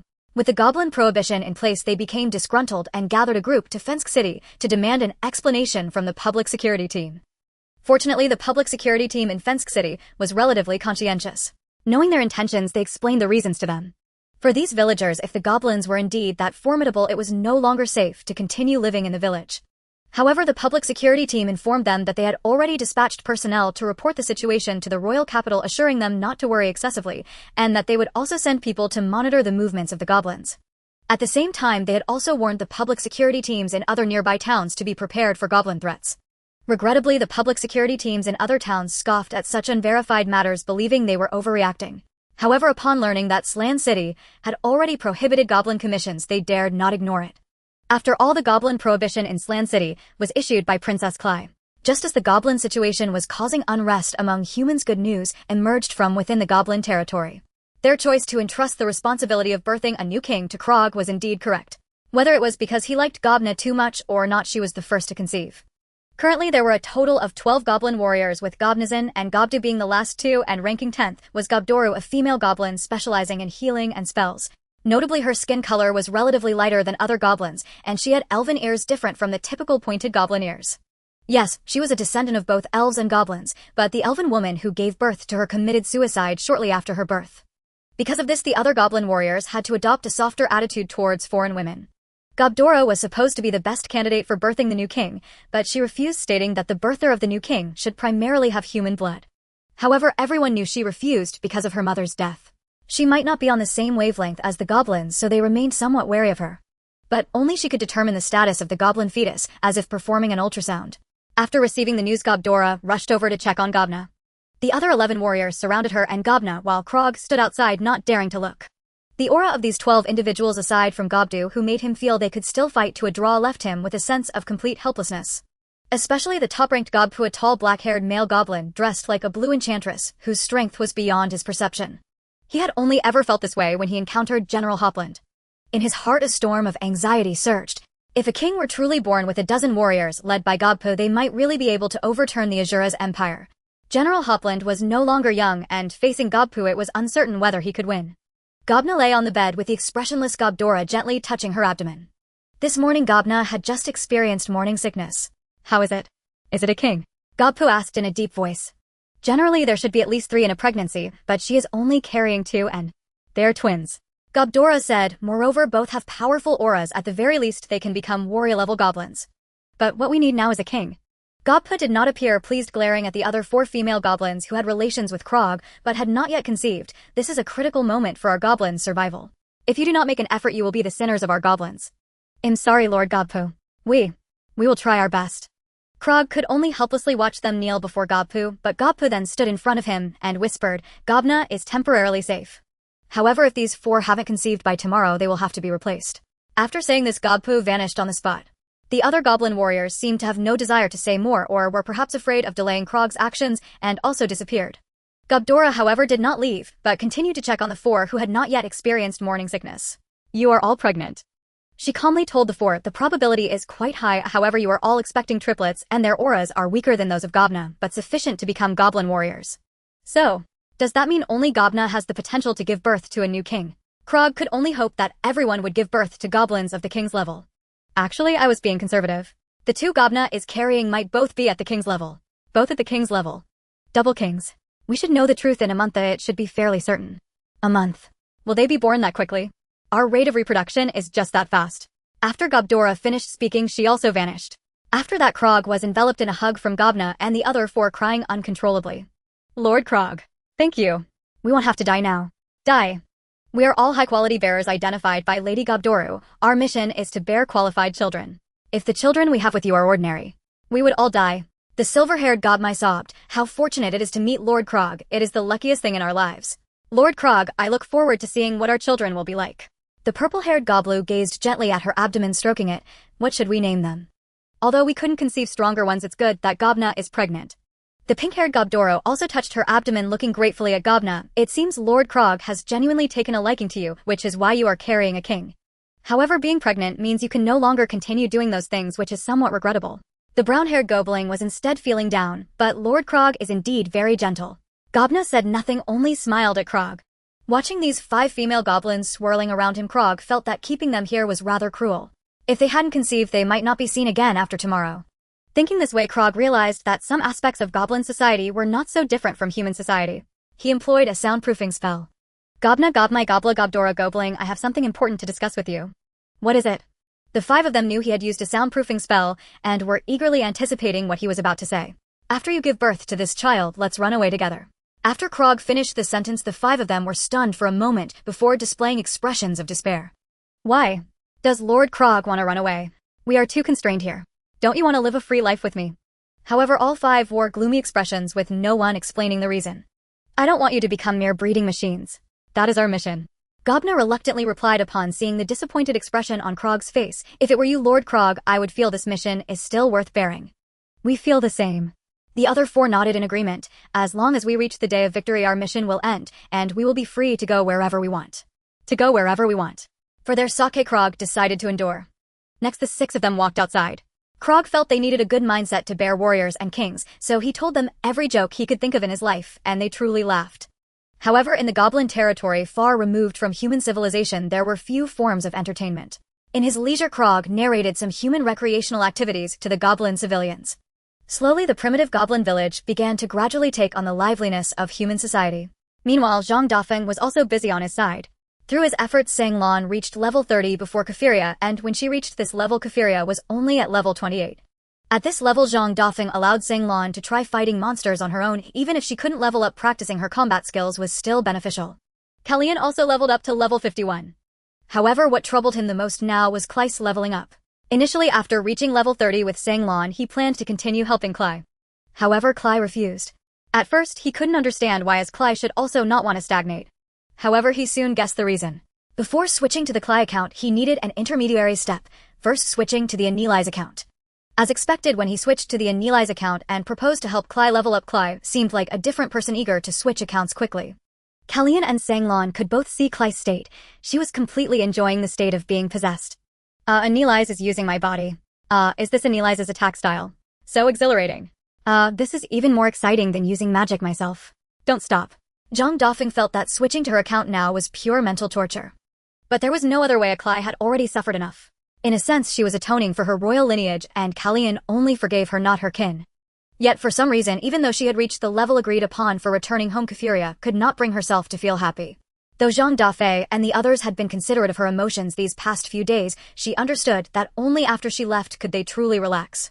In the new home Kalyan had bought, she could clearly feel that at least Kalyan and Klai were making an effort to restrain certain desires. When Zhang Dafeng saw that her level had risen to 30, he asked her when she planned to set off for home, but she stammered and could not explain. What's wrong? Didn't you want to go home? Kefauria did not know how to explain her desire to return home was not very strong. It seems she doesn't really want to go home. Kefauria never expected this statement to come from Sang Lan. Doesn't really want to go home. Lan, did you say something to her? Zhang Dafeng felt this was unlikely as Kefauria had rarely spoken to them these days, and he thought she was eager to return home. Are we sending Kefauria back? How do we do that? With Analyze absent, Klai acted like a normal person. To be honest, she wasn't very inclined to keep Kefauria from leaving unless she was like Sang Lan and herself. She did want to pet some cats, but unfortunately Kefauria wasn't that affectionate, so she had to give up. Of course, we should teleport her back. After all, we are sending her home, not on a vacation. But Klai had only grasped the concept of teleportation, which meant Zhang Dafeng had to switch to Analyze's identity. Then hurry up, take care of the homesick person. Zhang Dafeng couldn't possibly not know what she meant. This poor princess had already reserved every place in her heart for Analyze, as if that was the only way she could forget those things that shattered her beliefs. So, Kefauria, when do you want to set off? Kefauria felt as if everyone wanted her to leave, yet after living here for some time she had a sense that this was also a home, although she was somewhat resistant. If she weren't resistant, she could have enjoyed the same treatment as Sang Lan. Kalyan noticed her bitter expression and asked, if you want to stay here a little longer, it's not impossible. Just consider this a visit home, clarify your thoughts to your parents, and we won't refuse you staying here. Despite the clouds of worry still on Kefuria's face, her ears and tail couldn't hide her improving mood. Then, let's set off tomorrow morning. In the end, Kefauria decided to go home and take a look, as she had been missing for several months and wondered if her parents would be worried about her. Now the most troublesome matter was left to Zhang Dafeng. Teleportation required a rough understanding of the geographical environment. But he only knew the situation around Ceylon City. He was unclear about the location of the Beastman Kingdom and the Catman tribe. He had previously asked the receptionist at No. 114 if there was a map, and the receptionist said there was.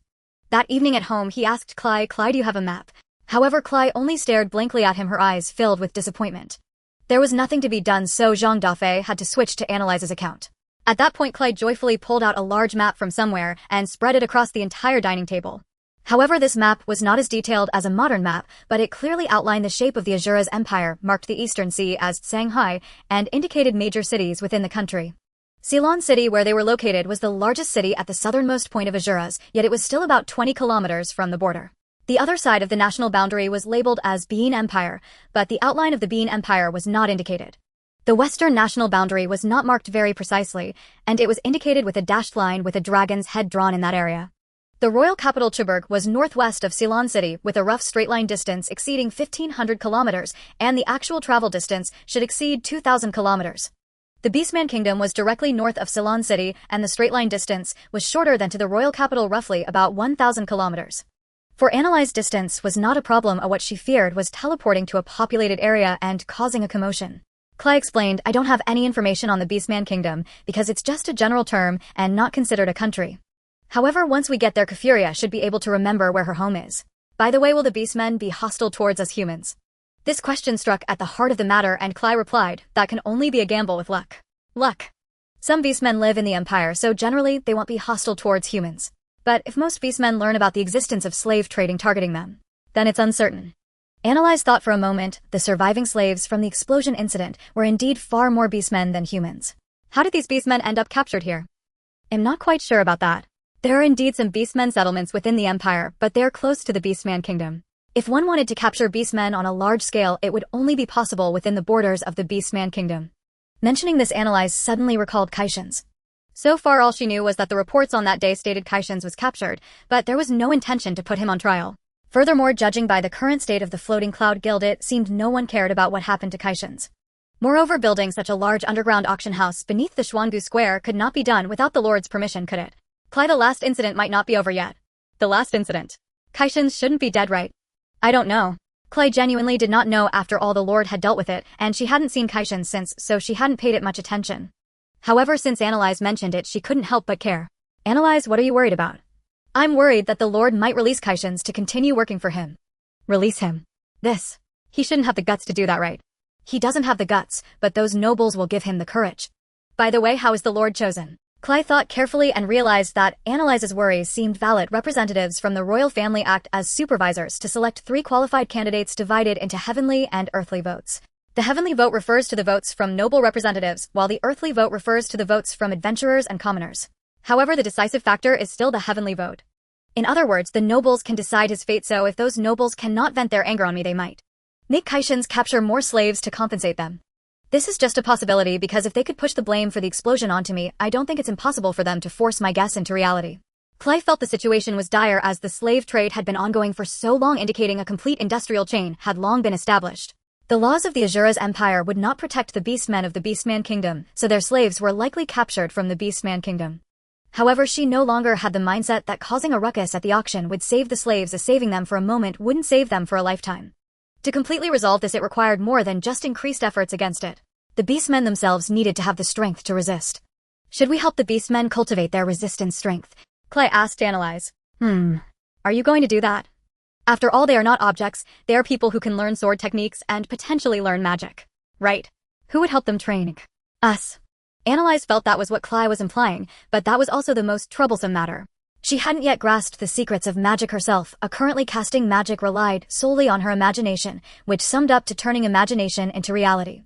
Therefore, casting magic was quite easy for her, and she felt it unnecessary to teach particularly. However, this might also be because she had reached the maximum level. Switching to other accounts, for example her main account, casting magic was not that easy. Before that, the most important thing is that they must recognize the importance of enhancing their strength, and at that time we can bring back some representatives to join the guild and improve their strength. Then let them organize and rescue their suffering compatriots. We can coordinate from inside and outside, and that should solve the problem, right? Clay felt excited about her idea and even unconsciously hugged Annalise. However, Annalise could not feel happy. After all, Callian's background told her that if they really did this, some high and mighty people would not sit idly by. If it came to that, she would have to step in. Thus another calm night passed, and Annalise was once again embraced by Clay and slept through the night. The rule of the Floating Cloud Guild was that even when going far, registration was required. If one did not return 3 days after the scheduled return time, the guild would send someone to search for them. This time Callian registered the return date as July 4th to allow enough time. Destination: Beastman Kingdom. Bringing Kafuria home for a visit. Is half a month enough for a round trip? Kalara glanced at Callian's registration information, then at Sanglan and Kafuria, and finally at Zhang Dafeng and Clay in the distance, feeling that half a month might not even be enough to reach their destination. It's enough at least.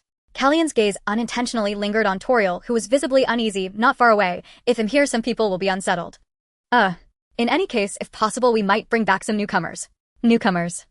Speaking of which, Kalara was surprised to find that Callian had leveled up by 1 level without her noticing, while Sanglan and Kafuria as newcomers had already reached level 30, but Zhang Dafeng was only level 20. Wait a minute, how did they level up so quickly? It's only been about 10 days. They're killing monsters above their level, so of course they level up fast. Then, why is your husband only level 20? Callian smiled slightly at this. He doesn't need to level up that fast.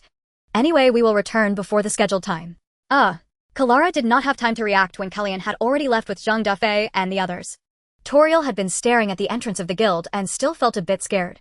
She only wanted to frame Callian, but she never expected that she was actually the last surviving member of the Ryanpool clan.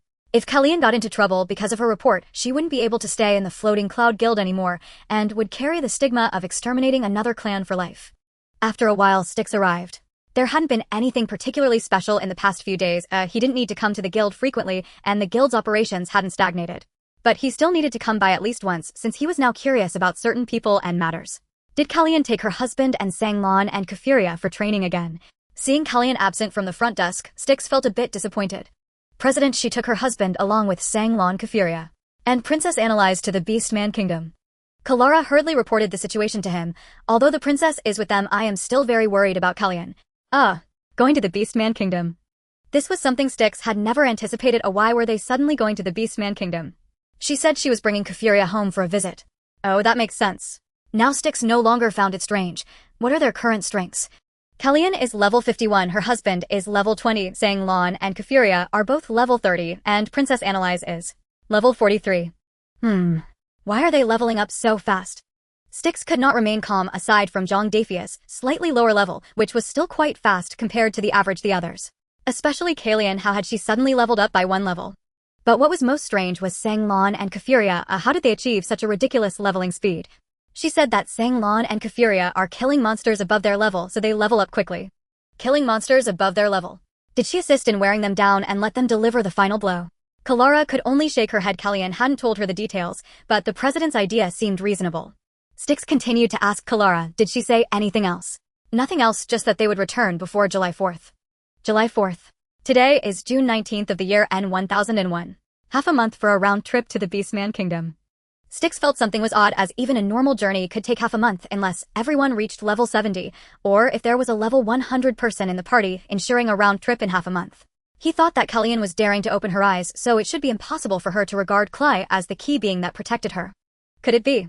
Styx felt that she likely knew someone stronger than level 100, otherwise it would be impossible for her to be so bold as to go to such a distant place with this group. He hurriedly dashed out, wanting to find that existence that made Kallian fearless. However, he discovered that the group had left for no more than 10 minutes, and he couldn't find them on the road to the Beastman Kingdom. Could it be? He hurriedly flew outside Ceylon City, ignoring the complaints of other guild members who were training new recruits, not wanting to miss any corner where magical fluctuations might occur. This time the teleportation magic startled Anaris significantly. She had been on high alert, and just at the moment the magic was cast, she detected Styx's presence. Fortunately, he didn't follow them, otherwise if he had been teleported along with them her identity would have been directly exposed. She wasn't sure if it was a good thing for Styx to know her identity, but having one more person aware of it could only lead to trouble. However, Styx's appearance did have an impact on her.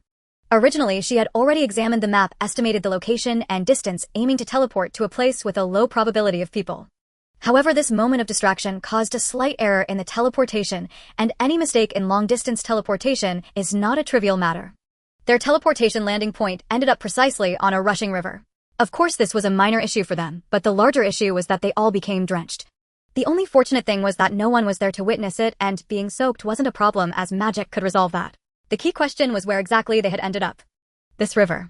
Klai, who had rarely left the capital, found herself walking south without encountering places like this, unable to find a matching river on the map, and could only helplessly look at Anaris, saying, I've never seen this before. I don't know where we are either. Karen also had no recollection, asking, Honey, what happened when you teleported just now? The president almost found us. What do you think happened? The president. Has he discovered us?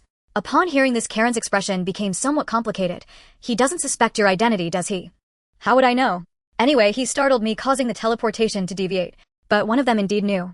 Sang Lon looked at the river and recalled the moment her mother had carried her across it, saying with a hint of sadness, This should be the natural border between the Beastman Kingdom and the Azura's Empire. My mother carried me across this river into the human world back then. Her demeanor brought down the mood of everyone, so Anaris simply hugged her and comforted her, saying, It's okay, once we send Kafuria home we'll go to your people to seek justice. Sang Lon remained silent, curling up and burying her head against Anaris' chest. Therefore the direction Sang Lon pointed to must be the Beastman Kingdom. However, this natural border was indeed very natural, so much so that they couldn't see a single person. After walking for quite a while they hadn't encountered anyone. Now their only guide was Kafuria. Only she knew the way home while they were just wandering aimlessly, ensuring they were indeed heading north. Kafuria also longed to quickly find a familiar feeling, as she was quite playful before being captured and sometimes wandered far from home, so she had many places she could remember. After walking for a long time, they could only see some lower-level magical beasts. Aside from the relatively low-level Zhang Dafeng, others couldn't gain experience from killing beasts. What was even stranger was that after so long they hadn't encountered a single beastman. Could it be that humans might come to capture them, so they chose to shrink their activity range to avoid being easily found? Anaris thought so, and the reality was close to this. Though the slave traders' operation to capture Kafuria was covert, the considerable number still attracted the attention of the beastmen. Their 29th meeting had decided to shrink their activity range, requiring all compatriots to stay at least 20 kilometers away from the rushing river, Yellow River. For Anaris, this lush green place already felt detached from the mundane world. Taking a deep breath, the air was sweet, and walking here felt like her soul was being cleansed. The hillside was filled with many edible wildflowers and wild vegetables, and there were numerous ordinary animals that seemed unaffected by magical pollution running about. They walked and paused for nearly 2 hours, and only then did they finally see the shape of a beastman. Moreover, luck was on their side, as Kafuria spotted a compatriot, a male catman of the orange cat subspecies. However, as soon as he saw them, he dropped the vegetables he was picking and tried to flee. He was level 20, and his speed was not inferior to that of a Gale giant rabbit. Yet to these few people he still seemed quite slow, so Kafuria quickly caught up to him. Excuse me, sir. Do you recognize me? No, I don't. I don't know you. The man repeatedly denied. What do you want? Are you trying to capture me? No, sir, please take a closer look at me. In one of your kind, how could I possibly capture you? At this moment the man focused his gaze, and upon seeing that Kafria was a catman of the mystic cat subspecies, he relaxed a bit. Why are you running away? Anaris felt his fear was excessive, showing a face full of disdain. Do we look like people who would capture you? You are not our enemies. Enemies. Upon his question, Anaris had a rough idea of the situation. Enemies. Are you saying that the beastmen have already seen us humans as enemies? I can't believe it. The beastmen have reached the point of regarding humans as enemies, which means they are already aware of the slave trade.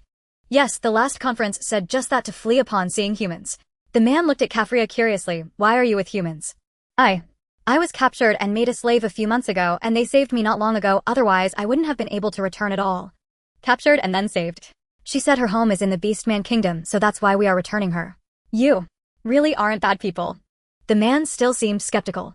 If we were bad people, you wouldn't be able to talk to us like this. Anaris teasing forced the man to correct his attitude. Are you all coming to our tribe? We need to accurately return Kafria home. Then please follow me.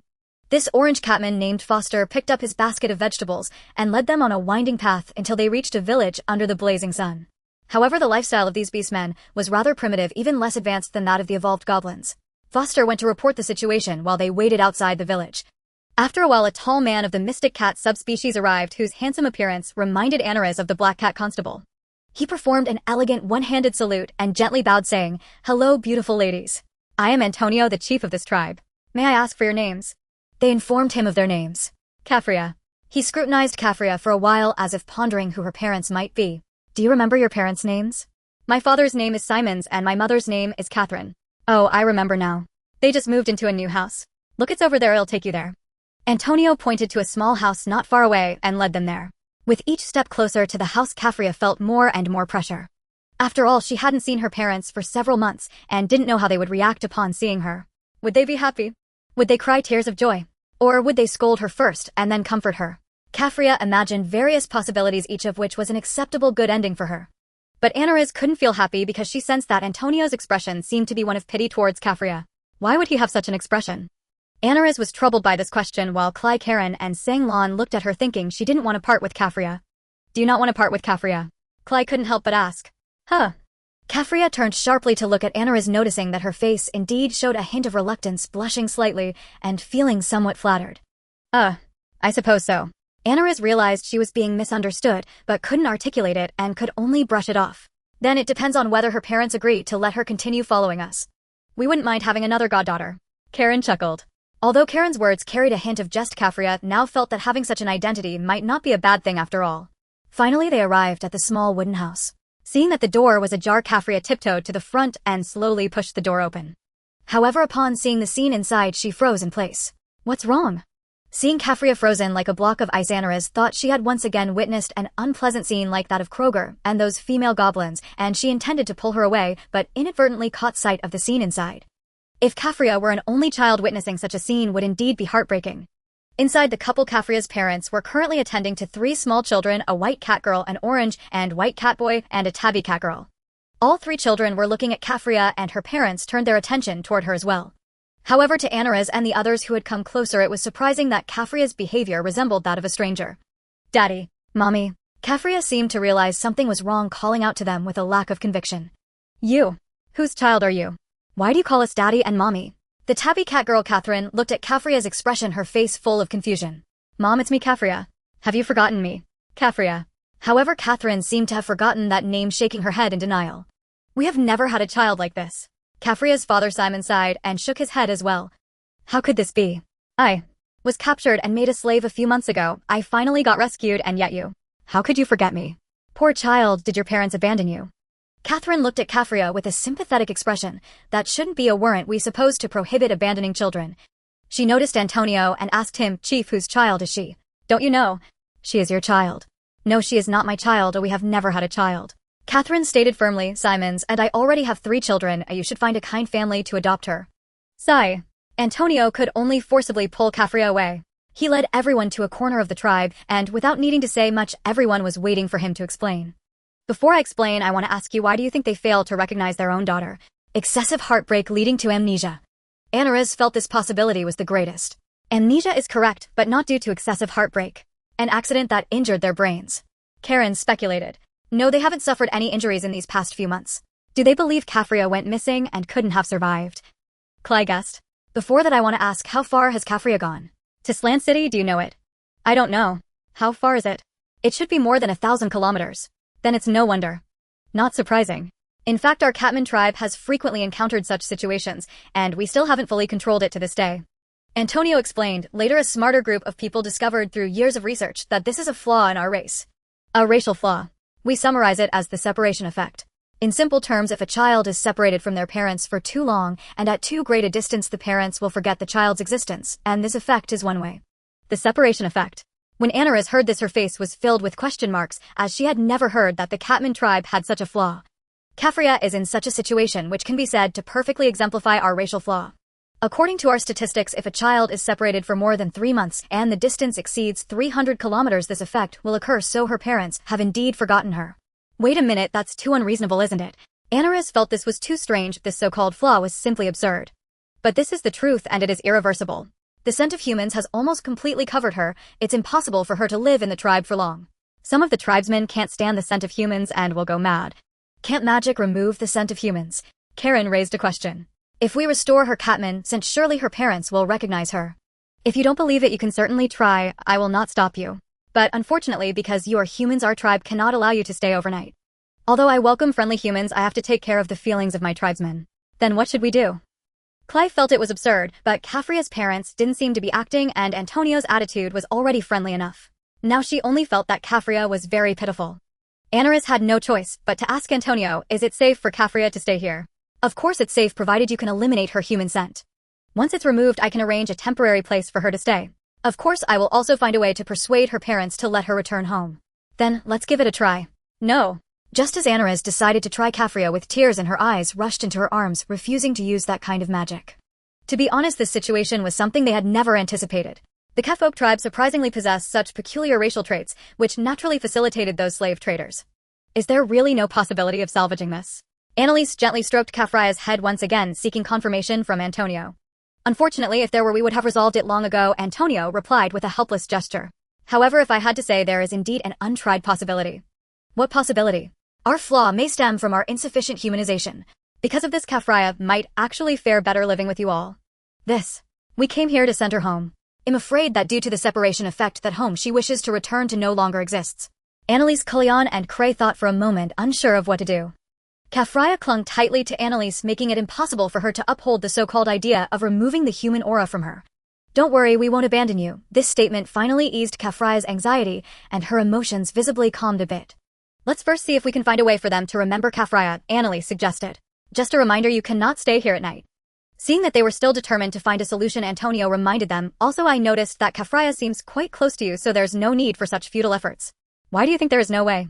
Cullion felt it was strange to her. Antonio seemed like a cold machine devoid of any human warmth. Do you want to hear the truth? We want to hear it. Will you say it? It doesn't really matter if I say it, because I intend to implement a plan to eliminate our racial flaws. A plan to eliminate racial flaws. With this statement, everyone had to perk up their ears to listen. Because of the separation effect, we are even unable to form an effective force to retaliate against the humans who capture our kin as slaves. Though we have always insisted on avoiding dealings with humans and even restricted our kin's activities, there will come a day when we must open our eyes to the world. In fact, some of our kin are already adventurers in the Azura's empire, gaining strength, but this does not allow those of our kin remaining in the Beastman nation to evade the greedy slave traders. So you're going to. We have decided to proactively intermarry with humans. So far, we have found that the children born to the women of our tribe and human men are still catfolk with no presence of the separation effect, and they can even use magic. Thus, I plan to persuade some women within the tribe to seek suitable human males to improve our race.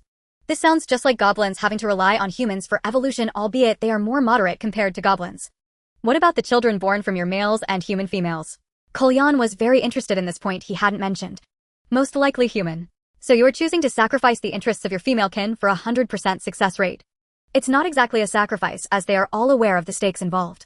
After all, no one wants their child to be inexplicably taken away by certain humans only to forget about their existence entirely.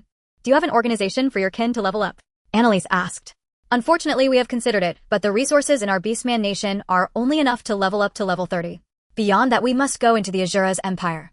In any case, I have already sent people to actively engage with some humans who are friendly to Beastmen, hoping to successfully implement this plan. But you are just the chieftain of this tribe, right? Mentioning this made Antonio's expression somewhat despondent. After a moment he replied, I will prove that my plan is our best choice. Then he walked in front of Kafraya, squatted down and solemnly said to her, I'm sorry child, we do not have the strength to protect you, it's better for you to go with them. Kafraya didn't know what to say or do at that moment, only able to dumbly nod. Given Antonio's words, humans should not linger here, so they had to leave the tribe first. Due to the suddenness of the incident, everyone was momentarily unsure of what to do. After all, when Kafraya came out of the tribe, she seemed like she had lost her soul. Everyone could only slowly follow her, waiting for her to regain her composure. Kafraya recalled the place where she had gone missing a few months ago, standing on the hillside, where Foster had just harvested vegetables.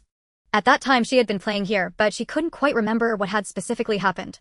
Even now she found it hard to accept the so-called separation effect. Squatting in the last place, she remembered staring blankly at the wild vegetables in front of her. No one dared to approach her, fearing that even a single word might provoke her.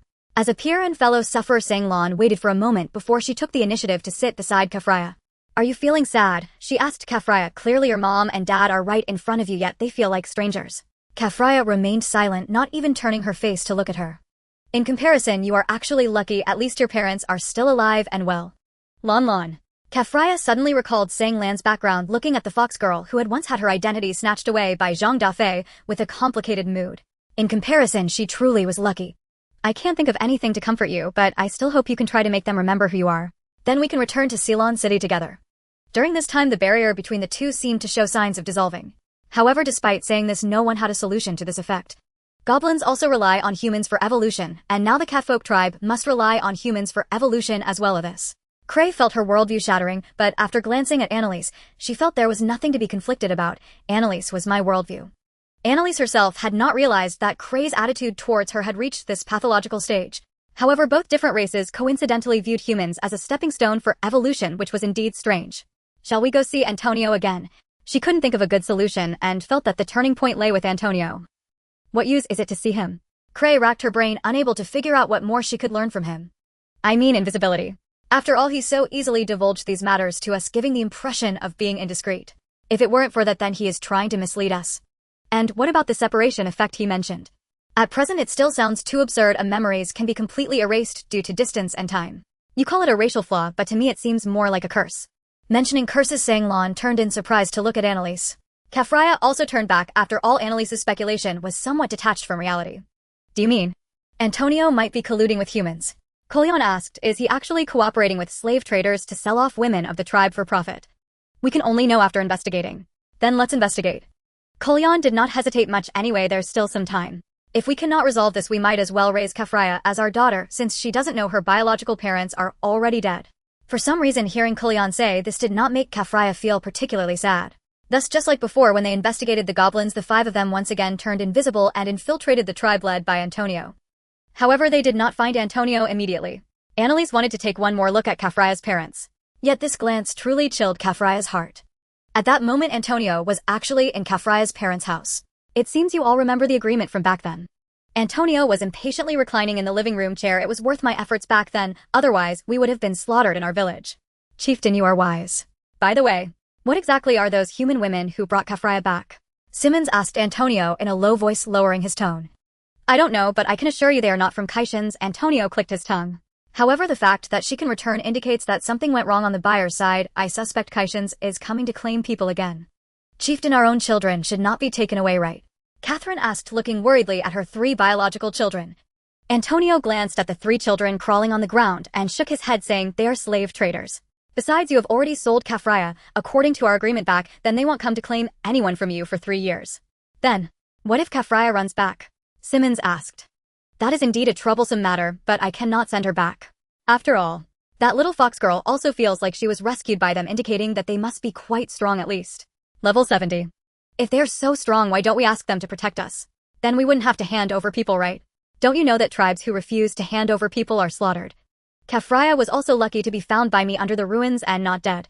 Furthermore, due to the rules set back, then you came to raise her. When will this kind of life finally end? Catherine looked at her three children, her eyes filled with tears. That's why I say we must unite with the humans who are kind to us, but those old stubborn ones oppose me, claiming it pollutes the race. Don't they know that in the eyes of humans, we who cannot use magic are the inferior race? Chieftain, what if they come to claim people again? Simmons' eyes were also filled with despair. Last time they took 30 people, and next time we should at least prepare 50 people. Why don't we just ask her to protect us? We can readopt Kafraya as our daughter. After all, she still doesn't know that her biological parents have long since died. Can she protect us for a lifetime? Moreover, is it only one slave trader coming to claim people? What can we offer to ask them to protect us? The small wooden house was filled with a sorrowful atmosphere, and no further conversation continued. At that moment, just like when Cray left that palace, Kafraya also left the small wooden house with an incredulous expression. It wasn't until she had walked several miles that Annalise lifted the invisibility spell, and she knelt on the ground as if she had no soul. For her, the most crucial piece of information was singular: her biological parents had long since died.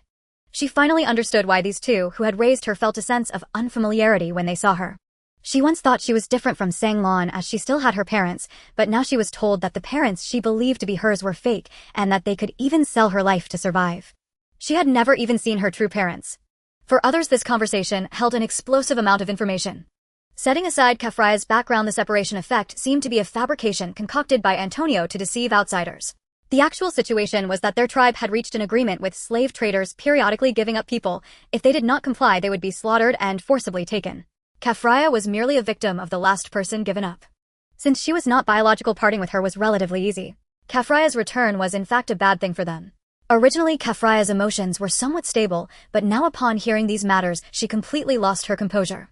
She cried out loud, not understanding what she had done wrong to deserve such punishment from fate. This was the situation Annalise least wanted to see. At first, when she saw Kafraya crying bitterly over Sang Lan's departure, she wanted to deceive her using Sang Lan's identity. After being seen through by Kafraya, she found her somewhat annoying, making it difficult to use Sang Lan's identity properly. After Sang Lan came back to life and she and Kulyan became a couple, forming a family of 3 with Sang Lan, she thought of Kafraya as a burden. Now, Annalise couldn't think of a way to comfort her, only walking over, standing behind her, and embracing her without saying a word, simply holding her, that was all. Kafraya quickly stopped crying as this embrace gave her immense security. Come with us, Annalise softly said to Kafraya. We are your family. I will help you deal with those who created this tragedy. As for the impact of Annalise's actions, the answer was quite evident. On the way out of the catfolk tribe, Kafraya was almost glued to Annalise, unwilling to part for even a moment. Although Cray felt a bit envious, she restrained herself at that moment, as Kafraya's tragedy, this vile slave trade, was likely sanctioned by the royal family. For Kulyan, the scene reminded her of many years ago when she went out with her family, a sight she had longed for a long time. If Annalise were replaced with Zhang Dafeng, then this scene would be perfect. Now the most tense matter was still Sang Lan, as the affairs of the Fox tribe were far more complicated than those of the catfolk. Annalise chose not to use teleportation magic to reach Sang Lan's hometown, primarily because Sang Lan had mentioned certain circumstances to her. Firstly, the curse that had tormented Sang Lan since birth was undoubtedly the work of her siblings. Secondly, unlike the catfolk, the foxfolk are capable of magic, and Sang Lan's foxfire, which inflicts real damage, has already proven that they possess a magical system distinct from that of humans. Moreover, it is generally impossible for the foxfolk to be captured and enslaved, as Sang Lan mentioned that the areas where they reside are protected by barriers. In such circumstances, using teleportation magic is uncertain. Even if they could teleport, being perceived as enemies by the entire foxfolk would be quite unpleasant, not to mention that Sang Lan was not well regarded by them. Considering Kafraya's condition, hurrying to get there wouldn't be wise. According to Sang Lan's estimate, they could reach their destination in 2 or 3 days by walking normally, but that would mean they would have to sleep outdoors. In this situation, Kulyan was particularly experienced, as she had managed to hide her way from the royal capital to Slant City 4 years ago. However, for the others, it would be a first-time experience, especially in the wild. The hot weather made it even more torturous. Although it did not affect Annalise much, Kafraya and Clay insisted on cuddling her while sleeping, while Sang Lan and Kulyan were close by as well. This made Annalise feel uncomfortable. In desperation, she created a cooling magic to keep the temperature inside the tent at a relatively cool level. Then the 5 of them ended up sleeping in a huddle. When Annalise woke up in the morning, she realized that both of her hands were holding onto something soft, one being larger and the other fitting snugly in her palm. As for what it was, when she squeezed, she heard 2 different soft sounds, only then realizing the issue at hand. I am sorry. However, her apology was meaningless, as the 2 of them were completely unbothered. You touched so freely that night, yet you apologize now. Annalise has already been inside my body, does it matter? Annalise dared not look at their expressions, but merely hearing their voices suggested they were clearly intoxicated with pleasure. She doubted for a moment if she was still dreaming, but pinching her face brought a pain that felt all too real. After a good sleep, Kafraya appeared much more spirited. She had come to terms with the reality there was no longer a home for her there. Despite eavesdropping, the content of their discussion could not possibly be a lie. Her parents had been killed by slave traders long before she could even remember, and her current parents adopted her out of obligation to clan rules, harboring no real feelings for her. With their own children, they had more reason to acknowledge her, and they likely feared that recognizing her would invite retaliation from the slave traders. Thus she could only choose to leave and live with Analyze and the others. Looking back, she suddenly felt that staying with Sanglan at that time was a blessing in disguise. Without Analyze, she might have already been sold to a noble and subjected to endless torment, living a life devoid of hope. Thinking about this made her regret her previous resistance against Zhang Dafeng. However, she couldn't say anything now as they needed to address Sanglan's situation first. Lan. I'm fine. She wanted to have a good talk with Sanglan, but it was clear that the closer they got to the Fox realm the more tense Sanglan became. Indeed, returning to a hometown that was only filled with sorrow, it was strange for Sanglan's mood to improve. Over the past few days they had been walking and stopping, enjoying the scenery of the demi-human nation and feeling the essence of nature. Except for Sanglan, everyone else felt much more relaxed. What they did not know was that at that moment a human team was swiftly advancing toward the demi-human nation. The leader of this team was none other than Kaishin's disguised as Eirik, who had shaved off his beard. The average level of this team exceeded level 70. Their sole purpose was to capture as many slaves as possible in the demi-human nation to compensate the nobles who had lost lives in the explosion incident. On June 21st, just as the sun was about to set, Analyze and her group finally arrived near the Fox realm. Not only did the Fox realm have a barrier, but it was also built in a gorge that had been shrouded in mist for a long time. Analyze personally felt that without a level of 101 should not dare to venture in casually. Sanglan trembled uncontrollably just looking down. It was as if the curse was wrapping around her again. It's okay. It's okay. Your father is here. Analyze quickly picked her up, gently stroking her head, which made her feel a bit better. The only way to access the Fox realm was a narrow downhill path, and after walking for a while they came across an iron chain bridge that spanned the gorge, crossing through the mist to the other side. The bridge was shaky as they walked, but none of them felt afraid. However, when they reached the middle of the bridge the situation began to change. Although it was invisible to the naked eye, everyone could feel an invisible wall blocking their way. This is the barrier. To enter or exit, one must use Foxfire to create an entrance. This barrier would automatically repair itself, but the speed of restoration depends on how it was damaged. I only know that using Foxfire to burn it would take about 2 or 3 minutes for it to close again. Sanglan remembered that when her mother took her away it was by using Foxfire to scorch the barrier before carrying her away. However, every time she thought of these things she remembered how her mother had fought valiantly against humans to protect her but had been killed due to a level disadvantage, and she was captured. The Foxfire she released flickered like a flame in a snowstorm, barely sustained. Don't rush, take your time. Despite Analyze's reassurance, Sanglan still couldn't destroy the barrier as she intended. After many attempts she either recalled her parents' tragic fate or the now dissolved curse that had tormented her. Though no one said anything, she cried, covering her face, feeling a deep sense of guilt. Is there no other way to destroy the barrier? Analyze did not want to cut off Sanglan's signal now, as she needed to be prepared for any unknown dangers. She closed her eyes to sense her surroundings and discovered that on the other side of the bridge 2 powerful foxfolk guards were waiting for them. The moment the barrier was breached they would surely launch an attack. Lanlin, don't try for now. There are 2 of your kin watching us over there. Analyze gestured for Sanglan to step back while pointing to the end of the bridge. Huh. Sanglan couldn't sense anyone over there at all. It seems our levels are still too low, we can't even detect the presence of someone over there. Kulyon chuckled, bitterly shaking her head. She was already level 51, and by her estimation the unseen enemies must be at least level 80. Clay was only at level 43, and thus couldn't feel anything either. However, Analyze was a powerful reassurance. She felt no fear, but rather anticipated Analyze's upcoming performance. Analyze's thoughts were of course quite simple: when in doubt let the fists do the talking. As a result, she didn't need to think much, just smashed her right fist forward. The invisible barrier shattered like glass, producing a loud crashing sound. If the barrier were visible, her not overly forceful punch would have created a hole with a radius of approximately 5 meters. The 2 red-tailed fox guards at the bridge's end were stunned by the force of the punch. They had never encountered a method of breaking the barrier purely through brute force. Enemy attack. Enemy attack. They did not dare to slack off, immediately relaying the information to their clan before flying to the center of the bridge to investigate. They had thought they would be taken down by this mysterious figure with a single blow, for someone capable of breaking the barrier with brute force would surely far exceed them in strength. Instead, hovering in midair, they only saw 5 women. The white-haired reedy girl raised her hands in surrender and said to them, "We are not here to fight, I do not wish to engage with you." Not here to fight. The 2 exchanged glances and then looked closely at the 5 women, finally noticing a little girl from the White Fox tribe. They did not sense that the little girl was being held captive, nor did they feel any strong combat intent from the others, so they cautiously asked Sanglan, "Did you bring them here?" "Yes." "What are you here for?" At this moment Kulyon spoke up. She was almost sold as a slave to a human noble. We rescued her and brought her back home to see. The 2 guards had to take this seriously, as whether the foxfolk were enslaved or killed in the outside world was a significant matter. They immediately relayed the information again, informing those inside that the newcomers were not enemies. Analyze sensed the killing intent from within dissipate and finally relaxed her stance. If they hadn't retracted their hostility, she would have been compelled to cast dark magic in that posture. Having finally left the shaky bridge, the two red-tailed fox guards began to test their strength. Among these individuals, only Analyze and her companions could not perceive their strength. The others were average, while her kin Sanglan was only level 30. In other words, Analyze provided them with the confidence to be here. Please wait a moment, someone will come to take you inside shortly. The two foxes seemed to be brothers, and as guards they surprisingly looked a bit silly. The taller brother was named Ameng and the younger one was named Ali. However, neither of them seemed to recognize Sanglana, as they mentioned they had only been on duty for a few days and had not seen many fox folk from the white tribe. Analyze thought for a moment and decided it would be best not to reveal Sanglan's identity just yet. At that moment, a young red-haired female fox folk wearing a white robe emerged, possessing blue and yellow heterochromia.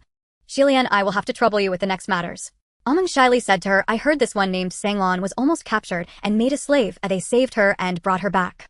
Sanglan. Such a familiar name. The female foxfolk named Shilian seemed to recall something, glancing at Sanglan with an expression akin to seeing a plague.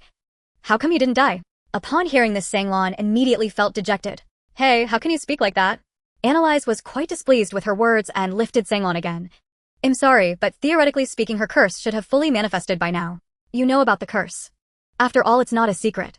Children of the Black Fox tribe and the White Fox tribe are born cursed, but is this curse natural or man-made? Natural. Nonsense. Analyze didn't believe this nonsense at all. If it were natural, how do you explain that she is still alive? Shilian felt that Analyze was a bit strange. As a girl, her behavior was at odds with her identity, yet with her strength at level 98, she couldn't sense Analyze's power and could only rein in her emotions. Our purpose for coming this time is very simple. We must clarify the ins and outs of Lanlin's situation and ensure she receives justice. This. What? Do you truly have something to do with Lanlin's situation, or are you implying? Analyze's tone carried a hint of threat that you are involved. No. As a member of the Red Fox tribe, I could never get involved in matters between the Black Fox tribe and the White Fox tribe. Shilian finally understood these individuals were here for the Black Fox tribe and the White Fox tribe having nothing to do with her Red Fox tribe. Please follow me, I will share everything we know with you. Shilian changed her attitude as Analyze exuded an air of confidence, her strength reaching a level that could wipe out the fox folk. She dared not provoke such an existence and would not joke about the survival of the entire foxfolk, treating Analyze with utmost respect, which also made Kolyon Clay and Kafraya, who had been close to Analyze, feel her sincerity. In the beginning, the surroundings were filled with small trees. After walking a considerable distance, they finally saw the interior of the fox realm. This was completely different from the tribal state of the Kafolk. The fox realm resembled a small town, though not as grand as Sland City. It was still well-planned and had a sense of humanity. However, Analyze noticed that some red fox folk, regardless of gender, seemed to be dressed somewhat provocatively, posturing and flirting with passing members of the opposite sex, even having heart shapes reflected in their eyes. What? Could this be some sort of unspoken profession? What are these people doing? Unable to suppress her curiosity, she asked Shilian. They are looking for partners who can help them level up. This is how one levels up. This is a way for our fox folk to level up, but it is only applicable after adulthood. What nonsense. You need not worry about this. It is a characteristic of the fox folk. Forget it. By the way, where are you taking us? We are going to see the chief and elders of the Red Fox tribe, as you are considered guests and must meet with the chief and elders. Don't you have a unified chief? Why emphasize the chief of the Red Fox tribe? Upon hearing this, Shilian seemed a bit troubled. Go on. Because the Black Fox tribe and the White Fox tribe look down on us Red Fox tribe. Shilian had no intention of continuing to discuss the Fox clan on their journey, but clearly if it weren't for her apprehension towards Annalise, she might have faced Sanglan with a sullen expression. After walking for quite a distance, they finally stopped in front of a grand entrance to a large courtyard with 3-meter-high walls, where 2 red-tailed fox guards stood at the gate. Compared to Ameng and Alai, these 2 foxes had a somewhat fierce demeanor. Moreover, they didn't even glance at them, as if they would only move when enemies appeared. Annalise sensed their strength. They were stronger than Ameng and Alai, but neither exceeded level 80. However, level 80 was considered just below the city lord in Silent City, but within the Fox clan they were merely at the guard level. It's no wonder that there were almost no slaves among the foxes. One had to consider whether they could overpower them. So by that logic, wasn't Sanglan bringing shame to the Fox clan? Upon reflection, this was not her fault, but rather the fault of those who created these conflicts. The Black Fox clan, the White Fox clan, slave traders, nobles. Everyone was guilty, committing different sins that led to Sanglan's current state. This is the high-ranking residents of our Red Fox clan. Please wait a moment while I report to Lord Fenghua. Shilian seemed in no hurry, walking leisurely down a wide straight path behind the gate. Strangely, she had been walking with a normal gait, but once inside it was as if she were dancing, as if this was a fixed ritual. What is this rule? Annalise felt intrigued and asked Sanglan. However, Sang Lan had no knowledge of the Red Fox clan's customs and could only shake her head nervously. For us Red Foxes, it's required that we walk this path using our unique dance steps as it is Lord Fenghua's preference. The guard on the right responded, as guests you must also walk in a dance for Lord Fenghua will determine her attitude based on your dance steps. Then wouldn't those who are not good at dancing be met with a sour face? Annalise, who was not skilled in dancing, felt that entering this way would surely be a disaster. The guard on the left replied, just do your best, a Lord Fenghua won't show a sour face just because you dance poorly. Is it not possible to skip dancing? Annalise was still somewhat reluctant. Not allowed, said the guard on the right sternly. If you don't dance, Lord Fenghua will not meet with you. Is Lord Fenghua that powerful? Why such an air for receiving guests? You'd best speak politely. This is the territory of the Fox clan. Allowing you humans to enter is already a significant concession. Do you expect preferential treatment? Dream on. The two guards pointed their long spears at Annalise simultaneously. Had Sang Lan not been by her side, Annalise would have long wanted to teach these two guards a lesson. Now she understood, this was likely the pride of the Fox clan. She wanted to teach them a lesson, but upon careful consideration Sang Lan's issues were not caused by the Red Fox clan. While she herself didn't mind, it was Sang Lan who would suffer. After a while Xi Lian returned, stepping out with a different dance than before. Please follow me, 5. Do we have to dance? Lord Fenghua said dancing is optional. However, she will be very pleased if you can dance. The 5 exchanged glances, uncertain. Lord Fenghua said not to worry about how well you dance, she simply wants to see what kind of dance steps you can perform. To facilitate conversation, the 5 could only agree. However, except for Clay, none of them had ever danced. Annalise did have some experience dancing, but that was during a kindergarten performance for Children's Day where she was pulled to perform mud doll with her classmates, initially lying on the side and rolling.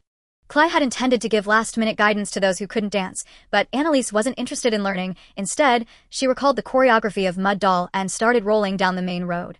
She seemed oblivious to the fact that she was supposed to act like a girl.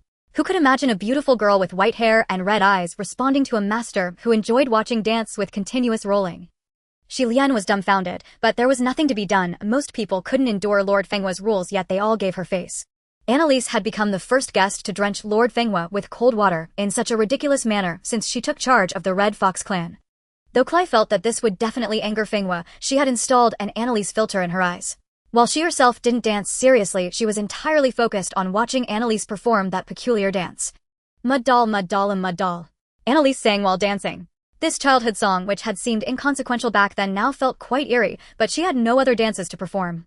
For subject 3, she had watched a lot, but actually dancing meant 3 words, can't learn. Annalise had completely blown up the atmosphere, causing the others following behind to lose composure, each dancing in a chaotic manner. Yet Xi Lian felt that Lord Fenghua's rules must be changed. After all, not every guest enjoyed dancing.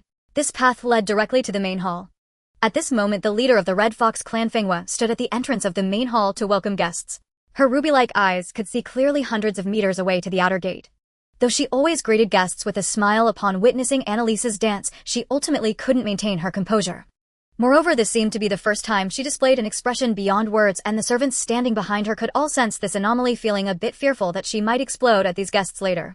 However, Annalise's dance wasn't entirely rolling, and the latter part was a comparatively normal dance. Yet, upon seeing the beautiful leader of the Red Fox clan, she realized that she had completely confused everyone. Although she couldn't develop any fondness for the Red Fox clan, Fenghua was a beauty she could never have aspired to in the past. Even now that she didn't particularly like her, she had no desire to sour their relationship. I'm sorry, Lord Fenghua, I can only dance like this. Annalise lowered her head, her face similarly struggling to maintain composure. What style is this dance? Fenghua was genuinely curious about the meaning behind this dance. She even felt that Annalise was indeed dancing seriously. It was just a dance she had never seen before. Seeing that Lord Fenghua was earnestly trying to understand this dance from Annalise, her servants could no longer maintain their calm. Was this dance truly not a deliberate provocation? Lord Fenghua, this is a dance performed by children from our place. It seems I saw you dancing and singing at the same time. What is the song that goes with this dance? It's a song called Mud Doll. I would like to hear the complete song. Can you sing it again? Annalise felt a bit conflicted after all the lyrics of the song. She glanced at Sang Lan and Kafria, even casting a sidelong glance at Colin, which left the 3 quite perplexed. Singing the song in front of them felt somewhat hellish. Fenghua noticed Annalise's embarrassment and wondered, is this song very sorrowful? Not just a little sorrowful, it feels like it might unintentionally hurt some people. Sing it anyway. Colin had a premonition, but she still encouraged Annalise to sing. By the way, this is your first time singing. It's really hard to sing the song in front of you all. Sing it or we won't get hung up over a song. Sang Lan and Kafria nodded in agreement. They had vaguely heard Annalise singing earlier but did not know what she had sung. Do I really have to sing?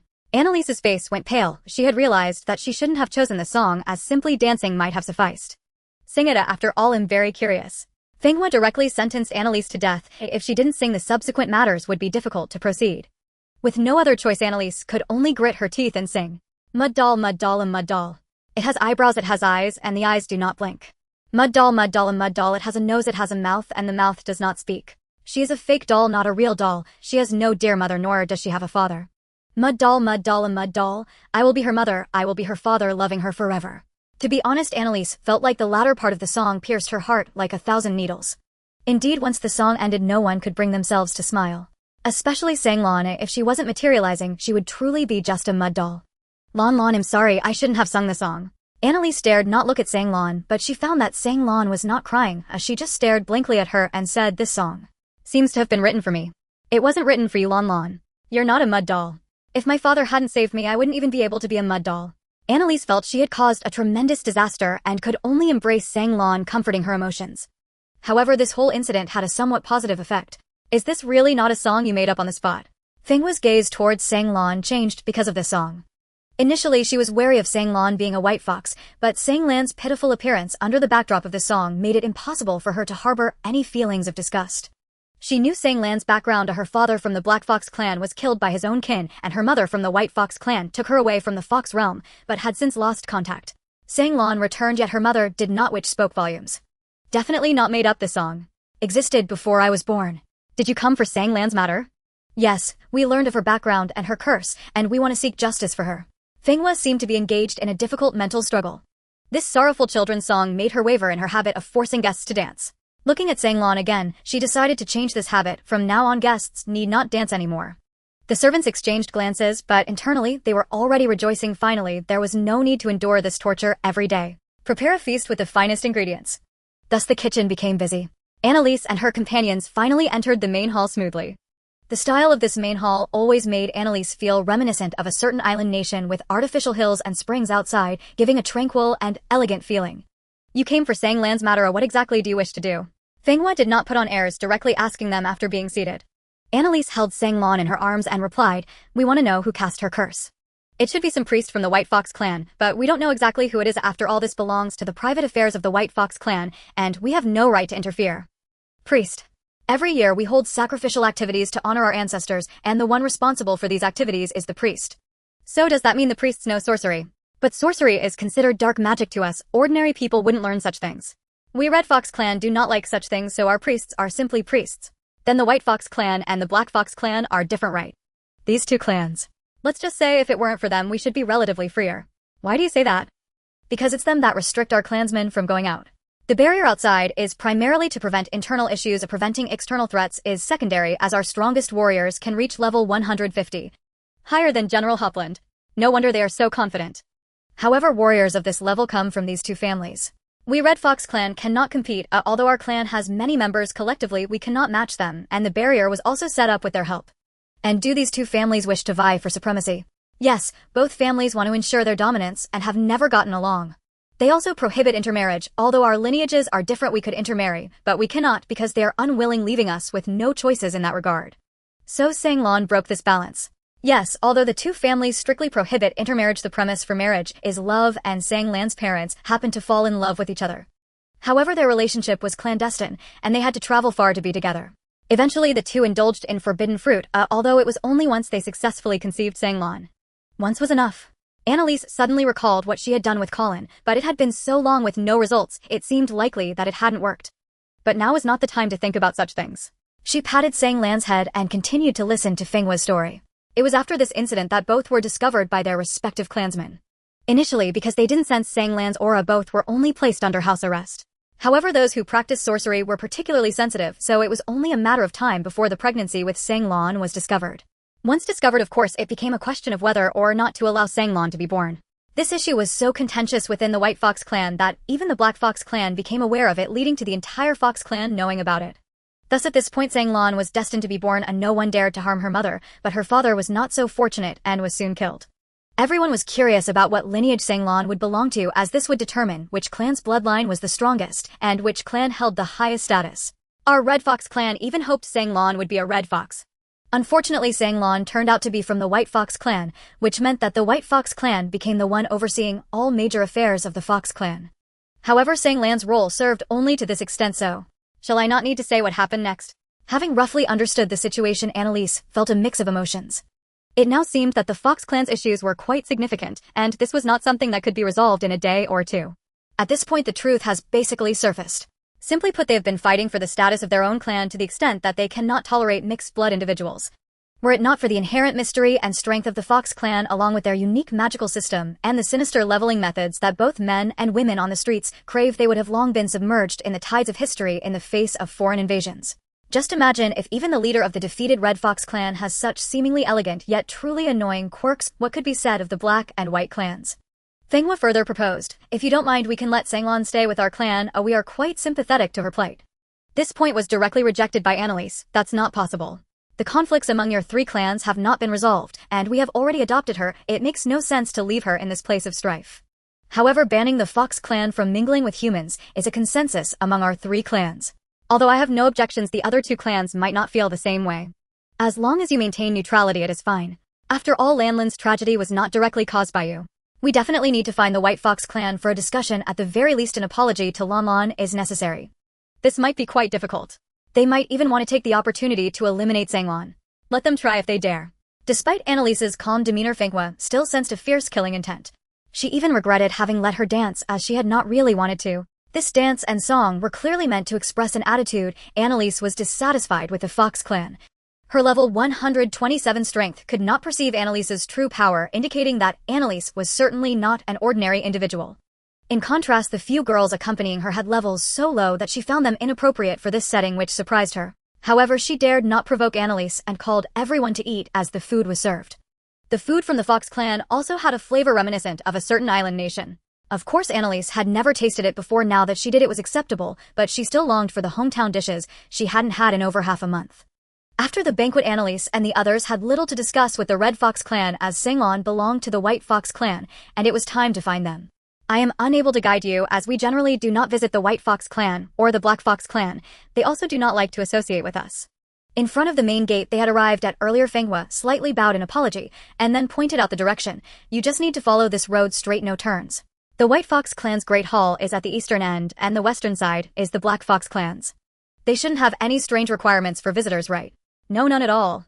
Feng Hua was quite startled. It seemed that Annalise indeed cared a lot about this point, and such requirements could not be casually made in the future. After a while they arrived in front of the Great Hall of the White Fox clan. All the way, Sanglon appeared restless. Even though she had broken free from the curse, she still felt that encountering members of the White Fox clan would frighten her just as before. "Don't be afraid, Lanlin. If you're afraid now, you've already lost in terms of momentum. You're here to seek justice, aren't you?" Sanglon still could not lift her spirits, as if the deadly curse lingered on her psyche. This made Annalise particularly curious about who had wanted Sanglon's life. Carrion, on the other hand, was less tense than before. Here no one cared about her eyes, allowing her to feel a rare sense of peace.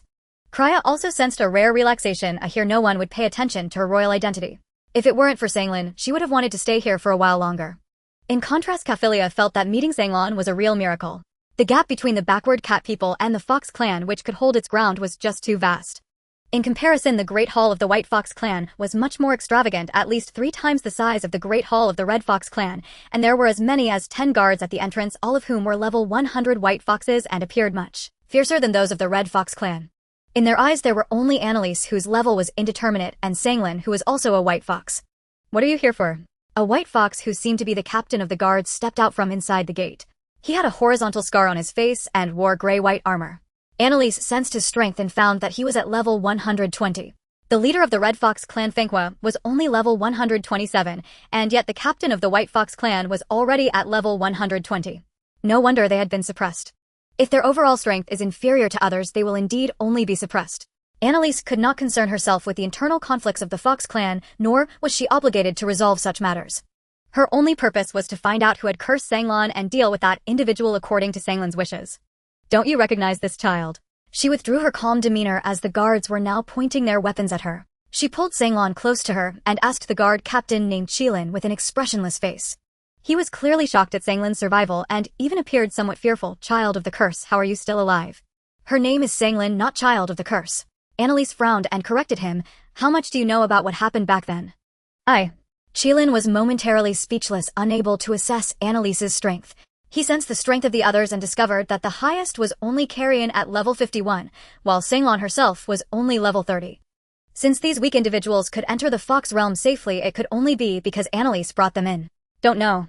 Then just answer one question for me. What question? You are all foxes, why do you reject her? She was cursed at birth, which is surely an ill omen. She is the child of the white fox and the black fox. This curse is the result of intermarriage, is it not? You don't think it's man-made? The elders and priests all said it was Yanlan who.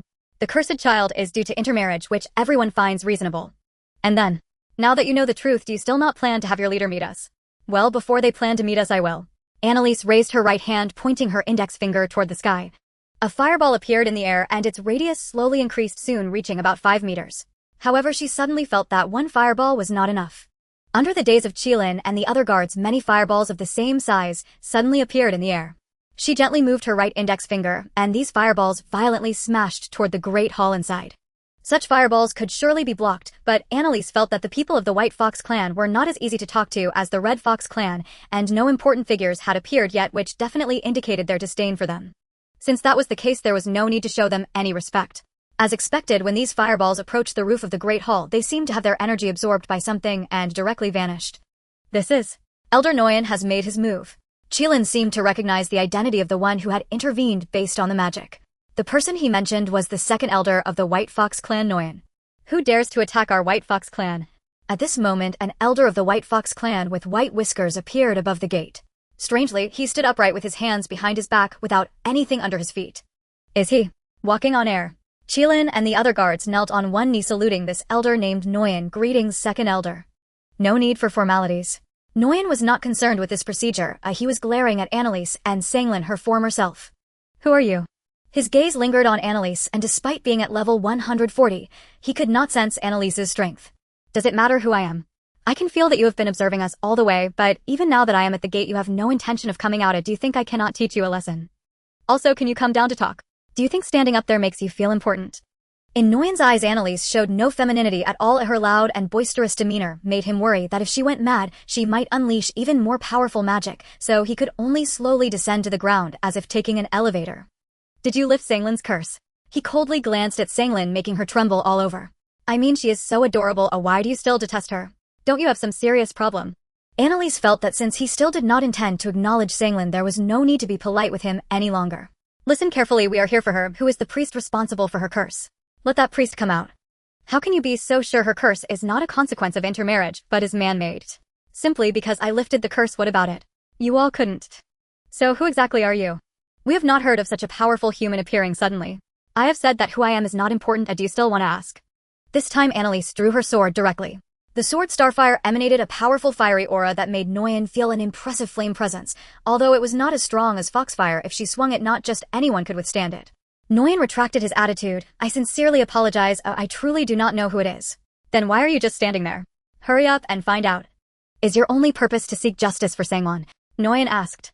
You White Fox clan have already reached the top position among the Fox clans. Could there still be problems that cannot be resolved? That indeed poses a problem.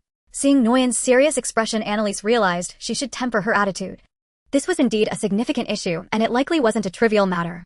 Elder, are you perhaps facing some issues with a leader succession? You. How do you know? She guessed correctly again. Annalise could only lament that she should have bought more lottery tickets in the past, but such thoughts seemed a bit ridiculous under the news of lottery tickets unsold. Just guessing, she half-jokingly stated. The current leader has an unknown illness and no one in our Fox clan can treat it. But don't you have sorcerers? Can't they treat it? They have tried but to no avail. Then seeking me want help. I am not a sorcerer.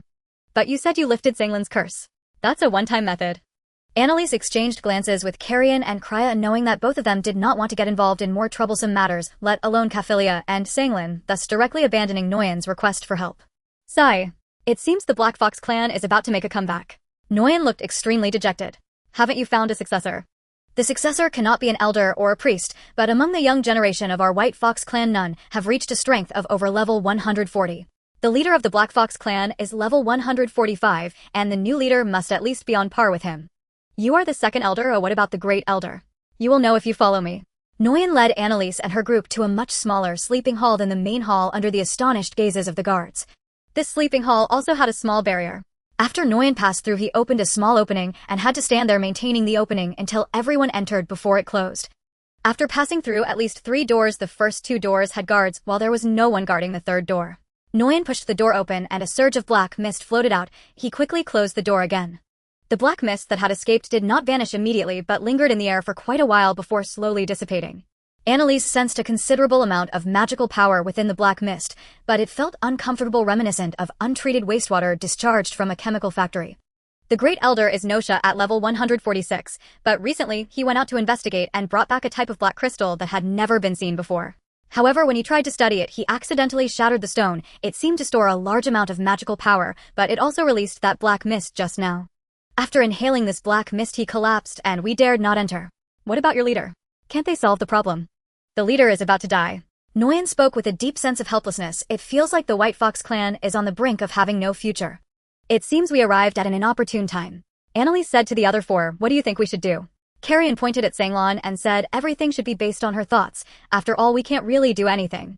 Right, this is Lanlin's territory, so of course, we should see what Lanlan thinks. Lanlin, do you want to save them? Do not feel burdened. To save or not to save has nothing to do with you. After all, this is their retribution for bullying you. At that moment of Sanglin's hesitation, Nguyen realized he should know what to do. He knelt before Sanglin, knocking his head 3 times. I'm sorry. I promise that after the leader and Great Elder are saved, we will immediately investigate and you may dispose of the true culprit who cursed you as you wish. Actually, Sanglan had long had an answer in her heart. She did not miss this place, but she did not want to become as heartless as those who cursed her. So she gently said one word to Annalise, save. Annalise felt uneasy leaving Kalyan and the others outside, so she decided to bring them inside to check on the situation of the Grand Elder Nua Sha. Nua Yen initially thought it was too dangerous and was unwilling to agree. However, considering Annalise's strength was beyond their comprehension, her fireball from earlier was merely a show of power, and no one should be able to withstand her serious attacks. It had to be her who went. Moreover, she was even able to lift the death curse on Sanglan. The death curse is the most difficult to detect and lift. Its effect is to drain the life force of the cursed individual, accelerating as they age, and when their life force drops below 5, it leads to immediate execution. Sanglan had been cursed since before her birth, and the fact that she survived and made it to now was considered a great miracle by Nua Yen. On average, those afflicted with such a curse live less than a year, yet she managed to wait 12 years for someone who could lift it.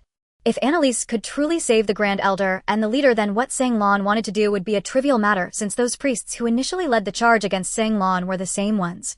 The current leader of the White Fox clan, Gopa, also fell victim to a curse one morning and was discovered by a servant. Yet how could a level 160 leader be cursed without any defenses? It was rather strange. Furthermore, killing the strongest leader would certainly be bad for the White Fox clan, but it could be advantageous for the Black Fox or Red Fox clans. As Nguyen began to ponder the motives of the caster, Annalise had already cast a protective spell. With 5 golden lights flashing around the 5 of them, the dark energy could not invade them. After quickly shutting the door upon entering the room, they found the entire space shrouded in dark energy, and the Grand Elder was still in a prone position on the table, indicating that the people of the White Fox clan dared not easily approach him. There were also a hammer and chisel on the ground beside him. It was likely that they feared the dark energy that was still emanating from the place that had been chiseled down into a hollow black mass. Since she had the protective spell, Annalise did not approach this mass with the mindset of a scientific experiment. She directly picked up the black chunk with her bare hands. As the group leaned in to observe, their expressions became somewhat stunned. Such powerful energy! Kalyan exclaimed, but it's a bit unclean. Wait a moment, this thing. I think I've seen it in the royal capital, but it looks a bit different. Klai suddenly recalled many things. The thing I saw was called a magic energy stone, but it was blue and transparent. I think a whole cart was brought at that time, but I have no idea what it was used for. However, Kafria's comments brought up new doubts. Why can't I sense any energy at all? Annalise immediately knew the reason. It should be because you cannot use magic. Kafria said somewhat dejectedly. Without the ability to use magic, she felt that no matter how high her level was, it seemed somewhat pointless. We probably need to deal with this thing first. We can't let it keep releasing dark energy. Now the question arose how to make it stop emitting dark energy. At first Annalise had no clue, but then she suddenly remembered she had a warehouse. This was a warehouse that everyone except Kafria could see. Wow! So many good things. Klai had no idea what Annalise's ability was specifically, but upon seeing this warehouse, she discovered many things she had never seen before, feeling her imagination was lacking. Got it? The magic energy stone purifier can transform unpurified black magic energy stones into stable blue magic energy stones. She clicked on this item, and a device resembling a water dispenser appeared on the table. According to the instructions, she just needed to place the stone on top. Annalise placed the black chunk above, and astonishingly, it hung in midair above the device without falling. Then the device emitted many slender lines of light that connected to the black chunk. Thus the black substance began to flow along the lines into the device. What specifically happened inside was unclear, but the black chunk gradually stopped emitting dark energy, and its color began to shift toward blue. Simultaneously, the dark energy in the room was also being absorbed into the device. In less than a minute, the black chunk transformed into a form familiar to Cly. It really is a magic energy stone. Cly recalled her journey carefully and realized that she had only seen this in the royal capital. It was her second time seeing it.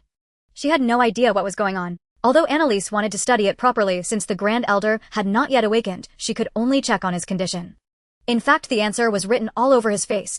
The dark energy emanating from his nostrils proved everything. The subsequent question then became simple. They just needed to lead the dark energy. He inhaled into the purifier. In less than a minute, Nua Shah's expression returned to normal. This old man must have been very handsome in his youth, and unlike the second elder, who conformed to stereotypes, he did not have a long white beard and was bald. Before long he awoke. With 5 beautiful girls surrounding him, he felt as if he had already died. Whoa, am I a celestial being now?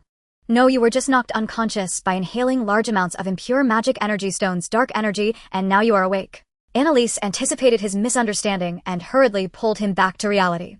Huh. I'm not dead. What a pity. Pity. Cough cough, never mind. Nua Shah's words were far from serious, leaving the 5 of them speechless. Did you not take any protective measures? Annalise retorted while recalling the safety protocols she remembered from her chemistry lab days. This is the first time I've encountered this thing. How would I know about protective measures? Then how did you reach level 146? My 5 wives helped me level up. You don't need to delve into my level. Is it you who helped wake me up? Otherwise, who else could save you? They dared not even enter while you were locked inside. Oh, thank you. Nua Shah nodded vigorously at Annalise. I don't know how I should repay you. What can you repay? What can I repay? How about I study the stone and give it to you? No, that's not the kind of repayment we want. Then what do you want? Annalise directly pulled Sang Lon in front of her and asked, do you recognize this child? Oh, Lon. You're okay. Grandpa Nua Shah. It seemed that Sang Lon knew this Grand Elder, and not all clansmen hated her. Your curse has been lifted. Who helped you lift it? Sang Lon remained silent, merely looking up at Annalise. As long as it's lifted, that's good. It seems you are friendly humans, we can be friends. So, who exactly cursed Lon? Do you have any leads?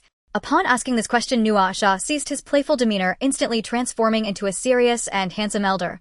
I know, but we can't act rashly against them right now. Why not? Because I discovered they belong to an organization that colludes with certain humans. It wouldn't be the Zhangsheng Society, would it? What organization is the Zhangsheng Society? Nua Shah appeared puzzled. I'm referring to the Foxman's team, an organization that colludes with humans. Why would the Fox tribe collude with humans? Because foxes level up faster with humans, and humans possess far richer resources than foxes. Many foxes wish to see the human world, but cannot go. The barrier outside is set by them. They don't allow foxes to go out freely. What does this have to do with Lon? It's because she is the child of the white fox and black fox. They want to control the entire fox tribe, but Lon poses the biggest threat. Why do you say that? Simply put, her potential is immeasurable. They fear they cannot control her, yet they cannot kill her openly, so they cast the death curse.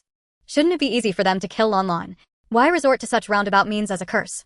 Because the leader has been secretly protecting both her and her mother. Oh damn, I almost forgot the leader was also cursed with death.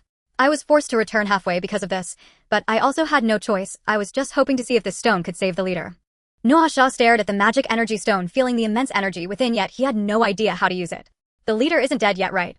Of course not. How could someone at level 160 easily be cursed to death? Then let him drink this.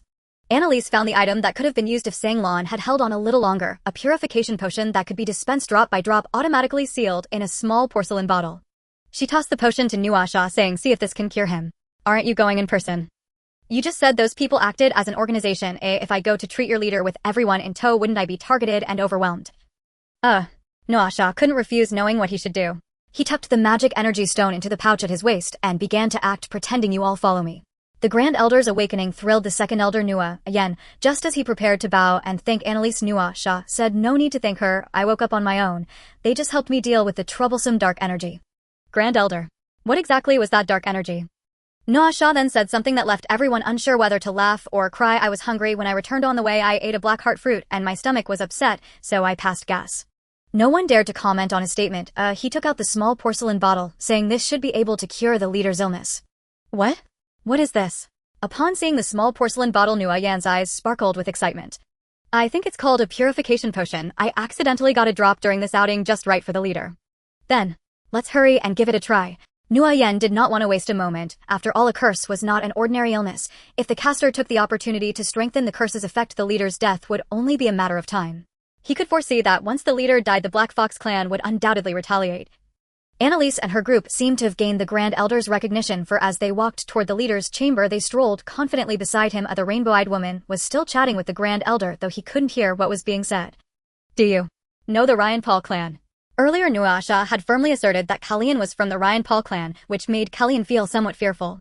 Rest assured, I know what has happened to your clan. I'm just curious why you are with. He turned to Klai again, the Azura's royal family. Nuasha suddenly mentioning this left Klai somewhat flustered as she looked at Kalyan. She. In front of her, I'm not a royal, I'm just an adventurer, Klai. Kalyan couldn't explain, and Klai hurriedly stated, it seems you two have a story, but now isn't the time for stories. What about you? Has your clan been wiped out? Yes. Kalyan hesitated, but eventually admitted. It's quite tragic, and it seems you don't know how to conceal your eyes. You know. I used to have dealings with humans from the Ryan Paul clan. After all, this place isn't very far from Chiairbogut. However, it seems you don't know anything about the secret arts of the Ryan Paul clan. If you did, you wouldn't be exposing your rainbow eyes all the time. I've been using perception magic instead of sight with my eyes closed. Upon hearing this, Nuasha slapped his forehead. Silly girl, if you dared to do that in Chiairbogut, it would be like digging your own grave. Then what should I do? Since you have rainbow eyes, you should know that rainbow eyes have 7 colors. You can make your eyes change to one of those colors. It can be done like that. Didn't your clansmen teach you this? No, my parents never taught me this. The bedchamber of the White Fox clan leader was significantly larger than that of the elder from earlier. As for the reason behind its size, Annalise could guess a bit.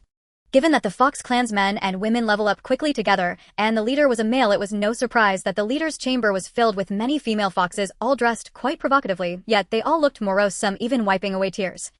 Annalise felt that most of the beautiful women from the White Fox clan must have been forcibly gathered here by the leader, and they should all take pride in being chosen by him.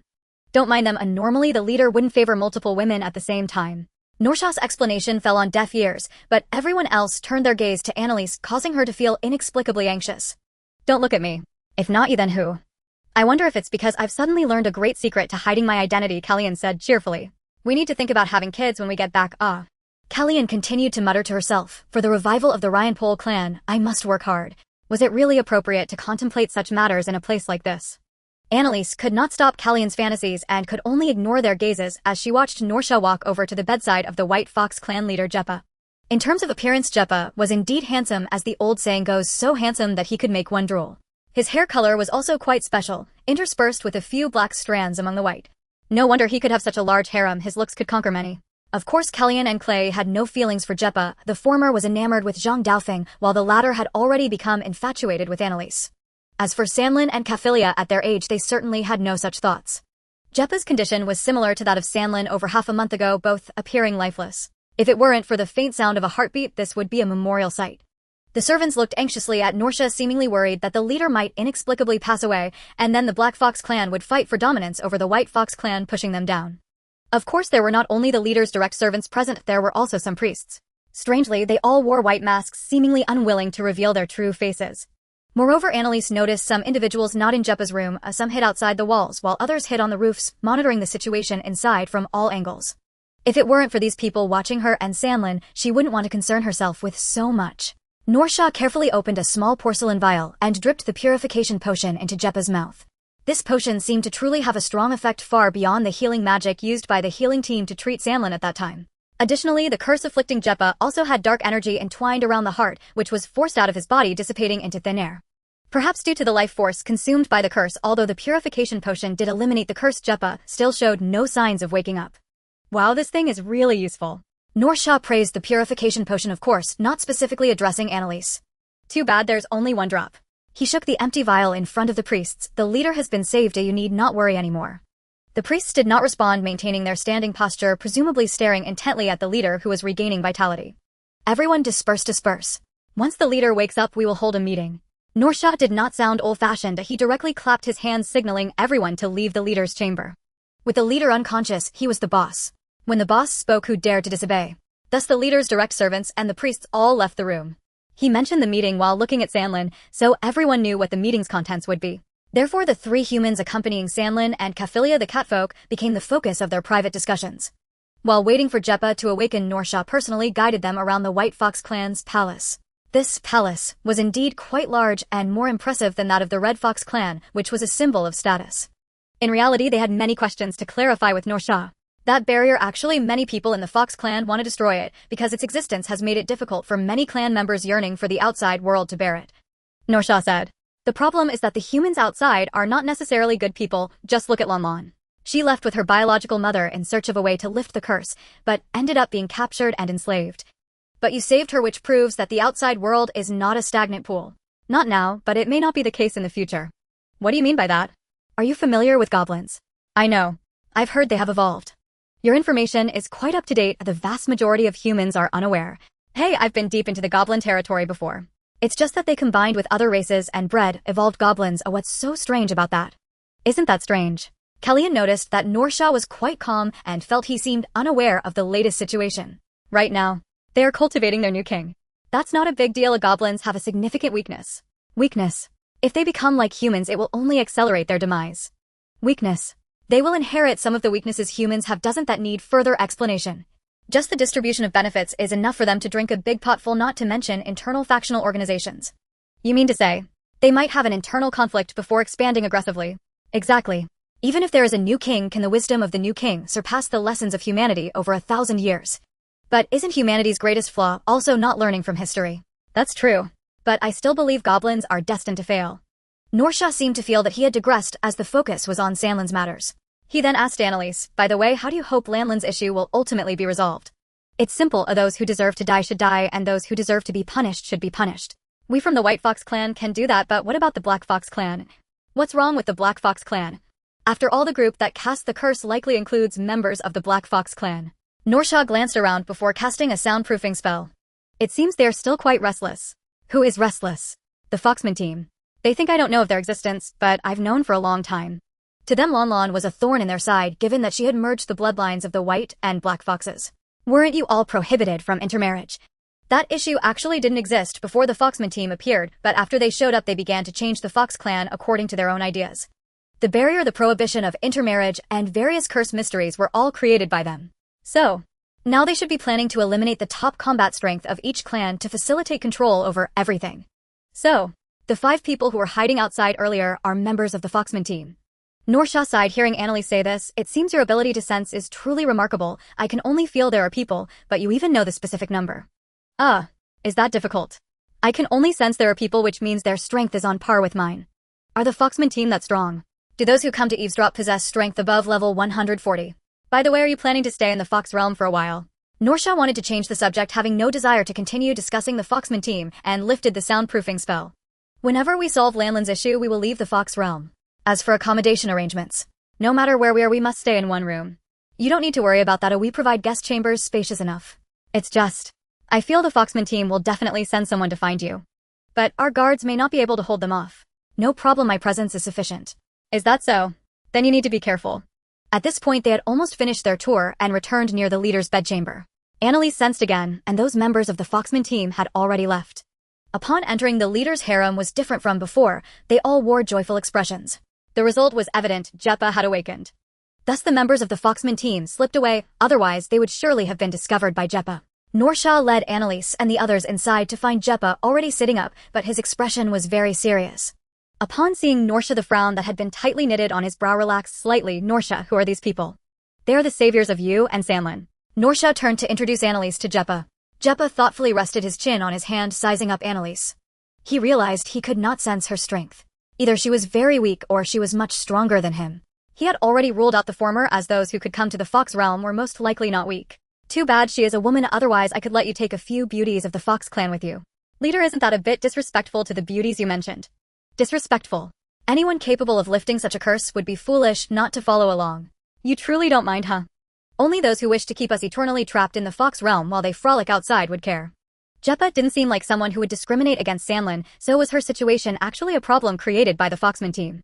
So, how do you plan to deal with this Foxman team?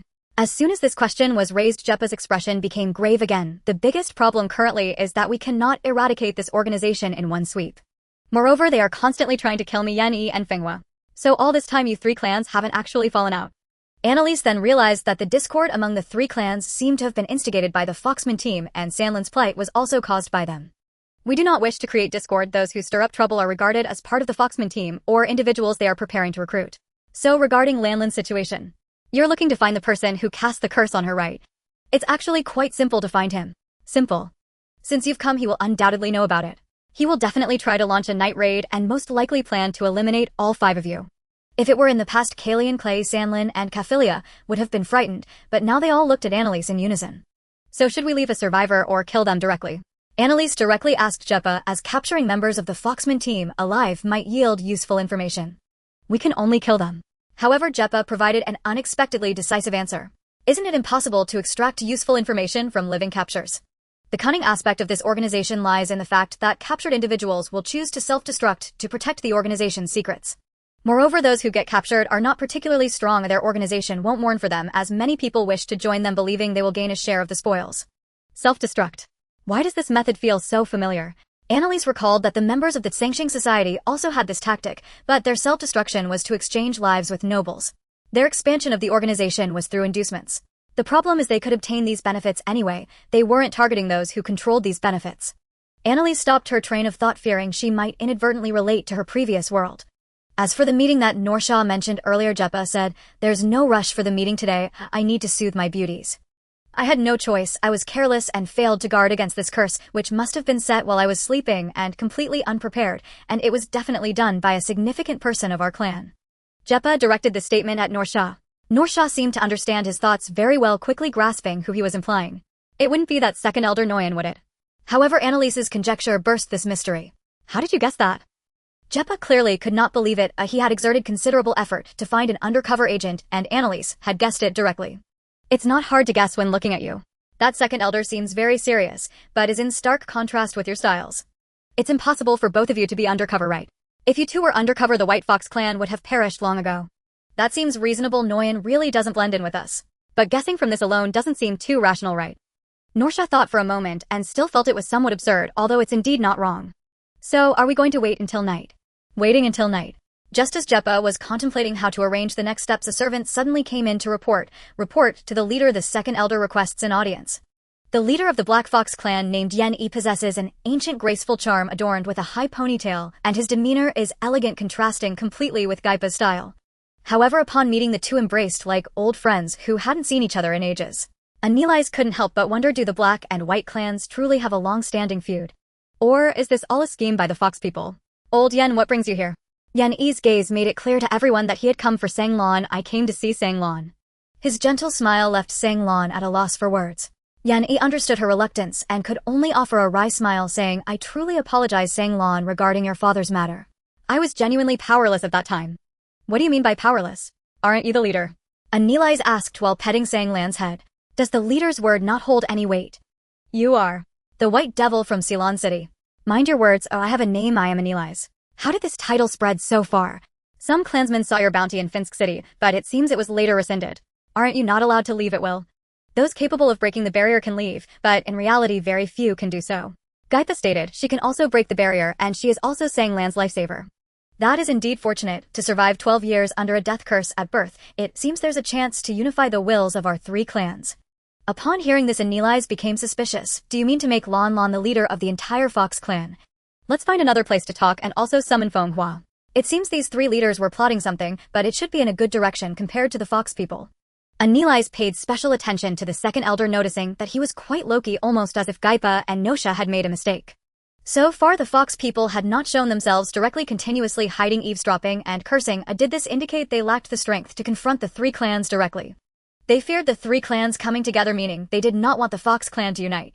After a while, as night approached, Feng Hua finally arrived. In this meeting, only the leaders of the 3 major families and Annalise's group were present. Annalise sensed the surrounding situation, and sure enough, the Fox people appeared like moths drawn to a flame. It's those same 5 people again. Yan Yi and Feng Hua were both surprised looking at Annalise.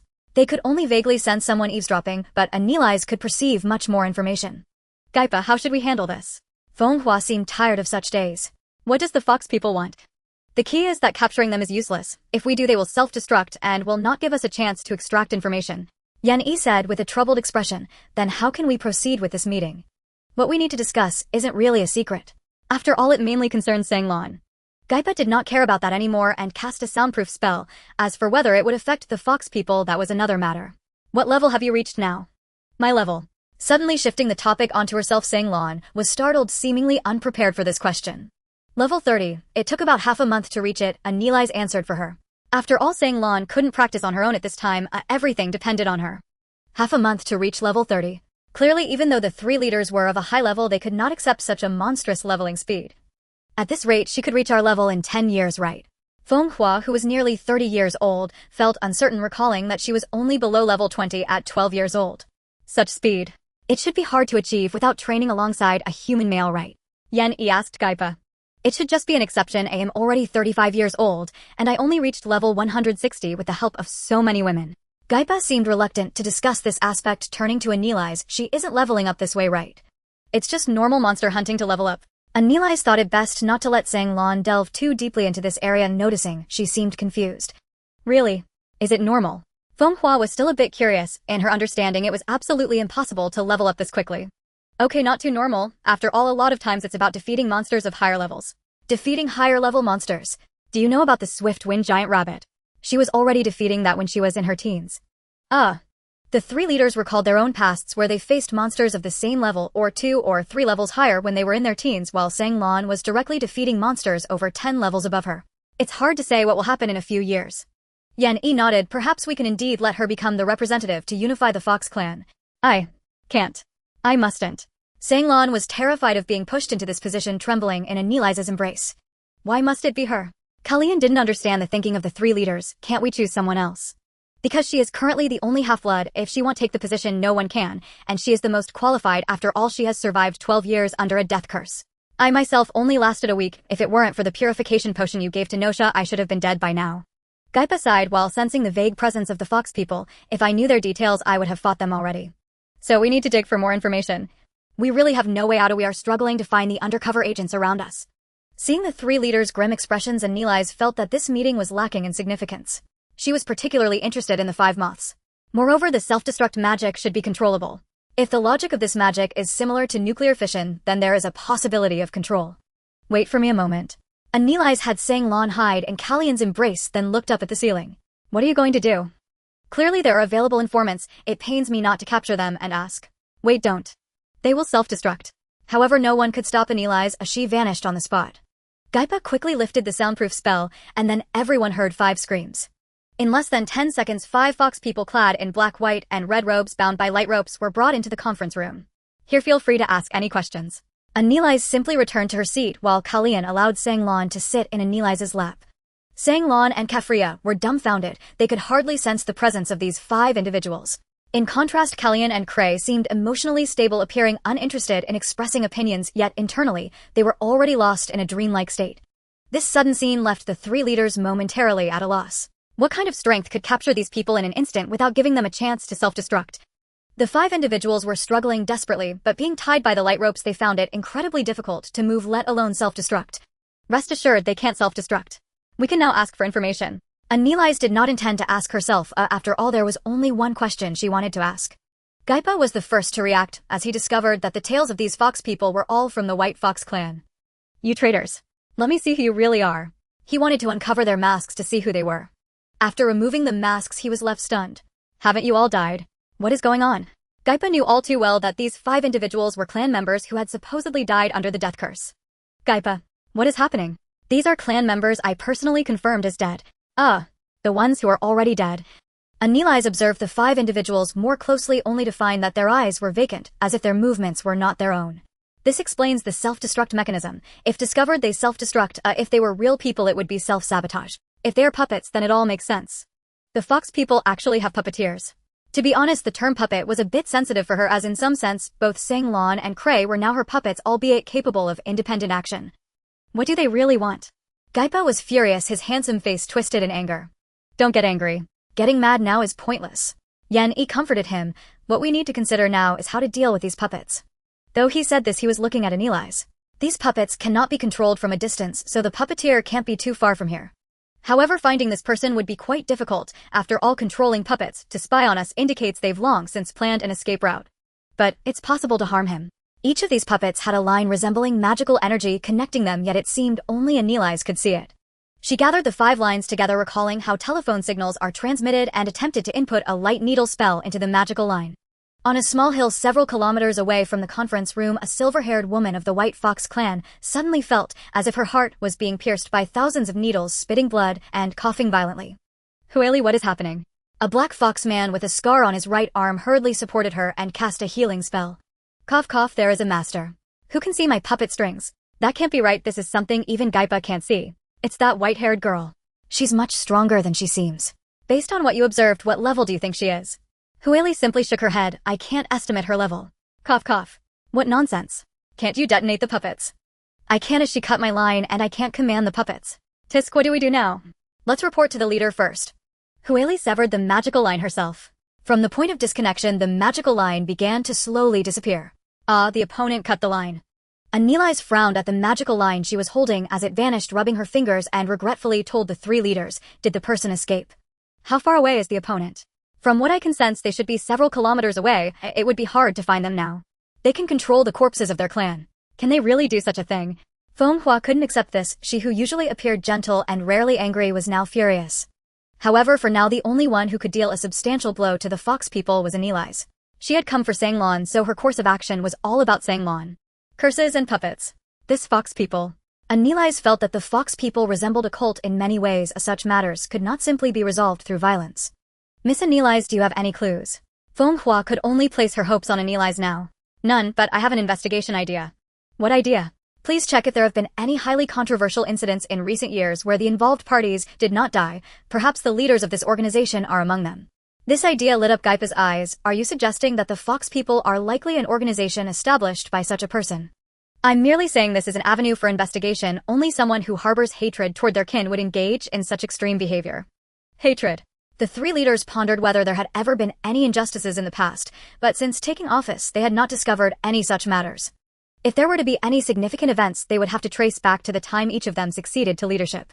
Coincidentally, none of them had succeeded peacefully, especially in the case of the White Fox clan. The previous leader was already quite old, but forced a young girl to accompany him in leveling up.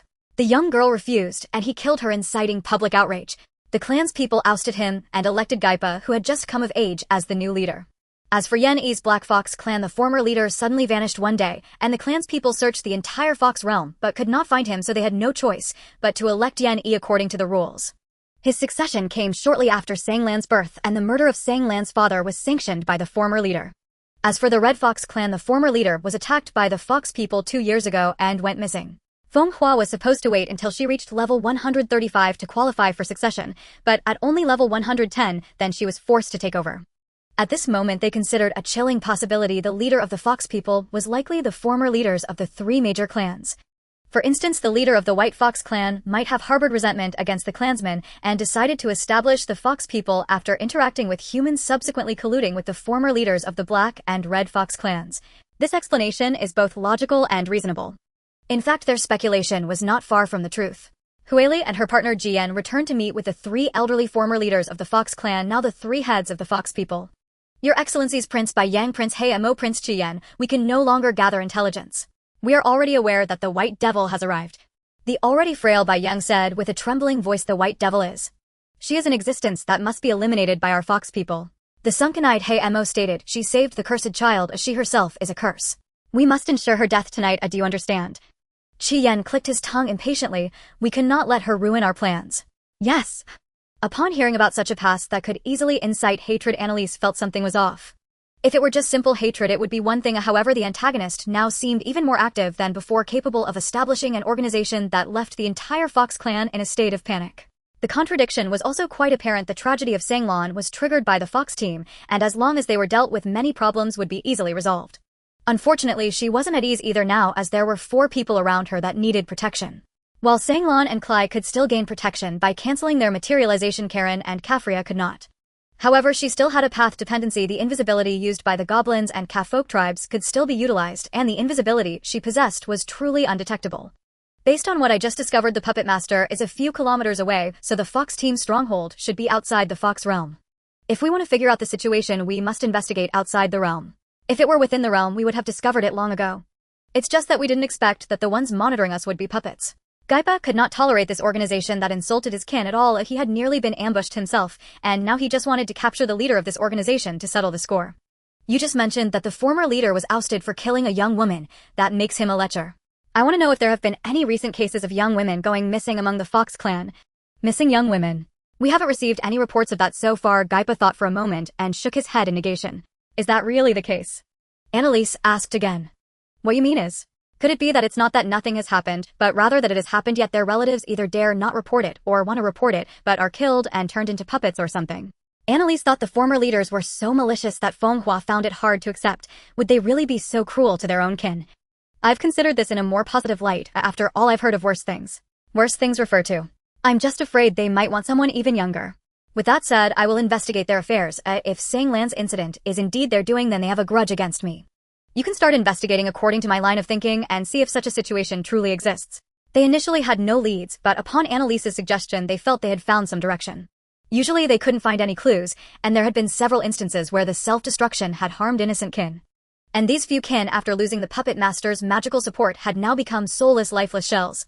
Gaipa arranged for Norsha to rebury them, but considering they might still be used again, he could only bear the pain of using foxfire to burn their bodies, erecting a monument in the Fox clan's burial area with their names inscribed.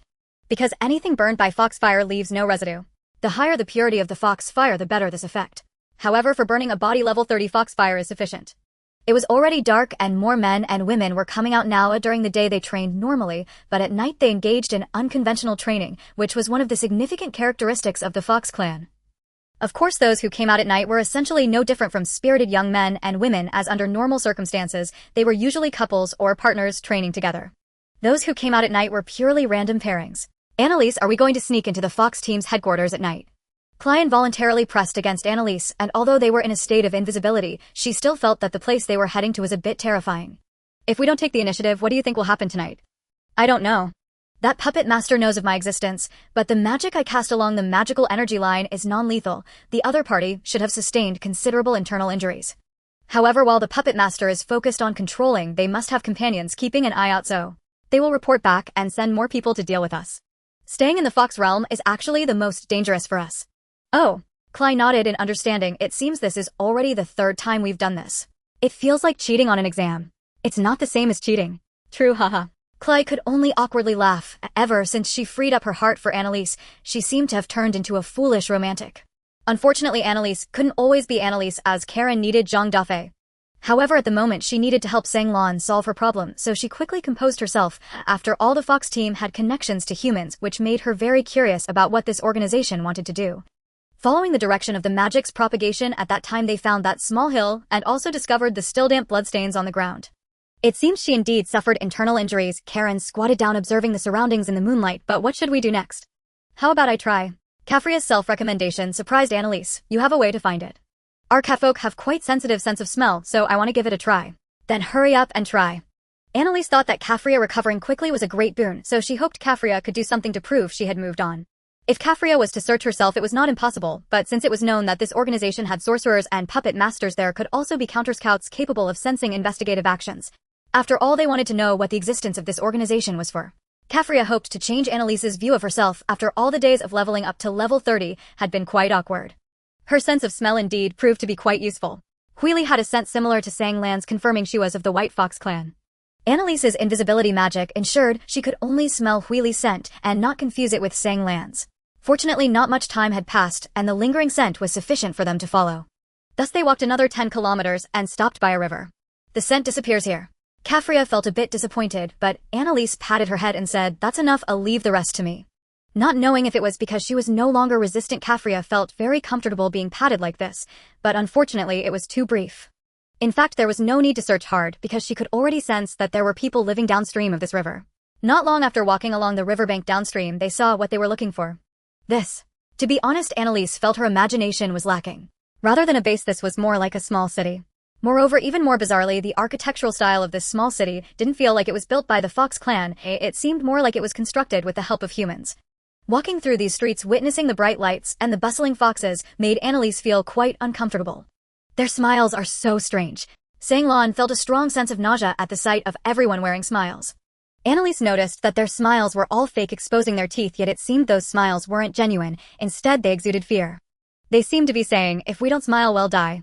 And their way of life was even more chilling. Those dining would invariably pay homage to the portraits of the 3 former leaders before eating. Those who might be engaging in certain activities had to pray to the portraits of these 3 leaders upon entering exclusive venues. Even in the center square of this small city, there were massive golden statues of the 3 former leaders. At the northern end of the square stood a building that even Clive found more luxurious than the palace in the royal capital. Annalise touched the wall of this building and was taken aback. Damn, it's all real gold. Building a palace with gold. Clive felt this was a bit exaggerated. Even the Azura's royal family hadn't been so extravagant, and this Fox team. Moreover, the Fox clan members living here had a rather peculiar mental state. At that moment, Annalise suddenly sensed some strange movement, but when she looked at the others, she found they were completely oblivious. Did you feel any movement? Her question only drew bewildered gazes from the 4. Annalise glanced back at the source of the movement, vaguely seeing a strange vehicle approaching the Golden Palace at an astonishing speed, slowing down, stopping, all in one motion. In the eyes of the other 4, it was simply a peculiar vehicle that appeared without warning in front of the Golden Palace. What kind of vehicle is this? None of them had seen such a style of vehicle. Even Clive, a princess from a wealthy family, had never encountered one. To Annalise, it resembled a train engine running on 4 wheels. However, it wasn't pulled by horses. What was it powered by? Annalise wanted to understand the situation, but at the moment the door of the vehicle opened, she froze. The first to step out from the front door was a human male with a small tuft of mustache between his nose and upper lip. Judging by his attire, he didn't seem like a commoner. Commoners typically wore plain colors, but he was dressed like a flamboyant peacock. Then the back door opened and the first to step out were 2 knights clad in platinum armor standing straight and immobile on either side of the door. Inside there was a man dressed more like a commoner who seemed tasked with bringing the other people down. And it was the last to emerge, a group of 20 children, 10 boys and 10 girls, all looking very cute. If they could grow up safely, each would certainly be a handsome lad or a beautiful maiden. However, at that moment each of them wore a worried expression, some of the timid ones even crying. Coupled with the comfortable smile of the flamboyant peacock man, Annalise began to understand the situation. But more shocked than her was Clive, Duke Flackbostarl. But Karen was even more shocked, her eyes wide open, her lips moving, yet no words came out. Karen, could this person be one of your enemies? It was the first time Annalise had seen Karen with such an expression. My parents were unable to escape because he broke their legs. So, should I help you deal with him now? However, even with the enemy right in front of her, Karen actually refused. Dealing with him now would endanger more lives. What about quietly taking him out? Clive said, if he dies here in the Fox clan, the royal family will definitely not stand idly by. It could lead to a repeat of the tragedy for Karen's clan. Then we can only wait for a suitable time to discuss it. In fact, Annalise didn't want to do such a thing right now either. After all, dealing with Flack now would mean endangering these 20 children.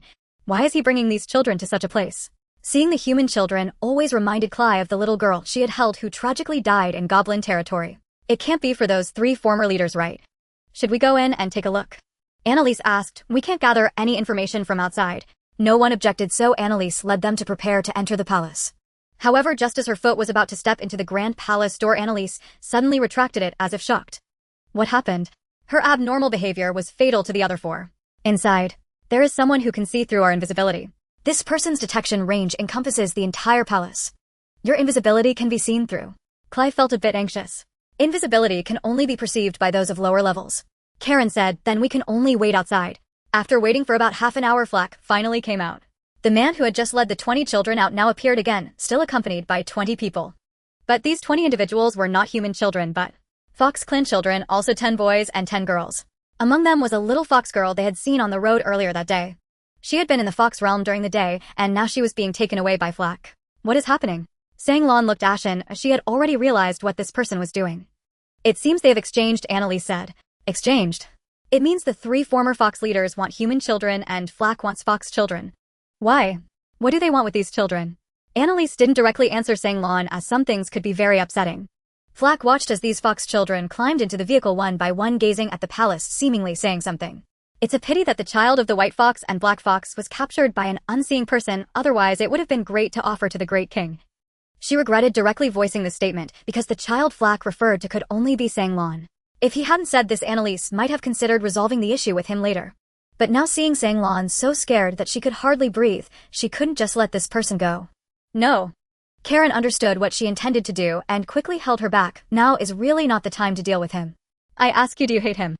I hate him, but Karen truly didn't want to kill Flack right now. I don't want to provoke a bigger situation. I want to let my family history continue. Didn't you want revenge badly? But I'm only level 51 now. If I don't personally deal with certain people, it can't be considered revenge. Some people I must slay with my own hands like this Flack. Annalise understood Karen's meaning, so she said, all right, this time I won't act. But the next time we encounter him, regardless of whether you have the ability to deal with him or not, I will take action. However, these children and those human children in the palace, I must first move them away. Rather than saying Annalise is a max-level character, it is more accurate to describe her as a goddess of this world. She discovered that she could wield magic almost without limit, fulfilling any need as she envisioned. The method of handling the situation was quite simple. She just needed to restrict the teleportation magic to individuals, specifically these children. The only thing she had to consider was where these children should be teleported. At the moment, she felt that the Chi Fox clan where Fenghua was located was relatively safer, and those children would know how to explain their arrival there. After confirming the exact locations of the Fox clan children in the vehicle, she unleashed 20 small teleportation spells in one breath. When the 20 teleportation arrays appeared beneath the children's feet, the few individuals monitoring them in the vehicle were startled. The teleportation magic was fleeting, and just like that, the 20 children suddenly vanished from the vehicle. The incident happened so abruptly that none of them could grasp the situation. Master Flack, it's bad. These children all. The man who had just returned with the Fox clan children hurriedly got out of the vehicle to report the situation, only to find Flack's face had turned ashen. Who did this?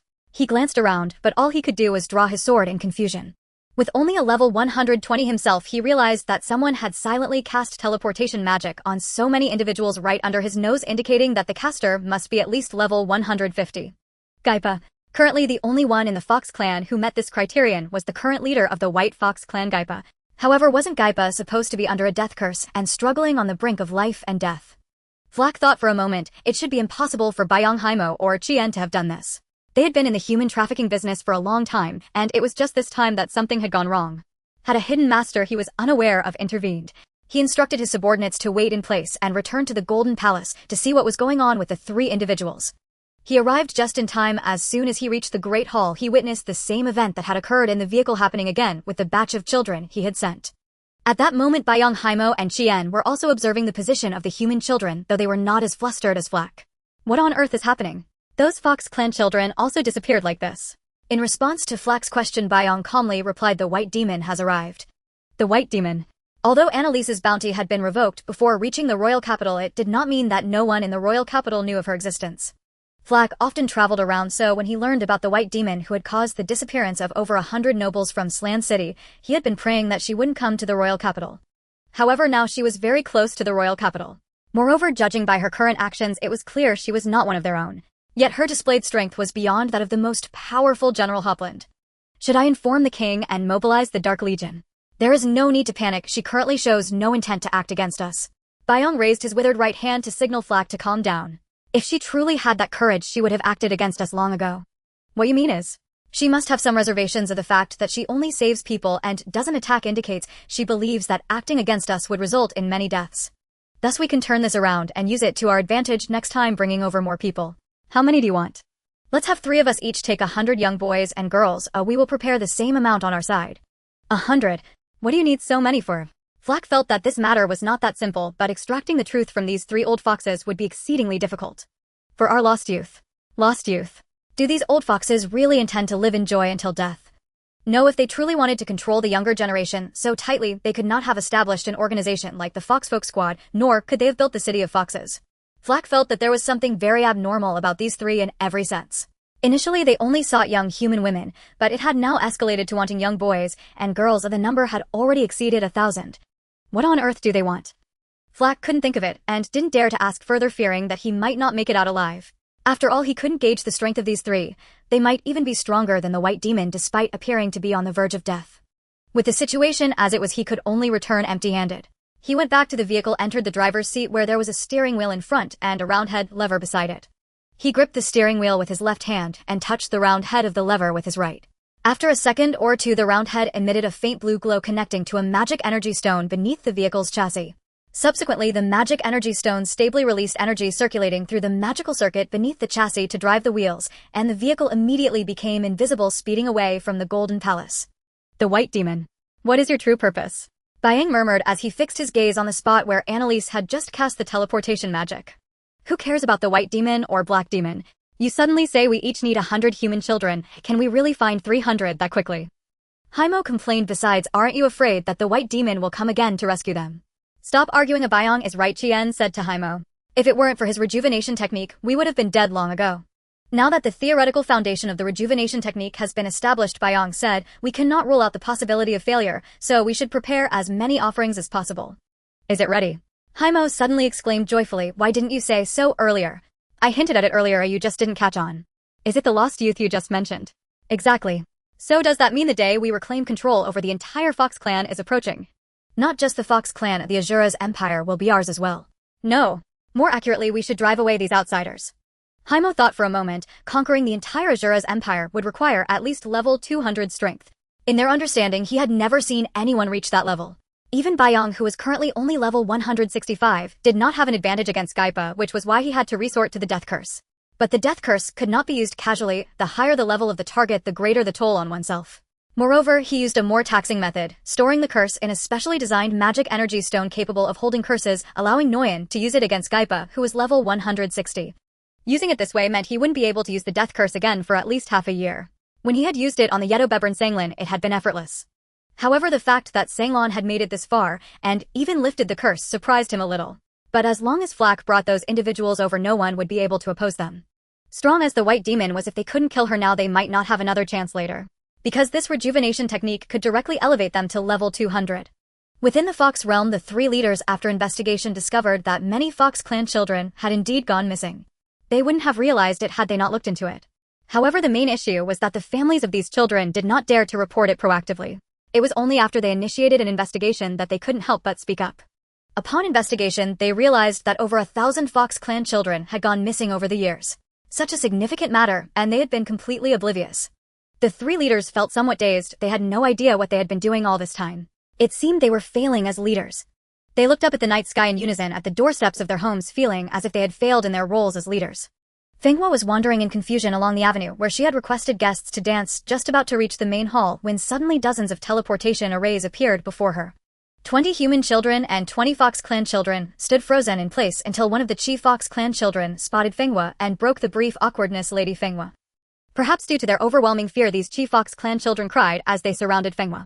It was a mixture of joy and tears of relief after a calamity. You all. A few familiar children were those who had just gone missing during the investigation earlier today. Lady Fenghua, we almost got taken to the human world. Woo-woo. Don't cry, who brought you here? I don't know. You don't know. In truth, Fenghua already knew who it was. Only Annalise could have teleported these children accurately to the main hall of the Chief Fox clan. However, Annalise seemed to have done it covertly, or else these children wouldn't be unaware of who had rescued them. The fact that Annalise had not revealed herself indicated that she was still investigating. Fenghua understood what she needed to do. Now she had to protect these children. The fact that they were brought here proved that Annalise trusted her to some extent. The servants were curious about the origins of these children, but Fenghua suspected there were spies among the servants, so she arranged for the children to stay in the conference room while casting a soundproofing spell. The children were all very nervous, so Fenghua first calmed their emotions. Don't be afraid, children. An elder sister named Annalise brought you here for me to protect you. Therefore, if you want to be completely safe, please answer my questions as truthfully as you can. The children looked at her wide-eyed, unsure of what she would ask. Do you know who took you away? The Fox clan children were quite young and did not recognize the old leader. They could only describe them as three old men, one each from the White Fox, Black Fox, and Chief Fox clans. Although their descriptions were somewhat vague, Fenghua quickly understood the situation. It was unmistakably the leaders of the Fox Folk Squad. On the other hand, the human children were too scared to answer questions because they were humans and she was a fox. There was an invisible racial barrier. The elder sister Annalise who rescued you is human, so she must trust me to teleport you here. Who brought you here? We were captured by Duke Flak Vostarl, who said he wanted to exchange us for something. The human children looked at the Fox clan children and pleaded, Lady Fenghua, please, don't let us go home for now. Not let you go home. The human children's request surprised Fenghua. Why not? If we go home, our parents will be in trouble. In trouble. Because we were sold to Duke Flak. Sold. Our parents needed money, so Duke Flak bought us for 1 gold coin each. Human trafficking. If we go back. If Duke Flak finds out our parents will have no way to live. Fenghua couldn't imagine what had happened and asked the Fox clan children, do you know what those 3 old men want? I don't know. Fenghua also knew that as the trading objects they didn't even recognize the old leaders, making it futile to expect more information. For now she could only wait for Annalise to return. So, what was Annalise doing at this moment? In fact, Annalise and her group had returned long ago. However, Annalise had been observing Fenghua and her servants. It turned out that her approach was correct. Fenghua had indeed grasped the situation and protected these 40 children. Only then did she choose to reveal herself directly in the conference room. Fenghua was highly tense, sensing any movement around her. When Annalise and her 5 companions suddenly appeared, she nearly screamed. Could you please try to appear within my line of sight next time? Annalise smiled helplessly upon hearing this and asked her, do you understand the situation now? I understand. But I still can't figure out what those 3 old men want. They actually have quite an ambition. They want to conquer the Azura's empire. Conquer the Azura's empire. From the conversations we overheard, it seems they plan to use these children to complete a certain ritual, thereby elevating themselves to level 200. 200 level. Such a level was unheard of to Fenghua, and now that she thought about it, she felt that only Annalise before her had reached that standard. They would still have to wait some time to reach level 200, because they need to wait for Flak to bring over 300 human children as bargaining chips, and in exchange they would give Flak 300 Fox Clan children. Fenghua was already so stunned that she couldn't find words to say. Were these 3 former leaders still Fox Clan members? Additionally, they built a city of foxes and humans helped them construct it. Many young foxfolk lived there, but it gave off a feeling that one must live with a smile, otherwise they would die. In simple terms, these 3 former leaders established a cult, and their ambitions are not just to control the entire Fox Clan, they want to overthrow the Azura's empire after gaining strength. Lady Annalise, what should we do? Fenghua knew this was no longer a problem she could handle. Only Annalise had the strength to resolve the entire Fox Clan issues. She had no other options, as the proud figure she had maintained during the day was now humbled. Don't call me that. You can now command all of us from the Chief Fox Clan, including me. I don't want to see the Fox Clan led to ruin because of them. Fenghua even knelt down directly begging her. She was not accustomed to such an attitude and could only help her up. For Lanlin, I will surely take action. Your kneeling is in vain. Even so, I still have to kneel to plead with you to take action, because we initially did not handle the former leaders well, leading to the situation now where we cannot manage it. Lady Annalise, what should we do now? Annalise thought for a moment. Since Fenghua was so insistent, she could no longer push it aside. So she said, just protect the children. However, these human children said they can't go home. Their parents sold them to Flak for 1 gold coin each. If they go home, their parents might face trouble. This reminded Annalise that these human children could not stay in the Fox realm for long. Kellyanne glanced at these children and suddenly thought of a good idea. Why not take them back to our guild? We can send them home once Duke Flak is dealt with. According to Kalen's plan, the guild would serve as a protective shield for the children, and since Ceylon City lay far from here, these individuals could not possibly travel such a distance in the short term to hunt them down. Will the guild master agree? Annalise asked, her voice edged with concern. Bringing back so many at once, judging by the guild's current income, provisions for food, clothing, and lodging for 40 children are fully covered. So it seemed the Floating Cloud Guild truly was profitable. Annalise paused to consider. If the guild master refused, she could simply bring the children back, but that would mean confronting the 3 leaders of the Foxskin squad directly. She would have preferred to kill all 3 outright, yet investigations revealed they were entangled in far-reaching affairs. They had dealings with certain human nobles, delivering numerous Foxskin children into their hands. As for the Foxskin living within Fox City, their true circumstances remained obscure to her. They all appeared to wear forced smiles, yet not a single one had ever chosen to leave. Moreover, the trio had evidently exchanged countless Foxskin children for an even greater number of human children, yet she had sensed no presence matching the profile of a child anywhere within the palace. Could it be they were still living in Fox City? The outcome she dreaded most was that they were already dead. Whether by Yang's rejuvenation art required living or deceased subjects no longer mattered. What mattered was this: by demanding these children, now he had learned of her existence and sought to accelerate his so-called rejuvenation. Some matters could no longer be postponed. They say destruction must precede creation. She had long agonized over how to build, but what truly demanded urgency now was shattering the old order. Would you come with us to Ceylon City? She posed the question to the 40 children. Their response astonished Annalise. Not a single human child objected.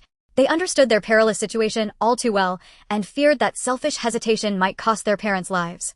The Foxskin children's reaction was less surprising, though she was human. Some noticed Sanglon standing beside her. Despite Annalise's somber expression, none rejected her, trusting her enough to raise their hands in assent.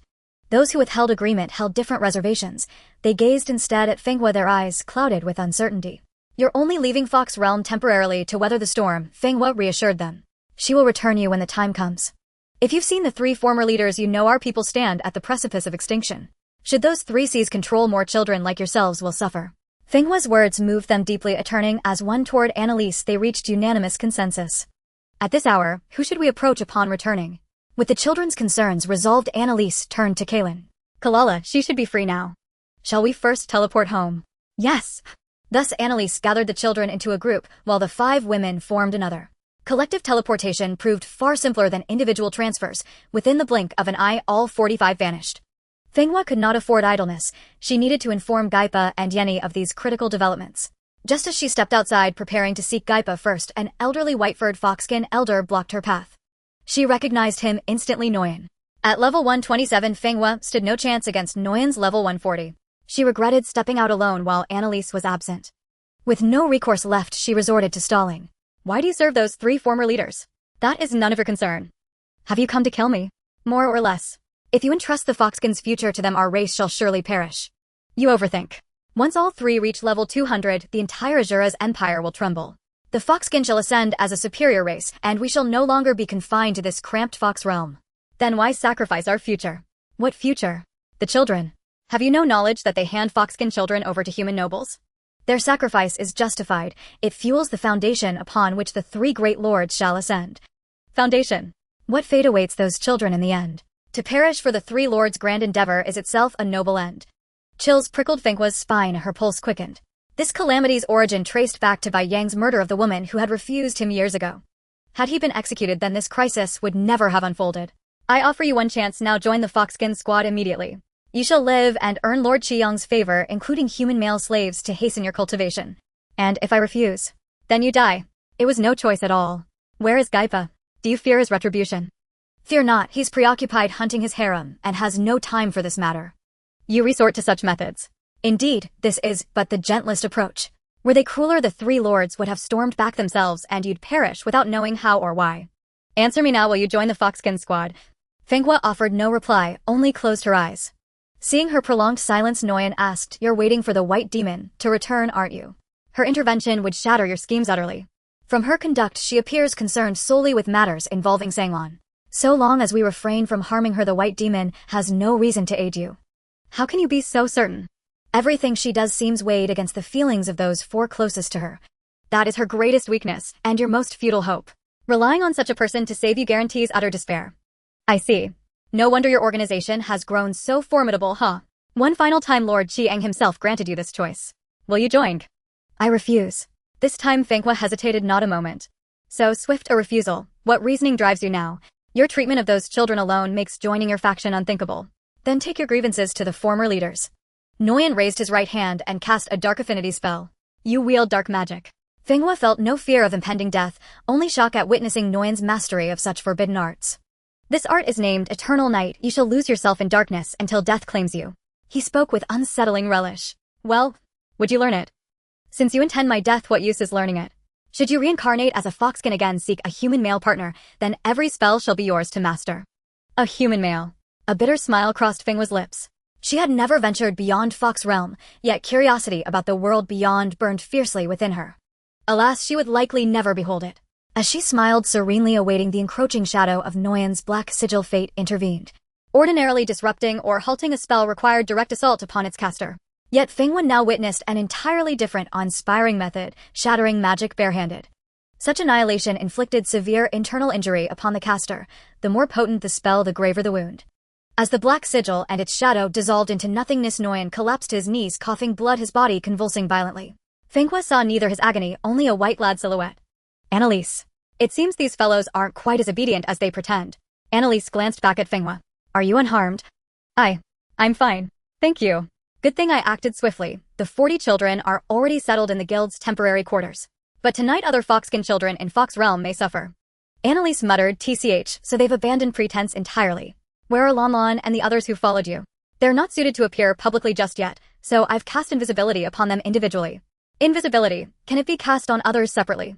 I merely wondered whether it was possible and tried. It worked. Annalise spoke casually. No one weaker than me could possibly detect them. Just how powerful are you? I don't know. You don't know. Enough said, I needn't know so long as it suffices to deal with those 3 lecherous elders. Fenghua could only stare wordlessly as Annalise redirected her gaze toward Nguyen. Second elder, you claimed earlier that I only assist those near me. What do you intend? Nguyen spat blood, baring his teeth at Annalise. If you possess such strength, why not confront the 3 lords directly? That is precisely the question I should ask you. Since I did not know my own purpose, I sought to discern yours. Now that I understand your intent, I know mine, and thus what actions I must take. So tell me, what do you intend? My course is self-evident. But before acting, I must first resolve 3 questions. First, who placed Lanlin's curse? Nguyen remained silent, catching his breath, and even prepared to flee should Annalise divert her attention. Answer me. Annalise amplified her voice with a sonic enchantment. Silence will be taken as confirmation that the entire Foxskin squad bears responsibility. So you'll slaughter us all. Whether I kill you is my decision, you need only speak. I don't know. Clearly Nguyen would die before revealing the truth. Thus Annalise resorted to her oldest tactic, when uncertain guess. The act itself was certainly yours, but a death curse lies far beyond your capability. Nguyen the seasoned veteran betrayed no flicker of disturbance, even as half the truth struck home. If such a curse can be stored by a medium, it must reside in the unrefined mana stones previously held by the former elder chief. Few knew of the substance, yet the Foxskin squad undoubtedly grasped its use. Your silence confirms it. Annalise sighed deeply, then posed her second question. Second, who killed Lanlin's father? This required no answer from him. Many Foxskin knew Sanglin's father had been executed publicly by Black Fox priests, bypassing Yenni's authority, and before representatives of all three clans. Fenghua answered in Nguyen's stead. She had witnessed Sanglin's father paraded through the streets. Does your Red Fox clan have priests? None. I find the role useless. Instead, I appointed numerous dancers. Dancers indeed prove more useful than priests, at least they entertain, whereas priests seem occupied solely with such deeds. Annalise's offhand remark unexpectedly offered Fenghua rare solace. Yet one question remained unasked. And that final query shattered Nguyen's composure entirely. Last question, who released Lanlin's mother from Fox Realm? Released from Fox Realm. Not only Nguyen, but Fenghua too, stood stunned. It defied logic. Sanglin's mother had been merely level 50, incapable of breaching the realm's barrier. It was I. Suddenly Gaipa emerged from nowhere, followed closely by Elder Chief Nuasha. No Foxskin could save Lanlan, so I set her free.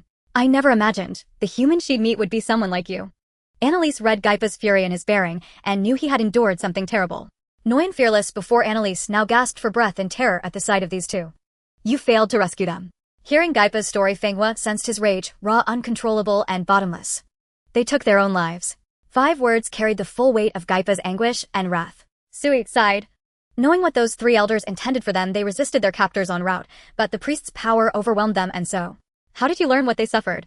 Through the spell of investigation, a technique I mastered during my travels.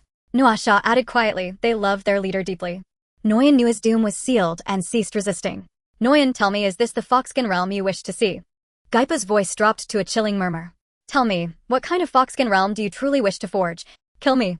Nguyen whispered, I will speak nothing further. After all your atrocities, do you imagine death absolves you? Kill me. I won't kill you. Instead, I shall make you endure, through every remaining day, the torment my beloved suffered. Nguyen recoiled like a startled cat, his magical energy surging chaotically. Another self-detonation. Gaipa, Nuasha, and Fenghua instantly leapt backward, knowing exactly what he intended.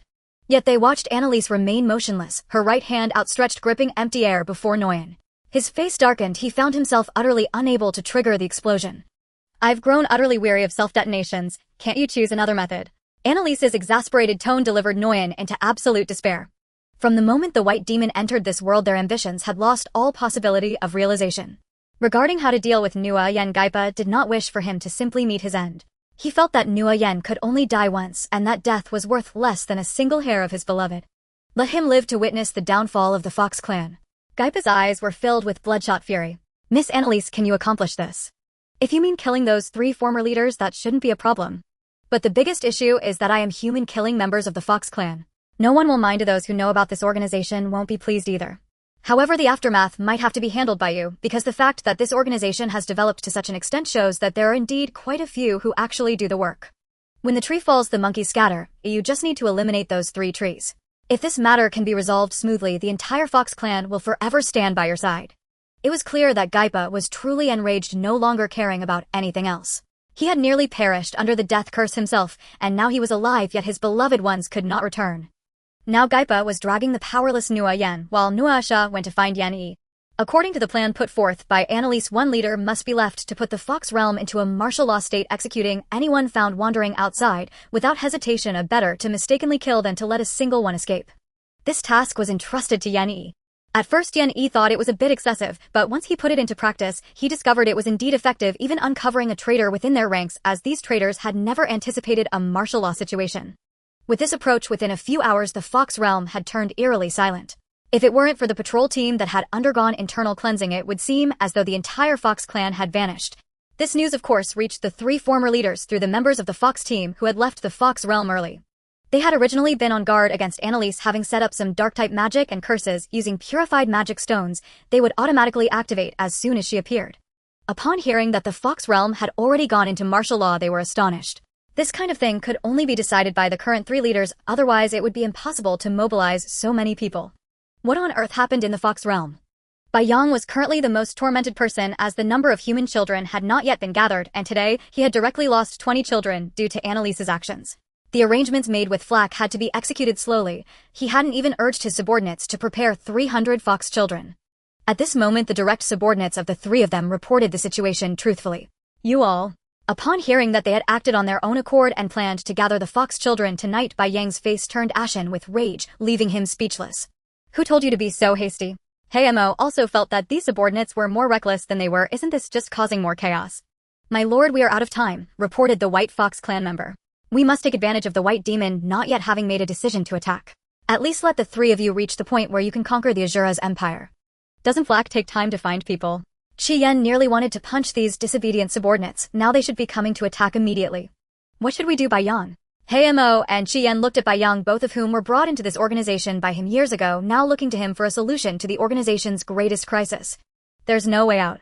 Originally, according to the plan, the 3 of us were to advance to level 200 together, but now we can only concentrate resources on one person. Then hurry and go after all. This secret technique was created by you. Hey Mo urged, well, hold them off for you. It may take anywhere from 2 hours to half a day, and during that time no one can interrupt. It's fine, at worst we can fake a surrender. Once you emerge, no one will be able to stop you. Qi Yan said, hurry up, but we don't want to die in the darkness before dawn. Bai Yang said nothing more and left. No one knew where he had gone, as this golden palace was built by humans at his request, and only he knew its specific structure. Not even they were clear about where the human children they had previously gathered were. Huili. Hulk. Hey Mo shouted into the void. At your service. Suddenly a silver-haired white fox girl and a black fox man with a scar on his right arm appeared out of thin air in front of Hey Mo and Qi Yan. In a moment you will take people and find a way to hold off the potential arrival of the White Demon. Yes. Although both of them knew the level of the White Demon and understood they could not defeat her, they still accepted the order without hesitation. Huili, do you regret it? After leaving the palace, the black fox Hulk saw Huili's face, filled with a sense of impending doom, unable to help but feel a pang of sympathy for her. They clearly treat you as a tool to be used. Do you think it's better to be a slave or a tool? Neither is good. But I have no choice. Right now I only hope that Lord Bai Yang can reach level 200 quickly and crush the Azura's empire. Do you support him because he saved you from the human slave traders back then? He never intended to save me, he simply wanted those human slaves in the carriage. Even knowing this, you still choose to follow him and obey him. Yes. To be honest, after learning the truth, I don't want to work with them anymore. Hulk sighed. Do you know how they plan to reach level 200? By draining the life force of human children. And these human children are exchanged for our own children. As long as they are not killed, Lord Bai Yang will surely save them in the future. Looking at Huili, who appeared to be facing death, Hulk had nothing more to say. It was pointless. They originally had no other place to go and had merely walked together by chance. Hulk had never considered that the reason she wanted him to be her bodyguard was that she was a puppeteer. Every time he saw her control the corpses of their fallen kin, he was curious about what she truly thought. He had prepared to kneel before the clan members who were about to settle accounts with the Fox team and that White Demon. After all, as a fox who mingled in the outside world, joining the Fox team was simply due to a lack of money. Being Hulk's bodyguard, he could earn 1,000 gold coins a month, and so far, he hadn't really done much. If asked whether he had feelings for Huili, the answer would naturally be no. In her eyes, there was only Lord Bai Yang who had saved her. Thus he was curious about what would become of her after Bai Yang's death. Would she go berserk? Or become a puppet with its strings cut? Or would the White Demon save her? No one knew what would happen. In any case, he did not want to lose his life. At this moment, Annalise, Feng Hua, Gaipa, and the Nua Yen he was dragging were on their way to Fox City. Annalise, where did those people beside you go? Feng Hua had always been curious and had yet to see Kal Yen and the others. Annalise did not seem anxious, as if they were right beside her, but just that she couldn't detect them. You shouldn't ask that question. What struck Feng Hua as strange was that Annalise answered very calmly, yet she inexplicably raised her left hand slightly. She certainly did not know that those 4 people were actually right beside Annalise, just hidden away. When they were being teleported back, Annalise felt that it was a bit troublesome and conspicuous to keep running around with Kal Yen and the others.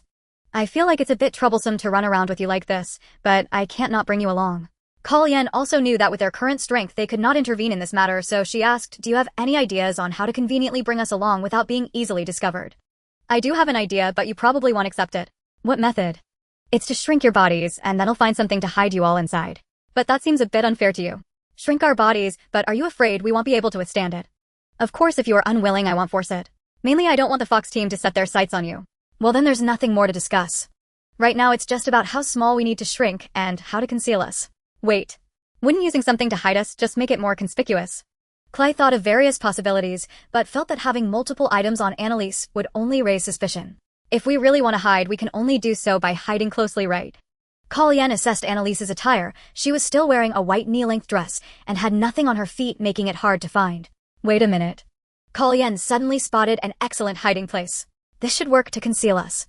When Klai Sanglan and Ka Fulia, including Annalise herself, looked in the direction Kalyan pointed, their reactions were all different. Klai looked flushed, Sanglan and Ka Fulia were a bit shy, and Annalise understood as she looked down, though her face showed a hint of embarrassment. Annalise had seen women storing items here before, but now to use it to store living beings that had shrunk. Now, with an added layer of invisibility magic, the four of them were lying atop that soft thing, observing their surroundings. Of course, to be precise, only Kalyan remained relatively calm, while Klai had long since fainted from lying there. The underdeveloped Sanglan and Ka Fulia could not help but instinctively gesture at their fronts. In reality, Annalise had been feeling a ticklish sensation where they were hidden, but that place was indeed secure.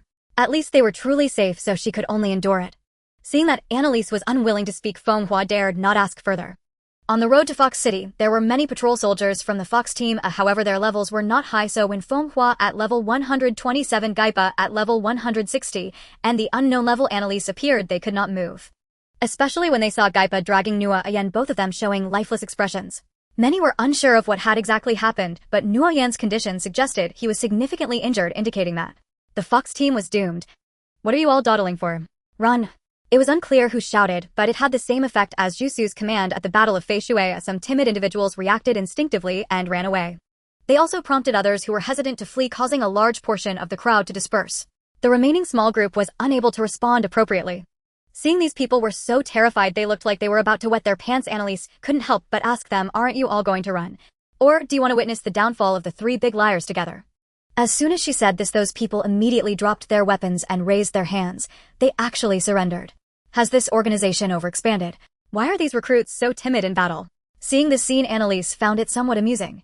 Do you know what organization you joined? Gaipa did not want to discuss these matters with Annalise. His eyes had already lost their earlier brightness. No one dared to respond, fearing they would become his target for venting his anger. Whether you know or not, get away from me. Gaipa's imposing aura was too terrifying. They understood he was giving them a chance. If they did not leave now, he would truly strike them down. Soon there were no more small soldiers on the road. Of course, even if there were brave little soldiers, it would have no effect in the face of these three. Thus what remained were those slightly higher level elite warriors. As expected, a kilometer outside Fox City, hundreds of warriors at least level 100 were waiting for their arrival. Moreover, unlike the shrimp and crab soldiers, they seemed to have come with a determination to die. However, Annalise's attention was not on them. She noticed that some of the Fox people still had invisible magical threads extending from their backs. Do you really want to fight us and make some meaningless sacrifices? Gaipa loosened the collar of Nua Yan's garment, took a few steps forward, stopped, and looked at these people with icy eyes. For the three lords, for our future, we must fight. The square-faced white fox man at the front of the crowd crossed his arms and declared, Gaipa, bring it on. Norton, I was wondering where you went. It turns out you came here too. Gaipa didn't even want to look at him. Level. Around 140. It seems Bai Yang must have taken good care of you. You don't truly believe that at level 160, you can defeat me, do you? Norton lowered his arms, revealing a mysterious, confident smile. Miss White Demon, regarding the matters of the Fox clan, as a human, it's best for you. However, he had no chance to finish his words as Annalise immediately punched him down into the ground like a scallion. You all keep calling me White Demon, and White Demon, it's really getting on my nerves. Level 140 Norton was thus punched into the ground by her, causing all the elite warriors to display expressions of fear. Listen carefully, I have no grievances or enmity with you, so you still have time to withdraw from this organization. Annalise blew on her right fist and said, the three scoundrels you are protecting who traded Fox children for human children will surely die tonight. It was evident that not everyone was aware of this. Those whose expressions did not change were likely Bai Yang supporters. Miss Annalise, leave this place to me and Feng Hua. We are not capable of directly killing Bai Yang and the others. Gaipa stepped forward voluntarily and asked these elite warriors, if you know what those three scoundrels have done and still stand here to obstruct us, then you are no different from the scoundrels. And such scoundrels have only one fate, which is... He unleashed the white flames of the White Fox clan and continued death. Jipa's mood was indeed not improving, and it was only because the situation had not completely erupted yet that he could still engage in conversation. These elite warriors of the Fox clan had managed to reach this position instead of being confined in the Fox City, indicating that they understood what they were facing. The strongest among them, Norton, had already been punched into the ground by Annalise. Although he wasn't dead, it showed that these three had no real intent to kill them. Imagine being struck unconscious by a single punch from a level 140 expert. If she cast any high-level magic, how many of them could escape? Some elite warriors who knew what Bai Yang and the others were up to had lost their fighting spirit once Norton was smashed into the ground, especially Hulk, who was now considering switching sides. However, he glanced helplessly at the nearby Huiri, only to find her somewhat stubborn, her expression suggesting she truly intended to fight against those three. Hey, can't you see what the situation is right now? Lord Bai Yang has treated me with immense kindness. Even if I lose, I must hold them here. Hulk slapped his own face, realizing that his greatest fear had inevitably come to pass. I really can't take it anymore. He could only pray that these three would only defeat her and not kill her. Huiri directly sat down on the spot, her hands clasped together. This time a dozen magical energy threads extended from her palms. The puppets she controlled from the Fox clan were slightly stronger this time, averaging around level 120. As these dozen puppets suddenly jumped out from their camp, the elite warriors who had already lost their fighting spirit were frightened and scattered in all directions. Jipa and Fenghua could not see the magical energy threads and thought that the three former leaders had issued a death command that they had to stop them even at the cost of their lives. Jipa immediately became furious, but just as he was about to unleash his foxfire, he took a closer look and discovered that several among the dozen were missing clan members. You all have betrayed us. However, their movements were very singular, all directed toward him, which made him hesitate when he realized this. Damn puppet master. Including the sorcerer, these two professions that desecrate life made Jipa resolute. Once he returned, he would carry out a thorough cleansing of these two professions among his people. I'm sorry. You all rest in peace. Jipa grabbed the heads of two of them and unleashed fierce white foxfire. Due to the puppets' inferior strength, the two were incinerated by the foxfire. However, the puppets were not human, so while he burned those two clan members, the other puppets still managed to attack him. Although they were weaker, the released foxfire still injured him. Annalise was contemplating whether to help, but upon hearing Jipa say rest in peace, she felt there was no need to intervene with those dozen puppets. Moreover, it seemed that only this puppet master was intent on fighting to the death. She was rather curious about what the puppet master was really thinking. Following the magical energy threads, she locked onto a silver-haired girl from the White Fox clan. Though she was quite far away, Annalise could still sense the determination in her eyes, only to regret the misdirection. In front of everyone's eyes, she directly teleported to the rear of the elite warrior standing about 2 meters in front of Huiri.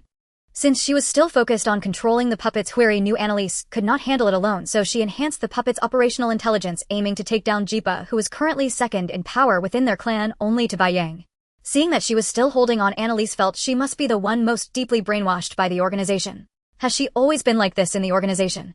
She was saved by Lord Bai Yang when she was kidnapped by slave traders, but of course Lord Bai Yang mainly did it for those human slaves. Saving her was just a matter of convenience, and she knows it herself.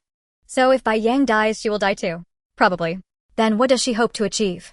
Seeing that Annalise seemed not to intend to strike, Hulk could only try to chat with her to divert her attention. Maybe she harbors a hatred for humans, so she hopes the Fox clan can conquer humanity, but it's clear that this is impossible. So what are they doing now? This. I don't know. Seeing Hulk's confused expression, it seemed he was not a core figure in their ranks. Then she could only ask Huiri. Tell me, what are they doing now? However, Huiri completely ignored her as Jipa had just dispatched 2 more puppets, and she was on high alert, not paying any attention to Annalise. This situation made Annalise feel like the time she was once obsessed with online games, completely ignoring her father's criticisms until he directly unplugged the network. Later, she even yelled at her father a few times, only to end up having a meal of bamboo shoots stir-fried with meat. But this wasn't a game. With a casual wave, Annalise severed the magical energy threads controlling the puppets. Whether it was an old injury resurfacing or the backlash from severing the magical energy threads, Huiri spat out a mouthful of blood. This time Hulk did not treat her directly as before. Instead, he glanced anxiously at Annalise. Seeing that Annalise gave no indication to stop him, he gathered his courage to heal Huiri. However, Huiri pushed him away, her eyes devoid of the earlier determination, leaving only helplessness. Kill me. She raised her head, gazing into Annalise's expressionless face. I know you're trying to buy time with your life, but it won't work. Whether you live or die, he will die tonight. Seeing her despairing expression, Annalise knew she was also considering using the technique Norton had previously intended to use. Who exactly researched this self-detonation magic? Annalise merely made a gesture, and the magical energy within Huiri calmed down. The moment she mentioned self-detonation magic, Hulk was terrified and broke into a cold sweat. He had only come for money and didn't want to die alongside these madmen. In leaving, I just wanted to make some money, and I don't want to fight to the death with you. Hulk finished speaking and immediately slipped away. Although he had been Huiri's bodyguard for 21 days this month without receiving the payment, it was clear that he wouldn't be getting that money now, so it would be better to preserve himself and leave as soon as possible. Annalise completely ignored him and instead focused on the crumbling Huiri, asking her, he said Bai Yang saved you, but it seems that you might just think that perhaps he never regarded you at all. Kill me.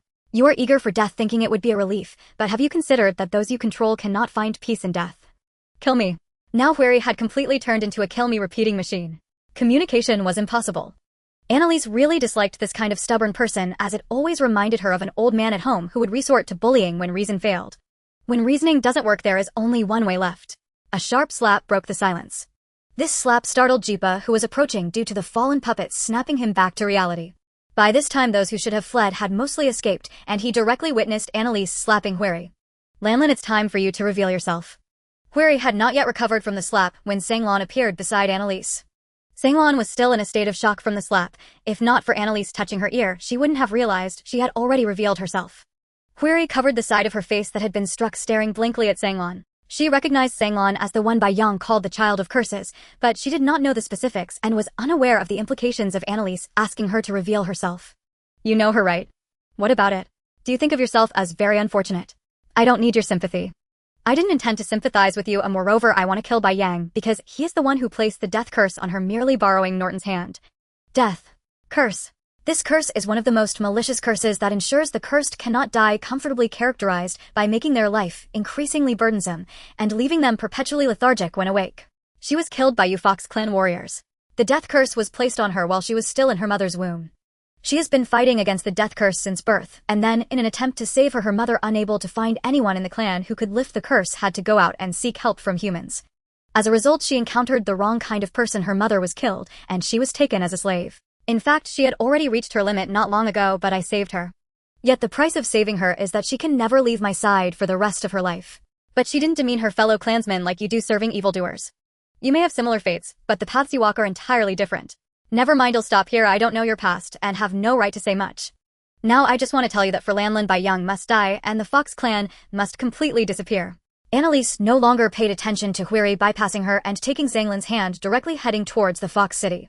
Jipa stood in front of Huiri, asking her in a deep voice, "Tell me, what were you thinking while controlling the bodies of your kin?" At this moment Jipa's complexion was already somewhat better than earlier. He had understood Annalise's stance and knew he could not kill Bai Yang and the others for the sake of his beloved.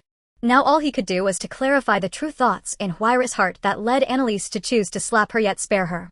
Huiri no longer had the impulse for self-detonation, as Sanglin's earlier state reminded her of herself when Bai Yang had saved her back then. The only difference was that Bai Yang did not see her in his eyes, but in Annalise's there was nothing but affection for Sanglan. She suddenly turned around and saw Annalise and Sanglan holding hands. Bai Yang had never treated her like this, yet she still persisted in following him. Why? Let me tell you one more thing. Sanglan has been adopted as her daughter. Jipa knew this revelation would hit her hard. Now tell me, do you think all humans are evil, which is why you support Bai Yang's crazy ideas at all costs? Even if he has caused the deaths of many of your kin, do you still believe these sacrifices are worthwhile? Huiri hesitated for a long time, but still responded, "Yes." And now, has your opinion changed? If I change, can I atone? What sins you have are not for me to judge. I have no right to forgive you on behalf of your kin. When everything is over, there will be a trial directed at you, and then your fate will be decided. Jipa said no more, silently walking over to the 10 corpses that had not yet been reduced to nothing by his flames, kneeling before them. "I'm sorry, as the leader I failed to save you. Please rest in peace, so you will no longer be cruelly exploited." Jipa released his foxfire, incinerating the 10 corpses into nothingness. Then he walked over to Huiri. Huiri thought he would slap her like Annalise, but closed her eyes, not covering her face. Instead, Jipa walked past her, heading in the direction where Annalise and Sanglan had departed. "You. Aren't you going to teach me a lesson? I care more about seeing those 3 die than your outcome, because it signifies the phoenix of the Fox clan being reborn. Reborn from the ashes." Just as Huiri was still in shock, Fenghua also walked past her. "Aren't you very concerned about Bai Yang's fate? Why not follow along?" Are you afraid that if he dies you will have no motivation or direction to live? To be honest, the only difference between you and me now is that I will live well, but staying in the Fox realm I also find no direction. Why are you telling me this? It's nothing, I just wanted to share my thoughts with you. Since Annalise saved me earlier, my plan is to take a walk with her when all this is over. Are you telling me this to make me join you? No, I just felt inspired. Moreover, the crimes you have committed warrant at least a life sentence, but many of your kin likely think you deserve to die. This is your best chance to escape now. Escape. Huiri had long lost the motivation to flee. She felt that running away was meaningless, only prolonging her suffering. At that moment, a scream suddenly echoed from behind Fenghua. Fenghua turned around to see Norton, who had long been forgotten, picking up a dagger, howling towards the sky and directly plunging it into his heart. This scene occurred so abruptly that both of them only regained their senses when Norton collapsed. By the time they arrived, Norton had already breathed his last. If Huiri had previously felt fearless towards death, seeing Norton's horrifying face now made her legs go weak. Until now the puppets she had controlled were all sent by others. She had never witnessed the death of her kin. Now she had seen it, and this death filled her with immense terror towards her own actions. It was only then that she realized she had long since become the villain. Both had lost their parents, both had been captured by slave traders, and both had been saved, yet she and Sanglan had walked entirely opposite paths. These kin were all people Bai Yang had orchestrated to kill. Fenghua silently watched as Huiri, upon seeing Norton's death, became so sickened that she vomited, only shaking her head in regret and turning away. She had no idea what fate awaited Huiri. This night seemed to stretch on endlessly. The city of foxes was brightly lit at night, bustling with activity. Previously Anilais and a few others had scouted in an invisible state, and this kind of liveliness felt eerily false as everyone maintained a forced smile, as if not smiling would lead to death. Could this also be a kind of curse? Anilais and Sanglan held hands and swaggered into the city of foxes. As soon as they entered, the fox people halted their activities and stared at them intently. However, they still maintained that smile which upon close inspection could send chills down one's spine. When Anilais entered the city in her invisible state earlier, she hadn't felt anything amiss. Now she finally realized the reason. A sweet scent pervaded the entire city. Yet this should not be the laughing gas, she understood, for these people showed no signs of being drugged. The only explanation was that this city had been placed under a smile curse from the very beginning. Given that the fox people generally had low levels, they likely couldn't resist the curse or leave. Sanglan was only at level 30 now, but being exposed in the city, she showed no signs of being cursed. Could this mean that her training system had some immunity to curses? However, the city of foxes was set to be destroyed tonight, and before finding those 3 individuals, she needed to figure out what exactly had happened there. Hello, I have something to ask you. She randomly approached a passing young white fox woman. What happens if you don't smile? Nothing happens. But why aren't you smiling? The woman seemed to be lost in the curse. Do you know what will happen next? I don't know. So why aren't you smiling? We experience joy and anger, sorrow and happiness, and we express our true feelings at the right time. So don't you feel anger or sorrow? Nothing like that happens here. So why aren't you smiling? Anilais felt she had approached the wrong person, so she bluntly stated, once I finish off the 3 revered old ones, more people will be able to smile again. The woman was momentarily stunned, but her smile did not falter. Realizing Anilais' hostility, she shouted, help. Someone is going to attack the 3 lords. With her call, a considerable number of fox people surged over, blocking the street completely. We must follow the great lords by Yang Heimo and Qian towards a brighter future. What do you intend to do? Our fox tribe is the most noble race in this world, while you humans are nothing. If you want to see the 3 lords, you must first see if you can get past us. In truth, Anilais couldn't be bothered with them. However, the city of foxes had to be dealt with after taking care of those 3 key individuals. Looking at these fox people made it clear that ignoring them would not bode well. These fox people had already lost their basic judgment, completely oblivious to why she dared to bring Sanglan into the city. Anilais exerted little effort since she held the sword, Starfire Ignition. She made a slashing motion, unleashing a wave of heat, and none were able to withstand it, all toppling to the ground.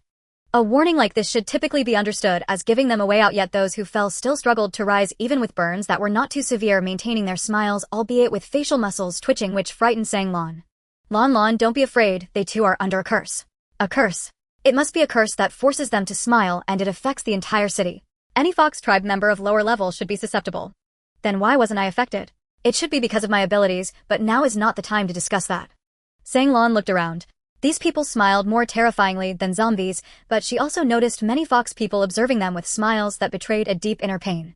Daddy, some people seem to be smiling in pain. That must confirm the curse. It needs to be lifted. It seemed that Sanglan's curse was automatically lifted by the system, but the purifying potion that could lift the curse wouldn't be enough for so many people. Though she didn't know if she could lift the curse being at max level, she should be able to do it if she wanted to, right? Anilais closed her eyes to sense the surroundings and discovered a strange magical aura enveloping the entire city. This aura uniformly covered the fox people, but those who smiled in pain were not evenly covered by this magical energy.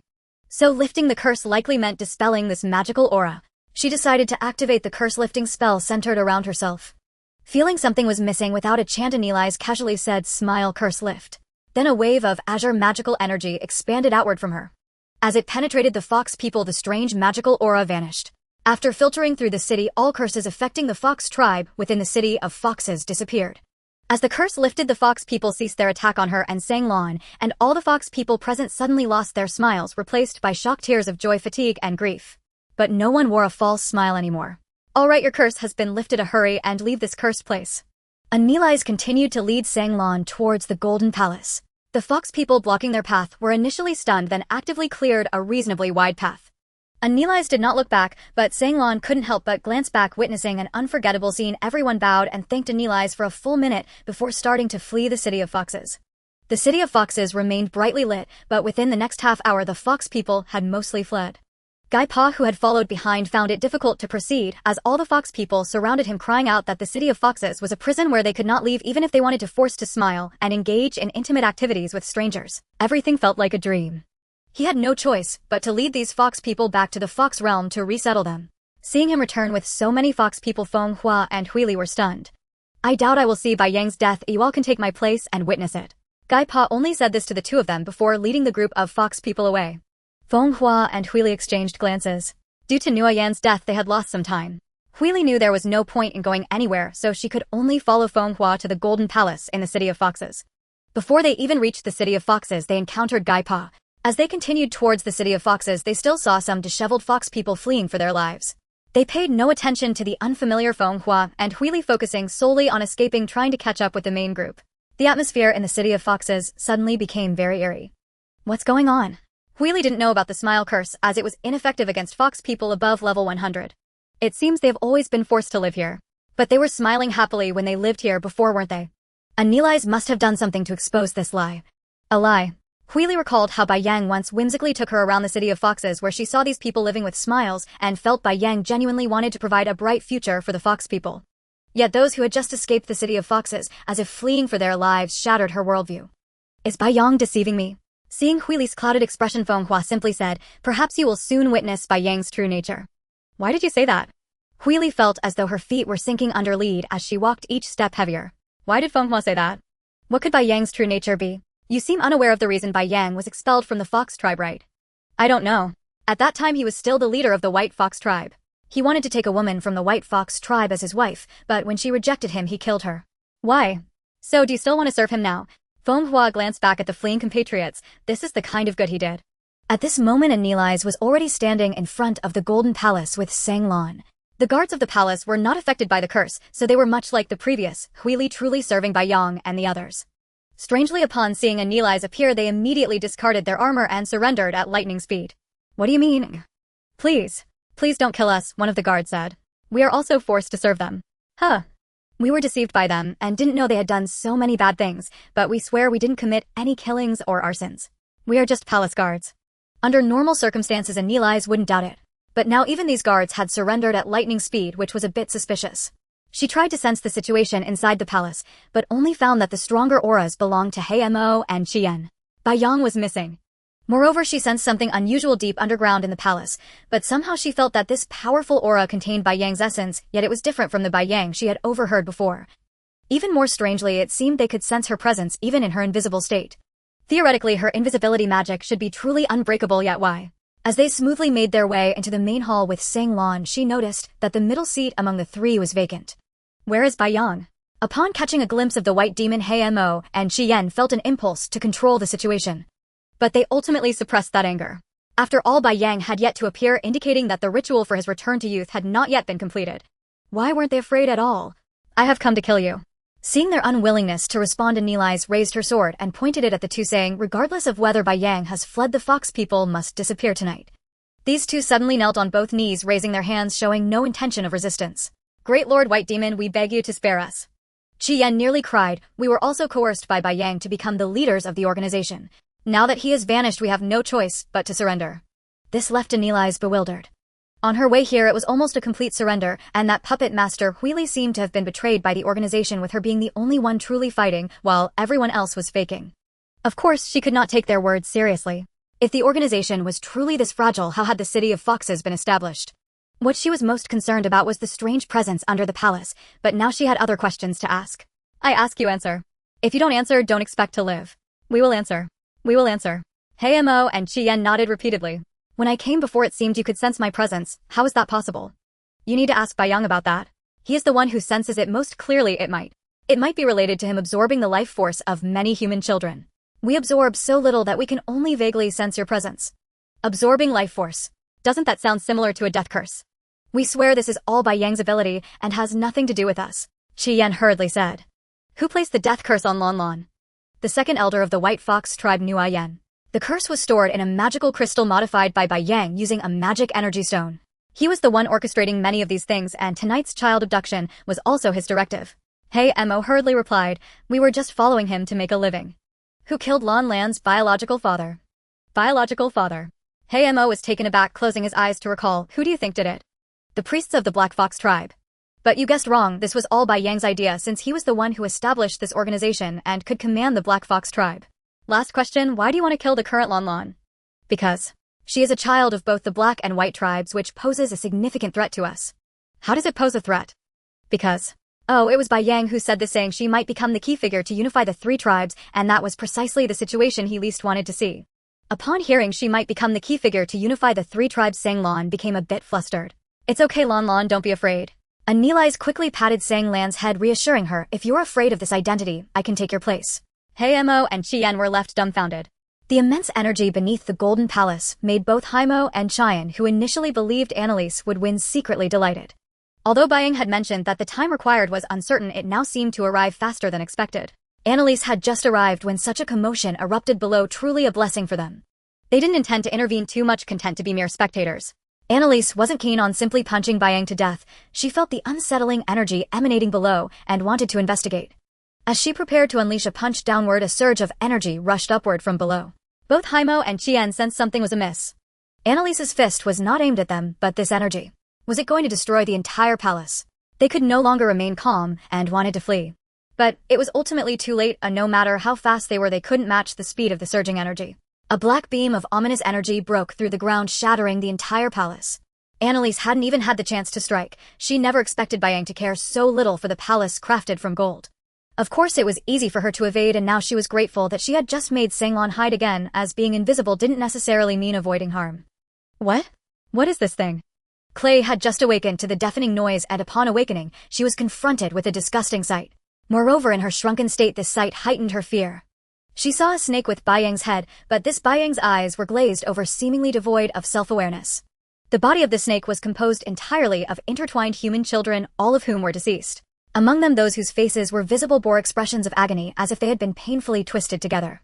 Carrion could do nothing to prevent Sanglan and Kafria from witnessing this horrific scene, so she could only embrace the two. She herself felt no particular emotion, perhaps it was the gruesome deaths of her kin that rendered her immune to such sights. Dear, quickly put an end to this. Carrion spoke up, and Annalise initially thought Bayang could truly create something extraordinary below.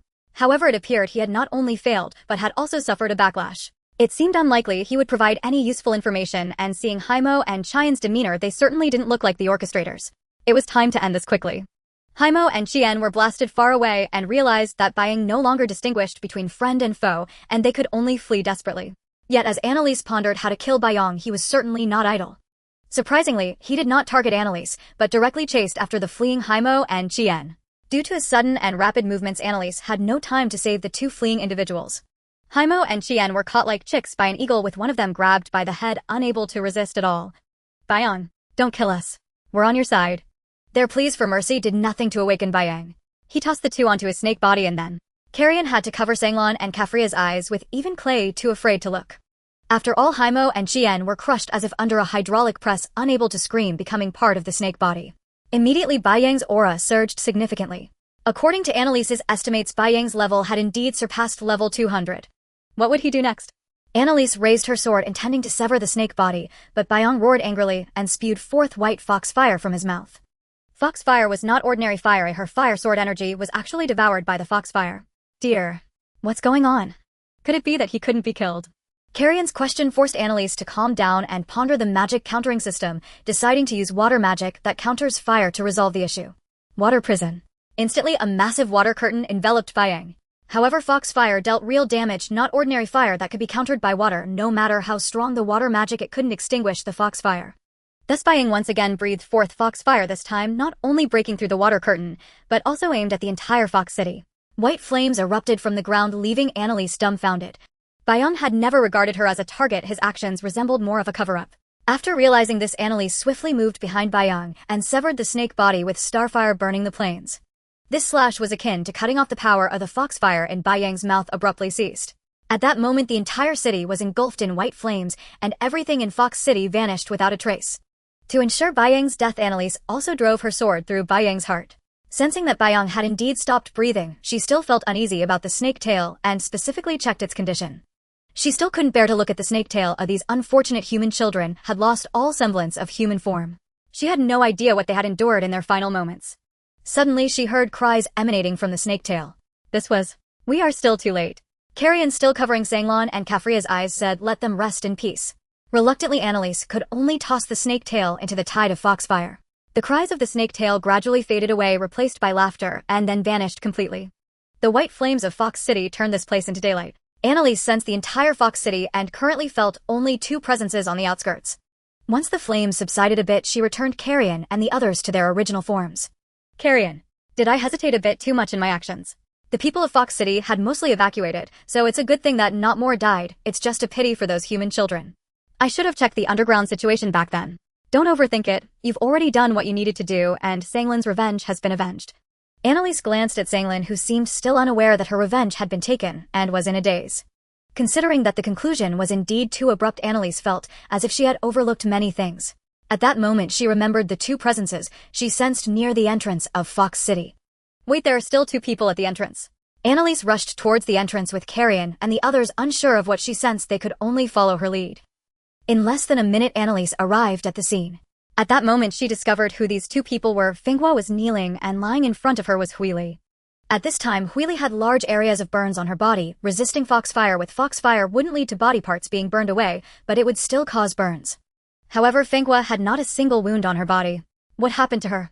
Upon seeing Annalise, Fenghua stammered, "Just now she protected me, but was heavily injured herself." Heavily injured?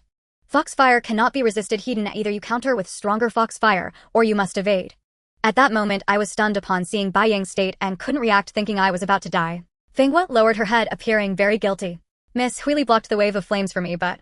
Annalise glanced at Huili, noticing her expression was unusually calm, devoid of any will to survive. "Don't save me. This is the result I deserve." Speaking was laborious for her, and her voice was pitifully soft. Yet Annalise felt that this was a result of her own mistake. Even if Huili had done wrong, she couldn't let her die due to her error. She dared not attempt anything. Instead, she found a purification potion from her warehouse, pouring out a drop, hoping it would help with her injuries. However, when the purification potion dripped onto Huili's lips, it had no effect.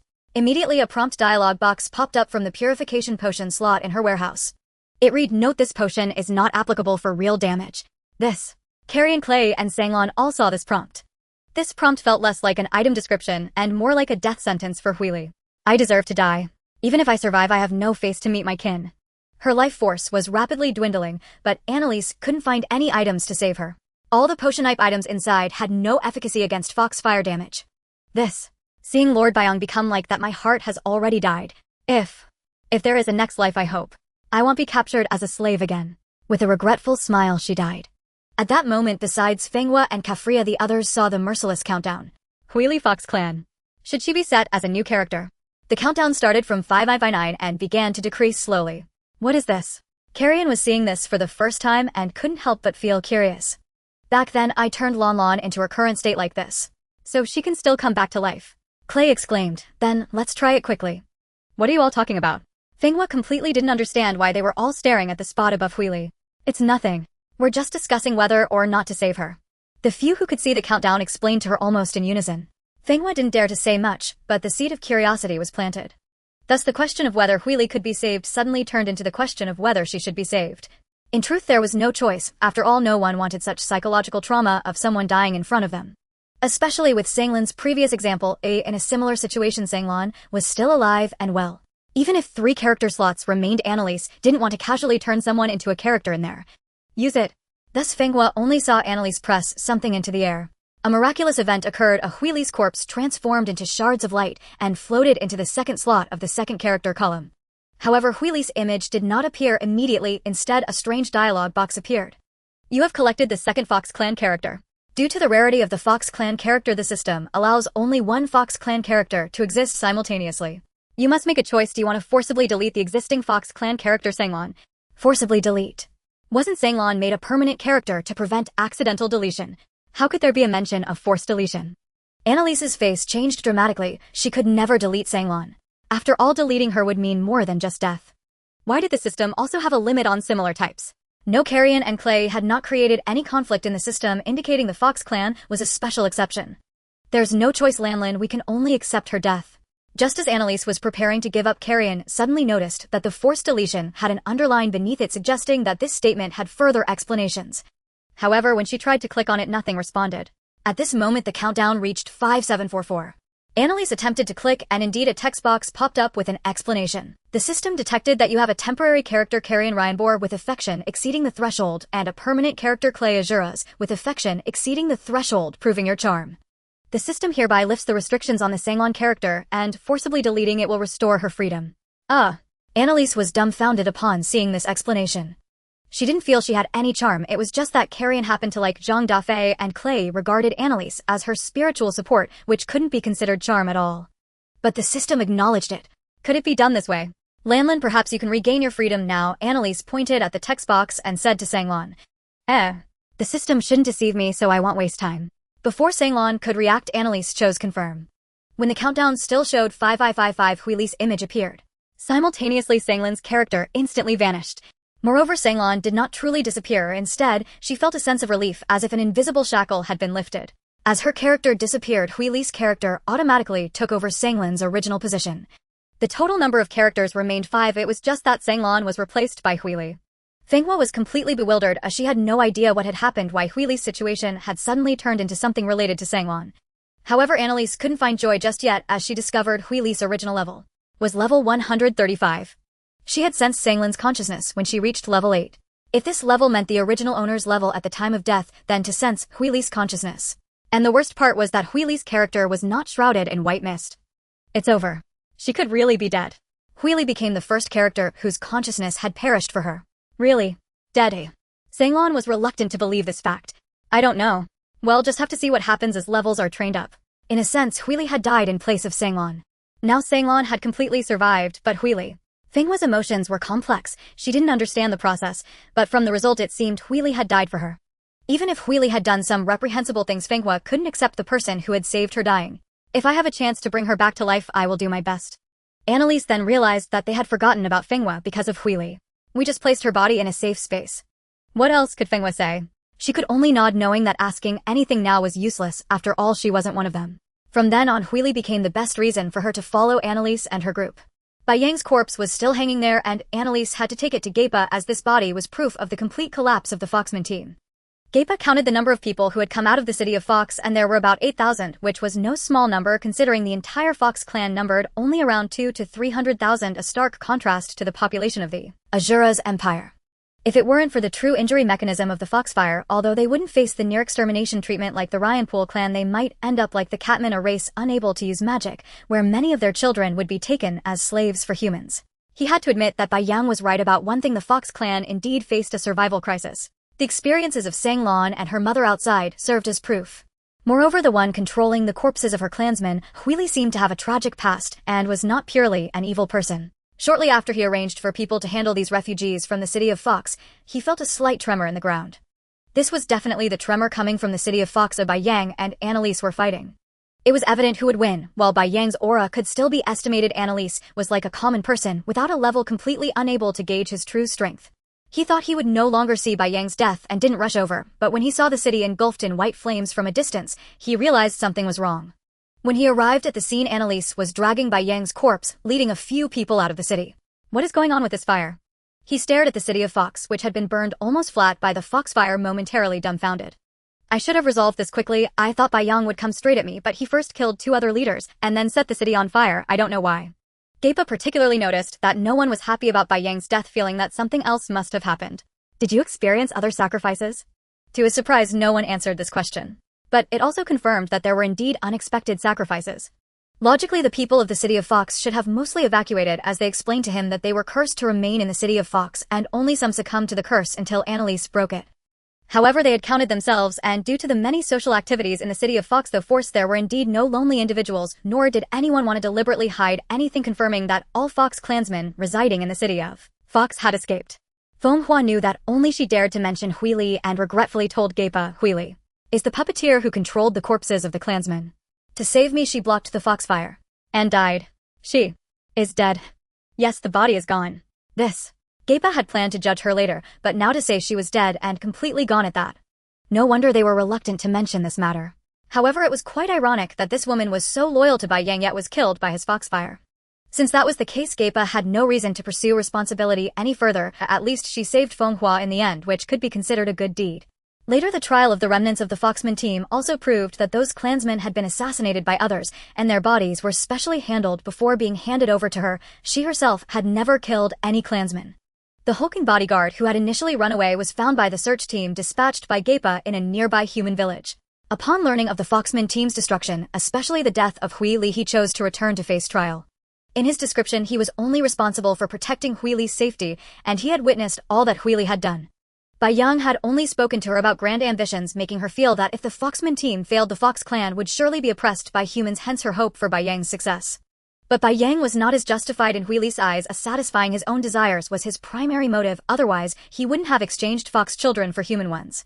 The punishment for Hulk was the lightest: just surrender the money he obtained from the Foxman team.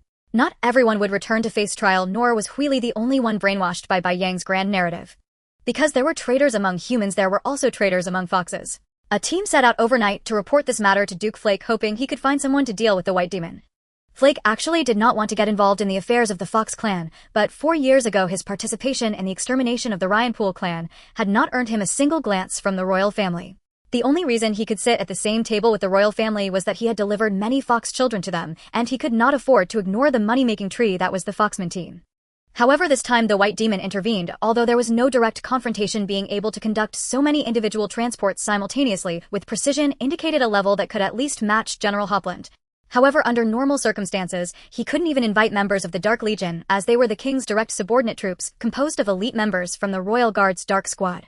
Kroger had no idea that such a branch existed. If he did, he would surely feel despair. He didn't even know that level 145 was not the end of leveling up. Flake could only calm their emotions first and would check the situation later. Gaipa understood that the Foxman team had not been completely annihilated, since they had already colluded with humans and could not just sit back and do nothing. As the current leader of the Fox clan, he had to reorganize the clan. First, the conflicts arising from the influence of the Foxman team among the 3 clans must be thoroughly resolved. Thus Zhang Lan became the key figure, as she was regarded as the cursed child by Bai Yang and others. Clearly the curse they had cast could not be the reason for labeling Zhang Lan with such a title. As a hybrid of the White Fox clan and the Black Fox clan, did Zhang Lan hide some secret? Unfortunately, Bai Yang was already dead. He dared not kill Zhang Lan outright, but what was the intention behind imposing a death curse in such a roundabout way? Annalise and her group spent the night at Feng Hua's residence, and they only managed to rest until noon the next day. Gaipa specifically sought out a trusted teacher within the clan to see why the hybrid Zhang Lan was so important to Bai Yang. Currently, Zhang Lan was undergoing significant psychological trauma and was lost in thought. Half a month ago she had already died, but was brought back to life by Zhang Dafeng, though living like a puppet was hardly different. In fact, she was very afraid of Zhang Dafeng, fearing that if she displeased him he would never let her out again. She tried to persuade Ophelia, feeling both helpless and hoping that Ophelia would resist and not fall into her predicament. But now, she was free. Yet, she found herself somewhat unaccustomed. At that time, Annalise had unhesitatingly sent Hui Li to replace her, allowing her to realize that Annalise truly did not want her to suffer. When she assumed her identity, it was truly just to help her level up. Moreover, Annalise had also dealt with the root cause of her misfortunes. Though she still had not avenged her mother, these matters were unthinkable when she was captured by the slave traders. After examining Zhang Lan, the teacher invited by Gaipa discovered something very important. Zhang Lan was not merely a simple black and white hybrid, she also had a trace of red fox bloodline. Moreover, she could use 3 types of foxfire. After several days of careful guidance from the teacher, Zhang Lan was already able to freely unleash the 3-colored blended brown-gray foxfire, which had been verified to be capable of killing level 50 monsters with the power of level 30. During these days, Annalise and her companions roamed the Fox realm, as Gaipa did not allow them to get involved in the affairs of the Fox clan. During these days, Gaipa was busy with the trial of the remnants of the Foxman team, which was conducted publicly with representatives from the 3 major families and commoners voting to determine the penalties. Over 1,000 people underwent trial, among whom more than 200 who had killed their kin were sentenced to death, while the rest who wished to reform were allowed to redeem themselves through labor in the Fox realm. Those with ambiguous attitudes were imprisoned. Originally, Gaipa wanted to exile those who were beyond redemption, but then a crucial question arose. Where did the children Bai Yang had exchanged for humans end up? Speaking of children, during this time Annalise also took Kellyan back and brought back those fox children. However, those human children had nowhere to go. They chose to stay in the guild and became apprentice adventurers, leveling up in an orderly manner under the arrangements of Kalara. Moreover, they all had good talents, and after a few days several of them could go to exclusive leveling zones. The Fox children did not want to stray too far from home, so none of the 20 children wanted to join the Floating Cloud Guild. However, they were all very grateful to Annalise, saying that once they had leveled up enough in their clan, they would come back to Slan City to visit. Annalise thought it would be better if they did not come specifically for her, as she still had to return to being Zhang Dafeng over there. In short, during these days, Sang Lan learned a lot of useful things from her teacher. Rather than blindly leveling up, she finally realized how important she was to the Fox clan. Thus, on June 26th, seeing that Sang Lan had mastered the use of the 3 flames perfectly, Gapa notified the members of the 3 clans to convene a meeting. The purpose of this meeting was already quite evident. Sang Lan was jointly nominated by Gapa, Yan Yi, and Feng Hua as the highest leader of the Fox clan. At first, everyone thought it was merely to compensate Sang Lan for the injustices she had faced in the Fox clan, but upon seeing Sang Lan wield the white, black, and red foxfire, with that alone making her the highest leader was beyond dispute, she accepted the worship of the entire clan. Sang Lan was completely unable to adapt to this drastic turn of events. Had it not been for Annalise standing invisibly behind her, she would have been unable to endure until the end of the meeting. Thus the Fox clan transitioned from being dominated by the White Fox clan to a representative parliamentary system of the 3 clans, with the elders of each clan becoming members of the 3 clan council. Moreover, they specifically established a committee for human affairs, as such a significant change in the Fox clan could not be ignored by humans. Annalise was invited to serve as an external advisor for the clan. Of course, Annalise initially did not want to overly involve herself in the affairs of the Fox clan, but she reluctantly agreed out of respect for Sang Lan. However, placing her in this position inevitably meant standing against the humans they referred to, as she was still seen as the white demon in the eyes of humans. Next came the aspect of talent cultivation. Since the Fox clan generally only knew Foxfire, and Bai Yang and others had proven that contact with humans could allow them to learn various magic and even various peculiar techniques, the main agenda of the first Fox clan meeting was to select some talents to accompany Annalise to Slan City for exchange and learning. This naturally received a lot of responses, but the slots were limited and Cullion was responsible for the vetting. Then there was the matter of the barrier. Since this barrier was established by Bai Yang, Heimo, and Qi Yan together, it automatically shattered after their deaths. Gapa felt that under the current circumstances the barrier was still necessary, so at the first meeting he proposed to construct a one-way barrier, which would only defend against external forces. No one opposed this. They knew that humans were not as friendly towards the Fox clan as people like Annalise. Gapa, Yan Yi, and Feng Hua spent a full day on June 27th to re-establish a barrier. This barrier's strength was somewhat weaker than before, but could still protect against humans below level 70. As for humans above level 70, that was beyond the barrier's scope. Meanwhile, Duke Flake, after waiting for several days, finally arrived at the city of Fox on the night of June 27th to investigate the situation. When he arrived on the scene, he was dumbfounded. Where was the city of Fox? The Foxfire had almost burned this place to the ground. Flake could hardly believe that such a large city had been reduced to nothing. He came to the Golden Palace, which was entirely constructed of gold, but it had been burnt to ashes, leaving only a large pit that had been tended to. This pit was originally the basement where Bai Yang studied the rejuvenation technique. After being destroyed that night, it only contained the remains of human children who died due to experimental failure. It had now been cleaned by the Fox clan and buried on site with a monument erected. The monument bore an inscription in memory of those who sacrificed before Dawn's arrival. Furthermore, the monument was adorned with a 3-colored holy fire with the white, black, and red flames intertwining. Not good. The Fox clan has unified. This was a significant matter for Flake. No, he thought it to be an even greater issue for the Azura's empire. The Foxman team established under Bai Yang's leadership had served as a vanguard to restrain the Fox clan. Now, not only had previous dealings fallen through, but if the Fox clan truly rose, they would definitely seek revenge against humans. Flake hurriedly led his men back to the royal capital. He needed to inform King Gilbert Azuras of this matter. Annalise felt it was about time the Fox clan had returned to the right track, and she could leave the Fox realm. Sang Lan once thought she couldn't leave while Annalise and the others were talking with Gapa. She directly left her teacher and rushed towards the former White Fox clan hall, which had been restructured into the Fox clan hall. Are you leaving? Seeing Sang Lan's gloomy expression, Annalise immediately understood what she was worried about. Are you worried you can't leave? Yeah. Your task was completed during that meeting, and now the focus is on enhancing your strength, but remaining in the clan won't allow for significant progress. Of course, we also need to take some of your clansmen with us. The selection is still being decided. In fact, just moments ago, Annalise and the others were discussing something with Gapa. Because Gapa mentioned the matter of rewards, Annalise knew she had to speak up. She had been considering this for a while. Annalise actually didn't have any particularly desired items. As she secretly glanced at Cullion, the best item, or rather her wish, had already been fulfilled. She thought of the Foxman team, then the organization, and recalled the matter of the Songqing Society. Can you send someone to investigate the human organization, Songqing Society? They might be active around Slan City. Songqing Society. They seem to be active in the central and southern parts of the Azura's empire, right? Noasha indeed knew many things. This organization seemed to have had an internal conflict and split recently. Internal conflict. Yes, there was an internal conflict probably due to differences in ideology. The specifics will likely need investigation to clarify. Annalise then realized that she had indeed become entangled with a troublesome organization. Would she end up unifying this organization just as Sanglan had done with the Fox clan? Annalise could no longer intervene in the matters of the Common People's Association. She had already been unilaterally designated as the Holy Maiden, so if they were to use her title for nefarious deeds it would spell trouble. She herself was not inclined to go through the trouble of investigating, so she decided to go along with it. After all, at this moment the Fox clan could be considered a powerful ally due to Sanglan. Next she needed to consider whom to bring to Ceylon City. This decision could not be made hastily. Although the Fox team was no more, it did not mean that the Fox clan was truly united. Otherwise Sanglan would not have claimed to be unwelcome. Moreover, the number of people taken must be limited. Carrion thought that selecting 3 from each clan would suffice.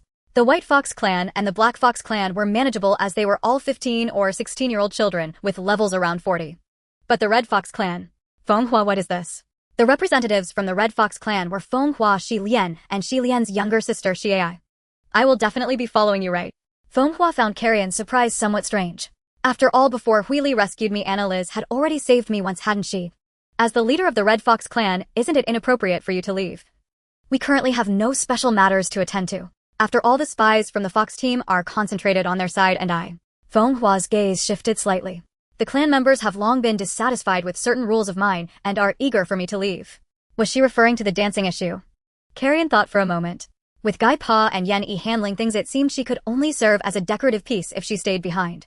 Bringing her along wouldn't matter, especially since her level 127 strength could ensure the Floating Cloud Guild's safety in Ceylon City.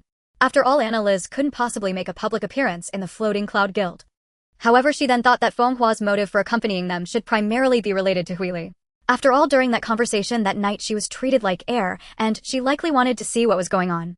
Annalise grew suspicious as she noticed Fenghua also intended to go to Ceylon City. She repeatedly confirmed with Fenghua, "Are you really going?" "Yes. Of course. I have nothing else to do anyway. But I won't be staying in Ceylon City for long." "Huh. Aren't you going with Carrion?" "Don't forget my reputation. If I were to show up casually, it would be you who are in danger." Fenghua initially thought she could achieve other objectives through Annalise, but she realized she was overthinking it. However, her desire to leave the Fox realm and see the outside world was genuine. Shi Lian and her timid younger sister Xiai were selected purely because Fenghua forcibly brought them along, claiming they were the only ones who fit the requirements. What exactly those requirements were Shi Lian did not know, but it was true that after staying in the Fox realm for so long she wanted to see the outside world. Yet she was reluctant to leave alone, so she brought her sister Xiai along. In contrast to her sister, Xiai appeared timid in front of others, as if she would cry if spoken to harshly. "Is it really okay to take her?" Carrion felt uneasy about Shi Lian's decision upon seeing Xiai's tearful expression. "That's precisely why I want to take her along." Shi Lian sighed. "Spending some time in human society should do her a lot of good." "That seems acceptable." Although a gathering of foxes could easily attract attention in Ceylon City, where the city lord was only level 86, Xiai with a level of 90 should not face much trouble. Now is the time to leave the Fox realm. With several days remaining until Carrion's planned return, despite having made 2 round trips in between, Carrion had not registered, which made it a hot topic within the guild. The more this happened, the more Styx felt that the White Demon might have connections with Carrion and the others. Otherwise, it would be impossible for Ceylon City to find anyone capable of using the teleportation magic. As for whether or not to dig deeper, Styx's choice was. Don't ask, asking would only lead to trouble. After crawling around outside for so long, he naturally knew what could be inquired about and what could not. Super strong beings like the White Demon generally have a characteristic they do not wish to be disturbed. However, he personally came to guide the 20 human children sent back by Carrion in their leveling. Initially, these human children were quite timid in the guild, but once they realized that no one here meant them harm, they opened up and shared some truths. Styx learned of the reasons why they were sold to Duke Flack by their parents and discovered that the Fox clan was currently being influenced by an organization called the Fox Team. "Do you know what they're up to?" He casually asked about the whereabouts of Carrion and the others during training. However, Carrion had specifically instructed them not to expose Anna Liz's existence, so they could only respond, "They went to rescue other children." What the hell, are they treating the guild like an orphanage? But after several days, the only people Carrion had returned with were these 20 human children, and the previously sheltered Fox children had all gone back. Considering that teleportation magic could be used at level 100, he felt that perhaps the strong beings of the Fox clan had taken the children back. They were unwilling to even face the guild, or perhaps they were wary of humans after learning about the deeds of the Fox team. All of this would have to wait until Carrion returned for clarification. However, after waiting several days, there was no sign of Carrion's return, and Styx grew somewhat anxious. Although he knew Anna Liz was with Carrion, he couldn't fathom the reason for Anna Liz to walk alongside Carrion. Thus, on the afternoon of June 27th, he asked Clara when Carrion's registration return time was. Upon learning it was July 4th, Styx directly said, "If she isn't back by then, I will personally lead a team to search for her." Clara was left dumbfounded. It seemed like this was the first time the president was so anxious, but Carrion was already married. Thinking of Zhang Dafeng being only level 20 now, if the president were to take Carrion away, it seemed that Zhang Dafeng would have no way to resist. She did not want to spread rumors, but Tolier might not be so restrained. Currently, Tolier was in a very awkward position. After reporting Carrion's identity as a member of the Ryan Paul clan to the security team, Carrion had inexplicably walked alongside Princess Cly, making it impossible for them to act. However, she also heard rumors that someone was planning to assassinate Princess Cly, feeling that this way Carrion would also die along with her, which brightened her mood. At this critical juncture, Carrion had run off outside. Furthermore, judging by the situation, it seemed she had gone to the Fox clan's territory far away in the Beastmen Kingdom. Now she could only pray for Carrion to die unexpectedly to alleviate her resentment. Even if she couldn't die, she hoped Carrion's reputation would be tarnished. Thus, starting from the afternoon of June 27th, rumors began to circulate within the guild regarding Carrion and the president. Zhang Dafeng found himself inexplicably wearing a green hat, as many still questioned the duel with Hibyud, feeling he might have bribed Hibyud. However, this could not be explained, as Hibyud was also a suitor for Carrion. When not lacking in money, how could he possibly back down for monetary gain? Could the president have discovered something and was trying to protect Carrion? But why did Carrion marry someone as weak as Zhang Dafeng? As these rumors spread, they began to point towards Zhang Dafeng. After all, there were quite a few people who liked Carrion, and her marrying Zhang Dafeng felt like a flower stuck in manure. As a result, with Carrion still not back, the discussion began to dwindle. Everyone's focus shifted to whether she could return before the president led a search for her. Initially, Anna Liz planned to use teleportation magic to return to Ceylon City, but upon noticing Kafria, she felt that it would be inappropriate to end Kafria's matter like this. At the very least, she needed to allow Antonio and Kafria's adoptive parents to voluntarily reveal the truth so Kafria could find peace. Before heading back to Ceylon City, let's first visit the Cat Clan's tribe. Anna Liz said to the foxes accompanying her. Go there. For what purpose? They then realized there was a cat girl in Anna Liz's group who had previously gone unnoticed. After all, saving Lon Lon was thanks to her, so we should first check in with her clan before returning to Ceylon City. Is that so? Thus Kafria suddenly became regarded as a great benefactor by the Fox clan, making Kafria feel embarrassed. For Kafria, her past was no longer a concern. No matter how she thought about it, her biological parents could not return. Now the best thing for her was that her relationship with Sang Lan had finally returned to the state she desired. Moreover, Sang Lan's confirmation of truly regaining freedom made her feelings towards Zhang Dafeng quite different. It was evident that he genuinely regarded Sang Lan as his daughter, and he liberated Sang Lan directly. Even though Sang Lan had changed significantly, becoming the highest leader of the Fox clan, possessing bloodlines from the three tribes, able to wield the three tribes' Fox fire and defeat monsters, even above level 20. Of course, Anna Liz was still too powerful, which perhaps was the primary reason Zhang Dafeng liberated Sang Lan. Other people's identities were inconsequential to him. She had stopped thinking much about tribal matters, her mind now filled with thoughts of the future. Since it was no longer just the initial 5 people staying overnight outside was inconvenient. Therefore, to save time, Anna Liz decided to teleport directly to the vicinity of the Cat Clan's tribe in the evening. Who would have known that this teleportation would just happen to encounter a major event? Originally, Anna Liz had calculated the teleportation location and planned to land on the mountain where she had previously met Foster. However, as they teleported, they landed right in front of someone. This person was none other than Antonio, the chief of the tribe to which Kafria belonged. At this moment, he had lost the refined demeanor he had when he first arrived, appearing disheveled as if he had just been attacked. You all. Before Anna Liz's group could ask him what was going on, 5 humans suddenly sprang out not far behind him. She sensed their levels averaging level 50, which was hardly impressive among the foxes. However, for the Cat Clan it would suffice. Who are these people? Feng Hua could not discern these humans' identities, but she felt they were far from friendly. The moment these people saw so many foxes appear, they stared wide-eyed. A slave from the Cat Clan could sell for 100 gold coins at most, while a fox slave was worth a fortune. However, they were not fools. Even if they were thinking these things, they could not fail to recognize who was the leader among this group, especially since Cly was among them. Cly was the one most opposed to their thoughts, even though she was just a powerless royal princess. Retreat. The leading male realized that these individuals might be reinforcements and immediately ordered a retreat. Miss Anna Liz. Don't let them get away. They're slave traders. Having failed to negotiate with them, they began to snatch people everywhere. Antonio hurriedly sought Anna Liz's help. This time they actually want 500 people. Liz said. Little disappeared for a moment and then threw all 5 of them to the ground. The 5 displayed horrified expressions, completely unwilling to resist. Speak up, which slave trader do you belong to? Liz felt as though she had been entangled with slavery, continually resolving issues related to it. Is this the theme of this world? The 5 were reluctant to speak. Dying here was one thing, but betraying their boss would also lead to death, so they preferred to die here. If they don't talk, how would you like to deal with them? Liz asked Antonio regretfully. Antonio was initially stunned, but then reacted. They are directly committing arson and robbery. We can't let them leave alive. Arson and robbery. Kefria couldn't help but worry about her adoptive parents. What about my dad, mom, and 3 younger siblings? I truly don't know. Could it be the events from when I couldn't remember were about to repeat themselves?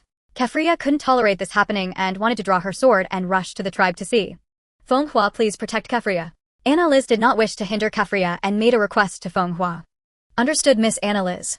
Feng Hua did not refuse and followed Kefria. Why not go with Kefria? We need to make these 5 spill some information. In any case, if anything happens to Kefria, I will step in. Please, spare us. We're just following orders. The 5 already understood that Liz intended to torment them and did not want to die too pathetically, suddenly losing their bravado. We haven't killed anyone. Really? We can swear. Then why not answer the question? We are under Irek's command. Irek. For Clay, even though she knew it was not the same race, she had at least used that name before, and she became even angrier than Liz. What is his real name? Liz glanced at Clay and then asked them. Real name. The captain truly wanted to survive and immediately betrayed his boss, Kaishans. Kaishans. Clay once again felt the malice of the world. He was still alive. He came all the way to the Beastmen Kingdom just to capture slaves. No, it was highly likely he did not come on his own accord. He must have been sent by someone. This person could only be Neagle. Why did he come here? We are just working for him. We don't know the specifics. It's just that we saw him confront nobles at that time. It might have been requested by those nobles. Carrion, what do you think should be done with these people? Do you think killing them would be useless? Killing them is too merciful for them. Then let's punish them. How to punish them? Punish them by making them do the opposite of what they did before. Doing the opposite. That works. Thus Liz said to them, rescue the people you captured and treat Kaishans as your enemy. The 5 individuals immediately realized that they were doomed, and Liz was merely selecting their method of death. Although they were still alive, their minds began to reflect on the lives they had lived. As individuals of rank, they were already much stronger than ordinary people, yet even with their superiority, they soon realized upon joining the guild that it was not something they could take pride in. After layers of deductions from the commission, the amount that actually reached them was less than half of the promised reward, leaving them feeling lost about their future. However, after a period of working as freelance adventurers, they found that earning money was even harder than joining the guild. After all, those who bypassed the guild for commissions were typically impoverished individuals who could hardly spare any funds, making the completion of their tasks akin to charity. Unable to afford their living expenses, yet unwilling to give up their dignity as adventurers, they were approached by a slave trader. As long as they captured slaves, they could earn a commission of 10 of the transaction value of each slave. Additionally, capturing the catfolk was a breeze for them, allowing for a single operation to net them dozens of gold coins. This was certainly faster than earning from commissions, and although it often involved bloodshed, they had become desensitized to it by now. Even though working with Irek was not particularly profitable, they regarded Irek as their benefactor. Even without financial gain, it was a familiar task to them, and they felt compelled to repay the kindness of someone like Irek. Now asking them to smash their own rice bowl, they felt a strong internal resistance. They decided to delay as much as possible until Irek successfully took the slaves away. Seeing their conflicting expressions, Liz already had her answer. If you can hesitate over something like this, then there's nothing more to say. You have already lost your best chance at redemption. We have no idea where they took the slaves. How can we rescue them? Do we still have to lie at this point? Sigh. Liz had nothing more to say and glanced at Karen. Karen could only nod helplessly. Their unwillingness to accept an opportunity indicated that they did not truly regard the people they had taken as human. However, Liz did not wish to end their lives in a bloody manner. Instead, she opted for a dark magic of her own design. She named it Dream of Rest, which, as the name suggested, allowed one to die peacefully in their dreams. The dream was crafted as a beautiful path through their life experiences. The 5 individuals collapsed onto the ground, appearing as if they were merely asleep. Let's go and resolve this disturbance together. Meanwhile, Liz healed Antonio's wounds. Antonio was completely bewildered. Who exactly was Liz? How could a human walk alongside the foxfolk? He was unable to comprehend many of his questions, and the group hastened their pace, seemingly unwilling to let him keep up due to his insufficient strength. He realized he could no longer involve himself in what came next, standing in place in a daze. Suddenly he remembered something and turned back to check on the 5 humans who had pursued him. They're dead. Earlier he had only seen 5 clouds of black mist enter their bodies through their nostrils, yet they seemed unfazed, slowly collapsing as if asleep. The entire process had been devoid of any gruesome visuals, and only upon turning back did he realize they had already perished. He then understood that Anna Liz had no reason to return, recalling the words he had exchanged with Kafria's adoptive parents after she had left. Had she overheard them? Did she know that the separation effect was a lie? Did she know about the slave traders' demands for people and specially returned just in time? Was her return due to Kafria? He suddenly felt that the catfolk tribe needed Anna Liz's protection, but directly trying to curry favor with her might be met with disdain. If Anna Liz returned for Kafria, then it would be necessary to consider Kafria's relationship with Anna Liz as a guarantee for the tribe's safety. With this thought, Antonio felt that his plan might have a chance of success. Unfortunately, Anna Liz was a woman, and her strength likely meant she wouldn't be interested in a male catfolk. No, she was surrounded by women. Could it be that she actually had a heart for men? Did she prefer girls? Antonio had already thought of what to do after the incident calmed down, but before that he had to do one thing. The bodies of the 5 humans could not just be left here. While Anna Liz and the others were eliminating the slave traders one by one, he worked hard to dig a pit for the 5 humans on the hillside. By the time he had almost finished digging, only Irek and his 2 personal guards remained among the slave traders. Meanwhile, the foxfolk who had gone to search for others had found the captured catfolk children and some young beautiful adult women. When Kafria arrived at the small wooden house where her adoptive parents lived, the house had already collapsed. She wanted to lift the wood all at once, only to discover that there was nothing left. Earlier, with Fenghua's company, she had searched the entire tribe, but could not find her adoptive parents or the 3 children. The collapsed house gave her a very ominous feeling. She struggled to calm her turbulent heart and cautiously moved the wood aside. Reality was harsh. Her luck in being found by Antonio years ago under the ruins had not extended to her adoptive parents and the 3 children. All 5 of them were dead. Although Kafria felt she had nearly moved on, seeing this cruel reality made her feel as though she had not yet escaped. Tears streamed down her face without restraint. By the time Anna Liz and the others arrived, she was already kneeling on the ground, unsure of who she was or what she was doing there. The only thing she knew was that being level 30 was far from enough to combat the malice of this world. Lady Anna Liz, all the slaves have been rescued. A young member of the White Fox tribe truly regarded Anna Liz as an important figure, delivering reports with politeness. Additionally, the head of the slave traders and his personal guards have also been captured. Upon hearing that the slave traders' leader had been captured, Kafria stood up like a robot.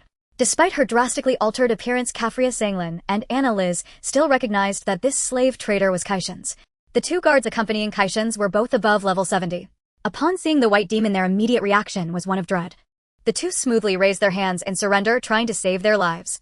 But surrender was futile, as their act of slaughtering the catfolk had been witnessed by Anna Liz and her companions. This time Anna Liz did not use the earlier dream of rest. Instead, she raised her right hand to cast a spell. 2 dark needles appeared in front of them, instantly piercing their hearts. Then countless spikes erupted from the dark needles, rampaging within their bodies. The sight of blood pouring from their 7 orifices sent chills down Sanglin's spine. In contrast, Kafria appeared much calmer. From now on, this will likely be the norm. Anna Liz did not choose to kill Kaishan's, who was paralyzed with fear, as she still had many questions to clarify with him. Speak, who sent you here? Anna Liz began her impromptu interrogation of Kaishan's. White demon. You really are relentless. Kaishan's bore a great grudge against her. You've killed so many people, ruined my career, and left me in a situation where I'm neither here nor there.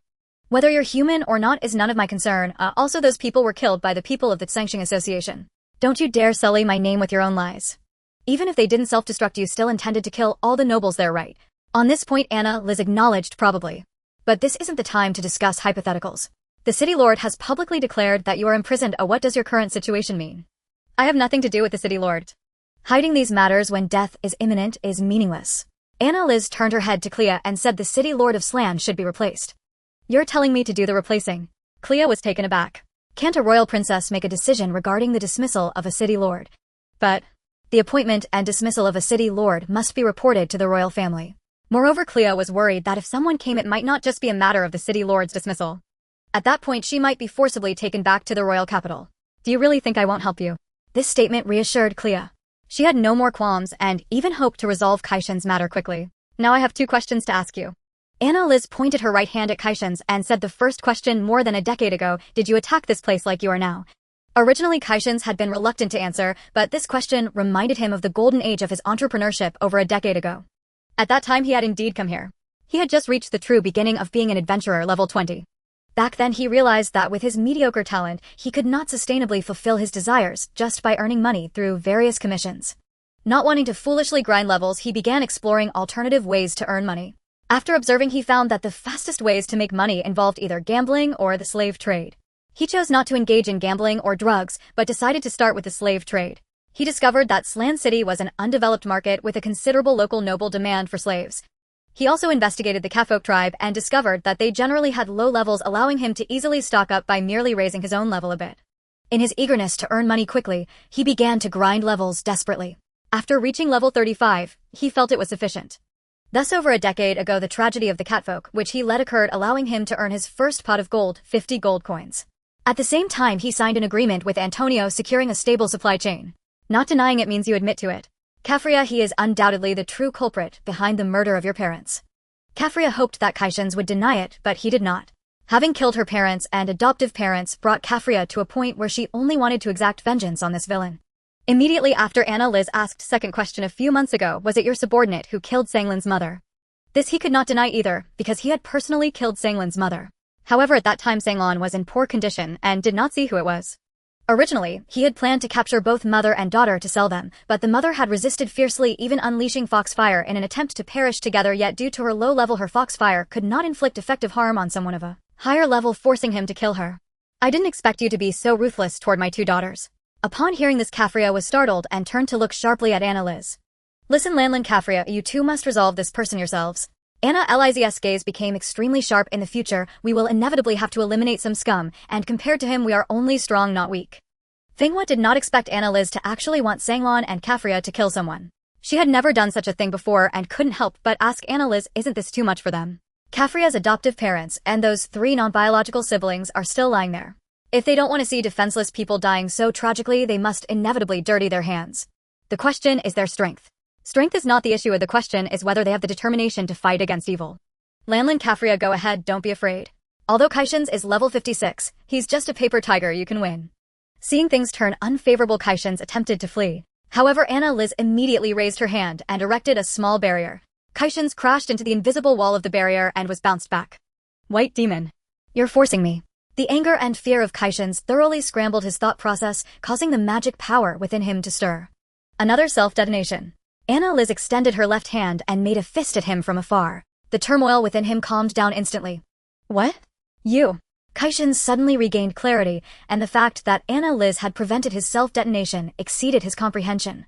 He had never heard of self-detonation magic being stoppable, as the initiation of this magic was internal. She could actually invade within to disrupt the magic's activation. He completely lost the will to fight. Are you just giving up? Anna Liz was disappointed. She had hoped that Kaishans would reveal his utmost malice to Sanglan and Kafria, allowing them to truly realize that some individuals were beyond redemption. Unfortunately, Kaishans did not reach that level. Kafria, though initially stunned, could not find it in herself to sympathize with this murderer when her adoptive parents and siblings lay dead. She raised the silver radiant sword given to her by Anna Liz and walked toward the defenseless Kaishans. Don't you have parents of your own? Kaishans could not answer, and Kafria was unaware that he was actually an orphan, having run away from the orphanage at about 5 years old, wandering ever since and barely surviving by stealing food and money. This life continued until one day when the vice president of a guild discovered that he was a leveler. Although he was of mediocre talent, he was still stronger than ordinary people, and the vice president took him in. However, his good fortune did not last long, as the vice president soon left the guild, but had asked if he wanted to come along. He chose not to follow the vice president because he did not want to endure a life of constant upheaval. Later he learned that the reason the vice president left the guild was because of the exploitative commission structure, which made him feel incompatible with the guild, though he had not revealed the truth to Kaishans at the time. I'm here to see my long-lost parents. I'm sorry. At the moment Kafria swung down the sword, he whispered this apology. Now is saying sorry of any use? However, Kaishans lost his breath directly, even wearing a strange smile as he fell. Sanglan did not make a move, but after seeing Kafria take action, she felt that she no longer needed to intervene. Everything from the past could be concluded with Kaishans' death. Life was ready to be segmented. The death of Kaishans did not bring joy to these catfolk who had survived the calamity. Instead, they felt a sense of fear. This fear stemmed from the weakness of their clan. Their overall strength only reached levels in the teens, as they had no concept of leveling up. Even after repeated human invasions, they had no intention of raising their levels. The most crucial reason is that they are a race abandoned by magical power. Their level changes primarily manifested in speed and heightened senses. For instance, Kafria even now could not successfully kill Kaishans if he showed even a hint of resistance. Moreover, killing Kaishans did not bring her any sense of relief. The overwhelming stench of blood from Kaishans' corpse made it hard for her to keep her eyes open. Annalise's embrace provided her with some comfort. She knew that by striking with the sword, she could no longer view the world with a child's mindset. However, no matter how high her level rose, without magical power, facing stronger enemies would be exceedingly difficult for her. Unlike Sanglin, who naturally had the advantage of Foxfire and could even slay monsters 20 levels higher. Though she was uncertain how to deal with intelligent foes, raising her level would undoubtedly make Foxfire far superior to swordsmanship. This led her into a strange state of anxiety. She could quickly move past the sorrow before her, yet she constantly pondered how to become stronger and break through the limitations imposed by her race to sense the existence of magical power. After finishing the burial, Antonio returned to find that all the slave traders had already perished. Miss Analyze, thank you very much. In the face of this settled situation, he could only bow deeply to Analyze in gratitude. Analyze felt no particular stir from this gratitude, but asked him, was it only your tribe that was attacked? Because we are the outermost tribe, it takes at least half a day on foot to reach the next tribe, and your arrival coincided with their recent visit. What are your plans next? Plans? Actually, Antonio was also contemplating these matters, but all he truly desired was for Analyze to protect the catfolk. From the perspective of their racial shortcomings, they wished to cultivate their combat strength on their own, but there was little chance of success. Therefore, most tribes chose to migrate north away from human territories. The people of Antonio's tribe did not wish to migrate too far, having settled here for nearly 20 years. Antonio found it hard to hold his head high in front of the chieftains because he was a staunch supporter of pro-humanism and believed that those who fled north, the anti-human faction, would only embolden humans further. He was a firm advocate of racial improvement, convinced that it was essential to reform the catfolk through humans to counter these unfriendly humans. He gathered the survivors of the tribe and shared his thoughts with them. Of course, his ideas were quite mad, but the arrival of Analyze and her companions made them realize that not all humans were as evil as Kaishin's and his group. While Analyze and the others hesitated on whether to intervene in the internal matters of the catfolk, Antonio led his tribe in a collective kneel before her. Lady Analyze, we implore you to protect our catfolk. Protection. We catfolk currently have no way out. Your strength is evident to all, and Kaforia's willingness to follow you shows that you are a friendly human to the catfolk. If you can help us, we are willing to do our utmost to meet your needs. Analyze was left bewildered by Antonio's words. What needs can you meet for me? She regretted asking this question without thought. Do you have a need for male companions? It seems not. Since there are only women around you, do you have a need for female companions? No, Antonio, what do you mean? Does that mean the only need your catfolk can provide is this aspect? But as you can see, this is our current situation. Being far from humans, we have no prospects for development. We are like the dogfolk, unable to use magical power, relying only on sheer numbers. What do you think? How do other tribes view you? I may become the eternal sinner of the catfolk, but continuing on this path, the catfolk will only face a dead end. If you suggest sending some people to learn swordsmanship, I could understand, but you want to reform the race through me. No, I don't mean for you to bear offspring with us, since you're human. What I mean is you could introduce some trustworthy males, allowing us to select some catfolk women to try bearing offspring. I want to see if my idea is correct. What correctness? Antonio's plan left Analyze feeling a tingling sensation on her scalp. Although many of our female tribespeople have been captured by humans, we currently don't know how many of them will bear children with humans. It's possible that humans won't allow such children to be born, so I feel that children born from humans and our catfolk will likely be catfolk and capable of sensing magical power. Do you truly wish to do this? If we don't do this, we will face more situations like the one we just experienced. This is no longer a moral issue, it is a matter of racial survival. Antonio's words seemed to awaken a sense of crisis in some of the women of his tribe. They did not want to experience similar events again, so they also said, Lady Analyze, please let us follow you. We do not want to encounter these people again. Analyze had not expected this turn of events. She was at a loss and could only seek help from Kulyan. She hoped Kulyan would refuse, but instead Kulyan seemed to be deep in thought. Kulyan. Darling, do you think the catfolk can become a force for us to fight against the Azura's royal family? Darling. Kulyan seemed to say this intentionally, but Antonio could only interpret it as Analyze indeed having such inclinations, and he even regretted not saying female companions first instead of male companions. Clay seemed to sense some of Kulyan's wild ideas. She couldn't possibly want Zhang Dafeng to validate Antonio's assumptions, could she? She suddenly realized that Kulyan seemed to desire not only revenge, but also hoped for a worldwide rebellion against the rule and encroachment of the Azura's royal family. After hearing the accounts of those free adventurer slaves and Krog, she recognized that the royal family's rule lacked popular support. Analyze's abilities should pose no problem in dealing with the royal family. However, Kulyan was the first to notice the connection between Zhang Dafeng and Analyze.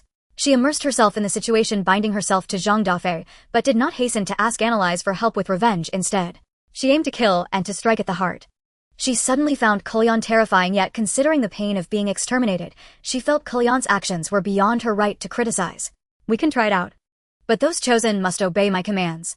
Antonio was genuinely curious about the relationship between Kulyan and Analyze, but he did not dare to ask, only able to observe that Analyze indeed cared about her feelings. But the term darling appeared too abruptly, leading him to question. Could it be that Analyze, who seemed like a woman, was actually a man? Yet he truly could not discern any masculine traits in Analyze. To be honest, he also felt that Analyze did not possess much femininity. Perhaps it was because he was not particularly fond of white-haired individuals. Kulyon, there is no need for this. Analyze still wanted to resist, as she had already realized what Kulyon intended to do. In truth, I long to hide away with you and live a simple life. But unfortunately, you have shown me the possibility of revenge. Does Kulyon have a grudge against anyone? Antonio inquired in confusion. We seem unable to assist. It's nothing, this is not something you should concern yourselves with. I suggest you lead your tribe's people north first and do not make any noise about it until we have good news. Is that so? Antonio had no other options left, for the death of Kaishans might attract more humans seeking trouble. Since they chose this path, there was no turning back. Those willing to follow them, please accept Miss Kulyon's evaluation. Before long, 2 or 3 dozen women actively stepped forward, some of whom appeared to be about the same age as Klai. Naturally, these women did not fall within Kulyon's assessment range. In the end, Kulyon only selected 3 catfolk women of a similar age to her: Lasana, a white cat subspecies with yellow-blue heterochromia and smooth white hair. Ander, a tricolor cat subspecies with brown-yellow eyes exuding a somewhat lazy vibe. Aliki, a mystic cat subspecies like Caphoria, radiating an aura of cool intelligence. Are you really only taking 3 people? Antonio felt a bit disappointed seeing that Kulyon only chose 3. Firstly, this is just an experiment, right? After all, you don't know what will happen. That's true, but it feels a bit few. Antonio glanced at the women who were downcast for not being selected and felt somewhat disheartened. There's no helping it, I have my principles. Besides, your catfolk's reproductive cycle is shorter than that of humans, and you should know the results in 2 to 3 months. Antonio was not anxious, he merely felt that there were too few participants validating his ideas. You should first find a way to keep this from the other tribes, as your current actions will surely attract more than just disdain from them. Kulyon said, now that you're truly taking people away, do you dare promise to withstand the pressure and keep this matter hidden before results are produced? Or do you intend to use this to intimidate them? In any case, Kulyon had not finished speaking when a loud shout suddenly came from a distance. Antonio, how dare you openly challenge our limits? This voice was powerful, and Analyze felt relieved it saved her from an awkward predicament. Following the sound, she saw a robust male catfolk resembling a leopard cat leading a group of seemingly capable catfolk warriors, their levels peaking at about 30, approaching through the ruins. He even wore a somewhat crudely made crown atop his head, which should indicate he was the leader of the catfolk. Chieftain Cidello, what exactly are you thinking? How dare you send the women of our clan to humans?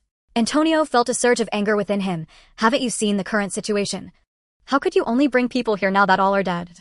I have long urged you to migrate north with us, you refused. Just a few days ago, we already relocated to a place 100 kilometers from the border of the Azura's empire. So far. Wouldn't that put you close to the sea? If you think hiding is not a solution, why are we unharmed? Can hiding solve all problems? And don't you think we attracted the firepower to keep other tribes safe? Who allowed you to attract firepower? They surely wouldn't seek deeper ground, would they? You can't be sure about that. Even if our catfolk face extinction, we cannot become slaves to humans. Sodlo's shout prompted his catfolk warriors to echo him. Do you still insist that hiding is the best strategy? What do you want to do, Miss Analyze, did you see? Antonio turned to express his grievances to Analyze. This is our chieftain, a coward who dares not act until all are dead. You. Cidello was so enraged that he couldn't catch his breath, but Analyze's invisible power kept him from acting as freely as before. Antonio seized the moment to press on. Miss Analyze, I have changed my mind. Please take my tribe with you. We have decided to sever ties with the catfolk. You. Make me furious. Cidello gestured for the catfolk warriors to surround their kin, preventing them from leaving. Listen, whoever dares to leave will be the eternal sinner of the catfolk. All follow me north, understood? Sodlo's scolding chilled the hearts of the remaining members of this tribe. When they were in distress, he had not come to fight back. Now that they wished to follow those who saved them, he suddenly emerged from nowhere to block their path. Cidello, you are no longer worthy of being our chieftain in our hearts. To everyone's surprise, the one who spoke up was Aliki, selected by Kulyon. Her cool demeanor left Analyze stunned as she spoke to the chieftain without an ounce of fear. Aliki, what do you mean, It was unclear if Cidello had previously taken an interest in her. His voice wavered as if he were rejected after confessing. It means nothing. I just believe staying in the catfolk is indeed futile. Had it not been for Miss Analyze bringing people to help, we would have died here tonight, never seeing the sun rise again. We must do something to change our situation, or we will let down our kin who have been captured and made into slaves. Chieftain, I can't sleep a wink while I'm here. All I want is a good night's rest, thank you. As for which human male might fancy me, it's none of my business. A man who allows me to sleep well is a good man. How did Kulyon choose her candidates? She selected 3 women who dared to speak back to the chieftain. Analyze inexplicably felt a premonition that Kulyon had chosen 3 remarkable catfolk women. The rebellious attitude of the three cat girls made Sedeluo, the clan leader, feel quite embarrassed. In fact, he was also hesitant, as hiding away was certainly not a solution. He understood Antonio's thoughts, but the idea of merging the catfolk with humans, leaving aside whether the male catfolk could mate with human females, giving female clan members to male humans. Such events had already occurred. After all, it was the female clan members who were targeted by the slavers, and they were increasingly capturing younger and younger girls, even going so far as to snatch away children like Kafria. The more he heard about these matters, the more he went insane, yet he felt powerless against the humans. Antonio could sense his inner struggle, as despite the catfolk being numerous in a world of swords and magic races, without magical abilities were practically useless. Oh, there is one more thing that the clan leader must know, Karen said, knowing he wasn't narrow-minded. Are you aware of the recent situation with the goblins? Goblins. What happened? Sedeluo certainly knew about goblins. In his eyes, they were even more contemptible than the catfolk. The goblins are currently evolving at a terrifying speed through humans or demi-humans. Moreover, they are now breeding a new king, and it won't be long before they might retaliate against humans. Have the goblins already become like this? Not only Sedeluo, but Antonio was also taken aback. At least this is what our investigation has revealed. If you think we are deceiving you, you can wait a month or two to see if it's true. But they're already doing such things, and you don't plan to stop them. Unless you don't care about the lives of those hostages. Hostages. Because someone made a foolish mistake and gave a slave to the goblins. Oh, and some of your clan members have also been captured by the goblins and may have already given birth to goblin children. To Sedeluo, this was a kind of broken window effect. Since the goblins had done such things, it was no longer surprising for humans to do the same. Rather, the goblins' precedent provided strong evidence for Antonio's assumption. After all, with such a vast difference in appearance between goblins and humans or demihumans, there was no so-called reproductive isolation. The catfolk and humans. He suddenly felt disheartened, only able to lament the unpredictability of the world, where there would always be more outrageous events shattering his understanding. In 3 months, I hope to receive a satisfactory answer. He said, no more signaling his own catfolk warriors to leave. The clan leader just left. Some of Antonio's tribe members couldn't believe he actually backed down. What should we do now, Chief? Should we migrate north? Many catfolk looked at Antonio, eager to know how he planned to arrange things. First, let's clean this place up, then we'll hold a vote to decide whether we should migrate north like them or relocate to where Lady Annalise is. The answer was already quite obvious. After such events with humans dying on the catfolk's territory, it would be strange if other humans did not come looking for trouble. In comparison, following Annalise would provide them with more safety.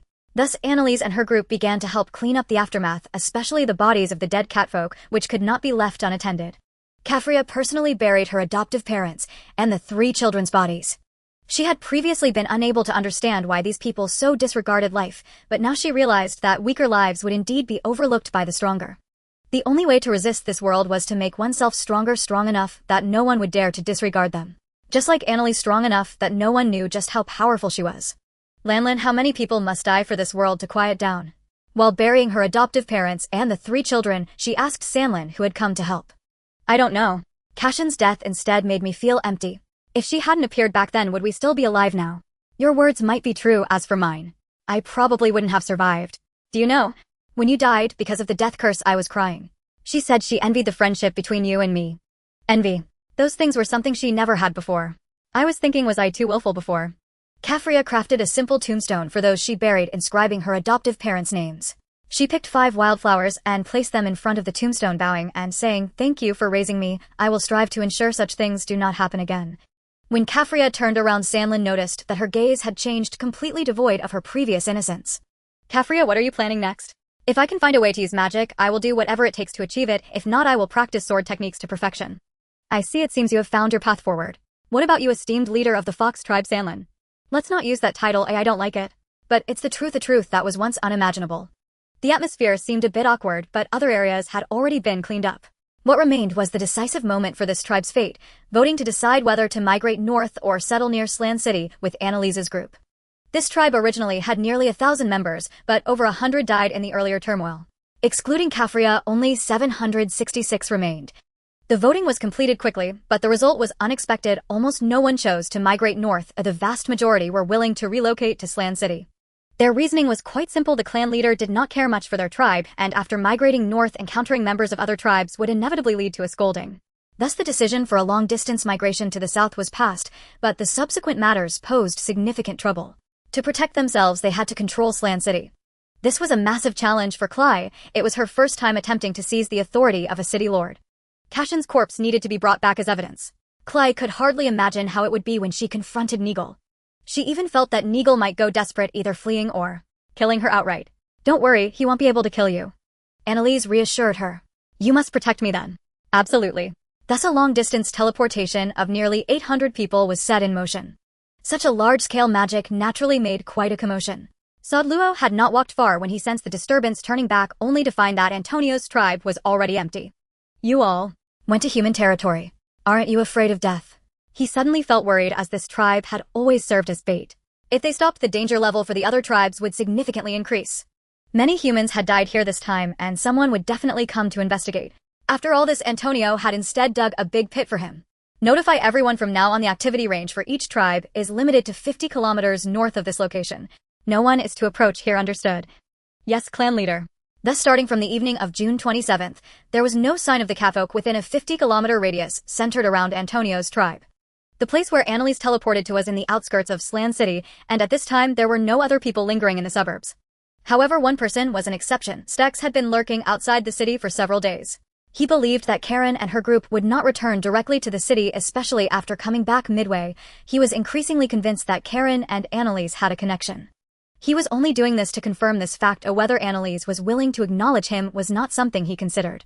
Seeing her in person was enough. For things and people that were desirable yet out of reach, he had always maintained the lowest degree of desire.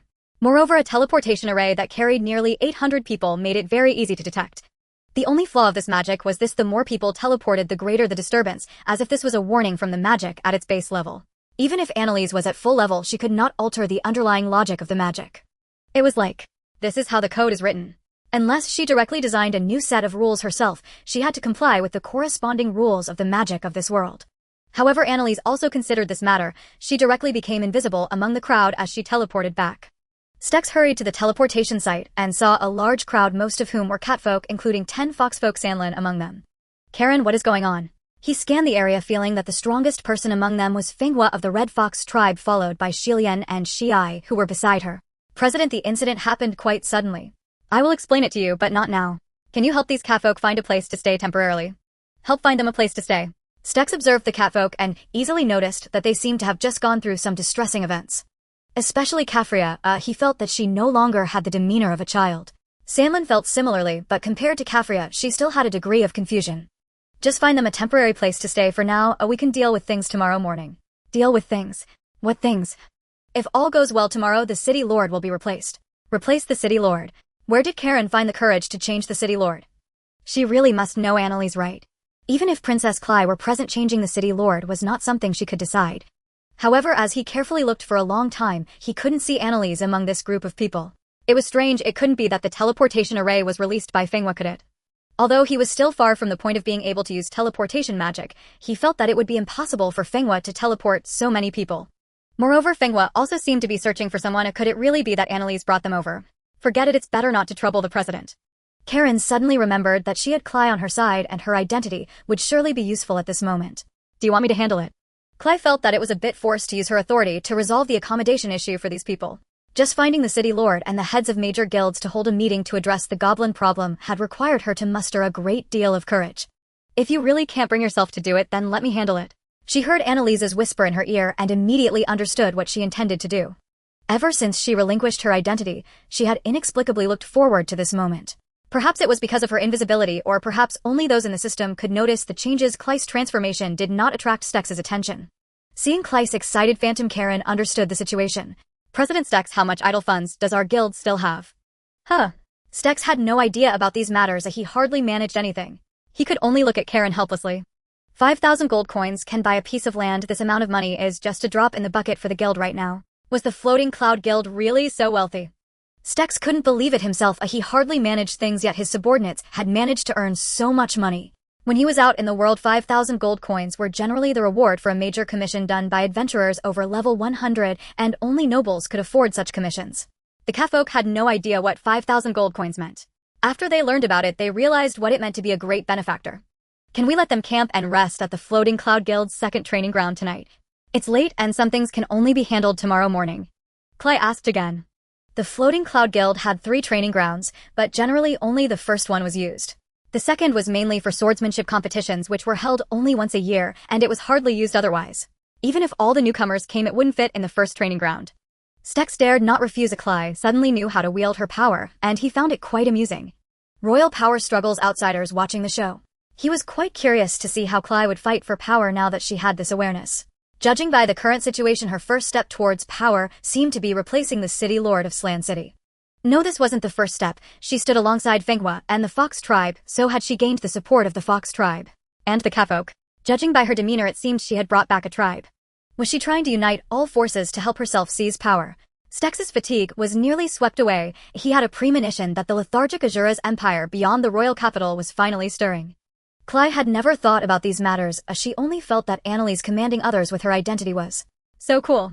Kli's identity is indeed useful, although it seems a bit strange. At least the people of the Andenryo tribe have made proper arrangements. At this moment, Andenryo truly understood Kli's identity. He never expected that the royal princess Kli would be rather inconspicuous among the 5 people with Annalise. Perhaps it was because her attire was much simpler than he had imagined for royalty, or perhaps it was because she did not carry the aloofness typical of nobility, but she simply did not exude the majesty of a royal. To be honest, arriving in human society made Andenryo a bit nervous. He knew he was taking a huge risk. Had it not been for Annalise wanting to take a look back, their tribe could have been completely annihilated. It wasn't too late yet, so there were still some guild staff present. The nearly 800 catfolk and 9 foxfolk, excluding Zhang Lan, flooded into the hall, truly startling them. If the president weren't present, even with Kulyan there, they wouldn't have known how to stop them. How many tents do we have in reserve?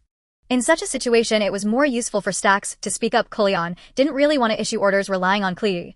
Killerala glanced at the supply statistics and immediately replied, "Report, President, we currently have 1,000 tents available for 4 people each. Then take 200 tents and arrange for these catfolk friends to stay in training ground number 2. President. According to regulations, these supplies are for adventurers registered with our guild. Outsiders need to pay for them." Huh. This. I'll pay for it. Kulyan stepped forward, 200 tents, 40 silver coins. Killerala was somewhat stunned. After all this time, did these catfolk have a relationship with Kulyan? I'll explain some things in detail tomorrow, there's no time today. However, Killerala was sharpied as she couldn't figure out who was present but knew who wasn't. Wait a minute, Kulyan, where's your husband? Upon hearing this, many people were reminded, including the 3 chosen catgirls. He's feeling sleepy and has already gone home to rest early. Although Kulyan had already thought about how to explain, she wasn't sure how many would believe it. But one thing they believed was that someone capable of bringing back so many people could not be Zhang Dafeng. However, this explanation could not convince the foxfolk, especially Fenghua, who always felt something was amiss. She was not foolish enough to expose Annalise's existence, as Kulyan seemed reluctant to reveal Annalise. However, Lasana, Ando, and Aliki were not concerned about hiding Annalise. They likely understood who Kulyan had chosen them for. Therefore, they were all curious about what kind of person Kulyan's husband would be. After properly settling the catfolk, Kulyan led the 9 foxfolk and 3 catgirls home. But before that, they needed Zhang Dafeng to appear. Kli went upstairs, first hiding in the room to change shapes. When Zhang Dafeng reappeared, Kli could not feel happy anymore. "I haven't transformed back for a long time." However, Zhang Dafeng's complaints were completely ignored by Kli, who lay on the bed not wanting to pay any attention to him. From this, it was clear that she had completely drawn a line between Zhang Dafeng and Annalise. Zhang Dafeng did not need to worry about any unclear relationship with Kli, as she only cared about Annalise, and drawing that line was quite good. Soon Zhang Dafeng pretended to rest before going downstairs to greet the dozen or so people. "You guys are back," he asked Kulyan while scratching his messy hair. "Hiss. Why did you bring back so many subhumans?" To help the guild grow stronger, Kulyan played along. "After all, other guilds don't really welcome us. So with so many people staying here, how should we arrange the rooms? Let's convert the storage room on the first floor. It doesn't have much in it anyway. Then I'll tidy it up. Do we have beds prepared?" "Of course, we discussed it on the way here. We'll go get them shortly." The two appeared to cooperate seamlessly, but in reality Zhang Lan and Kafilia felt extremely awkward watching. They stole a glance at the others. The foxfolk didn't show any particular reactions, but they sensed that Zhang Dafeng's level seemed a bit low and there was a significant gap compared to Kulyan, making them feel that Zhang Dafeng's family status might also be a bit low. But the 3 catgirls didn't think so. Instead, they closely observed Zhang Dafeng, as he was the man Kulyan wanted to introduce to them. While Zhang Dafeng and Kulyan were busy, the others sat in the living room chatting. The foxfolk naturally gathered together while the 3 catgirls quietly began discussing. Kafilia could hear their conversation, pretending not to care. She was actually very curious about what they thought of Zhang Dafeng. "What do you think of Lord Kulyan's husband?" "If we're just looking at appearances, he's average," Ando yawned and said, "but I'm not very concerned about this. I'm just curious why his level as a human is not much different from ours. You two are only seeing the surface. I feel that he and Lord Kulyan are acting secretly about something." Aliki stared thoughtfully at the storage room where Zhang Dafeng was. "I feel like he's been around while Lord Kulyan is out." Lysana wasn't very convinced, huh? If he were present, those bad guys wouldn't have discovered him, right? Aliki replied, I don't believe it either, but it really feels like a performance. At that moment, she suddenly turned around staring at the slightly flustered Kaphilia. Kaphilia was so frightened that she directly hid behind Sanglan. It does seem quite suspicious, she concluded based on Kaphilia's reaction. It feels like he must be hiding some secret. What secret? Lysana perked up her ears. I don't know, Aliki shook her head regretfully. I also don't know when Lord Kullion will let us interact with him. What's the use of waiting? It would be better to directly ask Lord Kullion or take the initiative to find him.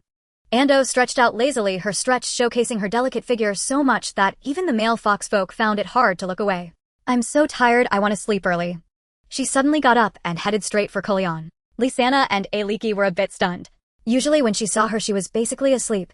They didn't know what Kullion saw in her to choose her for the experiment. Lord Kullion, who exactly are you going to introduce us to? Ando asked while yawning.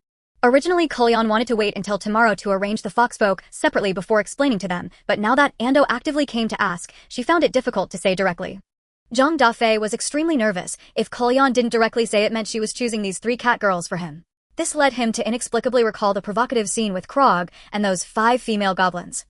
At that time he was watching the scene closely, he could still remember certain details now.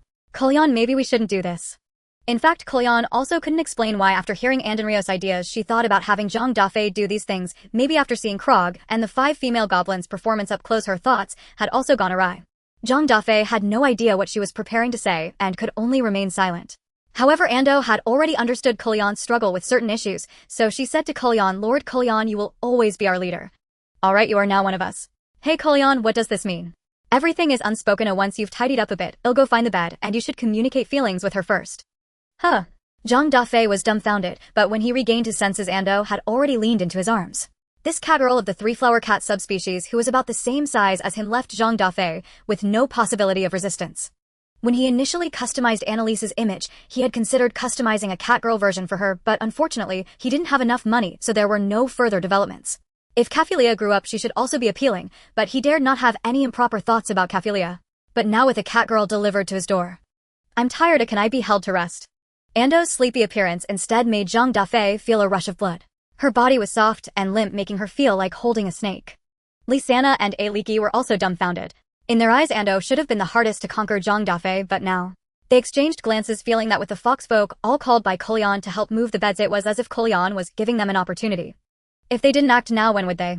Under the astonished gaze of Sanglan and Kaphilia, the two followed Zhang Dafeng and Ando upstairs shortly after. What exactly happened in that innermost room they didn't dare to imagine. They couldn't understand Kullion, but they knew about Krog's situation. Krog wanted the goblin tribe to give birth to a new king, and it seemed now that Zhang Dafeng also wanted to give birth to a new catfolk. Could this be called a convergence of paths? However, their imaginations were interrupted by Fenghua. Fenghua did not follow to help move the beds, but sat on the wooden sofa thinking. Given the current situation, Zhang Dafeng was indeed too suspicious. She always felt that Zhang Dafeng seemed to have been present the whole time, but she couldn't articulate why. Moreover, regarding the previous dancing incident, she claimed not to care, but that strange dance lingered in her mind. Upon seeing Zhang Dafeng, she felt that the kind of dance was something only he could perform. Zhang Dafeng and the 3 cat girls entered the room and did not come out, leaving the few people waiting for Kullion downstairs unsure of what to do. Clee had just recovered from her gloom, and when she left the room she sensed something was off. In the room next door there were signs of spring. Having seen the intense scene with Krog and the 5 female goblins, she felt that something was also wrong with her mind. She looked downstairs and found that the 3 cat girls who had come with her were gone, leaving only Sanglan, Kaphilia, and Fenghua sitting uneasily. Where is Zhang Dafeng? This was a question she already knew the answer to, but Sanglan and Kaphilia still followed her gaze to the innermost room upstairs. Clee thought to herself that it was a good thing she had distinguished between Zhang Dafeng and Annalise, otherwise she could not accept the idea of Annalise sharing a bed with someone unfamiliar. After all, Kullion seemed to have some issues with her thinking as well. Kullion said she liked Zhang Dafeng, but now she was finding catgirls for him, which raised the question of why she was doing something that would lead to her own cuckoldry. All 4 of them wanted to clarify Kullion's thoughts, but only Fenghua was unaware of the connection between Zhang Dafeng and Annalise. After a while, Kullion returned with the materials for building. The storage room could fit 5 beds, but since there were both male and female foxfolk, she had specially found materials to create partitions. The foxfolk expressed that they would handle the construction themselves, and Kullion agreed, as this was only a temporary arrangement for them, and she would find them proper housing tomorrow. Finally, she settled down. Seeing 4 people watching her in the living room, she understood what they were waiting for. However, with Fenghua present, she couldn't express her true thoughts. Fenghua seemed to realize she was somewhat redundant here and took the initiative to avoid the situation, going to check what Xilian and Xiai were doing. However, curiosity is something that if it can be suppressed would indeed require a strong will. Fenghua was not that kind of person, so she had been eavesdropping on the situation. However, Kulian had released a soundproofing spell. Soundproofing magic is not unbreakable, but it has two major prerequisites. First, one must have the intention to break it. Second, if there is a significant level disparity, one can hear the sound shielded by the spell without the caster noticing. So, what is considered a significant disparity? Kulian was currently level 51, if level 86 Nigel were to eavesdrop, he wouldn't hear anything, nor would Xilian and Xiai, but if level 127 Fenghua were to listen. Kulian clearly did not realize this, as she overlooked the level disparity between herself and Fenghua. You all seem very curious about why I'm helping him find women, right? Isn't that obvious? In my opinion, you're just asking for trouble. Clea struggled to divert her attention from that room. Well, it's common in the Azura's empire for a man to have many wives. Maybe my thinking changed after seeing what your guard did, but I have been pondering a question. What question? Do we each prefer to see Zhang Dafeng or Annalise? Huh. What does that mean? This question stunned everyone. Fenghua's internal doubt was finally answered. Zhang Dafeng and Annalise are the same person. Clea thought for a moment, and truly could not understand Kulian's thinking. Why would you think about this question? Isn't he able to switch identities freely? Precisely because he can switch freely that the disparity becomes pronounced. When he becomes Zhang Dafeng, do you feel safe? Not safe. Clea of course thought it through clearly, and after a moment of hesitation Zhang Lan and Kaphilia nodded in agreement with her answer. I believe Clea, he should one day liberate you just as he did Lan Lan. Then everyone would push him to the point where he could only become Annalise. Just this once he has been Annalise for so many days, and the enemies he will face in the future will be more. One day, he will be unable to switch identities according to his own will. So, before that day arrives, I can only use this method to prolong the significance of Zhang Dafeng's existence. Once we seize control of Silent City tomorrow, I plan to continue the bloodline for the Ruinbow tribe. Kulian, you actually think this way? If one day you become the last royal, you would think the same. After all, who wouldn't want their family to be lively and bustling? Of course, I assume that all of this is likely caused by me. But there's nothing to be done. Sigh. Without what happened 4 years ago, I probably wouldn't have become like this. That night, Zhang Dafeng was undisturbed. He came to understand Kroger's joy, but he felt uneasy inside because he could not grasp Kallian's intentions. Of course, the three cat girls were indeed good women, willing to listen to him recount his past that was already irrelevant to the present. Zhang Dafeng actually didn't want to talk about those trivial matters, but they were also the fragments that contributed to who he was now. He wanted to forget them, but could not. What moved him was that the three cat girls listened earnestly, unlike before he came to this world when hardly anyone wanted to hear about his pain. He originally wanted to hear their stories, but they all said there was nothing worth telling. Why? Because they had lived very monotonous lives from childhood until they were found by the slave traders, and life had been calm and peaceful. More than a decade ago they had narrowly escaped a disaster, but later the slave traders would occasionally come to demand people, and Antonio had no power to resist, resorting to drawing lots to decide who would be chosen. They always remembered the desperate faces of those sisters who were unlucky enough to be chosen, a memory that lingered even now. Moreover, due to their exceptionally good luck, they had not yet been taken away. But this was the last time, as all the decent girls in the tribe were taken away, and they once thought they were doomed. However, the arrival of Anna Liz saved them, and they witnessed Anna Liz instructing Kafria to slay Kaishans. Thus from that moment on they resolved that as long as they were not captured by the slave traders and sold to those who disregarded them, Antonio's crazy plans would not be a problem. This was also why they showed such a resolute attitude during Kallian's interview. The only thing that disappointed them was that Anna Liz was a woman and had vanished after arriving at Ceylon City, seeming like a presence both desired and unattainable. Do you really want to see her? Zhang Dafeng felt a void in his heart upon hearing their thoughts. We do, but we cannot do that. I'll grant you your wish. Initially, Zhang Dafeng hesitated about whether to hide Anna Liz's identity, but he was eager to prove that he was both Zhang Dafeng and Anna Liz. When Anna Liz suddenly appeared before them, they were all astonished. Lady Anna Liz, I tell you especially, I am both Zhang Dafeng and Anna Liz, but I am only strong when I transform into Anna Liz. Then she immediately switched back to the identity of Zhang Dafeng. Are you disappointed? But Zhang Dafeng completely misjudged the situation. For them this was an enormous surprise. How crazy that night was could not be described in words. Zhang Dafeng only knew that when he woke up his waist felt as if it might break. The catgirls Kallian chose were truly the finest of the finest, even making him feel a hint of fear, worried that his body could not handle it. But now he also needed to understand Kallian's true intentions. He struggled to crawl out from the three catgirl blankets, covering them with a proper blanket, and as he looked at their gentle sleeping faces free from danger, he left the room with a sense of unease. Kallian was waiting for him at the other end of the corridor. Kallian, why did you? How does it feel to still feel like a man? Kallian just smiled at him, her eyes returning to their rainbow state. You are only making me feel guilty. After all, It's okay, once today's matters are settled it will be my turn. Huh. What huh? You can handle 3 cat girls and I can't handle one. Kalyan's smiling demeanor made Zhang Dafeng feel troubled. Right now he was more worried not about his mentality and moral dilemmas, but about his health. The change in the menu made Zhang Dafeng feel Kalyan's seriousness. Even just by smelling the food, even though it looked the same, he sensed a nourishing aura. Moreover, it seemed that only his food was like this, as the catfolk's sense of smell. Zhang Dafeng glanced at the 3 cat girls who now seemed to obey Kalyan, completely sitting at the dining table with their backs straight, especially Ander, whose fatigue from sleep had vanished. From their incessantly moving ears and their tails held high, it was clear they were excited. But the more excited they became, the more Zhang Dafeng felt that they would be more terrifying at night. At least last night, he fully understood why catfolk women easily became slaves.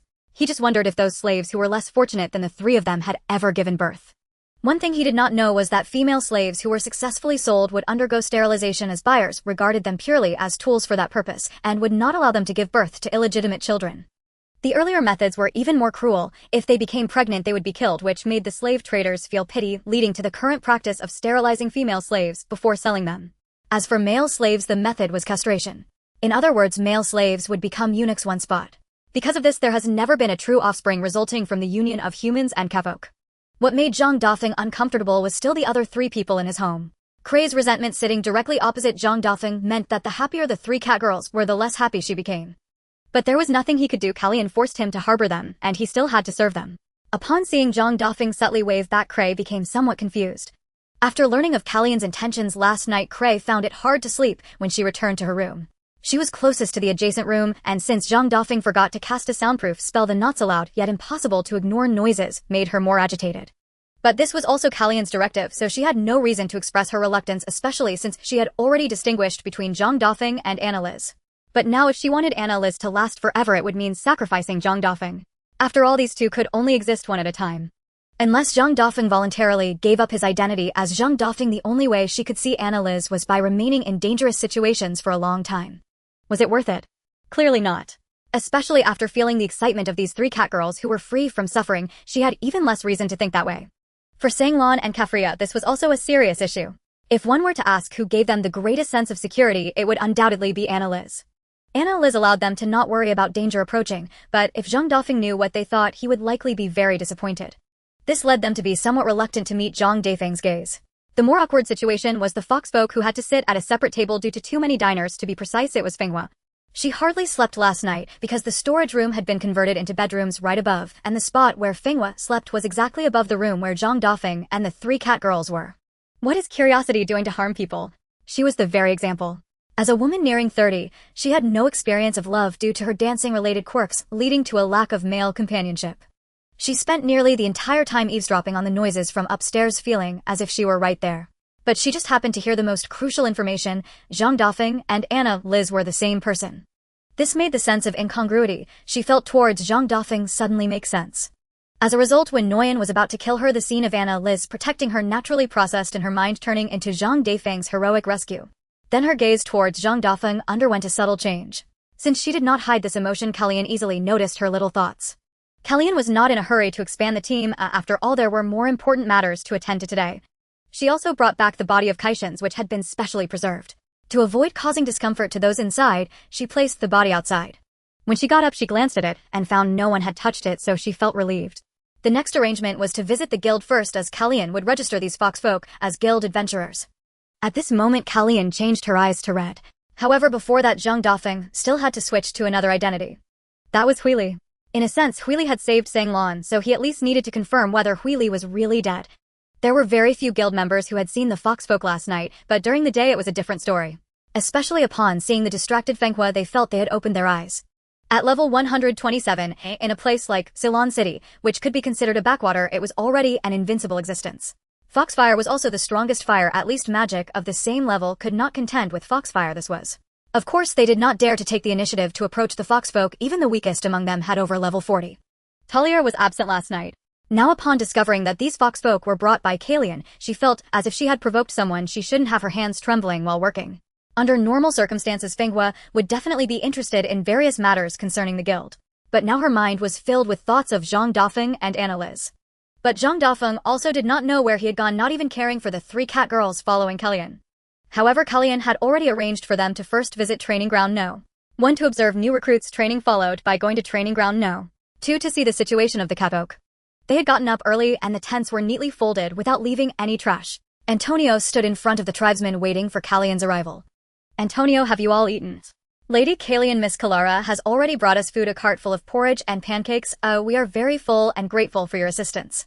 Then you should follow Calara to see if there are suitable places to settle the tribe. I have other matters to attend to. Lady Calian, what about them? Antonio was now very concerned about Lasana, Ander, and Eriki, who had returned home with Calian last night. He felt that the three had experienced an extraordinary night. The matter has been handled, I just don't know if it worked so soon. Antonio was somewhat surprised he had not known who Calian would let help confirm his speculation. Now it seemed that it had to be Calian's husband. Rest assured, I will notify you immediately once there is a result. The three of them are now the hope of our tribe's rebirth. I hope it can succeed. Antonio still could not fully rest easy, for over the years he had never seen human and catfolk offspring, and there were no legends of such people within the tribe. His speculation could actually be wrong. Calian did not care how he thought. She felt a bit regretful for not having succeeded earlier, so now she just wanted to finish today's matters and wanted to get pregnant with his child before Zhang Dafeng could no longer appear. At this moment Zhang Dafeng was feeling a bit anxious, so he switched to the Huili role when no one was watching. Huili's level dropped from the original level 135 to now level 1. Zhang Dafeng felt that if it took until level 135 to awaken Huili, it would be a long wait. However, the Huili role was different from other roles. She actually had a profession, puppet master. Does this system really have professions? She thought carefully, and so far, she had only encountered Huili as a puppet master, not knowing how she was even developed. It wouldn't be through various corpses, would it? There was no way to uncover this at present. The priority now was to provide the puppet master with a puppet. Of course, she did not want to use something like a corpse to make a puppet, so she could only rummage through Anna Liz's warehouse to see if there was anything that could be made into a puppet. Such an item did exist, but upon seeing it she recalled some unpleasant memories. She still remembered the scene where she confronted the reception god No. 114, having used identities she could not accept twice. Now looking back, she found it somewhat laughable since she was often using others' identities. Moreover, the god used her own identity, and she had no room to oppose that. This artifact was the little white skeleton used in the game engine by the reception god No. 114. This thing called Universal Puppet indicated that it could be transformed into any form desired by the controller when manipulated. Without hesitation, she sent it to Huili's warehouse. Calian had not yet come out, and seeing that no one was nearby, she thought of trying it out first. The first time using this universal puppet required binding, and the method was simple. The first person to touch it would be the binder. To unbind it, the binder had to actively release it, making it quite secure. After successfully binding without any issues, she thought about trying to change its form. So, who should it turn into? Looking at the people around her, it seemed inappropriate to transform into anyone. But then she had a sudden idea. What if she turned it into her current self, Huili? Perhaps this could trigger some miraculous bug. The method to change the puppet's appearance was also to touch it. As she attempted to alter it based on the Huili character's appearance, she felt something was off. When the puppet completely took on Huili's form, she suddenly saw a flash of white light before her. This was quite similar to what happened when she leveled up to level 8 using the Sanglan account.